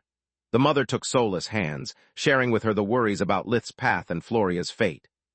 She replayed everything from her own speech to Tyrus, using the images from the onslaught to prove their respective points. Under any other circumstance, Soulless would have been outraged, but Lith's words still echoed in her mind. His willingness to burn Magur and Baba Yaga's theory about the destroyer aligned, making Soulless swallow a lump of saliva. "Let's say that you are right. What am I supposed to do?" she asked. "If I knew, I would have given you precise instructions," the mother sighed. "All I can do is ask you these questions and hope you find the answers. You are the only person who can find a solution because you are half of the problem." "What do you mean?" Soulless blinked in confusion. "I'm afraid that what Histar said when you faced him at the Golden Griffin might be true. Maybe you are the fourth horseman. Your mother used my technology to alter her tower and turn you into a version of my children that I don't understand for the life of me," Baba Yaga replied. "How is that a bad thing?" The more she heard, the less Soulless understood. "Because I split my children into 3 on purpose. I separated them from their steeds to limit their powers. People always forget that I never meant to create a master race, and that's why undead have been universally accepted as the 4th race. They contribute to the balance and pose no threat to it. Your mother instead couldn't care less about the consequences of her actions. She only wanted to keep you alive, no matter the cost. You are complete. You are at one with your tower. You are at one with the destroyer." Baba Yaga took a lock of Soulless' hair, making the 7 streaks manifest to prove her point. "The problem is that, as it happens for my children, there's nothing to fix in your host. So instead of you changing Lith, he is changing you. The hair, the tribulations. Do you really think it's just a coincidence? No, Solus shook her head. I've reached the same conclusion for a while now. What's the problem with a fourth horseman, though? That if I'm right, he's the horseman of the void, and wherever he walks, the abyss rides behind him. The mother conjured the image of the thousands of demons who Lith had conjured that day. How they had combined their strength to take down Foja's arrays, and then butchered everyone in their path, feeding upon the corpses to grow their strength. Space. Meanwhile, in the living room, Elena was setting the table while Tyrus cooked. Space wasn't a problem since the Guardian had stretched the room with dimensional magic. Between the children running around, the beasts yapping in hunger, and the popping fireplace, the mood had greatly improved. Everyone did their best to pretend that it was just a day like any other, and they almost believed it themselves. We need to talk, Camilla said the moment she managed to have a moment with Lith alone. Please tell me it's not about something I did or said, he exhaled sharply. No, silly man, quite the opposite. She wrapped his arms around her before hugging him. I swear I'm not in the mood for riddles or lectures. Can't it wait until tomorrow? Lith whined, yet her warmth made him feel better. Chapter 22, 71 Magus Serpent, Part 1. No, our talk can't wait that long, Camilla replied. Tomorrow you might leave again, and when you get back, things would be even worse than they already are. As absurd as it sounds, this is the perfect moment. I guess you are right, Lith sighed. Do you want to do it here or in my room? Neither. I want to speak with Solus as well, and I don't want to take you away from your family. I can wait until after everyone has gone to bed. A booming sound and the house shaking cut her short. Lith raised the shields to the max, knowing that whatever was going on, it couldn't be simple. The arrays that surrounded his house were supposed to protect it from anything short of a natural disaster or a divine beast on a rampage. What the heck is going on? Raz opened one of the windows facing toward the Tron woods, since the noise came from that direction. The sun was slowly disappearing on the horizon, but there was still enough light to clearly see the source of the commotion. Or better, the sources. Farm me sideways, I hate being always right. Just as Lith had predicted, there was a divine beast on a rampage fighting against a natural disaster. The colossal figure of Crank the Hyperion was perfectly visible despite the distance. In his real form, he resembled a colossal pitch-black bear, 30 meters, 100, tall at the withers with a white streak running from his head to the tip of his long, armored tail. The white streak wasn't made of fur, but of a crystal-like substance that crackled with the power of the elements. On the sides of his mouth, there were curved tusks that Hyperions used to hook or maul their victims according to the circumstances. Crank's figure shone with the golden light from the mana body bloodline ability that made him impervious to both physical and magical damage. It was the only reason he was still alive. His opponent was much smaller, but also much deadlier. It emitted black bursts of chaos that pierced through the golden aura and burned the thick defensive fur of the Hyperion, leaving huge patches of bald skin.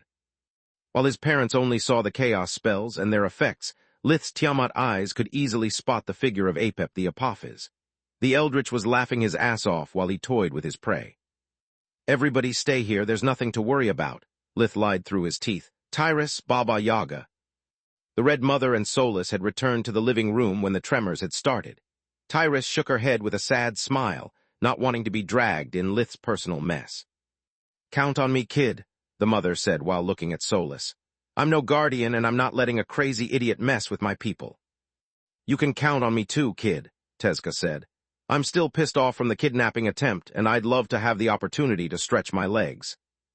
Great, but let me do the talking, please. This might just be a huge misunderstanding, maybe even a bad roll of the dice. Lith inwardly sighed in relief. A white core and an eldritch hybrid were no guardian, but together they were the next best thing. Don't worry about us. I'll stay here with the others. Camilla knew that Tyrus was bound to protect her and had no qualms about exploiting the Guardian's vow. A snap of Lith's fingers warped the four of them near the area of the fight. At the same time, the members of the Queen's Corps protecting his house called for reinforcements and applied in droves for a transfer to a less dangerous job. Like fighting on the front lines or hunting abominations. What the heck is wrong with the two of you? Cease this madness immediately, Lith yelled at the top of his lungs, drawing the attention of the contenders. Quit yapping and unleash your wife, Crank panted, using his breathing technique to regain his strength and make the lost fur regrow. Otherwise, we are all dead. My wife, Lith asked in confusion. The female with angry guardians for bodyguards, you numbnuts? We are no match for Maugre's serpent. Much to the Hyperion's surprise, the mention of Camilla made the Apophis dispel the spheres of chaos he had kept at the ready. Apep fondly remembered the nice woman and didn't want to put her in danger. Sorry it doesn't work this way, Lith shrugged. What are you two doing here? There's no enmity between us. There better not be, kid, or you and I are going to have a problem. Tezca reverted to his true appearance, skewing the odds to the point that the Apophis didn't need to roll the dice to decide his course of action. He knew about Tezca. The Sun-Eater was already old back when Apep had just arrived on Maugre. The stories about him were just the tip of a deadly iceberg the Apophis had no intention to crash into. No dice roll would change the outcome of their encounter. He could either talk or die. There is no enmity between Verhan and I came here in peace when this furred jackass attacked me out of the blue. The Apophis pointed at Crank, his voice a mix of snarls and hisses. Peace, my itchy ass? The Hyperion gave his left cheek a good scratch while pointing fingers as well. I know what kind of a bad day you had, Scourge, so I decided to wait until tomorrow to talk about my light mastery lessons. I was looking for a nice spot where to spend the night when I saw that scaly bastard slithering toward your home. I had to protect my I couldn't let a psychotic serial killer ambush a hero of the kingdom. Long story short, you attacked Apep to defend me, and he attacked you in self-defense, Lith said while holding his temples in frustration. Yes, they answered while glaring at each other. What do you want, Apep? I'm not in the mood for games, and I'm pretty sure that whatever I can do, Inziolot can do it better, Lith asked. You are almost correct. There's one thing you can do and he can't. A white line opened in the blackness of the Apophis' face, forming a predatory smile filled with fangs and a forked tongue. I came here to ask you one question. Is your offer open to everyone? The girl for the tool. Correct, Lith nodded.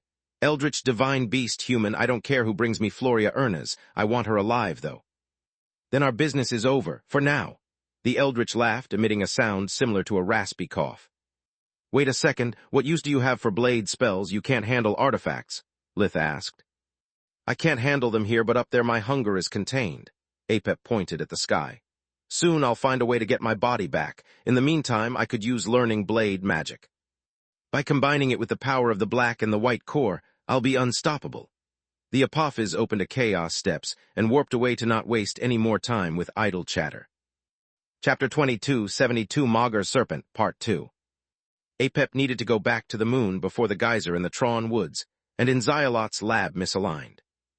The news of the Lich King protecting Lith's family during his absence had angered Apep, but only until receiving the information about the deal the Tiamat had offered Lotho and Crank. After learning that, the Apophis only needed to verify the rumor to turn an annoyance into an opportunity. While Inziolot was on the moon, they would keep researching the secret of the white core. While he was on a mission, Apep would be free to roam Maugre again and hunt Floria down. 2 birds with no second wasted. Thank the gods! Only after there was no trace of the presence of the Eldritch did Crank manage to relax enough to revert to his honey badger form. Or not. He was now much smaller, and the figure of the 10-tailed fox was hard to miss. Tezca was much more famous than Apep, a living legend. According to the lore, meeting him meant death. The Hyperion emitted a low-pitched sound that slowly rose in intensity until it turned into a high-pitched scream, reminding Lith of a tea kettle. Calm down, Tezca is an ally, he's not going to hurt you, Lith said, but Crank kept yelling at the top of his lungs.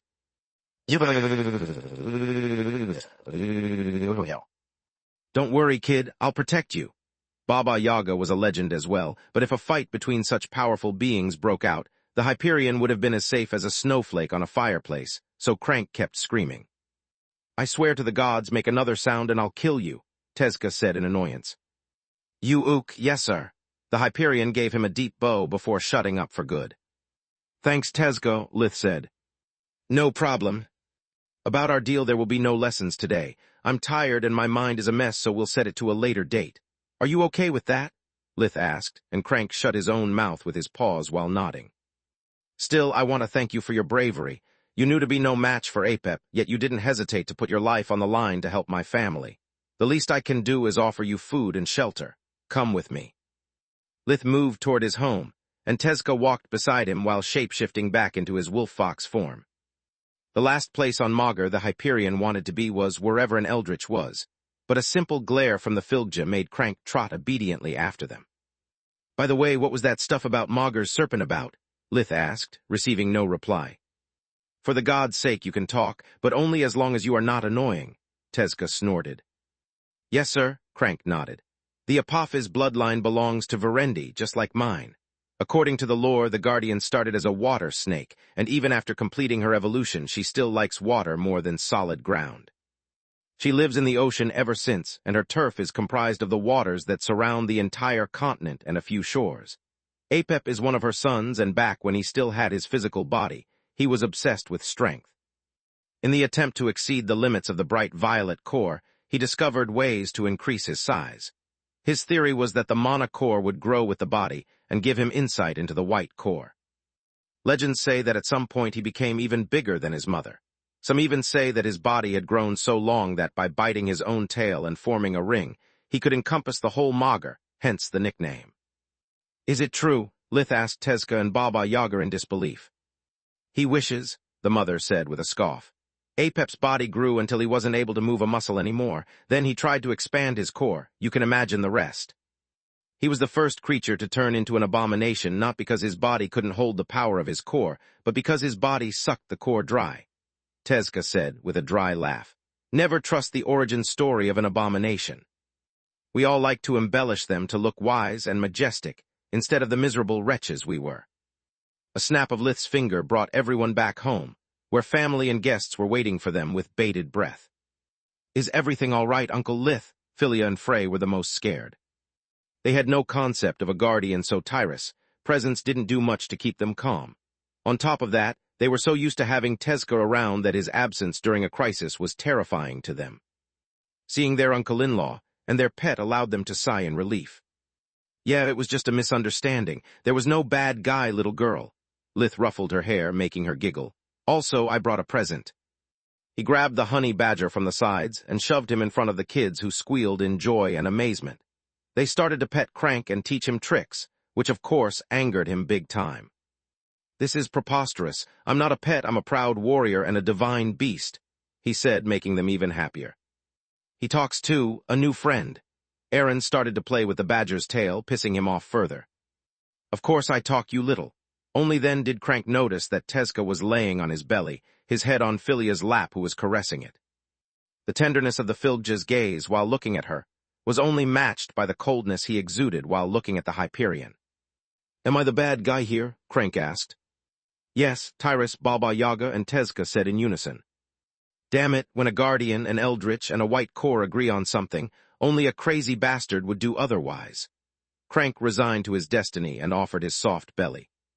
"Are you strong?" Frey asked while scratching the badger's chin and making him groan in pleasure. "Yes, very." "Do you want a cookie?" Lyria asked. "Is that honey?" The sweet scent from the jar made his eyes go wide. "Poor thing, it must be starving." Philia patted Crank while he wolfed down the honey-dipped sweets like there was no tomorrow. "Best decision ever," he thought while the kids competed at who stuffed the honey badger more. The dinner went smoothly, and soon everyone forgot about the attack. They spent most of the time in silence due to Orion and Gianni being worried about Floria, Roz and Alina searching for something to say to Lith, and everyone else finding it hard to forget the images from the 3 reconquered cities. Small talk sounded stupid and empty, so it would never last long.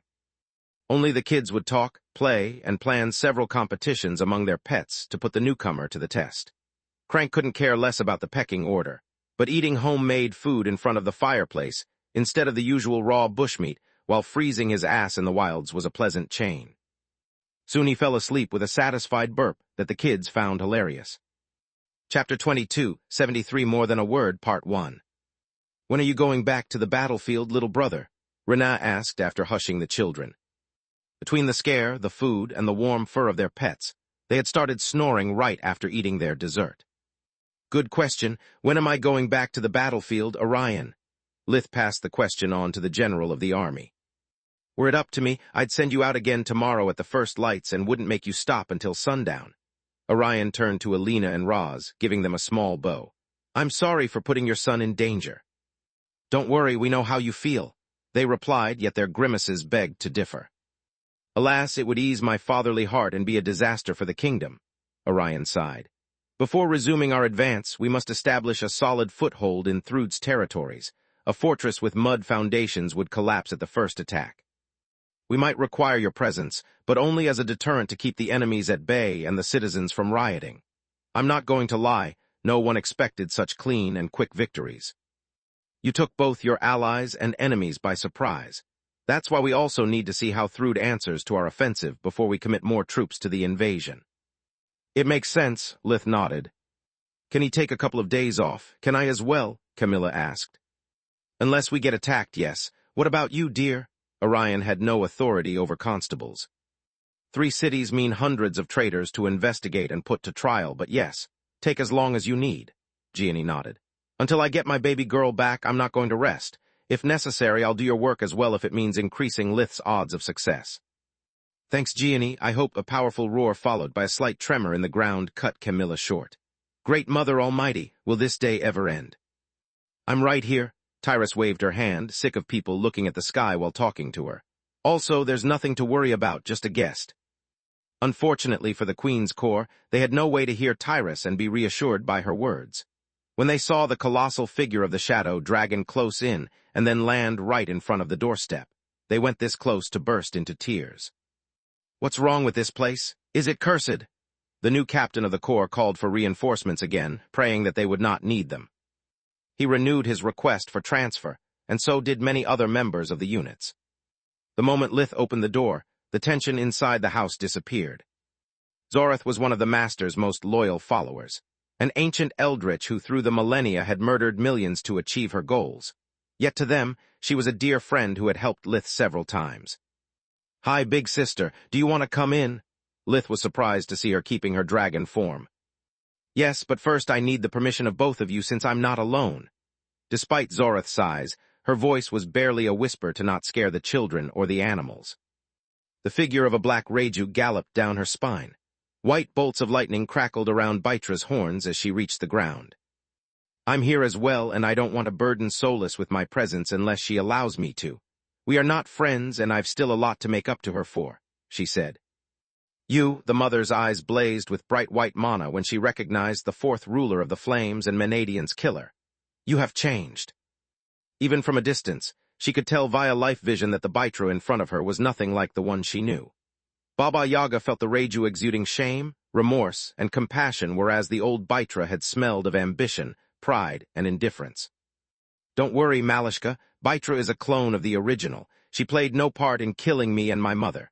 As she said, we are not friends, but she has proven her will to redeem herself enough times to earn my trust. Solus said. Please come in, both of you. She tried to sound confident, but her palms sweated and her knees trembled slightly. Even after the events of Verendi, Solus couldn't bear the sight of Baitra's horn without reliving the feeling of her heart being pierced. Both eldritch hybrids shrunk their size to fit through the door and shape-shifted into their human form only after Lith closed it behind them.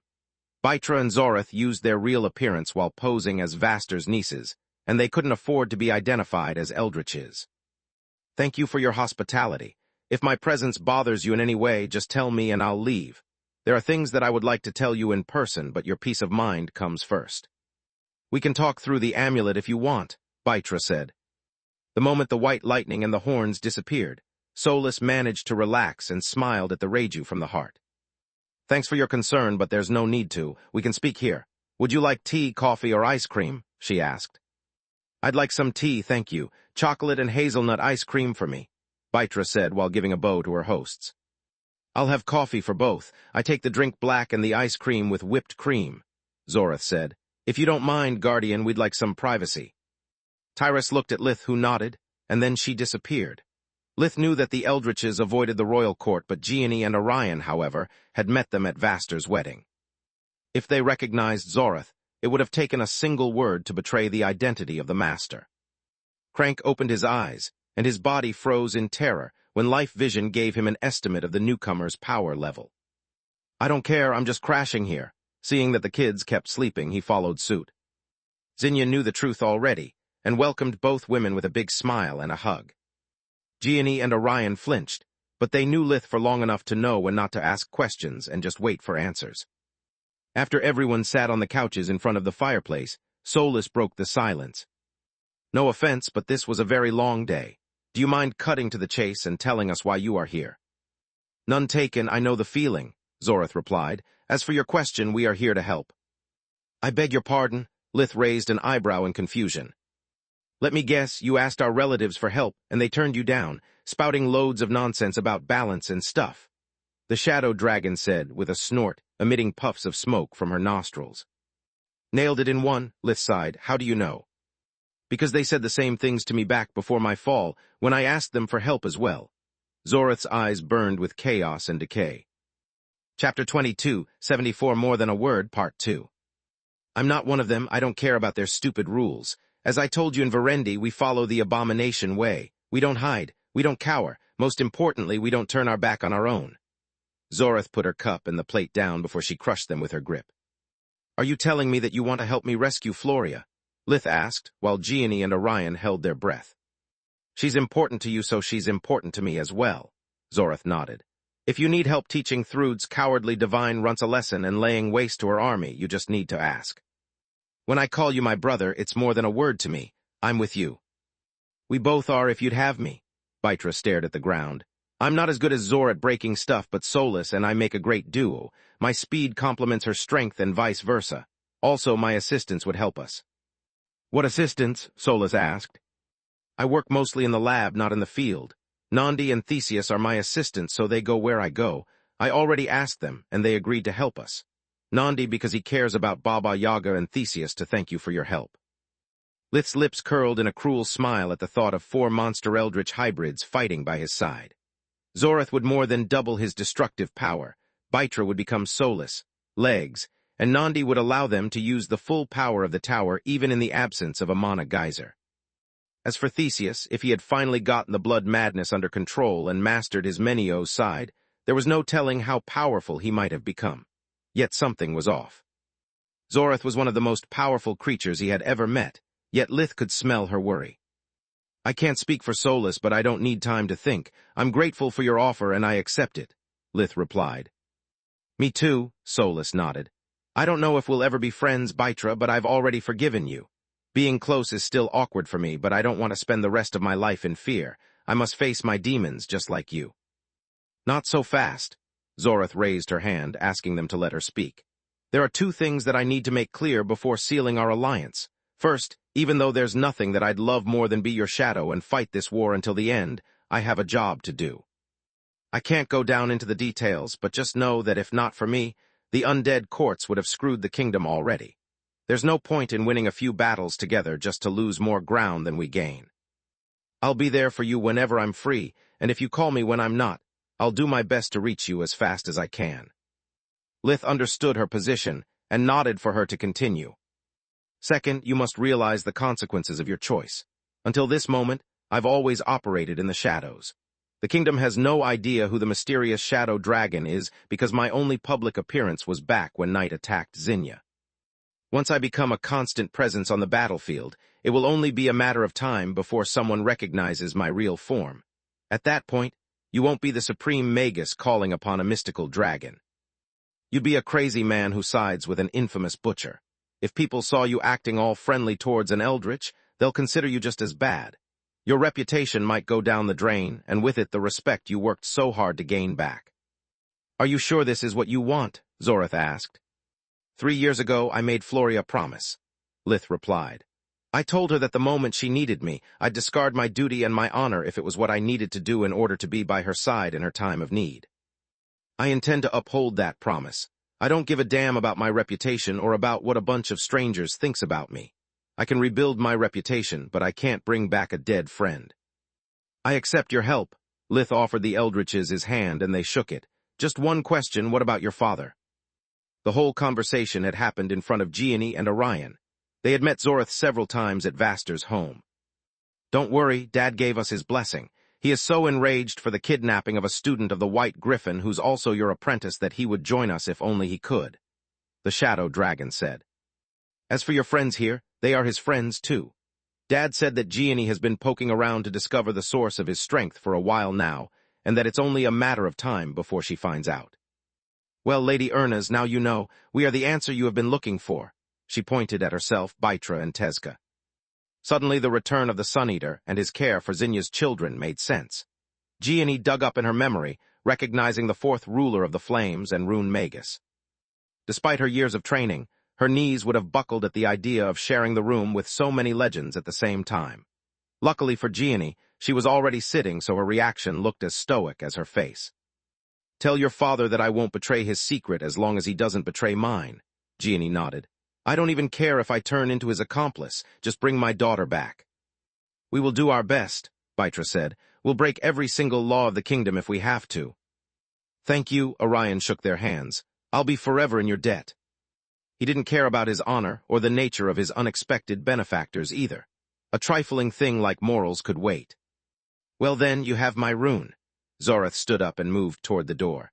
"Sorry for leaving like this, but the more work I do now, the more free time I'll have once you need me, Lith."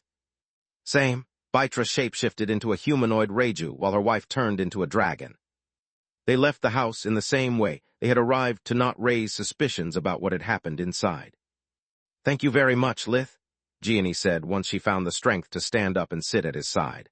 "What that woman said is true. Your reputation might take a huge blow, yet you didn't hesitate to put it on the line for my little flower.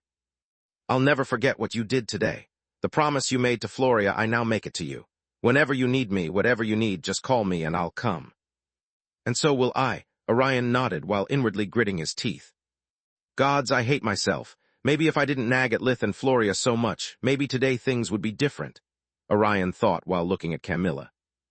Chapter 22, 75 Bloody Path, Part 1. If something happened between him and Floria back in Kula, now she would be safe.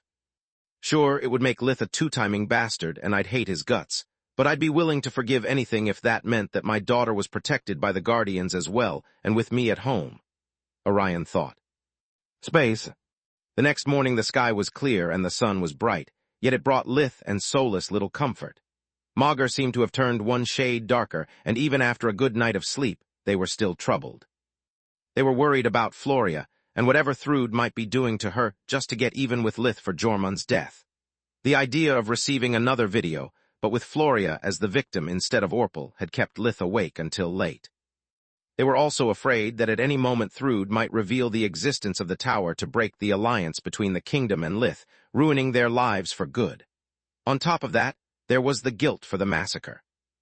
Lith and Solus felt no pride in having killed so many innocent people in their attacks. They had done what was needed to challenge Thrud and hopefully force her to reveal the position of the Golden Griffin, but that didn't make their hands any less bloody. They got up with their minds still clouded by sleep and stress, finding a pleasant surprise waiting for them. Gianni had kept her word, so even though the sun was already up, Camilla was still there and had made them breakfast. "Good morning, how do you feel today?" she asked. "I'm okay," Lith replied with a yawn to hide his mouth and face with a hand, hoping to fool her. "Much better, thank you," Solus replied with a thin smile that didn't extend to her eyes. "I'm sorry you still feel like crap," Camilla nodded. "All the more reason you have a hearty breakfast. Life always looks better on a full stomach and you need your energy. Today is going to be a busy day." "I'm not hungry and I don't want to go anywhere," Lith grumpily said while sitting down. "I'm tired. All I need is a little peace and quiet."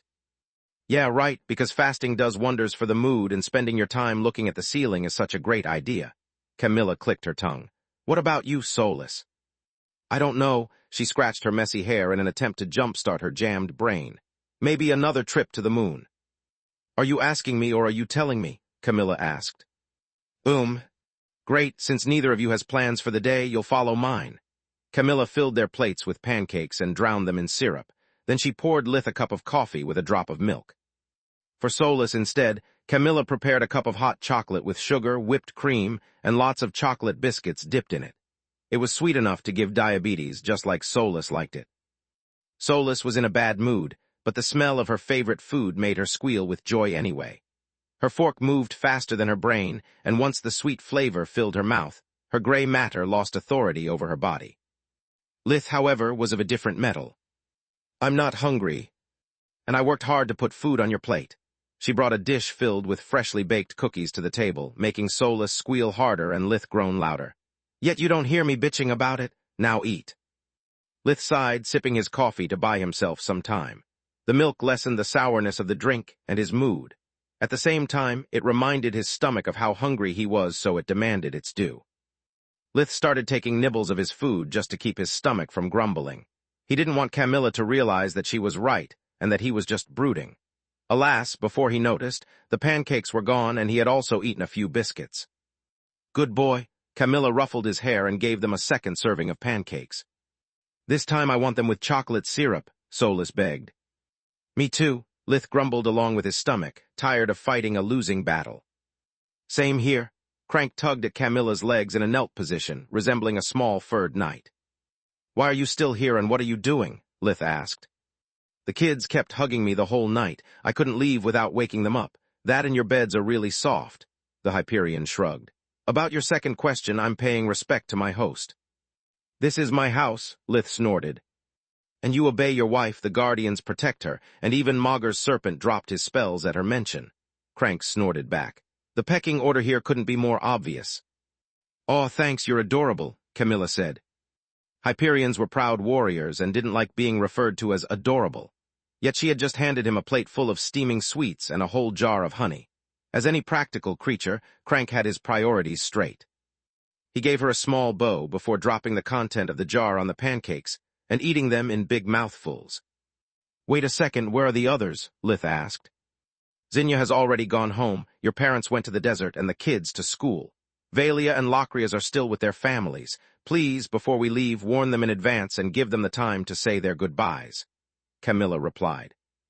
Seeing Solus happy and feeling much better himself, Lith just nodded.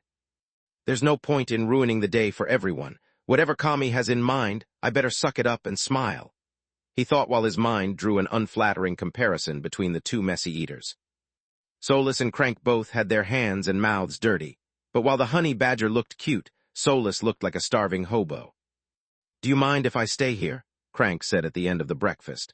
I can use a place to crash. This way I can hold the fort while you are away, and the moment you are free, we can start our lessons. Yes, I do mind, Lith answered. No problem, you are welcome to stay as long as you want, Camilla said. The kids can use a new playmate and a divine beast bodyguard while I'm away at work. It will be my honor. Crank ignored the former and gave the latter a deep bow. Lith and Camilla glared at each other for a couple of seconds before he slouched his shoulders in surrender. Pecking order. The Hyperion laughed his ass off as he trotted back to the kids' room and their bed. Where to, master? Lith said, his voice oozing sarcasm. Tron Woods, Jeeves, and make it quick. Camilla straightened her back, using a stuck-up tone that held as much mockery as her husband's. Solus was now laughing her ass off as well, making Lith feel dumber by the second. Yes, my liege. Solus stood on attention and gave Camilla the salute before opening a series of steps in order to lose any potential tail before reaching their destination. Chapter 22, 76 Bloody Path, Part 2. What's next? Solus asked after the tower had taken form and they had walked in. To our spot, please. Camilla referred to the Mana Geyser nearest to Locra Mountain and the Flying Griffin Resort, where they had brought Lith after his abomination side had gone wild. It was a quiet place in the middle of nowhere that only the three of them knew. It was surrounded by luscious green, and there was a mountain lake nearby. Several wild animals lived there, and having no contact with humans, they weren't scared of newcomers. Wow, I had almost forgotten how beautiful this place is. Solus had just opened one of the tower's windows when a blue songbird landed on the windowsill to investigate the building. Yeah, that's why I was thinking about giving up on building our dream house and just moving the tower here whenever we want. Camilla nodded. Bringing builders means that other people would know about this place, and sooner or later we might lose our haven. The shining sun, the noise from the woods, and the natural beauty of the mountain relieved Lith from his burden. For a moment, he dreamed about defecting from the kingdom and spending the rest of his life there. Then the moment passed, and he remembered his promise to Floria and how much Lucia meant to his family.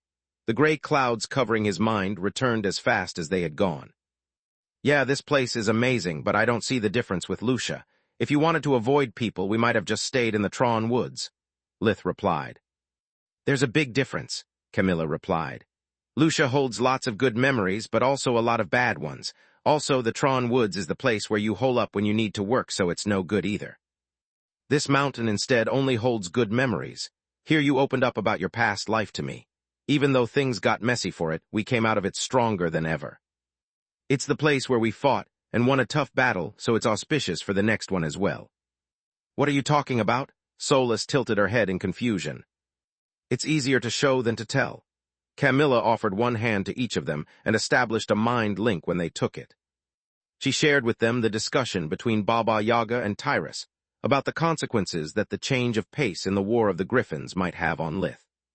Solus swallowed a lump of saliva, finally understanding why Malishka had been so worried about her the previous day. I've got something to add to this conversation. Solus shared her private exchange with Baba Yaga, making Lith furrow his brows in concern and stealing Camilla's determination. Thanks, Solus, she said. I needed to hear that. I agree with both Baba Yaga and Tyrus, but I still don't have a clue about the reason you brought us here, Lith said. Yesterday I had a lot of time to think while I waited for your return from the battlefield first, and while you kept turning in bed later, Camilla replied. I can see from your faces that Baba Yaga's worries are well-founded. You have fought for half a day, yet I feel like you are about to lose a part of yourselves. If we go on pretending there's nothing wrong, sooner or later, that part of you will be lost for good, and another will be chipped away. And then another and one more until this damn war isn't over. You may be right, but I doubt that 2 days of vacation in the mountains can make it any better. Lith shrugged, remembering how Solus had trembled, and his heart had withered while they rested in the tower after the battle. This isn't a vacation, silly man. I brought you here to give all of us peace of mind. We'll need it when you share yesterday's events with me with a mind link. Camilla never let go of their hands even when they tried to pull them away. Are you insane, Kami? Lith said. Witnessing those horrors already scarred me. I have no desire to relive them nor to drag you in the mud with me. I'm with Lith, Kami, Solus nodded. We are fighting so that people like you don't have to. We are dirtying our hands to keep our family safe. I am your wall against the war, not your window on it. Thanks to both of you, but that's exactly the reason you have to use the mind link, Camilla replied. Lith, Solus, I know how strong you are, but as you have just said, you are deep in the mud, and your hands are dirty with blood. I can't leave you there alone and hope for the best. Baba Yaga is right. If you just keep taking lives, no matter how good your reasons are, sooner or later you'll become desensitized to it. In order to survive, you'll change, and I'll lose 2 people I love. Maybe for a while, maybe forever. I don't know, and I'm not willing to find out. Lith, as Baba Yaga said, Thrud is pushing you on a difficult path. If you keep walking on it alone, that path will lead you away from me. As Orion said, Solus, I can't understand your feelings because I've never been on the battlefield. Both those things are going to create a divide between us that will grow larger with time. Even though I'm too weak to fight by your side, I can still walk by your side and share your burden, but only if you allow me to. Camilla took a pause to let her words sink. Please, I don't want to lose you. What I ask of you is no big deal. All I have to do is shoulder the images of the things you force yourselves to do. You are willing to scar yourselves for me, and I'm not afraid of second-hand blood. I won't stand idly while you fight the enemy on the battlefield and your inner demons once you get back home. I want to be there for you, to be able to understand your pain. If we are all dirty, you don't have to be ashamed of whatever stains you carry. From so up close, Lith and Solus could feel Camilla's heartbeat, notice the smallest movement of her eyes, and even detect the changes of smell in her perspiration. She was terrified, but every single one of her words was true. Camilla was determined to share their burden, not just throwing empty words to feel better about herself, and hoped that they would refuse her request. Her fear was born out of sanity, not cowardice. Only a fool wouldn't be scared knowing what she was signing up for. By my mom, we don't deserve you, Kami, Solus said amid hiccups. Indeed, are you ready? Lith had believed that after accepting his past as Derek, Camilla couldn't give him bigger proof of her love. She had proven him wrong, and he was happy about it. No, and I'll never be, so let's get this over with. Camilla clenched their hands and gritted her teeth as the memories started to flow. Chapter 2277 Magic Lesson, Part 1. Camilla knew that the blow wouldn't be physical, but her body acted on instinct, reading for the fight. The mind link lasted for just a few minutes, but she lived every second of the battle for the 3 cities. She felt the weight of war and of the fury in her hands, the resistance that the flesh of the enemy offered to the weapons as well as their death throes. Camilla shared the same pain that Lith experienced every time he conjured the demons, reliving their lives and deaths. She also shared the inner conflict that Solus struggled against every time she planned their next move. Her goal was to inflict the most damage with the minimum risk for her and Lith, But efficiency came with a price tag that was paid in human lives. Solus was aware of the weight of her decisions, and so was now Camilla. On one scale, there were the lives of the people they saved, and on the other, those of the people they sacrificed to do it. Lith and Solus experienced the burden of both the general and the soldier, sitting on thrones of bones built over a river formed by the blood of their victims. Lith and Solus were close yet far, their respective thrones separated by the river. The feeling of isolation only made their guilt deeper and their pain more intense. Then a third throne appeared between them, taking bones away from the other two and draining the river. Camilla sat there. Her burden was inferior to theirs, so her throne was smaller, and there was less blood on her clothes. Yet she was close enough to reach them both and break their isolation. When the three of them opened their eyes, they found themselves hugging in a tight embrace. Solus and Camilla were crying, while Lith was too happy to have them in his life to think about anything else. "Gods, I'm so sorry. I can't believe you had to shoulder such a thing alone," Camilla said amid sobs, using their warmth to keep the dreadful cold from those images at bay. "Thanks for witnessing the memories of both of us, Kami." Hiccups broke Solus' voice, making it nigh incomprehensible. "You have no idea what this means to me. I'm sorry for dragging you both into my mess. I didn't realize how bad making such decisions made you feel, Solus," Lith said, receiving a punch on either side. "Shut up and hug, asshole," Camilla sniffled. What she said, Solus half cried and half chuckled. "Pecking order." "Not you too," Lith groaned, making them both laugh. They stayed like that for a long while, appreciating each other's warmth as well as that brought by sunlight. They were still worried about Floria and afraid of the toll that fighting in the War of the Griffins might take on them, but Magus seemed to have turned one shade brighter. "Space, I'm telling you I'm not tired." Lith sounded like a petulant child, and he knew it. "And I believe you," Camilla said with a warm smile, yet her words couldn't fool anyone unless they were blind, deaf, and dumb. "Just do me a favor and close your eyes for a second." After sharing their minds, she had forced him into bed. Camilla had just witnessed how great a toll the previous day had taken on him and knew how little he had slept during the night. Even though Lith had only gotten up for a while, reliving those memories had piled up more mental fatigue on top of the physical exhaustion from which he had yet to recover. "I've been awake for not even 2 hours. This is as dumb as—" Solus closed the curtains while Camilla never stopped caressing his hair until the words died out. "I guess we'll never know how dumb this is," Solus said via the mind link as Lith's voice was replaced by peaceful snoring. "You can say that," Camilla replied with a chuckle while giving him one last caress before slowly closing the door. "We can speak now. The room is soundproof and equipped with a baby monitor." Solus made a small walkie-talkie appear in her hand. They could hear Lith's breathing becoming slow and regular as he fell into a deep sleep. "More interesting stuff from Earth," Camilla said while studying the baby monitor. "Do you plan on selling it?" "Gods, you see a marvel of magic and the first thing you think about is making money out of it. No wonder you two are married," Solus replied with mock indignance. "Seriously, though, you have no idea how happy I am that we can speak freely about things like this." "Me too," Camilla nodded.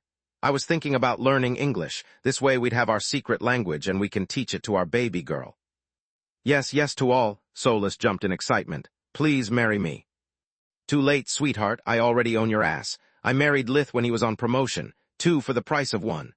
Camilla said with a laugh as she pointed at his betrothal gift to prove her point.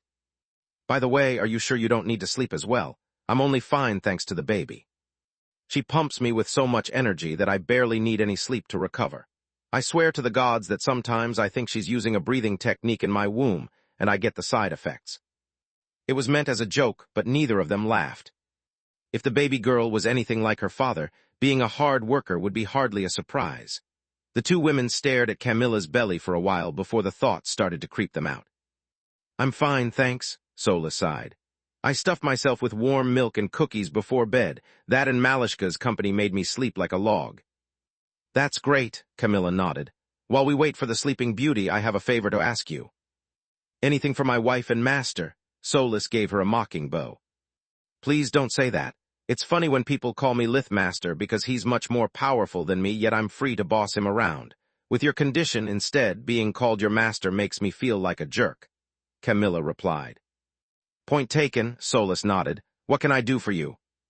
"I'd like to learn more about magic." Camilla produced a burst of bright orange aura with specks of yellow all over. Already, Solus was flabbergasted. Well, we are always above a geyser. The baby keeps growing and so does her strength. I'm afraid that in a while I could achieve the deep yellow and I can't get Silverwing's plea out of my head, Camilla said. The first Magus had begged Camilla to take care of Lith and Solus and to never forget to practice magic. The mana core growing faster than the body was the cause of death of many awakened, Solus, father included. Sure thing, any preference? Solus asked. Not really. I'm proficient in Tier 0 due to my job, but I suck at spirit magic. I know nothing about the rest. My core was too weak even for Tier 1 magic, Camilla said. Chapter 22, 78 Magic Lesson, Part 2. We can work on your foundations. Solus used her breathing technique, sky blessing, to check on Camilla's condition and how much the impurities in her body had shifted. The good thing about spirit magic is that it contains all elements.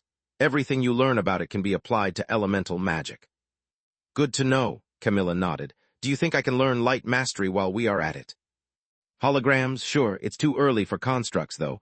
Also, we have to ask Nalrun's permission first. We promised him not to share his tribe's legacy, Solus said. I'm in no rush, it can wait. How much can you teach me? Camilla asked. In a day, depends on your talent unless you mean based on your core. In that case, the best you can do is cast the weakest among Tier 2 spells. Not going to lie. Like my mother used to say, orange is a fart. Solus smiled at the memory of Menadian's ranking for mana crystals. Let's start from Tier 0 then. Teach me like Lith did for the kids. Camilla smiled at the memory as well. Speaking of that, why are you asking me and not Lith? Because I want to surprise him, and because he'd make a mission out of it. I want slow-paced magic lessons, not an improvised boot camp. Camilla projected via a mind link the image of a Lith with a stern expression. Train like your life depends on it, because one day it might, he said to a panting Camilla who failed to conjure the elements because short on mana. Gods, that's him down to a T. Solus burst into a belly laugh while Camilla snorted.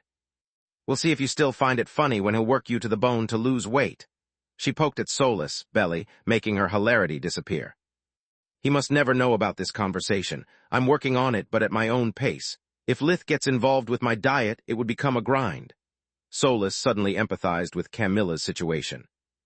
My problem exactly, she nodded. Now, what about those lessons? There's not much time before Lith wakes up. Sure thing, just one question. Do you want the spoon-fed method or Falul? S? A quick mind link explained to Camilla the difference between the two.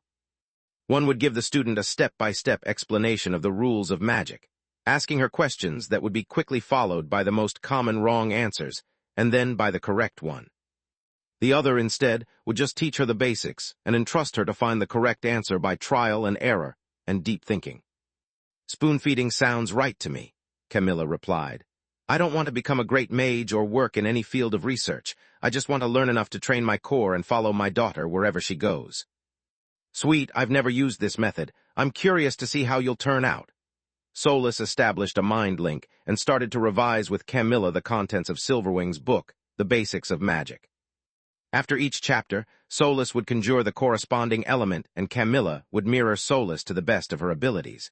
Solus further improved Silverwing's methods by applying Lith's school of magic. She divided the elements into 3 branches: equilibrium, air and water, creation, light and earth, and destruction, fire and darkness, teaching them in this order just like Lith had done with the kids. Camilla already had excellent foundations thanks to Gianni's lessons and her constant training as a constable. People with a weak mana core like her focused on finesse rather than raw strength, so she had a great degree of mana control already. Solus' lesson went smoothly, deepening Camilla's understanding of every element before moving on to spirit magic that encompassed them all.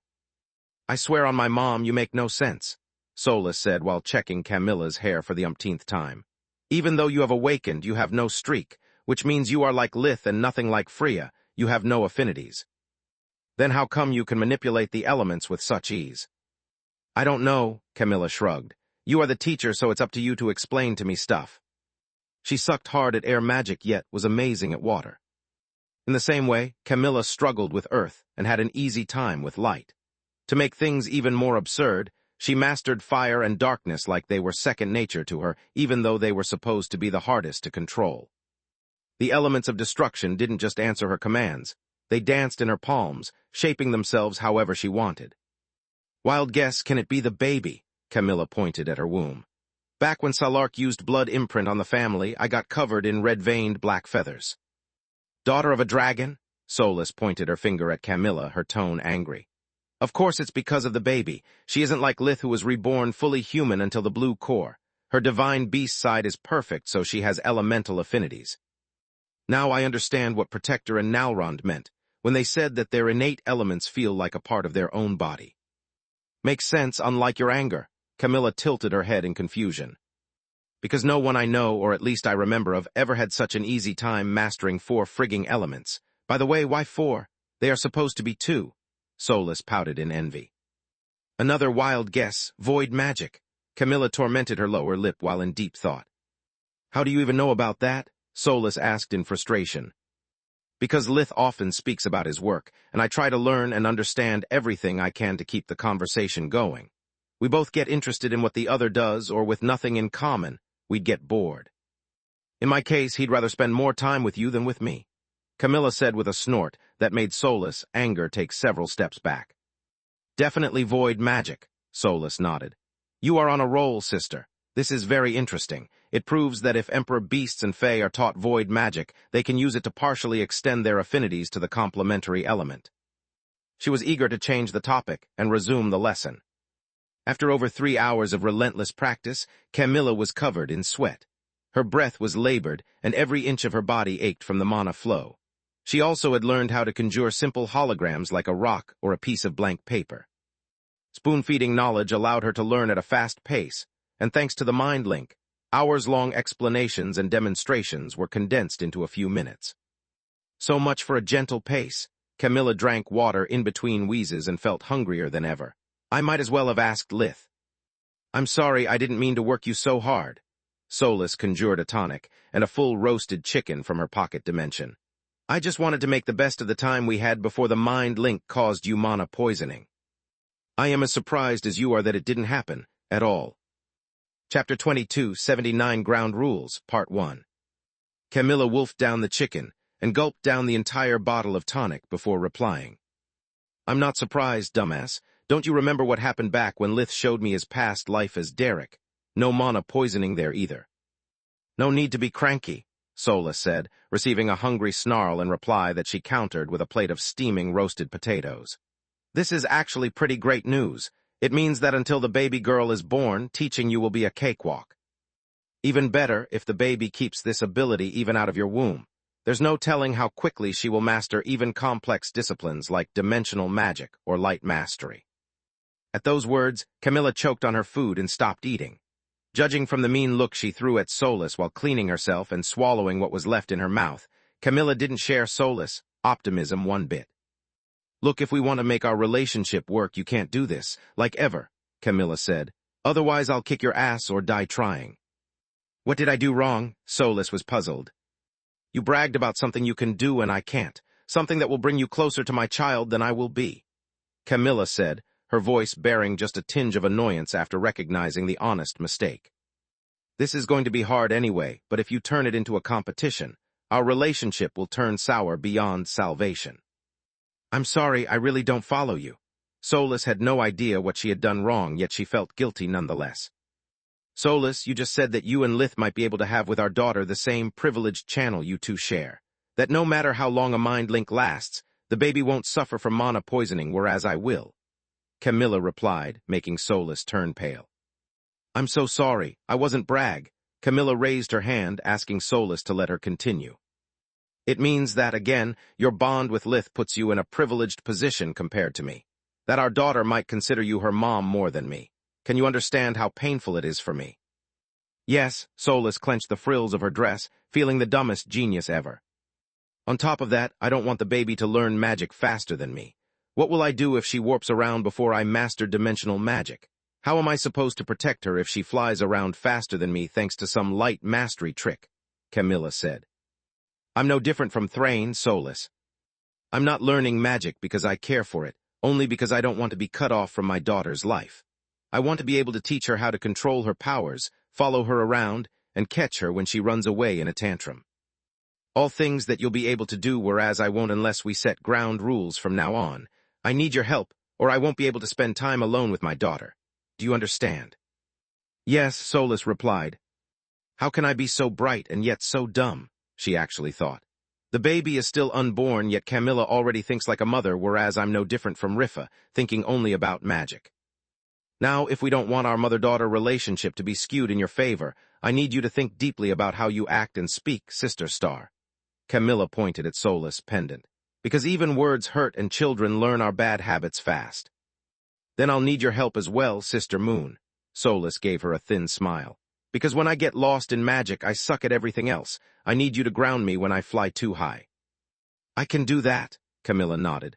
As a rule of thumb, never teach our daughter anything I don't know already. This way I can be her mentor as well and she can't fool me with her magic. Okay. Okay, Solus too nodded. By the way, will her moniker be Sister Sun, because of the pendant? Heck no, Camilla's stern tone made Solus take a step back, making her feel like a child being scolded. Do you have any memory of Menadian, Alina, Rena, or even Celia trying to be their children's friend? No, Solus pondered. They are loving but strict. They demand obedience and often force the children to do or eat things they don't like. My point exactly, Camilla said. A parent is like a teacher. You need to respect them and understand that they know more than you do. If a child thinks of you as their equal, they won't listen to a word you say. Hence our daughter will call us Mother Moon and Star while she will be our baby son. You can call me sister, not her. Wow, I'm supposed to be your teacher, but I'm learning a lot today as well. Solus pondered those words, taking them to heart. That's because I respect you as a mage just as you respect me as a mother, Camilla replied. That's all we need to teach and learn from each other. Thanks, Moon, Solus hugged Camilla. Don't mention it, Star, she returned the embrace. Do you want to continue the lesson? Lith can use 1 more hour of sleep. Nah, I need a warm bath, lots of food, and rest. In that order. Or by the time Lith wakes up, I'll be smelly, hungry, and cranky. Too late for all that, sister, Solus thought. Also, I don't want to spend these 2 days practicing magic. I want to enjoy your company, Camilla said. Agreed, sorry for being a Lith, Solus said, making them both laugh. Once you are done with the bath, I can give you a mud bath, a hot stone massage, or whatever you want. I visited several spas and I can replicate everything they had. Good to know. Camilla ate the remaining potatoes before standing up. Mind joining me? This way you can regulate the water temperature, conjure facilities, food, and drinks while we get to know each other better. Are you sure? Solus blushed a little. I meant separate tubs. Camilla turned to a bright shade of purple. Gods, Lith must have infected you with his dirty mind. Solus blushed even more in embarrassment, knowing that no matter what she said, it would only make matters worse. Would you like aromatic candles for the bath? With no excuse to offer, she could only change the topic. Also, do you want more hot food or you'd rather have sweets now? According to Sinmara, ice cream in a hot tub is the best. Candles and ice cream, please, Camilla sighed. She could already imagine what Lith would think when he and Solus fused next, and he learned about that conversation. Space. After Lith woke up for lunch, Camilla had worked up such an appetite that he didn't suspect she had already eaten a few times. They spent the afternoon on the mountain, hiking and taking a picnic. They returned to the desert for dinner, to eat with the rest of the family and make projects for the day after. Chapter 22, 80 Ground Rules, Part 2. What do you say if we go visiting Baron Wyellen, son? Roz asked. He deserves that ride on the DeLorean you promised him. I don't know, Dad. I've already gotten an invitation from my old Sergeant Tepper. I was thinking to turn him down, but Morak has been invited as well. We've never been really close, but he's Quilla's betrothed now. After what happened to Floria, she needs us more than ever. How long would that take? Camilla asked. An hour, maybe less, hardly more. The invite is about showing me off to the new recruits and giving them some kind of speech. Boot camps have no time to waste, believe me. Whatever rest those poor boys get while I talk, they are going to pay dearly for it in sweat. Your camp was in the north and so is Jamble, Solus pointed out. What if we pick up Wyellen and then ride to Grimatros? This way you can act all cocky in front of your family and friends. Also, we can move out the moment you are done. Sounds like a plan, Lith nodded. By the way, any thought about the V issue? No, I'm still swamped, Camilla replied. No clue, sorry, Solus cleared her throat. Good, because I feel the same. Lith had yet to give Ligon an answer about the adoption of Valoran II in case of Thrud's death. It was a decision that needed both Camilla's and Solus' approval. Before Floria's kidnapping, Lith already resented the Mad Queen, but now he was out for her blood. Making her a favor, even after killing her, made his blood flow backward in outrage. Space. Keller region, city of Jamble, the following day. Lith and the rest of his family reached the city on Salark's DeLorean. Alina was driving, to get used to it, and muster the courage to go on trips and adventures on her own. Roz was doing his meditation exercises to prepare himself to be near people and keep his social anxiety under control. Every bad news he received was a huge blow to his morale, but with a daughter and a granddaughter incoming, he didn't cut himself any slack.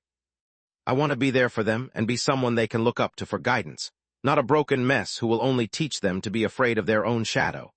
Even after witnessing the massacre of the 3 cities, the thought of the baby girls gave him strength. Wow, show off much.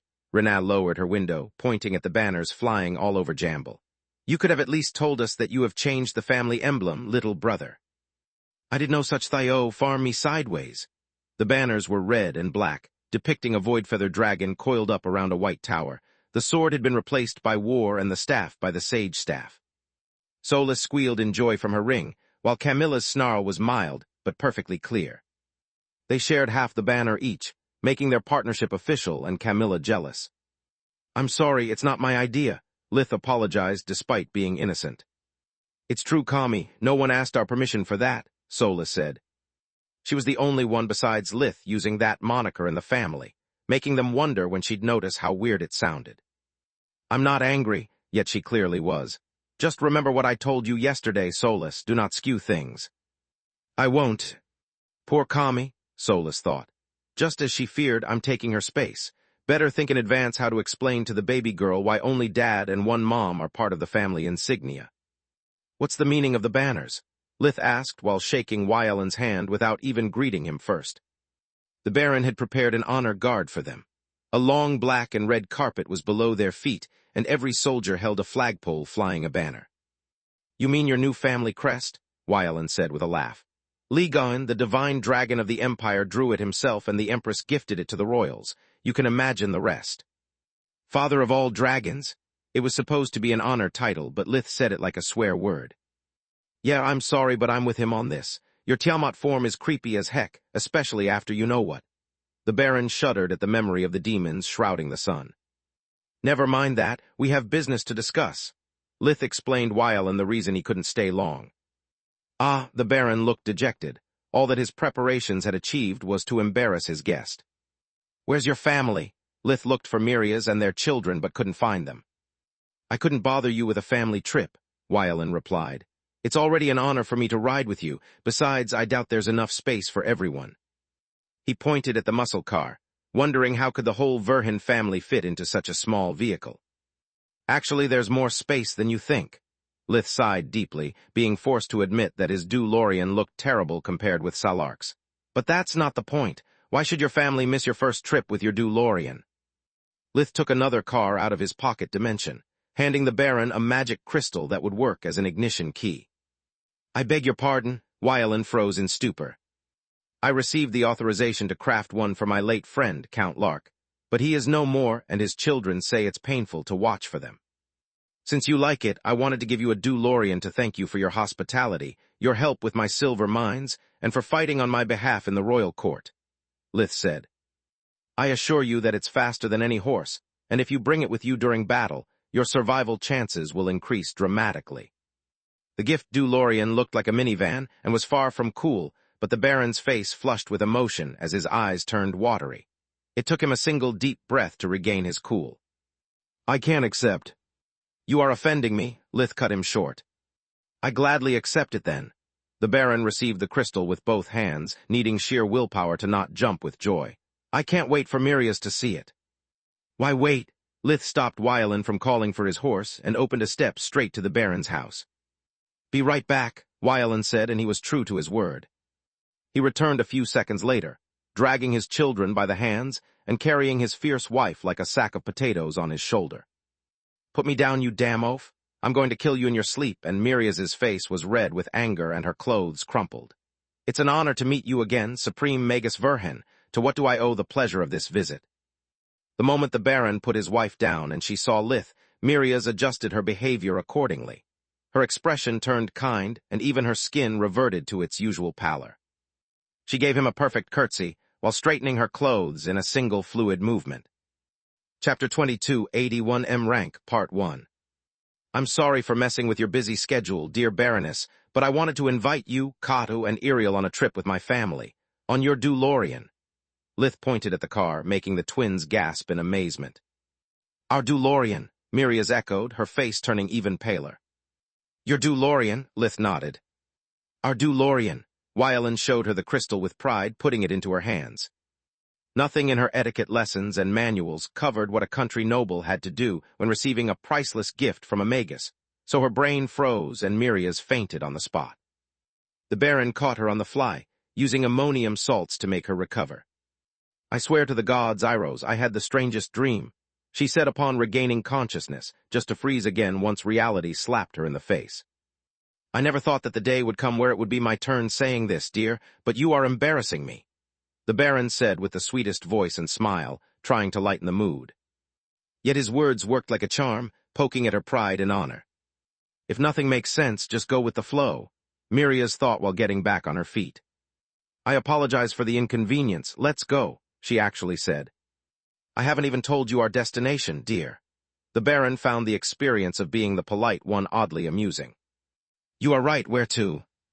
Magus Verhin's boot camp, Grimatros, Wylan said, and Mirias walked to the car, waiting for her husband to imprint the artifact. You still have the key, dear. I can't open it without the crystal.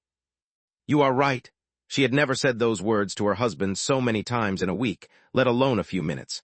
Her face flushed as the Baroness handed the crystal back to the Baron.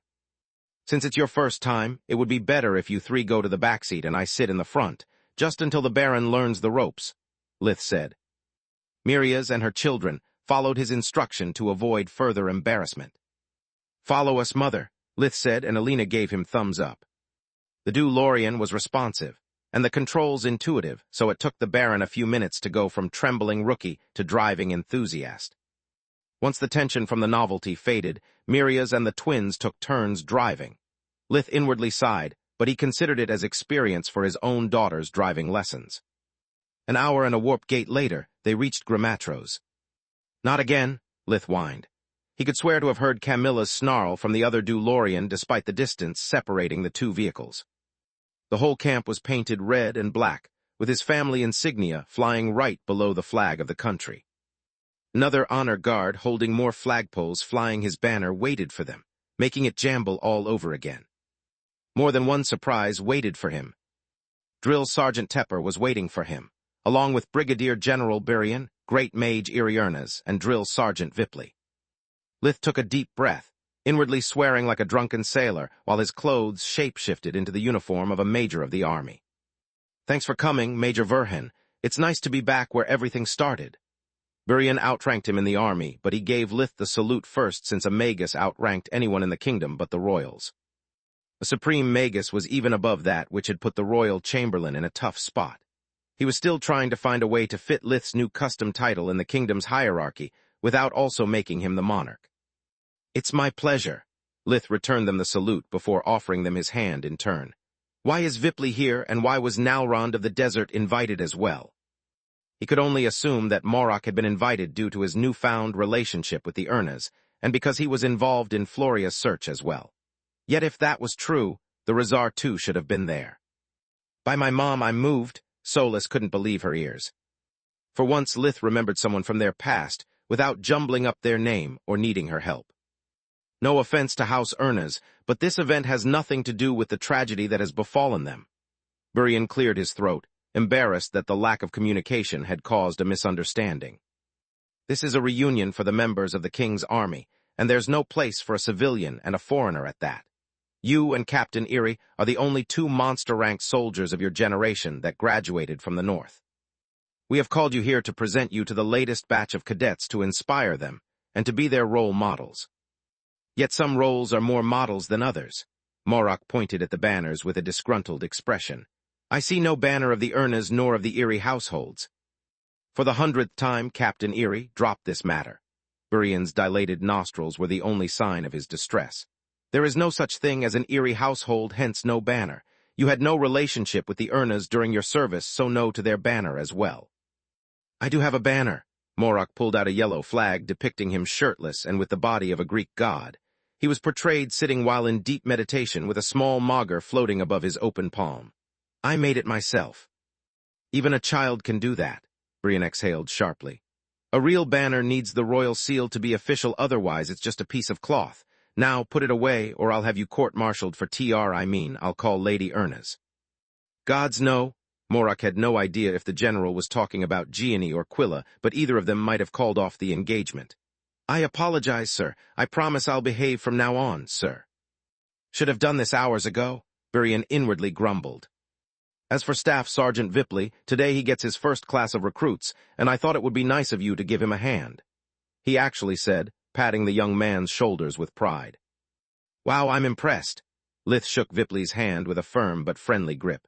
Corporal right from the boot camp and now Staff Sergeant in a little less than 4 years. You've come a long way from being an annoying piece of work. Thanks, but there's no need for flattery. I'm content with you not holding a grudge, Vipley said with a sigh. Magus Verhin's tone was friendly and his words nice, but the comparison between the two men made the compliments sound like mockery. The two of them had the same age and had graduated from the same class in the same camp. Yet Lith was already a major and a supreme Magus. He was married to a beautiful woman and had a baby girl on the way. Camilla was a constable and a captain, outranking Vipley as well. Why flattery? Lith furrowed a brow. I got my officer's stripes only because I'm a mage. Chapter 22, 82M Rank, Part 2. I was never a leader and my current rank is only meant to give me authority. You, instead, started from nothing. You've made an outstanding career, and the Army trusts you so much that they are going to put countless lives in your hands. Sergeant Tepper thinks you capable of teaching others how to protect their lives and those of the civilians, and so do I. You should be proud of yourself, just don't let it go to your head. Every life your cadets will save will be on you, but so are also those they'll lose, Lith said. Thanks, Vipley straightened his shoulders. Lith's words were more than compliments. Hearing Vipley's own accomplishments from a brother-in-arms allowed him to put things in perspective. Lith was indeed more successful than him, but that didn't take anything away from Vipley. Save the speeches for the recruits, Cadet 1416, Tepper said with a grunt, calling Lith with his recruit identification number. They are going to need it. With all due respect, Sergeant, introductions are due. Camilla outranked Tepper, but she gave him the salute first since she was a guest in his base. I only know General Burian and Captain Erie, and so does the rest of your guests. You're right, I'm sorry, Lith said. Tepper was my drill sergeant during my boot camp, and Vipley was one of my barrack mates. He was the second-best scout in our unit. He and Enhilo were the only two to become non-commissioned officers right after graduation. With all due respect, Captain, your husband was a major even back then, a major pain in the neck. He used teamwork for toilet paper and made my training sessions a nightmare for everyone else. Tepper returned her salute and then stood on attention. My attempts to break him and make him fall in line almost killed the unit more than once. I know, Camilla smiled. I read Lith's files several times, and after meeting him in person for the first time I experienced how intense he could be. What Lith forgets to say, ma'am, is that everyone in the barrack hated his guts, Vipley said while giving her the salute as well. We tried making him a practical joke only once because his retort was merciless. I was the second-best scout, but leagues behind him, and he became lieutenant right off the bat. Tell me about it. It took me a decade to reach the same rank of a freshly graduated recruit. Her silvery laughter made Vipley demote Lith's Magus title to the second thing he was envious of the most. Let's get moving, or this will take us all day, Tepper said, leading them to the training grounds. Lith crossed the familiar paved walkways of the camp reserved for the officials. The recruits, instead, had to walk through the mud, earning demerits whenever they didn't clean their boots and pants properly. A boot camp was a place filled with yells and people wearing tense expressions even during times of peace, but during war, it was much worse. The sergeant said things that would have made a sailor cry, but the recruits just gritted their teeth and nodded. Death was no longer a remote possibility, but a cold reality. Every mistake they made in the camp would have led to one or more funerals in the field. Anyone who messed up during mock battles knew that they had just killed their entire unit. The cadets didn't resent the drill instructors for being harsh because it would save their lives in the future. They thanked the gods for those battles being just a simulation, and for having a second chance to fix their mistakes. Vipley's class consisted of 5 lines of 20 people each. They were all 16-years-old youths who had volunteered to protect their country. Their expressions were either stoic or desperate, as if they were attending their own funeral. Not all of them would be entrusted to Vipley. Burian had simply put together as many cadets as he could to take part in the event without it becoming a mess.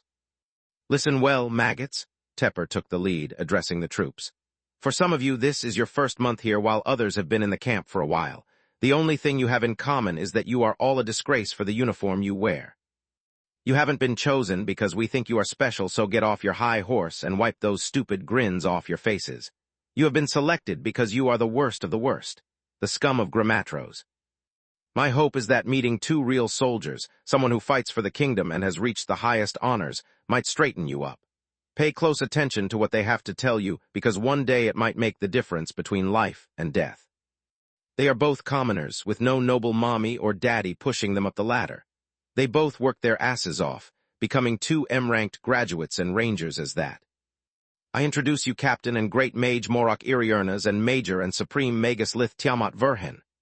At those words, the recruits went pale, and their eyes focused on Lith, looking for signs of his inhuman nature.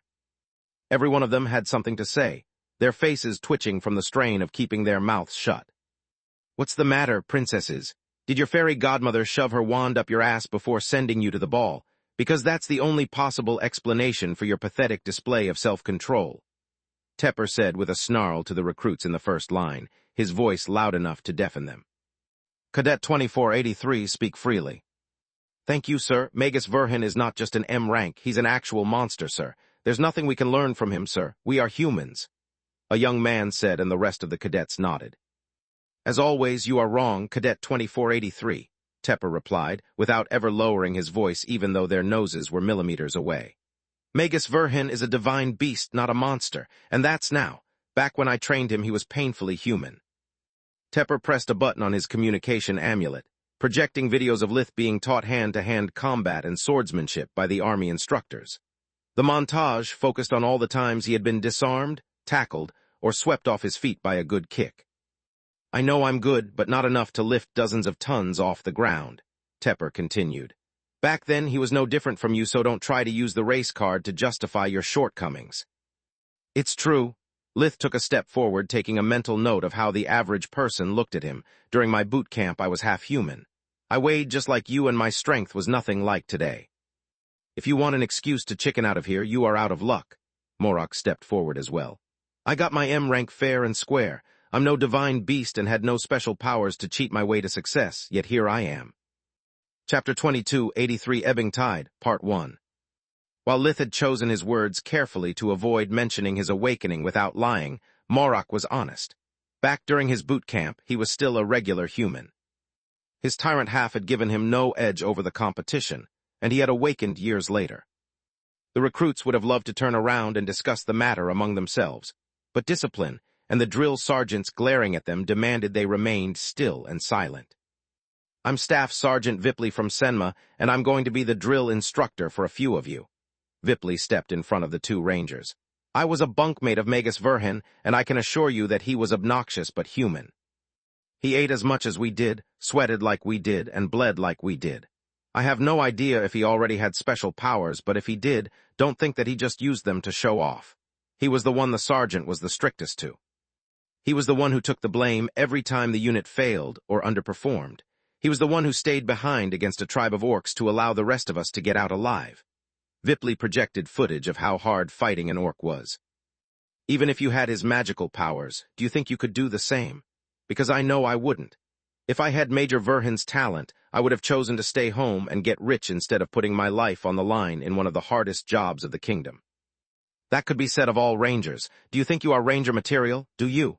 Vipley's question received no answer. Very few among the cadets had decent magical powers, and none of them would be there if it had been enough to enroll in one of the 6 great academies. "I know that I'm supposed to give a speech, but as you probably know, I'm no leader," Lith said. "You think that I have no idea of your struggles because, as you said, I'm a monster. Everything I say would sound like hot air to you. That's why I'll do what only people in power can afford to do. I'll delegate to someone better than me. Allow me to introduce you my brother, Sergeant First Class Tryon Verhin. A flick of Lith's hand made his shadow grow in size, giving Tryon a body to inhabit. Light mastery gave him the appearance he had in life, and the pocket dimension his uniform. The cadets gasped seeing a person coming out of thin air. They broke the line to assume a defensive stance. "10 hut," Burian said, making them snap out of their fear and stand back at attention. In life, my brother was a drill sergeant as well. He spent his career in the army and was as human as you are. Now, he has chosen to follow me as one of my demons. He is one of my generals and second in command. Alina's eyes turned watery seeing her 2 boys standing side by side despite their past grudges. Lith's words sounded like nothing much to the others, but to her, sharing his family name was the highest praise that Lith could give Tryon. "It's true." Tryon looked at the muddy ground, the clear sky, and the recruits scared shitless, feeling back in his natural element. "I was just like you. A magicless boy just turned into a man with a chip on his shoulder. I hated my brother's guts just like you do. I wasn't as tall, strong, or fast as him, and I was such a powerful mage that I could prepare 2 full cups of tea before needing a nap." The cadets could relate to his words, and many smiled at the joke. "I abandoned my home to escape from his shadow, and gave it my all in the army to prove to the kingdom that I was special as well. Too bad that my instructors didn't agree with my ego and gave me a B rank." Tryon sighed. "I was furious and felt insulted. All things that I took care of saying in the face of my sergeant before leaving the camp, thinking I had no reason to be afraid of him anymore. Boy, if I was wrong. He told me that he considered me an A-rank soldier, but that as long as I didn't take my rage out of my ass and channeled it into something more than being a whiny bitch, I was destined for mediocrity. I would like to tell you that I was mature enough to thank him for his words and learn my lesson, but I was just a boy. Most of the good decisions I made back then were out of pure luck. It took me months and lots of demerits to understand what the sergeant meant. And it wouldn't have been enough if not for my brothers in arms. Talking with those who had success, I discovered that they weren't luckier or more talented than me. They just used their energy to be better instead of whining about their misfortune. After understanding that, I rose through the army ranks, made friends, and found a new family for me. Yet I was still an idiot with a chip on his shoulder. I refused the Verhin family name and bought one for myself. I was Tryon Proudstar, gods if it sounds embarrassing. Tryon laughed at himself, and the cadets had to bite their lips to not do the same. I believe to have cut all ties with my past, yet the slightest mention of my brother was enough to drive me insane. I put my career at risk several times just to settle a score only I kept and proved to Magur how good I was. I spent my life hiding my identity from my friends and running away from my family, no matter how much they loved me. Tryon pointed at Alina and Roz. I disowned my parents, and my newborn little brother grew up without knowing me. The army creates camaraderie and friendship, but there's only so much it can do when you keep people at an arm's length to protect your stupid secrets. So when night came, I was alone. I ditched my army buddies to drown in self-pity as usual and rejected the Verhin name that would have saved my life. I died like an idiot, and when night staged my suicide, everyone bought her act. I wore my heart on my sleeve. Everyone knew how bitter I was and how I took every one of my brother's successes as a personal offense. After I returned as a demon, I discovered how stupid I had been. I carried my brother's same blood, something that even scum like Meln managed to tap into. If only I had worked harder, if only I didn't waste my time cursing at my brother just because he existed, I might have awakened the same power you envy. What I'm trying to say is that today you are presented with a choice. You can follow my footsteps and whine about how unfair life is until the bitter end, or you can do like those 2 men. Tryon pointed at Lith and Morok. Chapter 2284 Ebbingtide, Part 2. M-rank soldiers aren't born. They are forged every day in boot camps like this one. If you want to be like them, stop finding excuses for what you lack and work hard to overcome your limits. Stop chasing someone else's dream and find your own. If you really want to achieve greatness, discover your talents and use them to climb to the top of your own mountain instead of wasting time on a path that doesn't belong to you. I had to die to learn this lesson. Be better than me or join me, I don't care which. There's plenty of room for new members in the Demon Legion. Tryon turned around giving Lith a nod as a thank you before disappearing back into his shadow. Well, that covers pretty much everything. Morok was the only one who hadn't been moved by the speech. Unless you want us to kick some ass to teach these newbies a lesson, I'd say we are done here. Tepper glared at Morok for 1 second before taking a deep breath to relax. I'd kick myself in the butt for calling Erie here. Burien warned me. Sergeant Earthman warned me. Heck, even Erie himself warned me, he thought. Some ass-kicking would be perfect, Cadet 2978, Tepper actually said.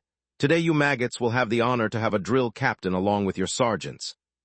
The troops widened their eyes, a bit which was the army equivalent of a desperate groan. Do whatever you want as long as they sustain no crippling injury. It's too early for a pleasant vacation in the infirmary. The sergeant turned around, giving Lith the salute. Thanks for keeping our brothers and sister alive and giving them one more chance to fight the good fight. Then he lowered his gaze, giving Lith's shadow the salute. Thanks for your service, Sergeant Verhen. If one of those idiots survives their first mission, it will be thanks to your speech. With your permission, I'm going to steal it. Lith's eyes turned white as he returned the salute and spoke with Tryon's voice. By all means, Sergeant Tepper, feel free to paint me as idiotic as you need. My reputation is a small price to pay if it allows the kids to learn from my mistakes. Turn me into a cautionary tale if you have to. As a man, you have indeed been an idiot. In death, however, you have transcended into a hero and a legend. That's how I intend to paint you, Sergeant. The white light disappeared from Lith's eyes as Tryon went back to his slumber in the void sigil. Lith nodded at Tepper as a thank you before bidding Burien, Vipley, and Morok goodbye. Let's go, Dad. You better drive. Mom seems to feel unwell. Lith gave Alina a brief hug and plenty of handkerchiefs. She was seconds away from bursting into tears and was holding herself together only because she was surrounded by a bunch of strangers. Sure thing, I'm taking the lead, Baron Wylan. Please follow me, Roz said. There's no rush, Lord Verhen, Lady Verhen. The Baron gave them both a deep bow, knowing there was no place for him in the pain they were experiencing. It took a while to reach their destination, because Roz kept driving in circles until Alina ran out of tears and managed to regain her cool. When she came out of the DeLorean, she had already washed her face and managed to act as if nothing had happened. They spent the rest of the morning with the Baron and his family. After lunch, they split up and the Verhens went back to the desert with a tower warp. Only then did Alina ask Lith to summon Tryon again. She spent the rest of the day with her boys, enjoying their company. The following day they would both go back to the battlefield, and if anything happened to Lith, she would lose them both. Space. No matter how far and wide everyone looked, there was no sign of the Golden Griffin. Not even the apprentices of the council representative nor Maugre's serpent managed to find a single clue. Lith's stay on the front lines could only last as long as the army could support his advance. Baitras and Xenograches help made even the most fortified cities fall like houses of cards. They were nowhere near Tezca in terms of prowess, but that didn't mean much. Once the Shadow Dragon and the Tiamat joined their forces, there was nothing they couldn't destroy. Cities couldn't blink to safety. Cursed flames and spells always hit their mark with obvious results. As for Solis, now that Nandi fueled her powers, and with Baitra as her steed, she could take on divine beasts with ease. The Golden Knight and her Black Reju soon became legends among the soldiers. The invasion proceeded slowly but steadily, with Lith creating bridgeheads in Thrud's territories that the Council and the Kingdom later expanded on their own. Establishing supply lines and moving troops took time, which was a double-edged blade. On the one hand, it limited the kingdom's advance, since the royals demanded a secure foothold before pushing forward and putting countless lives at risk. On the other hand, it gave Lith enough free time to recover. During the stabilization phase, he was mostly called to scare the rebels and keep the riots down simply by making an appearance. No one who had witnessed the Supreme Magus on the battlefield wanted to see him unsheathe war again. Worst-case scenario. He turned into his Tiamat form, and even the angriest mob fell to their knees and begged for mercy. Every time Lith and Solis went back home, they would share their memories of the battles with Camilla. It allowed her to shoulder part of their burden and empathize with their feelings. It kept Lith and Solis from isolating themselves, and the three of them formed a small but tight support group. Everything was going well, but Lith grew more nervous with each passing day, and he wasn't the only one. This makes no sense. Orion slammed his Davros-coated fist on the holographic table of the war room in the royal palace. This is our biggest counteroffensive since the start of the War of the Griffins. We are crippling one occupied region after another, yet the Mad Queen has yet to make a move. On top of that, there's once again a distinct lack of divine beasts among the defense forces, and we all know what it means. The royals, the upper echelons of the army, and the council representatives nodded in unison. The last time it had happened, Thrude had exploited the fog of war to kidnap Floria and attempt to take Zinya's children as well. There were just a few people who could be her next target, and their security had been increased to the point that they couldn't go in a bathroom stall alone. They were Gianni, Orion, Zinya, Burian, and Falul. Gianni and Orion were respectively the head strategist and the general of the army. Their capture would have compromised every single front line. They knew every defensive and offensive tactic the army would employ along with the position of all troops deployed. Chapter 22, 85 Dragon Knight, Part 1. Zinya's kidnapping would have put Vaster out of the game, which the royals couldn't afford. He was their only High Master and the heaviest hitter the kingdom had aside from the Queen's corpse. Burian was in charge of the detail of Lith's family. Kidnapping him meant throwing into the gutter countless traps and preparations. As for Falul, no one knew why, but Lith had demanded a detail for her, and the Allied forces had been forced to comply. Their deal still gave him absolute control over the joint armies, and Lith couldn't risk Thrude getting control over the Hydra, and with her the hands of Menadian. At this point, Thrude should have finished instructing Floria and learned from her everything relevant to her goals. Lith pondered in the tower with his own war council. Yet there is no trace of her nor of the Golden Griffin. Why? More kidnappings? Freya asked with a shrug.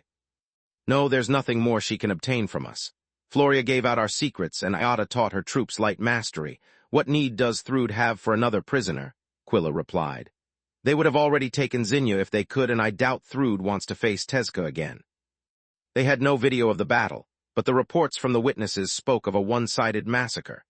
That and the kids going back home in time despite the kidnapping proved that the team of divine beasts ambushing them had failed even to slow them. I have no idea about what Thrude's cooking, but I bet it's going to be nasty, Falul said. Always keep your guard up and be ready for the worst. Maybe the Mad Queen really doesn't need more hostages, but maybe she's going to use Floria as bait. Agreed, Solus nodded. Floria is our weak point since we want her alive, whereas the slave array will make her go for the kill. Thrude can exploit our bond to capture or kill us one by one. Whatever you do, please, let's avoid another Uriel.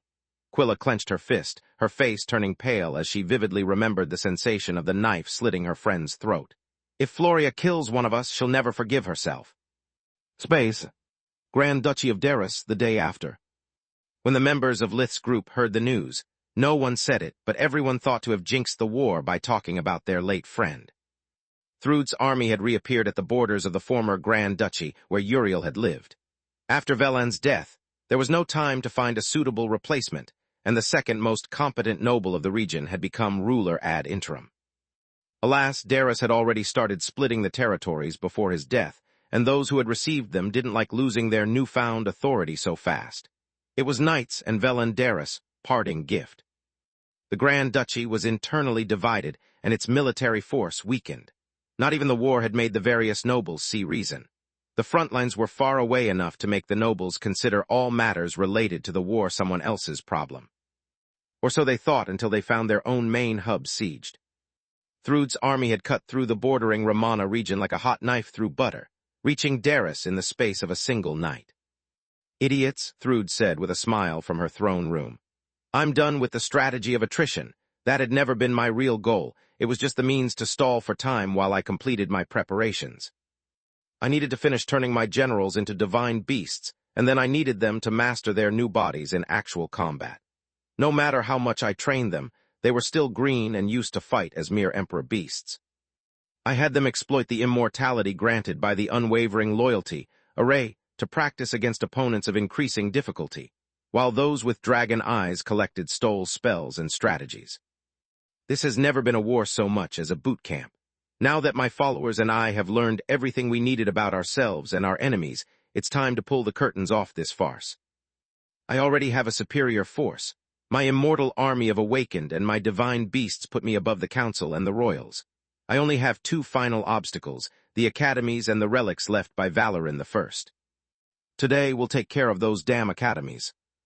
Meanwhile, on the battlefront, Floria rode the seven-headed dragon Uffil. She wore a brand-new adamant uniform, and Uffil had even shape-shifted his armor to give her a saddle. It was a bit humiliating for him, but Thrude's army needed its own legends to keep the morale up. If the kingdom had the supreme Magus and the Golden Knight, the true queen now had Floria, the Dragon Knight. A mind link made them in one mind and one body. Or better, 8 minds, 1 body, and Reaver. Each one of the 7 heads of the divine beast had dragon eyes, and they all shared and analyzed the acquired information with Floria. Her blade allowed her to store 2 minutes worth of spells of any tier except for spirit spells. Together, they were a 1-dragon knight army. The dragon eyes scanned the defensive formations, identifying their weak spots that Floria's spells and Uffil's origin flames targeted with surgical precision. No siege was needed to take cities down. Thrud's army waited comfortably at a safe distance until they cracked the current target open as a nut.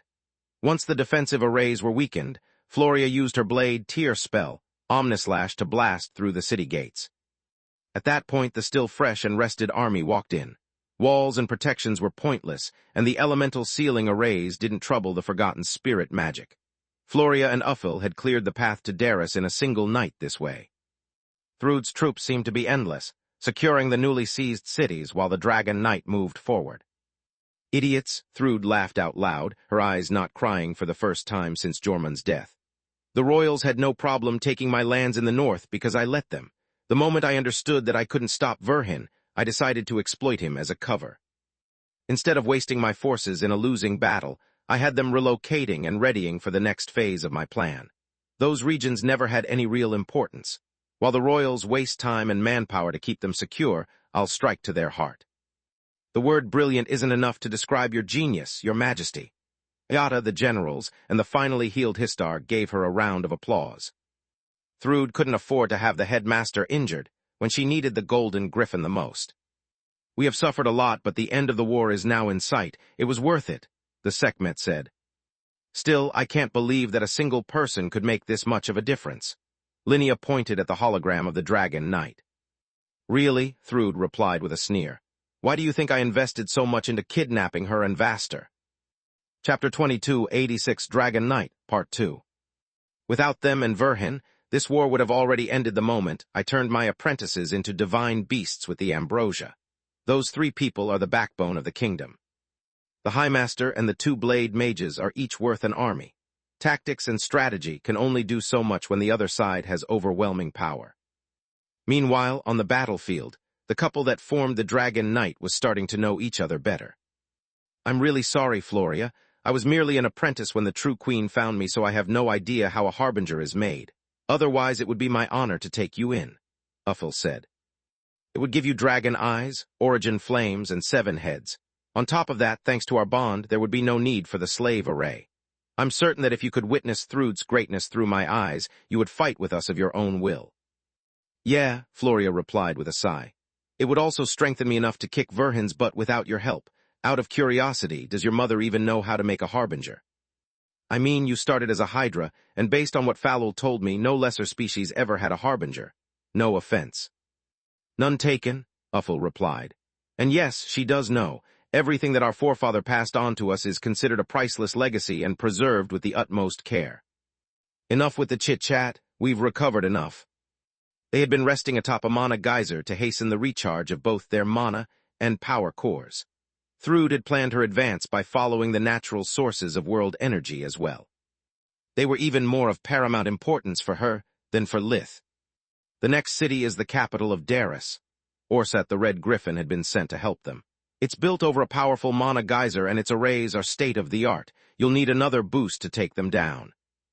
Are you going to fight with us this time? Floria asked. I wish. The true queen demands the legend of the Dragon Knight to match the supreme Magus. I'm just a delivery girl, whenever you are ready. The moment Floria finished charging Reaver, Uffil gave a sign, and the Red Griffin released a bolt of life maelstrom before leaving. Now every single spell stored inside Floria's blade had its power increased tenfold, and so would the blade tier spell they would produce. Uffil's flames were strengthened as well, giving him the power to flatten mountains. The city of Nesra fell so quickly that by the time the royals were informed of the attack, Thrud's troops were already swarming the capital of the Darus region. Space. What the fuck? Lith said when Orion informed him about the developments of the war. 2 regions in less than a day? How is that even possible? Easy, we have been wasting our troops, readying for an ambush or a counteroffensive while Thrud simply moved hers away.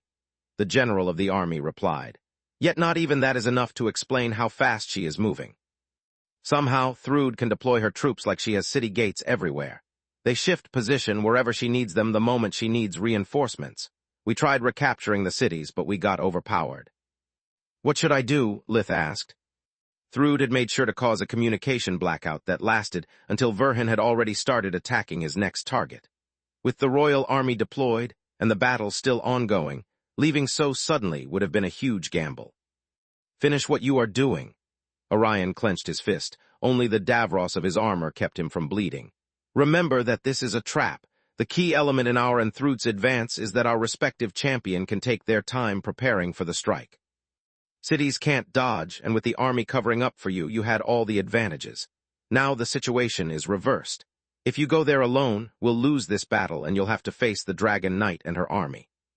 And that only if Thrude or more of her generals is not laying an ambush, Gianni said, proud of her husband for keeping his head cool despite the circumstances. Saying this makes my heart bleed, but Floria has to wait. Only once you have conquered Tremana, have recovered your strength, and have a proper backup can you go save my little flower. Otherwise, we are going to lose you and every hope to get our daughter back. Copy that, Verhin out, Lith said. Solus, contact Zorith and ask her for help. Way ahead of you? Solus' dejected tone didn't bode well. She's busy and can't come anytime soon. That daughter of a bastard of Thrude lured Zorith away by striking with the undead courts. Orion is right, this is a damn trap. Thrude made sure that while she made her move, we were weakened and alone. Calling her the Mad Queen is a dumb slander. They should call her the Sly Queen. Solus, forgive me because I'm going to make this quick. Lith knew that to save more time he would sacrifice more lives, yet it wasn't a decision he could take alone. Do it, Solus replied while using the eyes of Menadian to find the path of least resistance in spite of the casualties needed. One more thing, Lith said. Please call Freya and Quilla. Make sure they don't do anything stupid until our arrival. No problem, I'm already fuck. Their amulets are not available. Do you know what this means? Solus asked. That they are most likely to be there already. Space. Grand Duchy of Daris, City of Nesra at the same time. The invading and the defending army were still battling to the death, while two lonely figures sat inside the Blue Mermaid Tavern. The door of the establishment had been barred until a few minutes ago, but wooden planks and nails couldn't stop an awakened. Floria and a human-sized Uffil had made their way inside, needing a quiet place where to rest. There wasn't much that invigoration could do for mana abuse, and the power cores of their equipment were running on fumes. Even with the powerful mana geyser below Nesra, it would take them a while to recover. The Dragon Knight and her steed sat at a round redwood table, drinking delicious draft beer from Mikosh and eating lots of food from their respective dimensional amulets.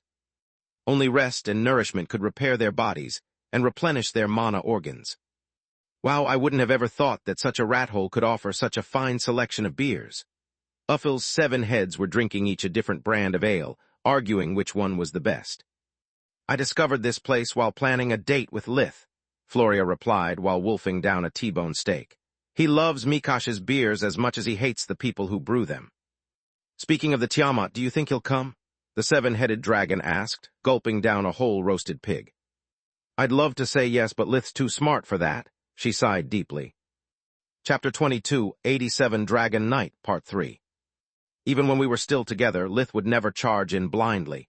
When he saved me at the Famer Mines, he took his time setting the stage, Floria said. He knew there was no point rescuing me if he couldn't keep me alive, and this time is no different. Except he knows that I only have to kill myself to escape. I can roughly predict what he's planning to do, and the True Queen helped me play around it. Neat, Uffil nodded. By the way, we have company. The 7-headed dragon and Floria jumped to their feet while unsheathing their weapons. Floria used a mix of body casting, true, and fake magic to fill Reaver as fast as she could. At the same time, Uffil used invigoration with one head while the others took a deep breath, ready to unleash origin flames. The breathing technique not only replenished their mana and stamina, but also accelerated the digestive process, flooding their bodies with nutrients. The 7 pairs of dragon eyes could read every magic rune in the air, and the 7 brains of the former Hydra processed them before sharing the essential information with Floria via a mind link. By the time Freya and Quilla blinked inside the Blue Mermaid, the Dragon Knight already knew their position and what spells they had at the ready. Look who's here, the crybaby and the slutty one-trick pony. Floria lunged at the exit point of the blink, discovering it was just a diversion. Freya's dimensional ruler spell gave her absolute control of the space around her, and after she had upgraded it to a spirit spell, not even dimensional ceiling arrays bothered her. You have to do better than that if you want to hurt our feelings, Thrude. We've both heard much worse from people we care much more about. Freya appeared out of a bunch of sparkles of light that coalesced enough to let her through. At the same time, Quilla's bloodband burst from below the floor. The adamant chains wrapped around Uffil, discharging several spells at the same time right inside his armor. He still had the mass of a divine beast, but Bloodbind's strength was fueled by Quilla's mana, and her core was close to reaching the bright violet. On top of that, after studying Lith's life force for years, she considered herself an expert on dragons. The Tier 5 spell Ice Coffin covered Uffil in black ice that sapped both his heat and vitality. Bolts of lightning from Stormfront made his throat spasm, losing control over the origin flames that burned him from the inside. Unfortunately, he survived. After being killed in one shot by Lith, Uffil had learned never to fully conjure flames from so up close to an opponent. Freya's rapier, dreadnought, and Floria's estoc, Reaver clashed several times in a fraction of a second. They knew each other's style by heart because they had practiced together ever since the academy, and because Orion had taught them both. Usually I wouldn't risk a frontal assault, but Mom was right. There's still hope. Floria is still in there. Freya thought, noticing that her sister's body showed all the tells that Floria had worked hard to get rid of over the years. Her shoulder raised a bit before a lunge, her front foot twisted before a slash, and her eyes squinted during a feint. Floria no longer had any tell, but she was exposing them on purpose. It was an act of free will from the part of her that had yet to surrender to the slave array. Do you really think that the true queen has time to waste inventing quips about a nobody like you? Floria said, with a burst of deranged laughter as she pressed her sister into a corner. I may be enslaved, but these thoughts have to come from somewhere. I mean, Quilla is nothing but a petulant child who killed one person and cried a river for years. As for you, Freya, the only thing that makes you better than Chilean is that you know how to use birth control. I can believe that Floria thought these things when she was angry, but I know she never believed any of it, Freya said with a snarl. Enslaved or not, those insults still came with Floria's voice, and they held enough of Freya's insecurities to hurt. Get over here, Uffil yelled as he grabbed Bloodbind and pulled at it with all the strength he had. Yet instead of making Quilla's body crash through the floorboards, he only got more chains. What the F, Bloodbind wrapped around him, the links positioning themselves so to press over his nerve bundles and ribcage. When the seven-headed dragon tried to brute strength his way out, the chains kept his lungs from expanding, sealing his breathing. Also, the pressure on the nerves sent his body into spasms despite darkness fusion shutting down the pain receptors. I may be a crybaby, but you don't deserve to be a dragon. You are dumb as bricks, whereas dragons are supposed to be wise. Quilla's voice came from the holes in the floor since she had no intention of getting close to a divine beast. We'll see about that. Uffil blinked away, knowing that the dimensional fissure would cut through the adamant, freeing him and destroying the enemy weapon with a single spell. And he would have been right if not for Dimensional Ruler. Freya hijacked the space, making the entry point blast into the dragon's face. As I said, dumb as bricks, Quilla said as Freya escaped with a timely blink before her sister nailed her to the wall. Floria could see the exit point, but attempting to blink to exploit it would end no different than Uffil's spell. Damn lizards, they're all so needy. Instead of wasting time with a chase, she struck Bloodbind with a powerful lightning. It hurt both Uffil and Quilla, but Floria had used enough power to mortally wound solely a human. For a divine beast of Uffil's mass, it was barely a tickle. Quilla screamed in pain, and was forced to retract the chains due to Floria pumping more electricity by the second. Get up, dumbass. If they want us, let's play hard to get. She dragged the seven-headed dragon away, blinking the moment she escaped Dimensional Ruler's area of effect. Damn it, enslaved or not, Floria knows all of our tricks and habits. Freya inwardly cursed via the mind link. It's worse than that. She knows all of our weak points because we work together to overcome them. Quilla replied while using invigoration to heal her wounds and recover her mana. Outside, Floria kept blinking as far as she could, her body aching from mana abuse and exhaustion. That runt is smaller than one of my claws, but she bites like a damn dragon. Uffil used invigoration as well to recover from the beatdown, but it restored less than 70% of his full power. Never underestimate my sisters just because they are humans, Floria reprimanded him. They have fought opponents stronger than themselves their whole lives. They've seen shit that someone like you who spent most of his time in a lab can't even imagine. Chapter 22, 88 Dragon Knight, Part 4. Yet they are still alive while our enemies are dead and buried. Fight them as if they are divine beast, or you'll go back to the Golden Griffin and I'll have to fight them alone. If we fail, it's with you that the true queen will be angry. The seven-headed dragon swallowed a lump of saliva and telepathically nodded. There was a lot riding on the conquest of Nesra, and he didn't want to be the one ruining Thrud's plans. You shouldn't have disengaged Floria with that blink, Quilla said while adjusting their strategy inside the Blue Mermaid before starting the chase. We have less than 2 minutes to capture her. After that, even if we keep her from using Omnislash, the give and take ability of Reaver will be enough to overpower us. We have waited until now exactly to exploit her weakened state and not give her the time to cast spells. Yet the more time we lose, the more our advantage will decrease. Are you kidding me? Freya replied with a scoff. She has now a deep violet core, whereas I'm stuck at bright blue. She was faster and stronger than me even back when we were both non-awakened. Now with her superior physique and core, I needed to give my all to not get destroyed. To make matters worse, she has perfect body casting and I'm stuck at Tier 3. If not for the ambush and having my spells at the ready, I would be already dead. We can switch opponents if you want. You have a violet core superior to Floria's, and that dragon looked a much easier opponent. Deal, Quilla nodded, and they resumed the chase in the space of the 2 breaths they had needed to return to their peak strength. Dimensional Ruler could conjure all kinds of dimensional spells without further casting, so Freya only needed to search for the residual traces of Floria's blink, with life vision to warp straight to her. What the fuck? Uffil's 7 pairs of eyes went wide when the dimensional door from which they had just walked out opened again, letting the Erna's sisters reunite again. My sister is the master of space, that's what? Floria slapped one of his heads to snap him out of it. The 7 streaks in her hair are not for show. I have no idea what Silverwing is good at, but imagine Freya as talented for dimensional magic as Menadian was at Forgemastery. If you don't relax the space after every dimensional spell you use, Freya can reopen it at will, you moron. I told you everything you need to beat her, but you continue to not see past her human body. First Falul kicked your ass and then Lith. Unless you are planning to add Freya to your losing streak, take your heads out of your ass and fight with everything you have. No holds barred. Losing to Lith didn't mean much to Uffil. The little monster had defeated Ayata, the strongest among the generals, and then had wiped the floor with many other of his brothers in arms.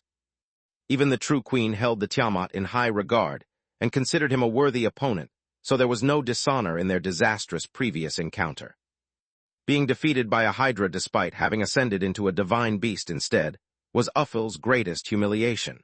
He could do everything that Falul could and so much more, yet she had killed him and almost ruined the plan to conquer Belias. The idea of suffering the same fate at the hands of a lowly human filled the 7-headed dragon with rage, making him shift to top gear.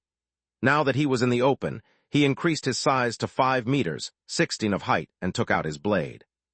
She can be the master of space, but with my superior strength, core, and reach, I'll kill her in a jiffy, he thought. Too bad that the moment Freya walked out the warp steps, the sparkles of Dimensional Ruler spread everywhere. Then, she performed a series of fast lunges despite the distance still separating them. The hairless monkey is insane. She's no true queen, her movements can't produce air blades or shakwa. The words died in his brain as Dreadnought hit him from every direction, not one lunge missing its target.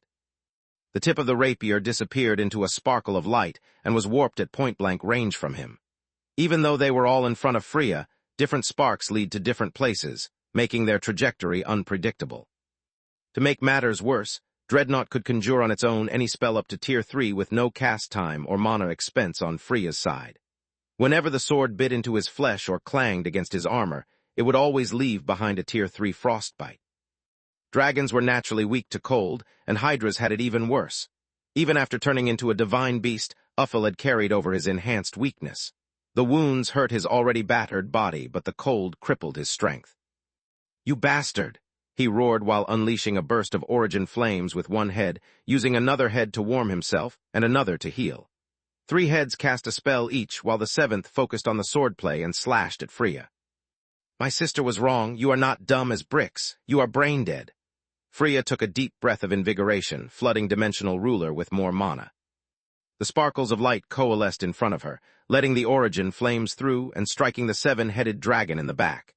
In the same way, Uffil's spells were redirected against Floria, and his sword cut deeply into his own flesh. "You useless lizard!" Floria cursed as she was forced to a halt and Quilla reached her. "Let me get this straight. I can't use origin flames, dimensional magic, spells, or physical attacks against your sister. How do you even fight against a monster like that?" Fria's size was unchanged, but she now looked like a terrifying beast to Uffil. "You can do everything you just said, you moron, but only from close-quarter combat," Floria replied. "That's why I told you to keep a human size. As you are now, you are just a big target. Don't give her the time to adjust her gaits." "Don't worry, sis. I'm bringing you home." Quilla unleashed bloodbind from the sleeves of her deep green Great Mage robe, trying to restrain Floria. Reaver released the lightning spells stored in its pseudo-core against the chains, but to no avail. This time, Quilla had coated her weapon with a hard light construct that acted as an insulator. "You have already learned your lesson and found a way to overcome your weakness. I'm impressed, sister. I wish that my partner was half as smart as you." Floria released a burst of deep violet aura that reminded Quilla of Full Guard, but it was different. Full Guard was supposed to be blue and not have physical substance. Whatever Floria had cast, it pushed bloodbind away long enough for her to escape the encirclement. "Too bad that you are a pathological coward and a wimp. Otherwise, you'd be an unparalleled warrior." Chapter 22, 89 Bloodline Secrets, Part 1. Floria followed her own advice, pushing forward into close-quarter combat instead of keeping the distance that would give Quilla the advantage. "Back at the academy, you were so afraid of making your move on Lith that I beat you to the punch despite you had 3 months over me. Then, you were so desperate for love that you accepted the slave ring like an idiot and killed Uriel." Her blade moved in a seamless stream of lunges that turned into backhand and overhand slashes with but a flick of the wrist. Between the real Floria telegraphing her moves, Quilla's superior core, and Bloodbind's great area of effect, no attack reached its mark. Yet Floria's words cut deep, making Quilla stagger. "You killed one of your best friends, our friend, because you were weak. Even after I accepted you parasites in my home because your parents abandoned you like dogs, you dared stab my mother in the heart." With each word, the violence of her attacks increased and Quilla's defense weakened. "After all the pain you caused everyone, you had the audacity to play the victim and whine like a baby. After I broke up with Lith, you still didn't have the guts to make your move and ended up with the knockoff version. Yet the reason I hate you the most is that you ruined my career," Floria lashed out, releasing all the spells that she had accumulated inside Reaver at the same time. "It's because of you that Velan staged the trial that destroyed my life. It's because of you that Uriel died and I lost everything I've worked for, everything for which I have sacrificed my happiness." As Quilla expected, Floria had prepared mostly Tier 3 and 4 spells with body casting. She had been caught by surprise, and the more powerful a spell, the more time it took to conjure it. Quilla used Bloodbind and several hard light shields to block the onslaught, but Floria's spells changed their direction and dodged her protections. Thrud had taught her Urnas, Full Guard that granted Floria a space awareness on par with Fria, and the ability to imbue her spells with willpower, no matter their tier. Quilla activated the barrier of her armor and closed her shields onto her, but it was too late. From so up close, a split second of hesitation due to surprise was a split second too much. She took over half of the barrage, and then Floria started to pummel her with punches and kicks. Reaver was hung to her side, while a flurry of attacks painted Quilla black and blue. "I'm not dumb, little sister. I remember well that after what you did to Mom, Dad made sure that no Urna's weapon can hurt a member of the household, even adopted mutts like you." Floria's savage laughter almost hurt more than her hits. "Almost." Quilla's eyes were veiled with tears from the insults and the frustration. She had done everything she could to have the upper hand, yet in the end, it had amounted to nothing. Quilla was near the bright violet, whereas Floria was deep violet, but once in close combat, they were akin to a child against an adult. Floria had fought all of her life and had mastered several combat styles way before joining the army. Quilla, instead, had been a bookworm until the day she had joined Lith in his apprenticeship under Falul. The gap between the two sisters was like heaven and earth. "Quilla," Fria unleashed her Tier 5 gravity spell, Black Hole, on Uffil and went to the rescue. Black Hole increased the gravity on its area of effect 100 times and changed its direction several times per second. Uffil was so big that she had no problem combing the gravity spell with a dimensional magic cantrip to limit Black Hole's area of effect to the dragon. His body collapsed, bloated, and stretched nonstop, being torn into shreds under its own weight. The hundreds of kilos of adamant scales that were supposed to protect him turned into cruel blades that cut him apart. "How is that a human? I'm dragon, I should have won. She's a monst," Uffil cried in frustration.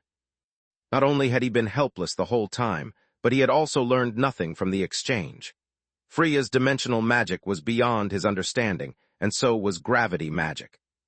Dragon eyes had barely started to crack her secrets, and he was already dead. Floria kicked Quilla in the chest, breaking her ribs and sending her away. It would seal invigoration and slow down her recovery. Reaver jumped back in her hand, blocking Dreadnought and conjuring a darkness aura to block the spell she knew was incoming. "This brings back memories, huh?" Floria effortlessly blocked the lunge, and Reaver's darkness spell countered Dreadnought's with a sizzle. "I will never forget our fight at the ceremonial tourney for our graduation." She didn't waste time with offensive spells that Freya could turn against her, and kept their blades locked by pushing forward. "Back then you defeated me. Let's see if you can do it again." Alas, this time Floria wasn't holding back. During the tourney, she lacked any killing intent, and her mind was muddled by the imminent breakup. Now instead, she was giving her all, as Thrud had ordered her. Between the gap in experience and strength, Freya soon found herself on the back foot. "You are just as disgusting as Quilla. After your mother abandoned you, my parents gave you everything, yet how did you repay them? You became a mercenary selling your talents in dirty taverns like you sold your body in exchange for company. Then, when your pathetic endeavor failed, you threw away the life that my mother saved and sold yourself to Falul just to make up for your lack of talent. You were nothing without your looks and dimensional magic, and you still are. At least Quilla self-awakened like me. You couldn't even do that. You can't do anything by yourself, not even saving your sister." Floria's eyes shed tears at those cruel words, clouding her vision. Freya instead recognized them for what they truly were and steeled her determination, putting every ounce of strength and mana she had left into her next move. "Floria is begging me to save her. Those words don't come from her but from the unwavering loyalty array. If she meant them, her tells wouldn't show and she wouldn't cry in the middle of a fight." Floria didn't cry even when Uriel died and Mom was bleeding out at her feet. She's a warrior and she's fighting by my side however she can. With those tears, she's clouding her own vision. Freya thought as the power of Dreadnought and Dimensional Ruler combined. The Estok fired spells non-stop in every direction, while the golden aura enveloped the two women in a sphere. Bolts of ice, lightning, and darkness disappeared the moment they touched Dimensional Ruler's boundaries. Then they reappeared from a different angle and direction. The spells aimed at Floria were meant to blind her life vision, but Erna's full guard gave her perfect awareness of her surroundings at 360 degrees. She managed to block those coming from Dreadnought and her back thanks to Reaver, but Freya outsmarted her. Chapter 22, 90 Bloodline Secrets, Part 2. Mana couldn't hurt its user, so her spells phased through her body, catching Floria by surprise. Being close to Freya had turned into a mistake because she was now a conduit for the elements. Quilla had just finished healing herself and moved to Floria's back, having the care to remain outside Full Guard's area of effect. Going to battle with a full stomach is a dumb move unless you gorged on nutrients. The healing spells would have made her faint if not for that. Floria cursed and activated the Give and Take ability of Reaver. It converted part of the mana from the spells stored and cast by the blade into a flow of energy that empowered its master's physical prowess. Give and Take was the secret behind Floria mastering blade spells, since it allowed her to exchange energy with her weapon at will. It was a happy side effect, whereas now she was using it as intended. Between Give and Take and her deep violet core, a simple punch sent Freya flying. She had used full guard as well, but from so close she had failed to react in time due to the gap in their speed. "I need help." Floria knew that 2 against 1 she wouldn't hold for long. "Wow, Uffil sucks. As soon as he gets out of the rebirth chamber, I'm going to retrain him from scratch." Yada the Sekhmet came out of her hiding place from which she had been spectating the fight all along. "Nonetheless, you were right, General Ernas. Your sisters may not be as good as your father, but they will make a fine addition to the true Queen's army." 5 meters, 16. Thick cubes of light appeared from thin air, trapping Freya and Quilla at their inside. They were surrounded by a sealed space that made it impossible for them to escape. To make matters worse, Yada used a bit of life maelstrom to further empower the constructs. "Everything went as planned," Floria said with a smug grin. Aside Uffil's defeat, of course, I knew that with Lith out of the picture, someone would have tried to play the hero. I underestimated my father's brain and overestimated my sister's, though. Are you sure of that? Falul's voice said as 7 Tier 5 spirit spells blindsided Yata, and domination turned the cages into light blades that impaled the Sekhmet. I'm not scared of a cat, no matter how big. The Hydra was in her true form, that of a stumpy yet sturdy body carrying 7 serpentine necks and as many heads. Her long tail whipped the air in fury, and a thick adamant armor covered her from heads to toes. She wore 7 crown-looking artifacts, and the eyes of each head shone with a different elemental light. If not for the life maelstrom empowering both Yata and her armor, her body would have been blown to bits, and she would have been sent back to the Golden Griffin as well. And there she is. Zula the Fenrir appeared from a dimensional gate along with Remo the Fire Dragon and Rain the Storm Phoenix. The little Falul, how nice of you to deliver us the hands of Menadian. She pointed at the crowns that the Hydra wore. I wouldn't try anything funny if I were you. I'm already boosted by Life Maelstrom, and once I activate Doom Tide, there will be no world energy for you to manipulate. Without the hands and the element of surprise, you're just a puny lesser beast. Don't listen to her, go ahead and use domination or something. I'm dying to learn how to use it, Remo said with a chuckle. Wow, you are way smarter than I thought you to be, kid, Falul said with a sigh. She was outnumbered, outmatched, and she knew it. There's no pride in this, Floria shook her head. You are too kind for your own good. I knew that even though I'm not really your apprentice, your bleeding heart would have forced you to rescue me. I doubted you would follow my father, but the moment I saw Freya, I was certain you couldn't be far. You would never let your precious harbinger at risk, and with her the secrets of your bloodline. You are right, Falul nodded. Too bad you didn't follow your own reasoning to its very end. What do you, 7 more spirit spells of untold power, blasted the divine beasts off the sky and cut Floria short. A Davros-coated fist grabbed the still-stunned Remo's head and squashed it with a wet pop. No peeking at a lady's secrets, child. That's beyond rude. Firwall the Hydra looked very similar to her daughter. The main differences were that she reached 25 meters, 82 of height, and she opted for a humanoid form. That and the royal fortress armor she wore. Firwall was one of the 4 founding pillars of the kingdom and had her own guardian-crafted artifact. My name is Firwall Aurea Verena Nixtra, mother of Falul, Rainbow Dragon, godmother of the descendants of Juria and Agram, follower of King Valoran, the only man I ever called friend. She walked into the open with the bearing of an empress. If you think you can beat me with your newfound toys, children, come forward, and I'll prove you how wrong you are. I suspected you might come, Firwall. After all, your daughter's secrets are your own.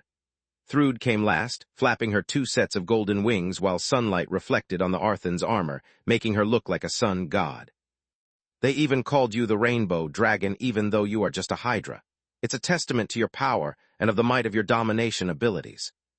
At a wave of her hand, more divine beasts appeared, and her dull white aura spread around, forcing Freya and Quilla on their knees with its sheer killing intent.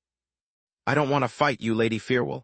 Thrud kept her hand raised in a fist, signaling her generals to stay put. You helped Valoran the First to build the kingdom, help me to build mine. I promise you that the new Griffin kingdom will be nothing like this corrupt pile of trash. With your help and your wisdom, we can turn the first king's dream into reality. Well said, Firwall nodded. I hate humans and I despise Valoran's descendants who over the centuries twisted his opus.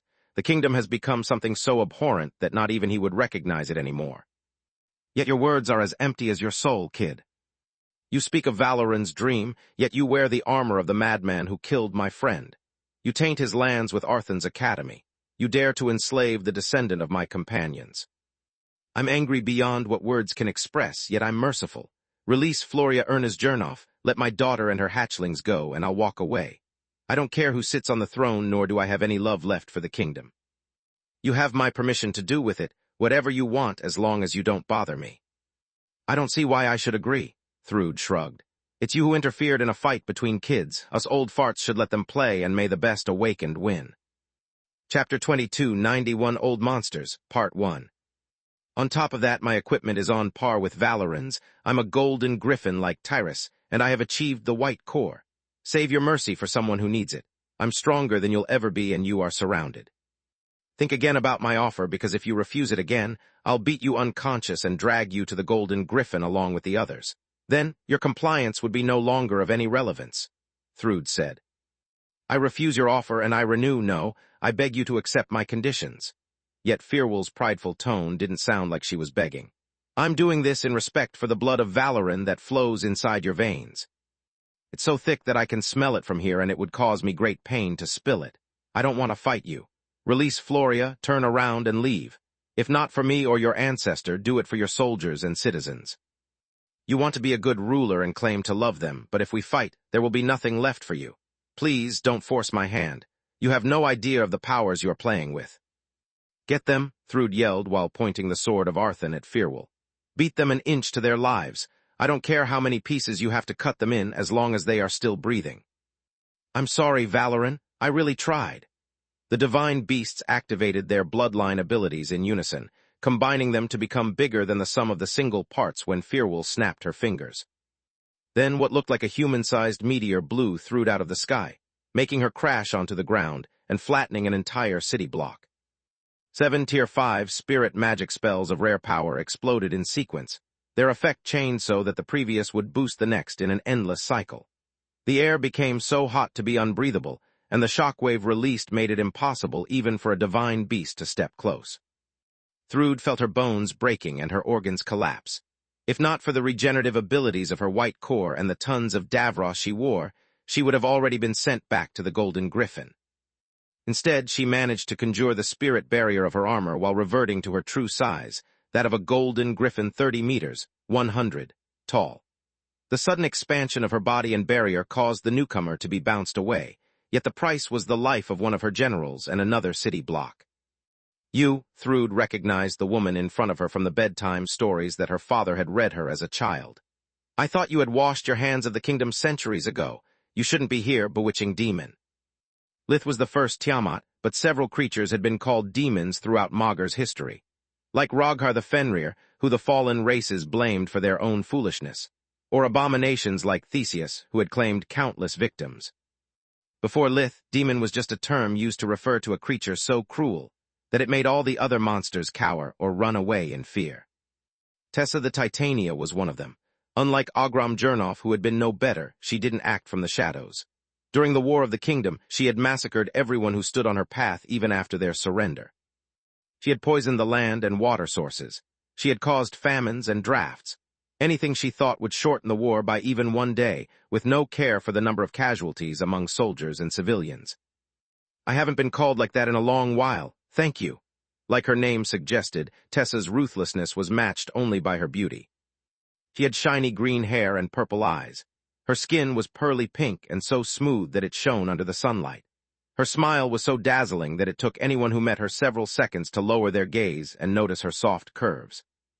As for your question, the bards exaggerated things a bit. The Davros of her royal fortress armor switched from white to black nonstop, as if to highlight the living dichotomy she was. A fae, an avatar of life whose talent lay in killing. I retired because I didn't give a shit about the kingdom. Valoran wanted to see it thrive, so I took a walk to not ruin his work. Yet once one of my old comrades calls me, I'm always happy to help. Isn't it right, Philly? Tessa said. Shut up, I'm already regretting asking you for help, Firwall sighed deeply. Girls, clench your teeth, this is going to hurt. Yada jumped at the Hydra, unleashing a Tier 5 light mastery spell while keeping her scorpion stinger at the ready. Yet Firwall only needed a slap of her hand to send the Sekhmet flying and conjure a hard light construct of her own to defend from Ayata's. What, Valoran knew no light mastery? I'm sure of it, Ayata said in outrage as one of the rarest and most sacred branches of magic was used against her. She's right, where does that come from? Thrude could feel that something was wrong, something outside her calculations. She had planned everything to lure either Orion or Freya to rescue Floria. Orion was the best forgemaster of the kingdom and the general of the army. He possessed the Urna's legacy, the cutting-edge royal forgemastery, and had developed forgemastery techniques only he knew. On top of that, Orion was posted about all of the kingdom's strategies and troops' locations. Once captured, winning the War of the Griffins would have been easy. As for Freya, she was just the key to getting Falul. The Hydra would have given the Mad Queen access to the hands of Menadian, the Hydra bloodline legacy, and an entry point for her army straight into Destar. Thrude wouldn't need to conquer the region to reach and destroy the Lightning and the White Griffin, but merely a warp. Thrude had kept herself free in the case. Fearwolf foresaw her plan and acted accordingly. The Mad Queen was more than ready to take on one of Valoran's companions, but she had never thought to meet the most infamous member among the First King's aides. Actually, Ogram had been as bad as Tessa, just less showy, but this is a story for another day. "Forget the Rainbow Dragon, take the humans," Rain the Storm Phoenix said while plunging at the still-shocked Quilla. Great was her surprise when the small woman stopped the charge with one hand, her feet not even budging from the ground when she pushed Rain back. Quilla started to scream while Freya yelled even harder. Her sister was already close to the bright violet, making things easier for her, whereas Freya was merely a bright blue core. So when it turned deep violet, it hurt. Then, when it reached the violet a second later, it felt as if her core had turned into a scorching sun. At the bright violet, Freya was in so much pain that she would kill to make it stop, so she did. Chapter 2292 Old Monsters, Part 2. Freya jumped at Zula the Fenrir with the speed of a bullet, and punched her with enough strength to make the divine beast stumble and fall. "Are you really asking me what I did?" Tessa's silvery laughter didn't match her savage smile or her cruel gaze. "Didn't that crazy bastard of your father teach you anything about me?" 6 serpentine heads erupted from her back, and the same happened to Quilla and Freya. Yet while Quilla's had silvery scales and each head had eyes of a different elemental color, Freya's had scales of 7 colors. As the girls screamed in pain, several green vines burst out of their skin and plunged into the ground. They absorbed the water and the nutrients needed to bring Freya and Quilla back to their peak strength. At the same time, the vines grew at a speed visible to the naked eye, becoming one with their flesh and increasing their mass. Magus Almighty, when all are one. Thrude knew of the legendary spirit array, but she had never thought of witnessing its effect, let alone fighting against it. "Nailed it in one. Here's your prize." Tessa warped right in front of Thrude in a cascade of golden sparkles, her fist heavy enough to twist the golden griffin's head. A mace-shaped construct the size of a building appeared in Tessa's hands, and she slammed it into Thrude's helm while unleashing a heat ray that blackened her feathers. The Mad Queen tried to spirit blink away in confusion, as reality hit her harder than any weapon. Yet the dimensional door exploded in her face, throwing her at the crazed Titania, who exploited the rebound for a 6-armed cross-counter. "The kids might not be on par with my old companions, but it's my first time sharing the abilities of a dimensional mage and a light master," Tessa said while laughing. "You can do pretty things with them." Thrude was bigger, heavier, and more powerful than the Titania, and so was supposed to be her armor. Yet while the Arthan set was 700 years old, Tyrus kept updating all artifacts related to Valoran. On top of that, the When All Are One array gave Tessa the mass of the 25 meters, 82, tall Hydra, and even in her natural state, a Titania was as strong as a griffin.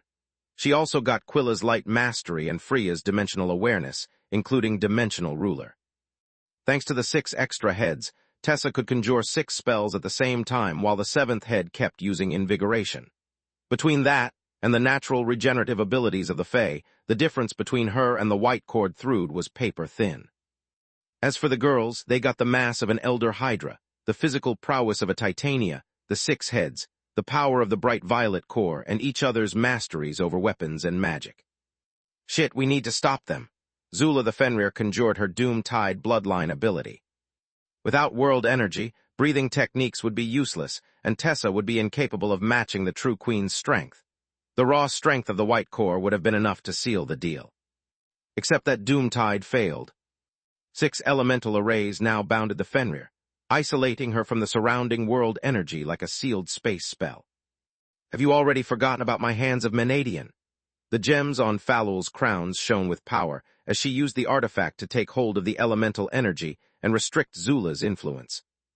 "Yours is a nice trick, but it's not enough." Thrude shrunk back to her human size to not offer an easy target and activated her bloodline ability, Phantom Echo. Now every one of her spells generated a double that cost her no mana to conjure or focus to control. At the same time, she empowered herself with Life Maelstrom, increasing the power of her body, core, and equipment tenfold. A few swings of Arthan's sword chopped off Tessa's regular and extra limbs. The Titania now moved too slowly to dodge. "Your dimensional magic is worth shit if I don't give you the space the blink. You would just carry me around and nothing would change," Thrude roared, her blade piercing through the Titania's royal fortress armor. Killing a Fae was hard. Even with their heart and head crushed, they would survive. Ignoring me is rude, kid. Firewol's mace struck Thrud's exposed side, shattering her ribs and bursting her lung. There's two of us. Also, did you know that domination stacks? The Mad Queen was sent flying, coughing out a mouthful of blood, but her body healed too quickly for it to matter. Yet it wasn't the injury that worried her. Gods no, she said in horror. Gods yes. Firewol's eyes were stone cold as she channeled the life maelstrom that her mace had stolen and shared it with Tessa. This wouldn't be possible if 3 out of 5 of us weren't skilled dominators. Don't be surprised yet, kid. Philly and I have still a lot of lost playtime to make up for. The Titania and her equipment healed in the blink of an eye thanks to the silver lightning boosting them both. She jumped back to her feet, hammering at Thrud with 6 Davros-coated fists. Firewol did the same. 2 more sets of arms had appeared on her body as well, and she mirrored Tessa's every move while keeping herself on the opposite side of the Mad Queen. Thrud was still faster, stronger, and better equipped, but Firewol's and Tessa's flawless teamwork made the gap disappear. This doesn't make sense, Thrud thought while using her sword offhand and even her wings to resist the onslaught. Hydras are 2-bit fighters. I had to work Uffel to the bone since he lacked even the basics. Thrud was right. In their natural form, Hydras had no arms or prehensile limbs. They couldn't use tools, and even if they practiced, it always felt off to them.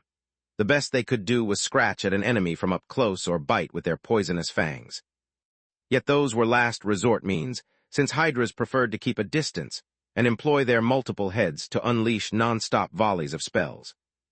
Titanias, on the other hand, loved to put their tremendous strength to use. Fae didn't have a set number of limbs, so they could grow as many as they wanted and get used to them with practice. Firewol had exploited her bloodline talents to become the first war mage and battle mage, making up for her lacking physical prowess with the quality and quantity of her spells. In the same way, Tessa had exploited her bloodline abilities to become the first warden and highmaster. Body casting meant that the more limbs she had, the more runes she could conjure while pummeled her opponents. Arrays had a slow cast time, but not for a battle-crazed violet core. Tessa exploited the arrays, huge areas of effect, to blast everyone around her, since her regenerative abilities would get rid of the damage, while the members of the other races would remain crippled. The two women couldn't be more different, which made them the perfect dance partners. Chapter 22, 93 Demon in a Bottle, Part 1. The When All Are One array worked even better than a mind link. It allowed its participants to gain full access to each other's body, as long as they received permission and full trust. Firewol was letting Tessa use her body as her own, taking control of the footwork and timing the blows to perfection. At the same time, Tessa was giving Firewol full access to her 6 extra heads. A Titania lacked in mass compared to a divine beast, while a Hydra lacked in strength. Together, they covered each other's weaknesses. It was like Thrud was fighting against 2 Hydras and 2 Titanias at the same time. The Royal Fortress armor wasn't as heavy as the Arthan armor, but it was still made of Davros, and the modern magic partly bridged the gap. On top of that, the Mad Queen couldn't use any spell in fear that domination would turn it against her. Yet her situation quickly got even worse. Tessa didn't use her extra heads, but her body was still under her control, and so was Firewol's. She used them both to body cast several arrays that struck at Thrud's soldiers, Nesra citizens, and even Floria. Thrud had sent her away to use her as bait in the hope that Falal would do something stupid, or use P.H.L. Roya as a hostage if needed. If not for Orset the Red Griffin swooping down to the rescue, Floria would have been caught in the crossfire. Are you insane? Thrud couldn't make heads or tails of that senseless slaughter. No, what about you? Tessa sent her vines to feed on the corpses to make up for the nutrients lost. Even though Tessa and Firewol were winning, Thrud kept injuring them, and there was nothing like meat to heal from a grievous wound. Why are you looking at me like that? The Titania laughed. You are attacking the city, so no matter who wins, you'll get blamed for this destruction. I bet that you won't have an easy time controlling Nesra after killing so many civilians. What about Floria? Thrud could already foresee Tessa's heartless ploy bearing poisonous fruits that would screw her plans. What about her? Tessa shrugged. I've been called to kill you. I don't do rescues. Besides, Floria is no Juria or Agram, just one of their many descendants. Her parents are still alive and can make another daughter. No biggie. Thrud clenched her teeth as her whole strategy fell apart. If Floria died, no more Dragon Knight for days. No way to torture Lith or to lure him in the open until she was out of the rebirth chamber. Even worse, her invasion plans would be brought to a halt. Fucking Fae, they are all psychopaths. Using a hostage against them is like using a pillow to hit a bull. The Mad Queen released all the life maelstrom she had left. She used her bloodline abilities at the same time to push Tessa and Firwall away, while activating the full power of Arthan's sword. Not so fast. Even from a distance, Firwall used her domination to wrestle the silver lightning away from Thrude and even mess with the sword. If you like toys so much, do you want to see mine? A Yggdrasil staff with a round head and 7 elemental crystals etched on it appeared in Tessa's hand, generating an unknown array. In the meantime, Quilla was fighting one-on-one against a phoenix, and she was winning. She used Dimensional Ruler to warp behind the enemy whenever Rain focused on the attack.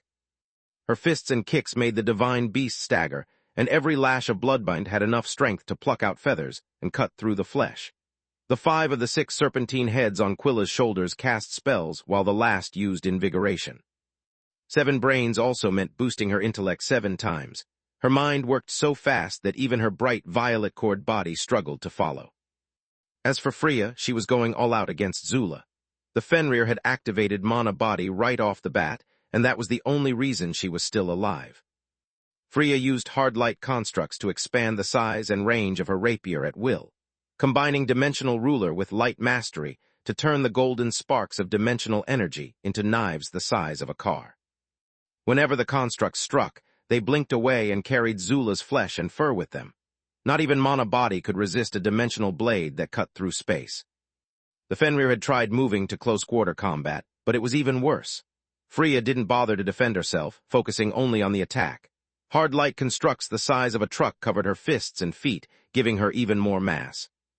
Freya's Fey body healed instantly from any wound, and her Hydra head used Invigoration the moment her stamina started to dwindle. The one time that Zula had severed Freya's arm, a vine had reconnected her shoulder with the limb and Freya had used it as a whip, further increasing her range until the wound had closed. Is this the power of a divine beast? Quilla and Freya were so drunk on when all are one that they could barely remember about their sister. Falwell was busy dealing with Lyri and Iata at the same time, but she still had time to worry about her apprentices. Take cover, for the love of the gods, duck, she yelled at the top of her lungs. They were winning, yet there was panic in her voice, so much that Iata and Lyri jumped back to look in the direction at which one of the Hydra's heads was staring. Great Mother, protect us. The last time Iata had wet herself was back when she was a few days old cubs, yet she felt no shame in doing it as an adult. You are a monster. Thrude stared in horror at the sky as well. Tessa's array had spread all over Nesra. Its humongous size was possible only thanks to its basic effect. The Eternal Kingdom array simply extended Domination's area of effect. It had allowed the Titania to hijack every single spell cast inside the capital of Daris, no matter if it belonged to the kingdom's army or Thrude.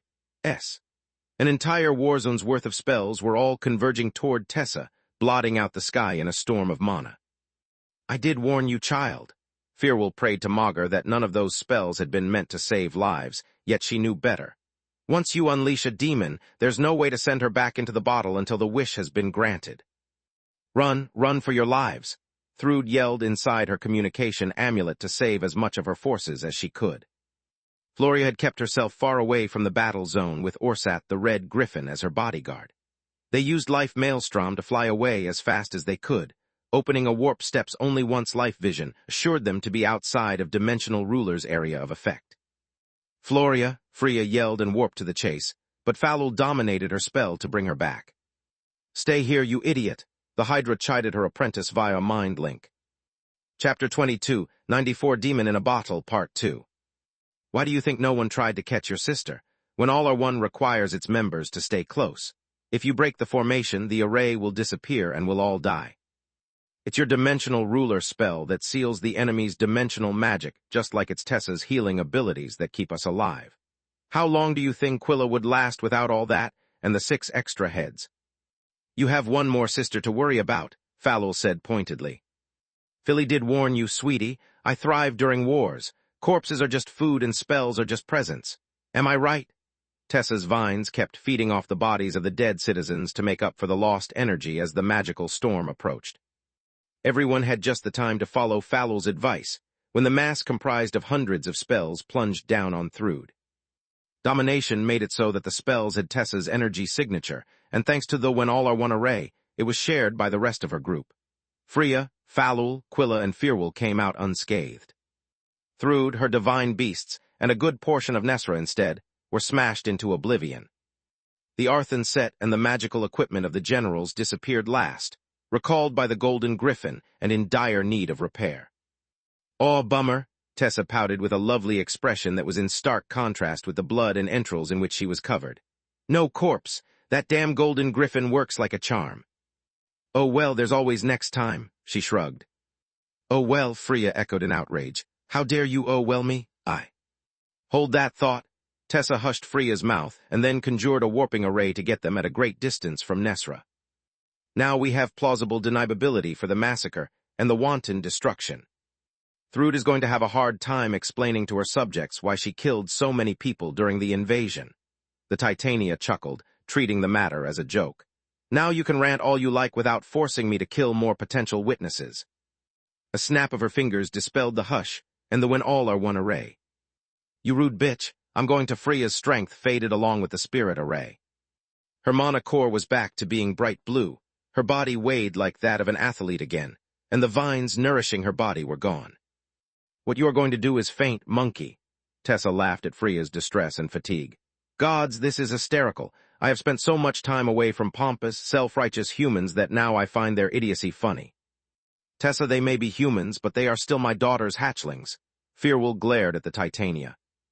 "Don't tell me that you care for them, Philly." There was no trace of hilarity on the Titania's face, only shock. "Don't be ridiculous. Of course not," the elder Hydra replied in outrage. "Yet you are embarrassing me in front of my daughter." "Oh gods, Fanny, I'm so sorry." Tessa's voice was full of remorse, sounding sincere. "I'm being rude with your pets. I swear I had completely forgotten that they belonged to you. Your mother is innocent. If you want to blame someone, blame me." "Great," Falul rolled her eyes. "Racism, contempt, and now she's speaking about Freya and Quilla like they are not even here.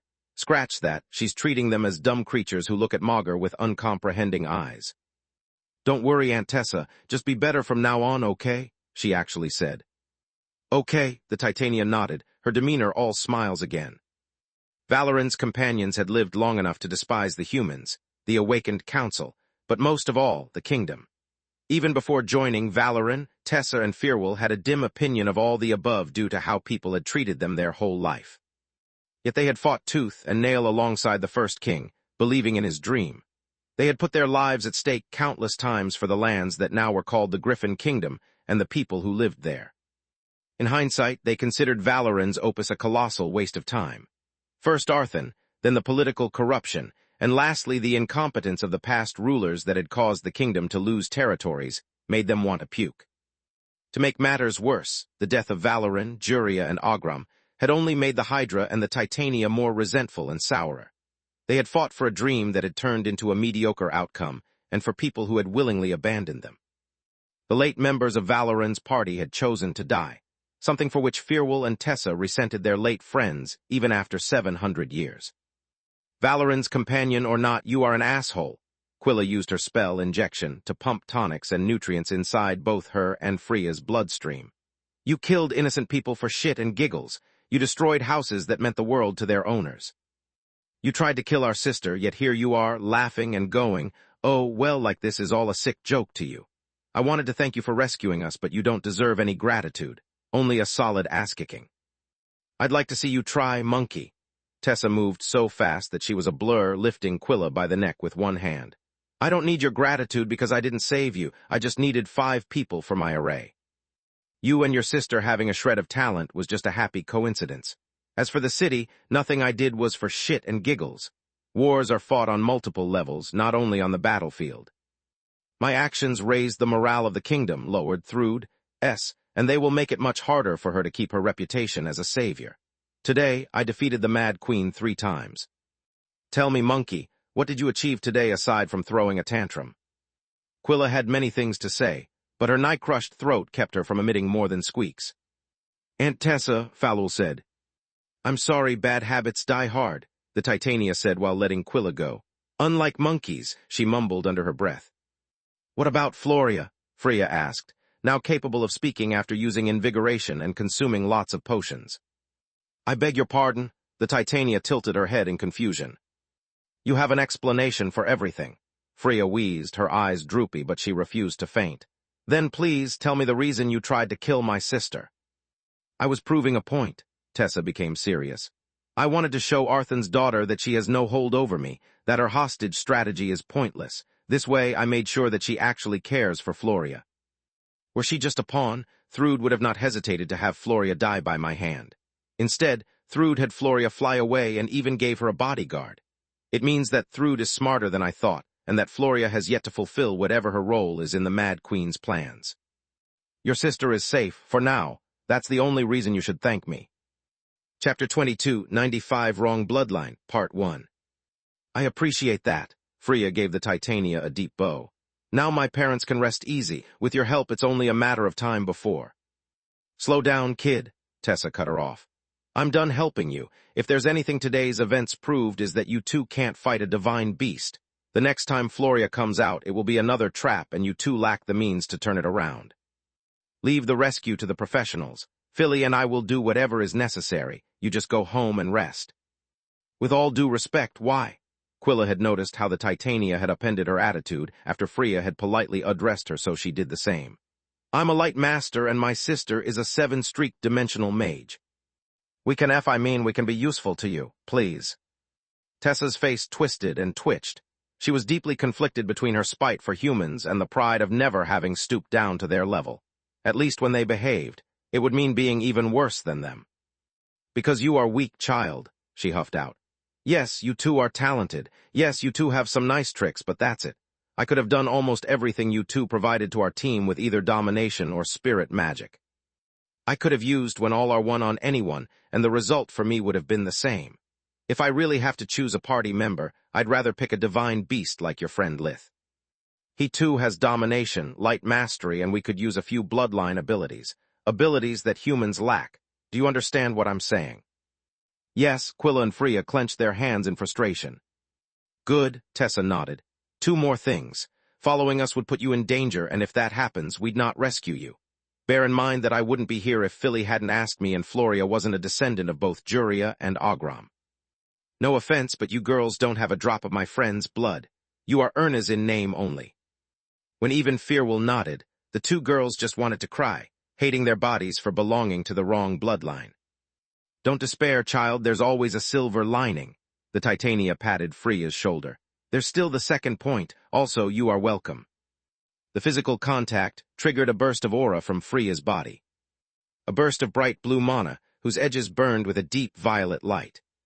Congratulations, Fearwell gave her a small bow. Keep working hard and one day you might be as good as Juria. The 2 elder women warped away, leaving the others in deep thought. Despite Freya's breakthrough and Thrud's defeat, no one felt in the mood for celebrations. Space. City of Lucia, Lith's house later that day. By the time Lith had finished his first mission, there was no trace of Floria or the Golden Griffin, so he hadn't returned home until he was done reconquering Thrud's occupied regions. Camilla was there, welcoming him home. The Ernas family was there as well, waiting to share the latest developments with him via a mind link. I'm sorry, girls, I wish I was there with you. Lith couldn't think of anything else to say. The mission was a total bust, Freya sighed. Floria ran away, and no one witnessed Thrud's defeat, so it's like it never happened. Fearwell grounded Falul, who in turn grounded us, and my parents scolded us until our ears bled. You should thank the gods this isn't our house, young lady. Orion brimmed with barely contained fury, his voice reduced to a snarl. Your stunt almost cost you your free will. If it wasn't for Fearwell and Tessa, you'd be fighting by Floria's side by now. Floria's situation is already driving me crazy. If you two were to join her, I don't think I could keep on living. You father is right. Gianni held his hand tight as Orion's outrage turned into despair. What you did was reckless, and like Tessa said, pointless. I won't allow you to put yourself into danger again without a plan worthy of its name. Dear, Orion blurted out in surprise.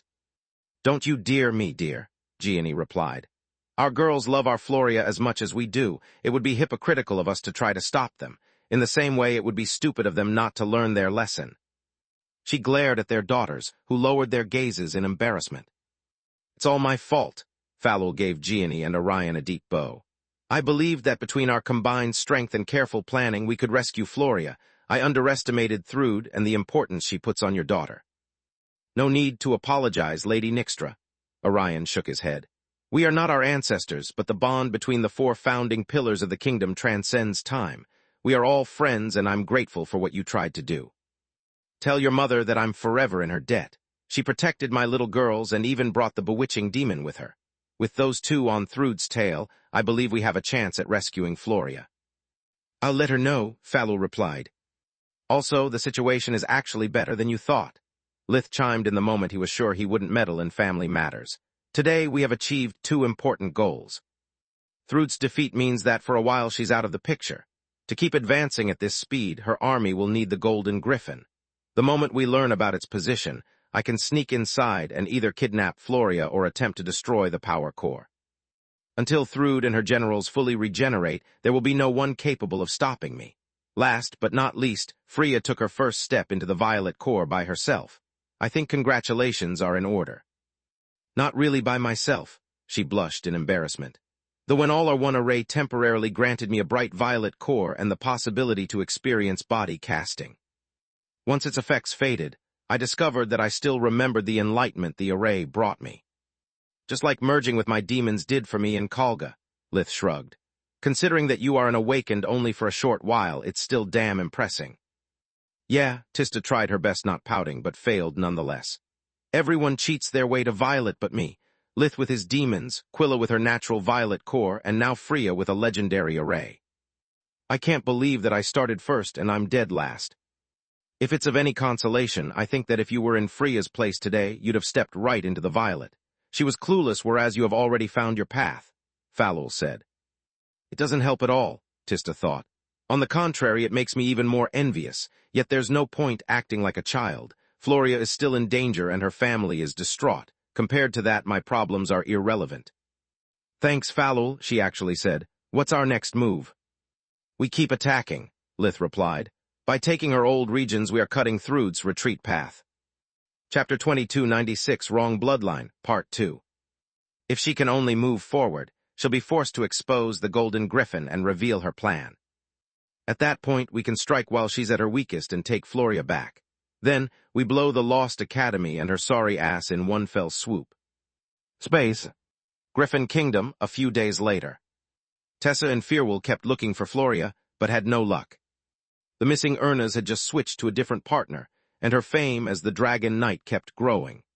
Nesra, the capital of the Daris Grand Duchy, had held out just to fall the day after Valoran's companions left. There was no trace of Thrude, yet her army kept advancing and no one knew how. On top of that, reconquering the north was taking much longer and was harder than Lith had expected from the reports. Even with the Warp Gate network, moving troops and supplies took time. To make matters worse, Thrude abandoning her outposts had only been a ruse. The moment the army had lowered their guard and the cities relaxed their security, thinking that the Mad Queen's focus was now in the south, they had been taken by storm. Fresh troops and Forgotten had attacked in great numbers, ruining in a few hours days of hard work and even recapturing a few cities. I swear to the gods this makes no sense. King Meron's frustration and stress worsened his health. Even if the Golden Griffin were a perfect academy, this shouldn't be happening. We have a precise estimate of Thrude's troops, yet these numbers don't add up. If she had this many awakened, she should have already won during Verhin's honeymoon. The only plausible explanation is that she can somehow move her troops quickly and recharges them with invigoration. Maybe if you told us what an academy can do, we could help you figure out a solution, Ragu said, barely holding the curiosity in her voice. Yeah, right, Silpha said with a snarl, so that you can add more crazy demands or request the blueprints of an academy for research purposes. Thanks, but no thanks. Only the royals know the secrets of the academies, and for a good reason. Not even the headmasters? Lotho was flabbergasted. Too dangerous. Meron dismissed the idea with a wave of his hand. It would make their retirement equal death or the risk of the secrets of the first king being exposed. I see. Phila nodded in understanding, yet now her curiosity now burned even stronger, and the same happened to her peers. Can you at least tell us what you think Thrude's goal is? The attack on Daris is surgical, it can't be a coincidence. It's not, Silpha replied. The fire and the black griffin are there. We can assume Thrud is going to destroy them, starting from the fire griffin. The arrays of the war room projected a map of the region, and how Floria's attacks were moving along an invisible line that connected the known mana geysers and led to the fire griffin.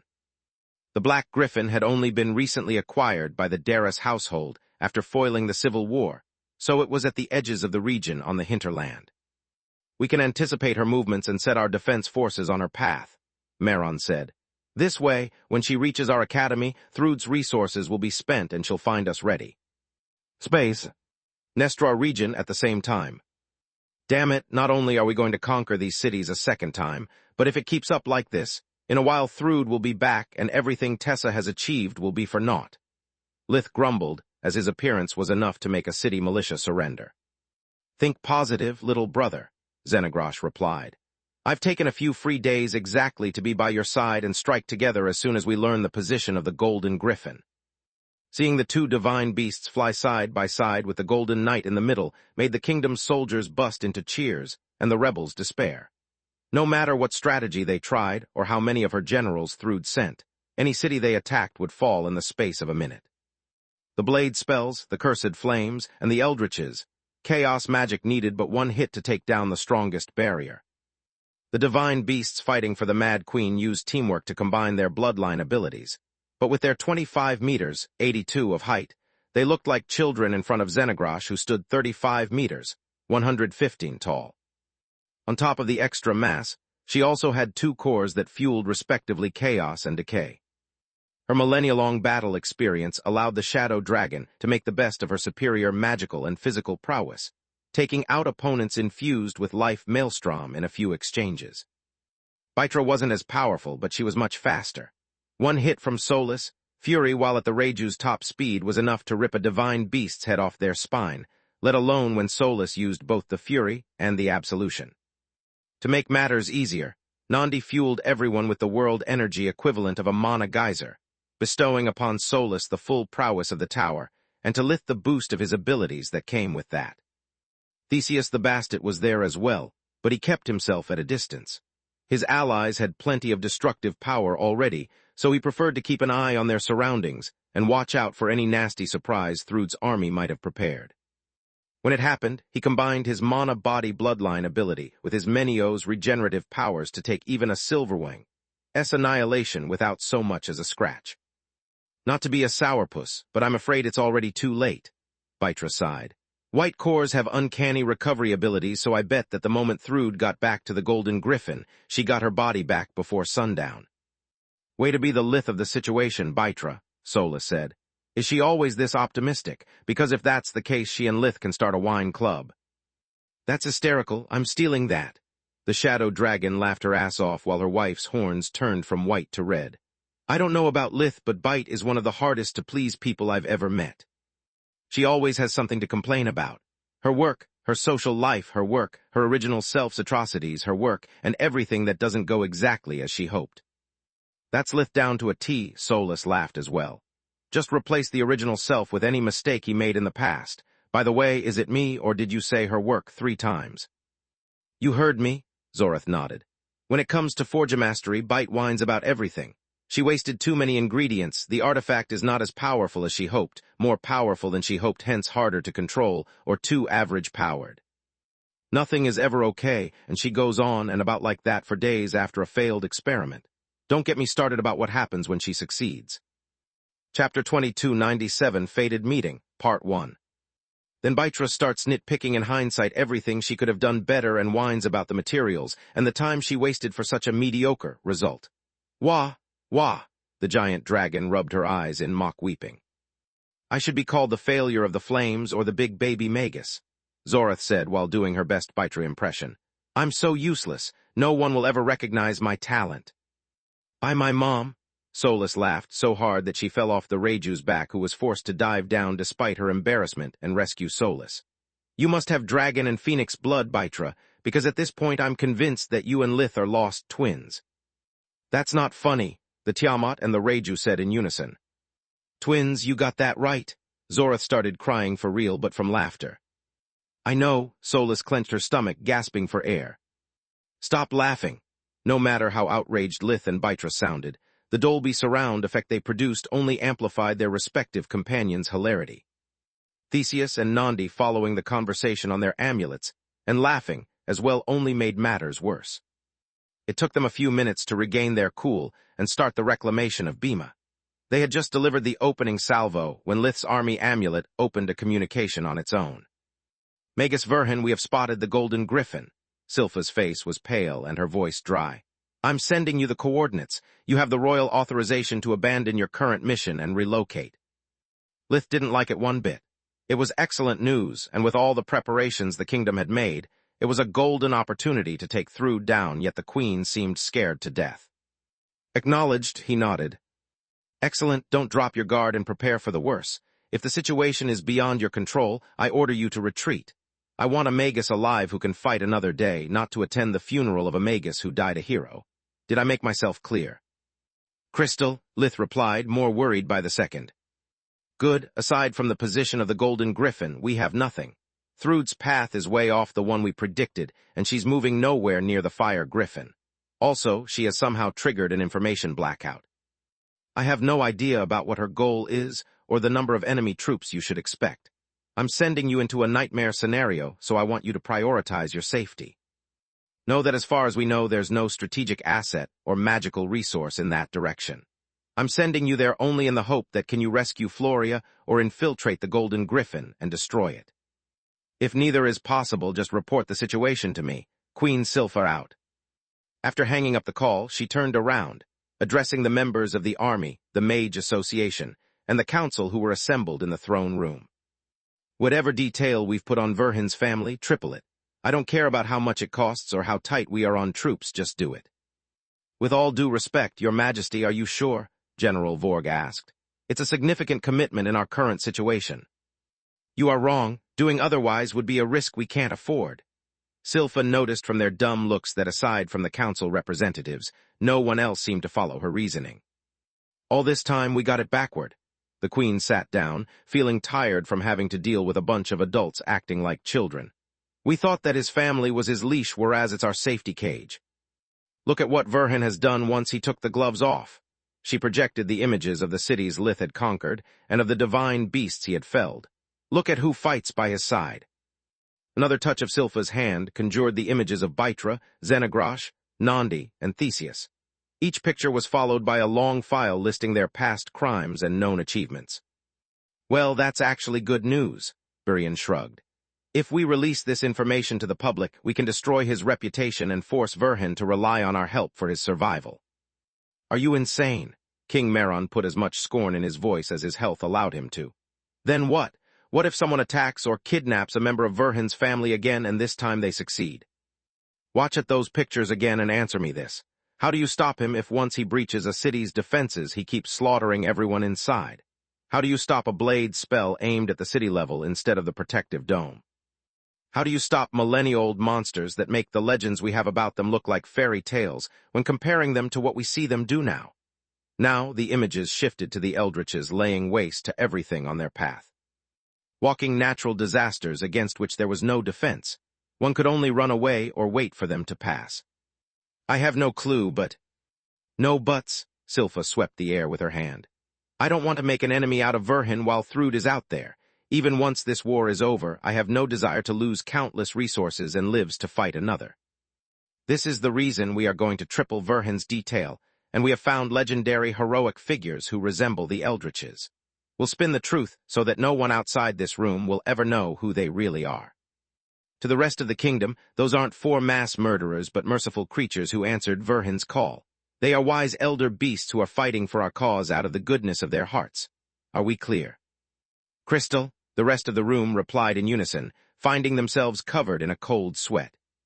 The most incredible thing about this development is that Inzialot predicted it, Ragu thought. Otherwise, he would have never volunteered to protect Verhin's family, even at the cost of neglecting his research. In hindsight, it's pretty obvious. Verhin made no mystery of knowing blade magic, and the organization favored him ever since Xenogrash met Verhin during his trial. Maybe I should accept Inzialot's invitation to dinner and listen to what he has to say. There's method in his madness. There was a method indeed, but not the way she believed. Inzialot had predicted nothing and couldn't care less about politics. Every one of his moves was meant to look chivalrous and keep Lith's mind focused on Inzialot's problems. Were he to learn that his plan had just succeeded, the Lich King would have had a heart attack out of joy and then be resurrected by his phylactery a minute later. Meanwhile, in the skies of the Nestra region, Lith was searching for the quickest way back to Daris without revealing the tower's existence. "I'm proud of you, little brother." Zorath had regained her cool, and there was no trace of the previous mockery in her tone. "You've taught both your enemies and allies to respect you. The Queen genuinely cares about your well-being." Chapter 2298 Fated Meeting, Part 2. "More like she doesn't want to lose another weapon to the enemy," Lith grunted. "Any idea how to get to Daris, Grand Duchy, before it's too late?" "Give me a moment." The Shadow Dragon contacted her siblings from the organization, checking on their current position. "I'm the closest to your destination, and I'm getting closer by the second." Nelia the Frost Griffin was using Chaos Steps to pierce through space and life Maelstrom to further extend the range of her spells. Each steps allowed her to cross hundreds of kilometers at once, crossing 2 regions in a few seconds. "Ready when you are," she said while conjuring the Eldritch Melody and the black pillar that came with it. "Incoming." Zorath did the same, and the other 3 hybrids followed suit. Their pillars resonated with each other, detecting Nelia's signal and using it to pinpoint her dimensional coordinates. A hole in space appeared, its edges pitch black and spinning like a buzzsaw, releasing sparks as they moved. "Get in," the Shadow Dragon said, and Lith complied, crossing half the kingdom in one step. "Whoever you are, thank you." Lith gave Nelia a deep bow. "Are you coming with us? We could use a griffin and your life maelstrom." "I can, if you don't mind the Distar region falling under the undead courts." The Eldritch cocked her head to a side. "Your friend Brynja has sent so many members of the Corps away that there are few guarding her. If the courts get their hands on her private gate and the amulet that activates it." "They could go anywhere," Lith completed the phrase in horror. "Yeah, it's a huge power move meant as a distraction, if you ask me. Compromise your home to force you to choose between duty and family. That or Thrud really doesn't want to be disturbed," Nelia said. "Do you need reinforcements?" he asked, making her laugh. "How precious of you," Nelia caressed Lith's head. "Thanks, but no thanks. The presence of others would just limit the strength I can safely employ. I could use a good meal, though. Traveling so much made me work quite an appetite." "You got it." Nandi nodded and conjured the surrounding world energy before feeding it to the Frost Griffin. It worked akin to invigoration, making her recover all the lost mana and stamina. "That hit the spot. Thanks, Nandi. Before you go," Nelia released several small bolts of silver lightning, powering everyone up. "Sorry I can't do more, but recharging Life Maelstrom takes time, and I must save enough to ensure the success of my mission." "Thank you so much." Solus gave her a deep bow. "You don't even know me, yet you boosted me no less than the others." "Don't mention it, kid. You are important to Lith, and Lith is important to Father. It's more than enough for me. Dragon speed," Nelia said before turning around. "Dragon speed to you too," Solus managed to say before the griffin disappeared at the horizon. "Let's move before the life maelstrom fades out." Zorath bolted forward, while being careful not to exceed her normal speed in order to preserve the precious silver lightning. "Solus," Lith asked. "Agreed." They both used spirit domination to stabilize the life maelstrom and keep the abomination's black cores from feeding on it during the rest of the flight. "Nice move. Can you teach it to me?" Zorath asked via mind link. "Sorry, Hydra bloodline secret." "Never mind, then." The Shadow Dragon shrugged, but used her dragon eyes in an attempt to crack the mystery anyway. Lith held his communication amulet in his palm, using its map to find the last known position of the Golden Griffin. They flew at high speed, so it wasn't supposed to take them long to find it. Alas, they succeeded way before they thought. "Guys," Theseus asked from the backline, "is it me or there's something on the horizon?" "It's no hallucination, I see it as well." Zorath focused her eyes forward instead of on Lith. "Yet it's weird. I've been here several times in the past, and this is supposed to be part of a huge forest. There have never been buildings here." "Fuck me sideways." Lith stopped abruptly, forcing the entire group to a halt. "What's the problem? What do you see?" Baitra knew that few creatures had better eyesight than phoenixes, and that Lith had inherited that trait from Salark. There were no words to describe it, so he just shared his vision via the mind link. What to the others looked like a thin mountain or a tall building was actually the Golden Griffin, except that its form was no longer that of a castle. It looked like a colossal royal fortress armor that reached 100 meters, 328 of height. Every part of its body was dozens of meters thick and shone like gold under the sunlight. It carried a feathered mantle on its back that Lith knew from experience had to be a pair of folded wings. To make matters worse, the golden griffin was walking forward, crossing great distances and causing a small quake with every step it took. "Father of all dragons, protect us." Zorith froze on the spot, feeling like a puny insect for the first time in her life. "How can something that big even move?" Solus asked in disbelief, doubting her own eyes. "Tower magic." Baitra's reply sent a shiver down everyone's spine. "Can't you feel it? The world energy is way thinner than usual even at this distance." "She's right." Nandi tried and failed to conjure the elemental power via the biocrystals in his hands, chest, and forehead. "That thing is sucking everything in its surroundings for kilometers." "Is this the reason Thrud's troops are everywhere? Did she empty her barracks to relocate the academy?" Solus asked, and she couldn't have been more wrong. The people who lived inside the Golden Griffin were still there and experienced no discomfort from the movement. Quite the contrary, they were a key component to the cursed artifact's might. The power core of the academy sucked the world energy, but that would have never been enough to fuel such a titan away from a mana geyser. The academy channeled whatever energy it had through its body, using the people inside to amplify it. As Tyrus had explained to Lith, the difference between a mana and a power core was paper thin. The effects of the unwavering loyalty array made even that boundary disappear. By altering the life force of its students, the Golden Griffin could use them as auxiliary cores that fueled its abilities no matter the form the academy took. Thrud's white core, her generals, violet cores, and even the blood cores of her undead prisoners were at its disposal. The trick that allowed Thrud to relocate her troops at will came from the tower-like nature of the Golden Griffin that Baitra had recognized. After imprinting a mana geyser once, Thrud could use them as relay points for the Academy's gate network. This way, she could send and retrieve troops not only from a warp gate, but also from every mana geyser she had ever occupied while conquering the different regions of the Griffin Kingdom. Chapter 2299 Golden Knights, Part 1. The tower-like powers of the Golden Griffin were also the secret behind the quick advance of Thrud's army, and the fact that no one survived the encounter. The Titan couldn't just move, but also cast spells and attack. A single stomp was enough to turn an army into a crater, and then the students cleared the survivors on the ground and erased any trace of its passage. Those stupid enough to take flight were massacred by the automated crystal turrets. "What can we do against something like that? It's just too big," Theseus said. "Maybe, but we aren't small either," Lith replied. "Besides, with no geyser, the Academy can't move nimbly. I say that we hammer at it from a distance and bring the Golden Griffin to its knees. Then gravity will do the rest of the work for us." "Sounds like a plan. Let's give it a go."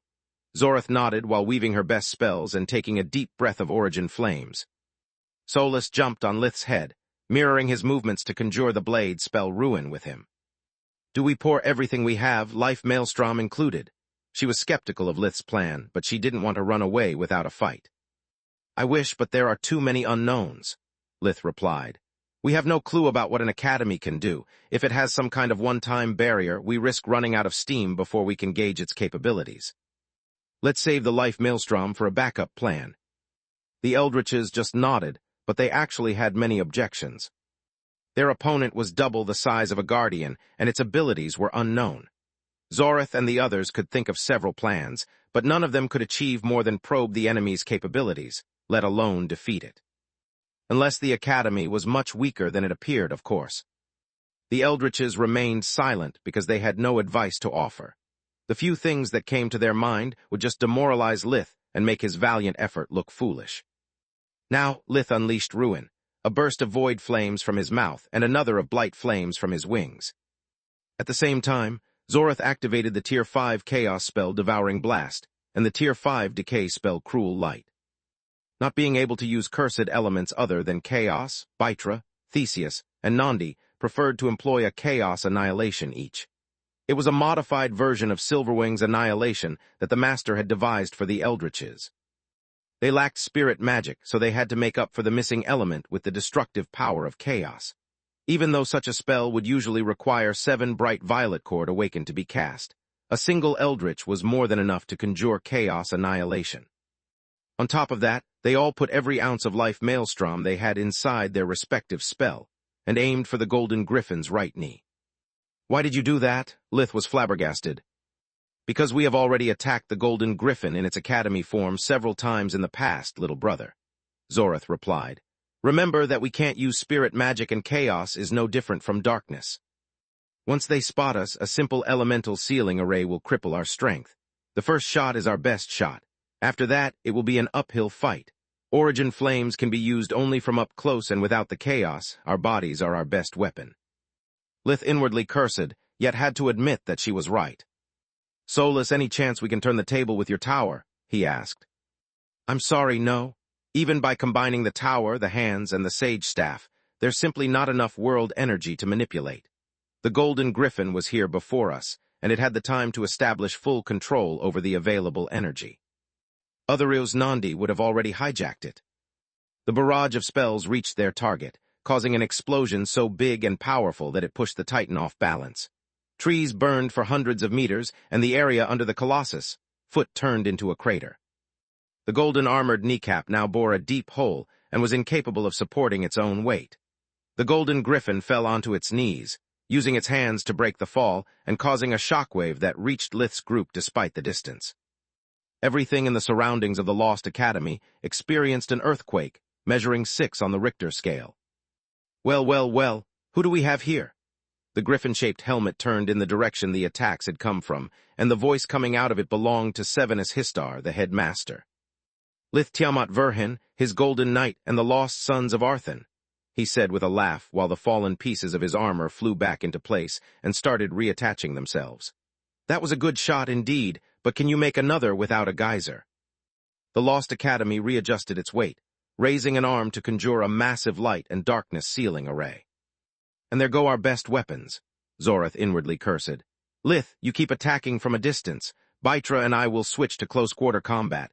Don't waste elemental spells since the Academy can use all kinds of sealing arrays."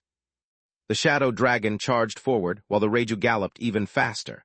By the time the first burst of origin flames hit the still-damaged knee, Solus had hammered at it dozens of times. The absolution in her left hand and the fury in her right moved non-stop in a flurry, while Baitra circled around the Golden Griffin's legs too fast for the giant to follow. "Why are you two still here?" Lith asked Nandi, but especially Theseus, who was a bulky divine beast. "For backup, kid," the Minotaur replied. "If something goes wrong, I tag in for Baitra and Crybaby here for Xenagrash. If we go all in, we are all equally screwed the moment Histar pulls something out of his ass." "I resent the Crybaby, but I agree on the rest," Theseus glared at Nandi. "I can take a lot of punishment, which means I'm the most suited to buy time in case we need to retreat." "Okay, thanks." Lith shared the life maelstrom with his equipment to help the power cores to recover quickly before joining the assault. Nandi was doing his best to collect the thin world energy and feed it to his companions to keep their bloodline abilities working at full power. In Lith's case, it even helped to replenish the power cores. Damn, Vaster's hybrids are always so friendly that I often forget how old and powerful they are. Compared to them, I'm just a baby. I'm glad that they listened to my brilliant plans instead of shoving a pacifier in my mouth, he thought. Lith envied the Eldritch's cunning that kept them at least 3 steps ahead of him at everything. He turned toward the academy, putting aside every stray thought and focusing only on his goal. A big target who's also paralyzed. It's time to warp the trash out. No matter how sturdy a material was, dimensional magic would cut space itself. Chapter 2300 Golden Knights, Part 2. Lith's plan was to quickly open and close a spirit warp to maim the Golden Griffin. It was a plan as good as it was predictable. Fuck me sideways. He could recognize the familiar feeling of the static field array. It kept the space around the Lost Academy compressed and negated the effects of dimensional magic, unless one could afford as much mana as that poured in static field. This is really bad. Solus has no quick way to retreat, and I can't get inside the Golden Griffin even if I manage to peek at useful dimensional coordinates. Histar has thought of everything. Lith kept using pairs of cursed flames from his mouth and wings, trying them all and hoping to find one against which the Golden Griffin was weak. He found none, and soon his life force started to hurt from exertion. Cursed flames had a destructive power and speed on par with cursed elements, But what the Tiamat could produce was so small compared to the Titan that the damage dealt was irrelevant. Or better, the small holes would have piled up into a crippling wound if not for the golden griffin self-repair mechanism. Even if Lith managed to always hit the same spot, it wouldn't have been fast enough. Lith hit the leg with double edge, but it felt like he was a regular man trying to cut down a boulder. Zorith was stronger than him, and her sky piercer claws were imbued with the power of chaos, but she wasn't faring any better. Her blows cut as deep as they could, but for something that size it was but a scratch that healed. "Oh my, you are an impressive little bunch. Let's kick things up a notch." The fact that Histar kept laughing did bode well. Then, when the plates of Golden Griffin's armor opened, everything became clear. The Academy unleashed a volley of tower-tier spirit spells that exploded in unison. Their firepower and wide area of effect made them impossible to dodge without dimensional magic. Bytra was the fastest, but even she couldn't outrun the energy shockwave. She and Solus were blown out of the sky and crashed on the ground, opening a meters-deep crater. Lith managed to survive only because he had kept himself at a distance, alternating cursed flames and spirit spells. Zorith instead took the full brunt of the damage. Once the dust settled, the biggest piece of her left was the size of a car.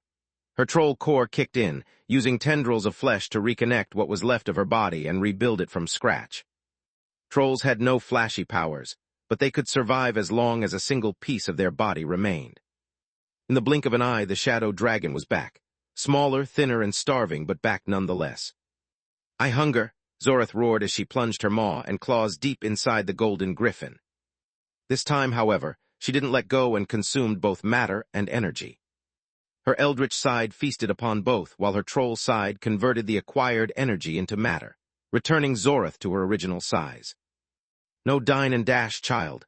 You are going to pay for what you ate," Histar said as golden tendrils came out of his leg and seeped inside Zorith's body. "I learned from our previous encounters that you eldritch monster hybrids are born out of Arthan's genius. As every one of his creations, you are bound to serve his will." "Get away," Lith yelled telepathically at Zorith, Solus, and Bytra. "They found a way to extend the unwavering loyalty array outside the Academy, if you get caught." Zorith cut him short with a roar, her eyes turning golden and staring at him in hatred. "What the heck? It takes hours to enslave someone, not seconds." "I'm different, we are different," Zorith replied.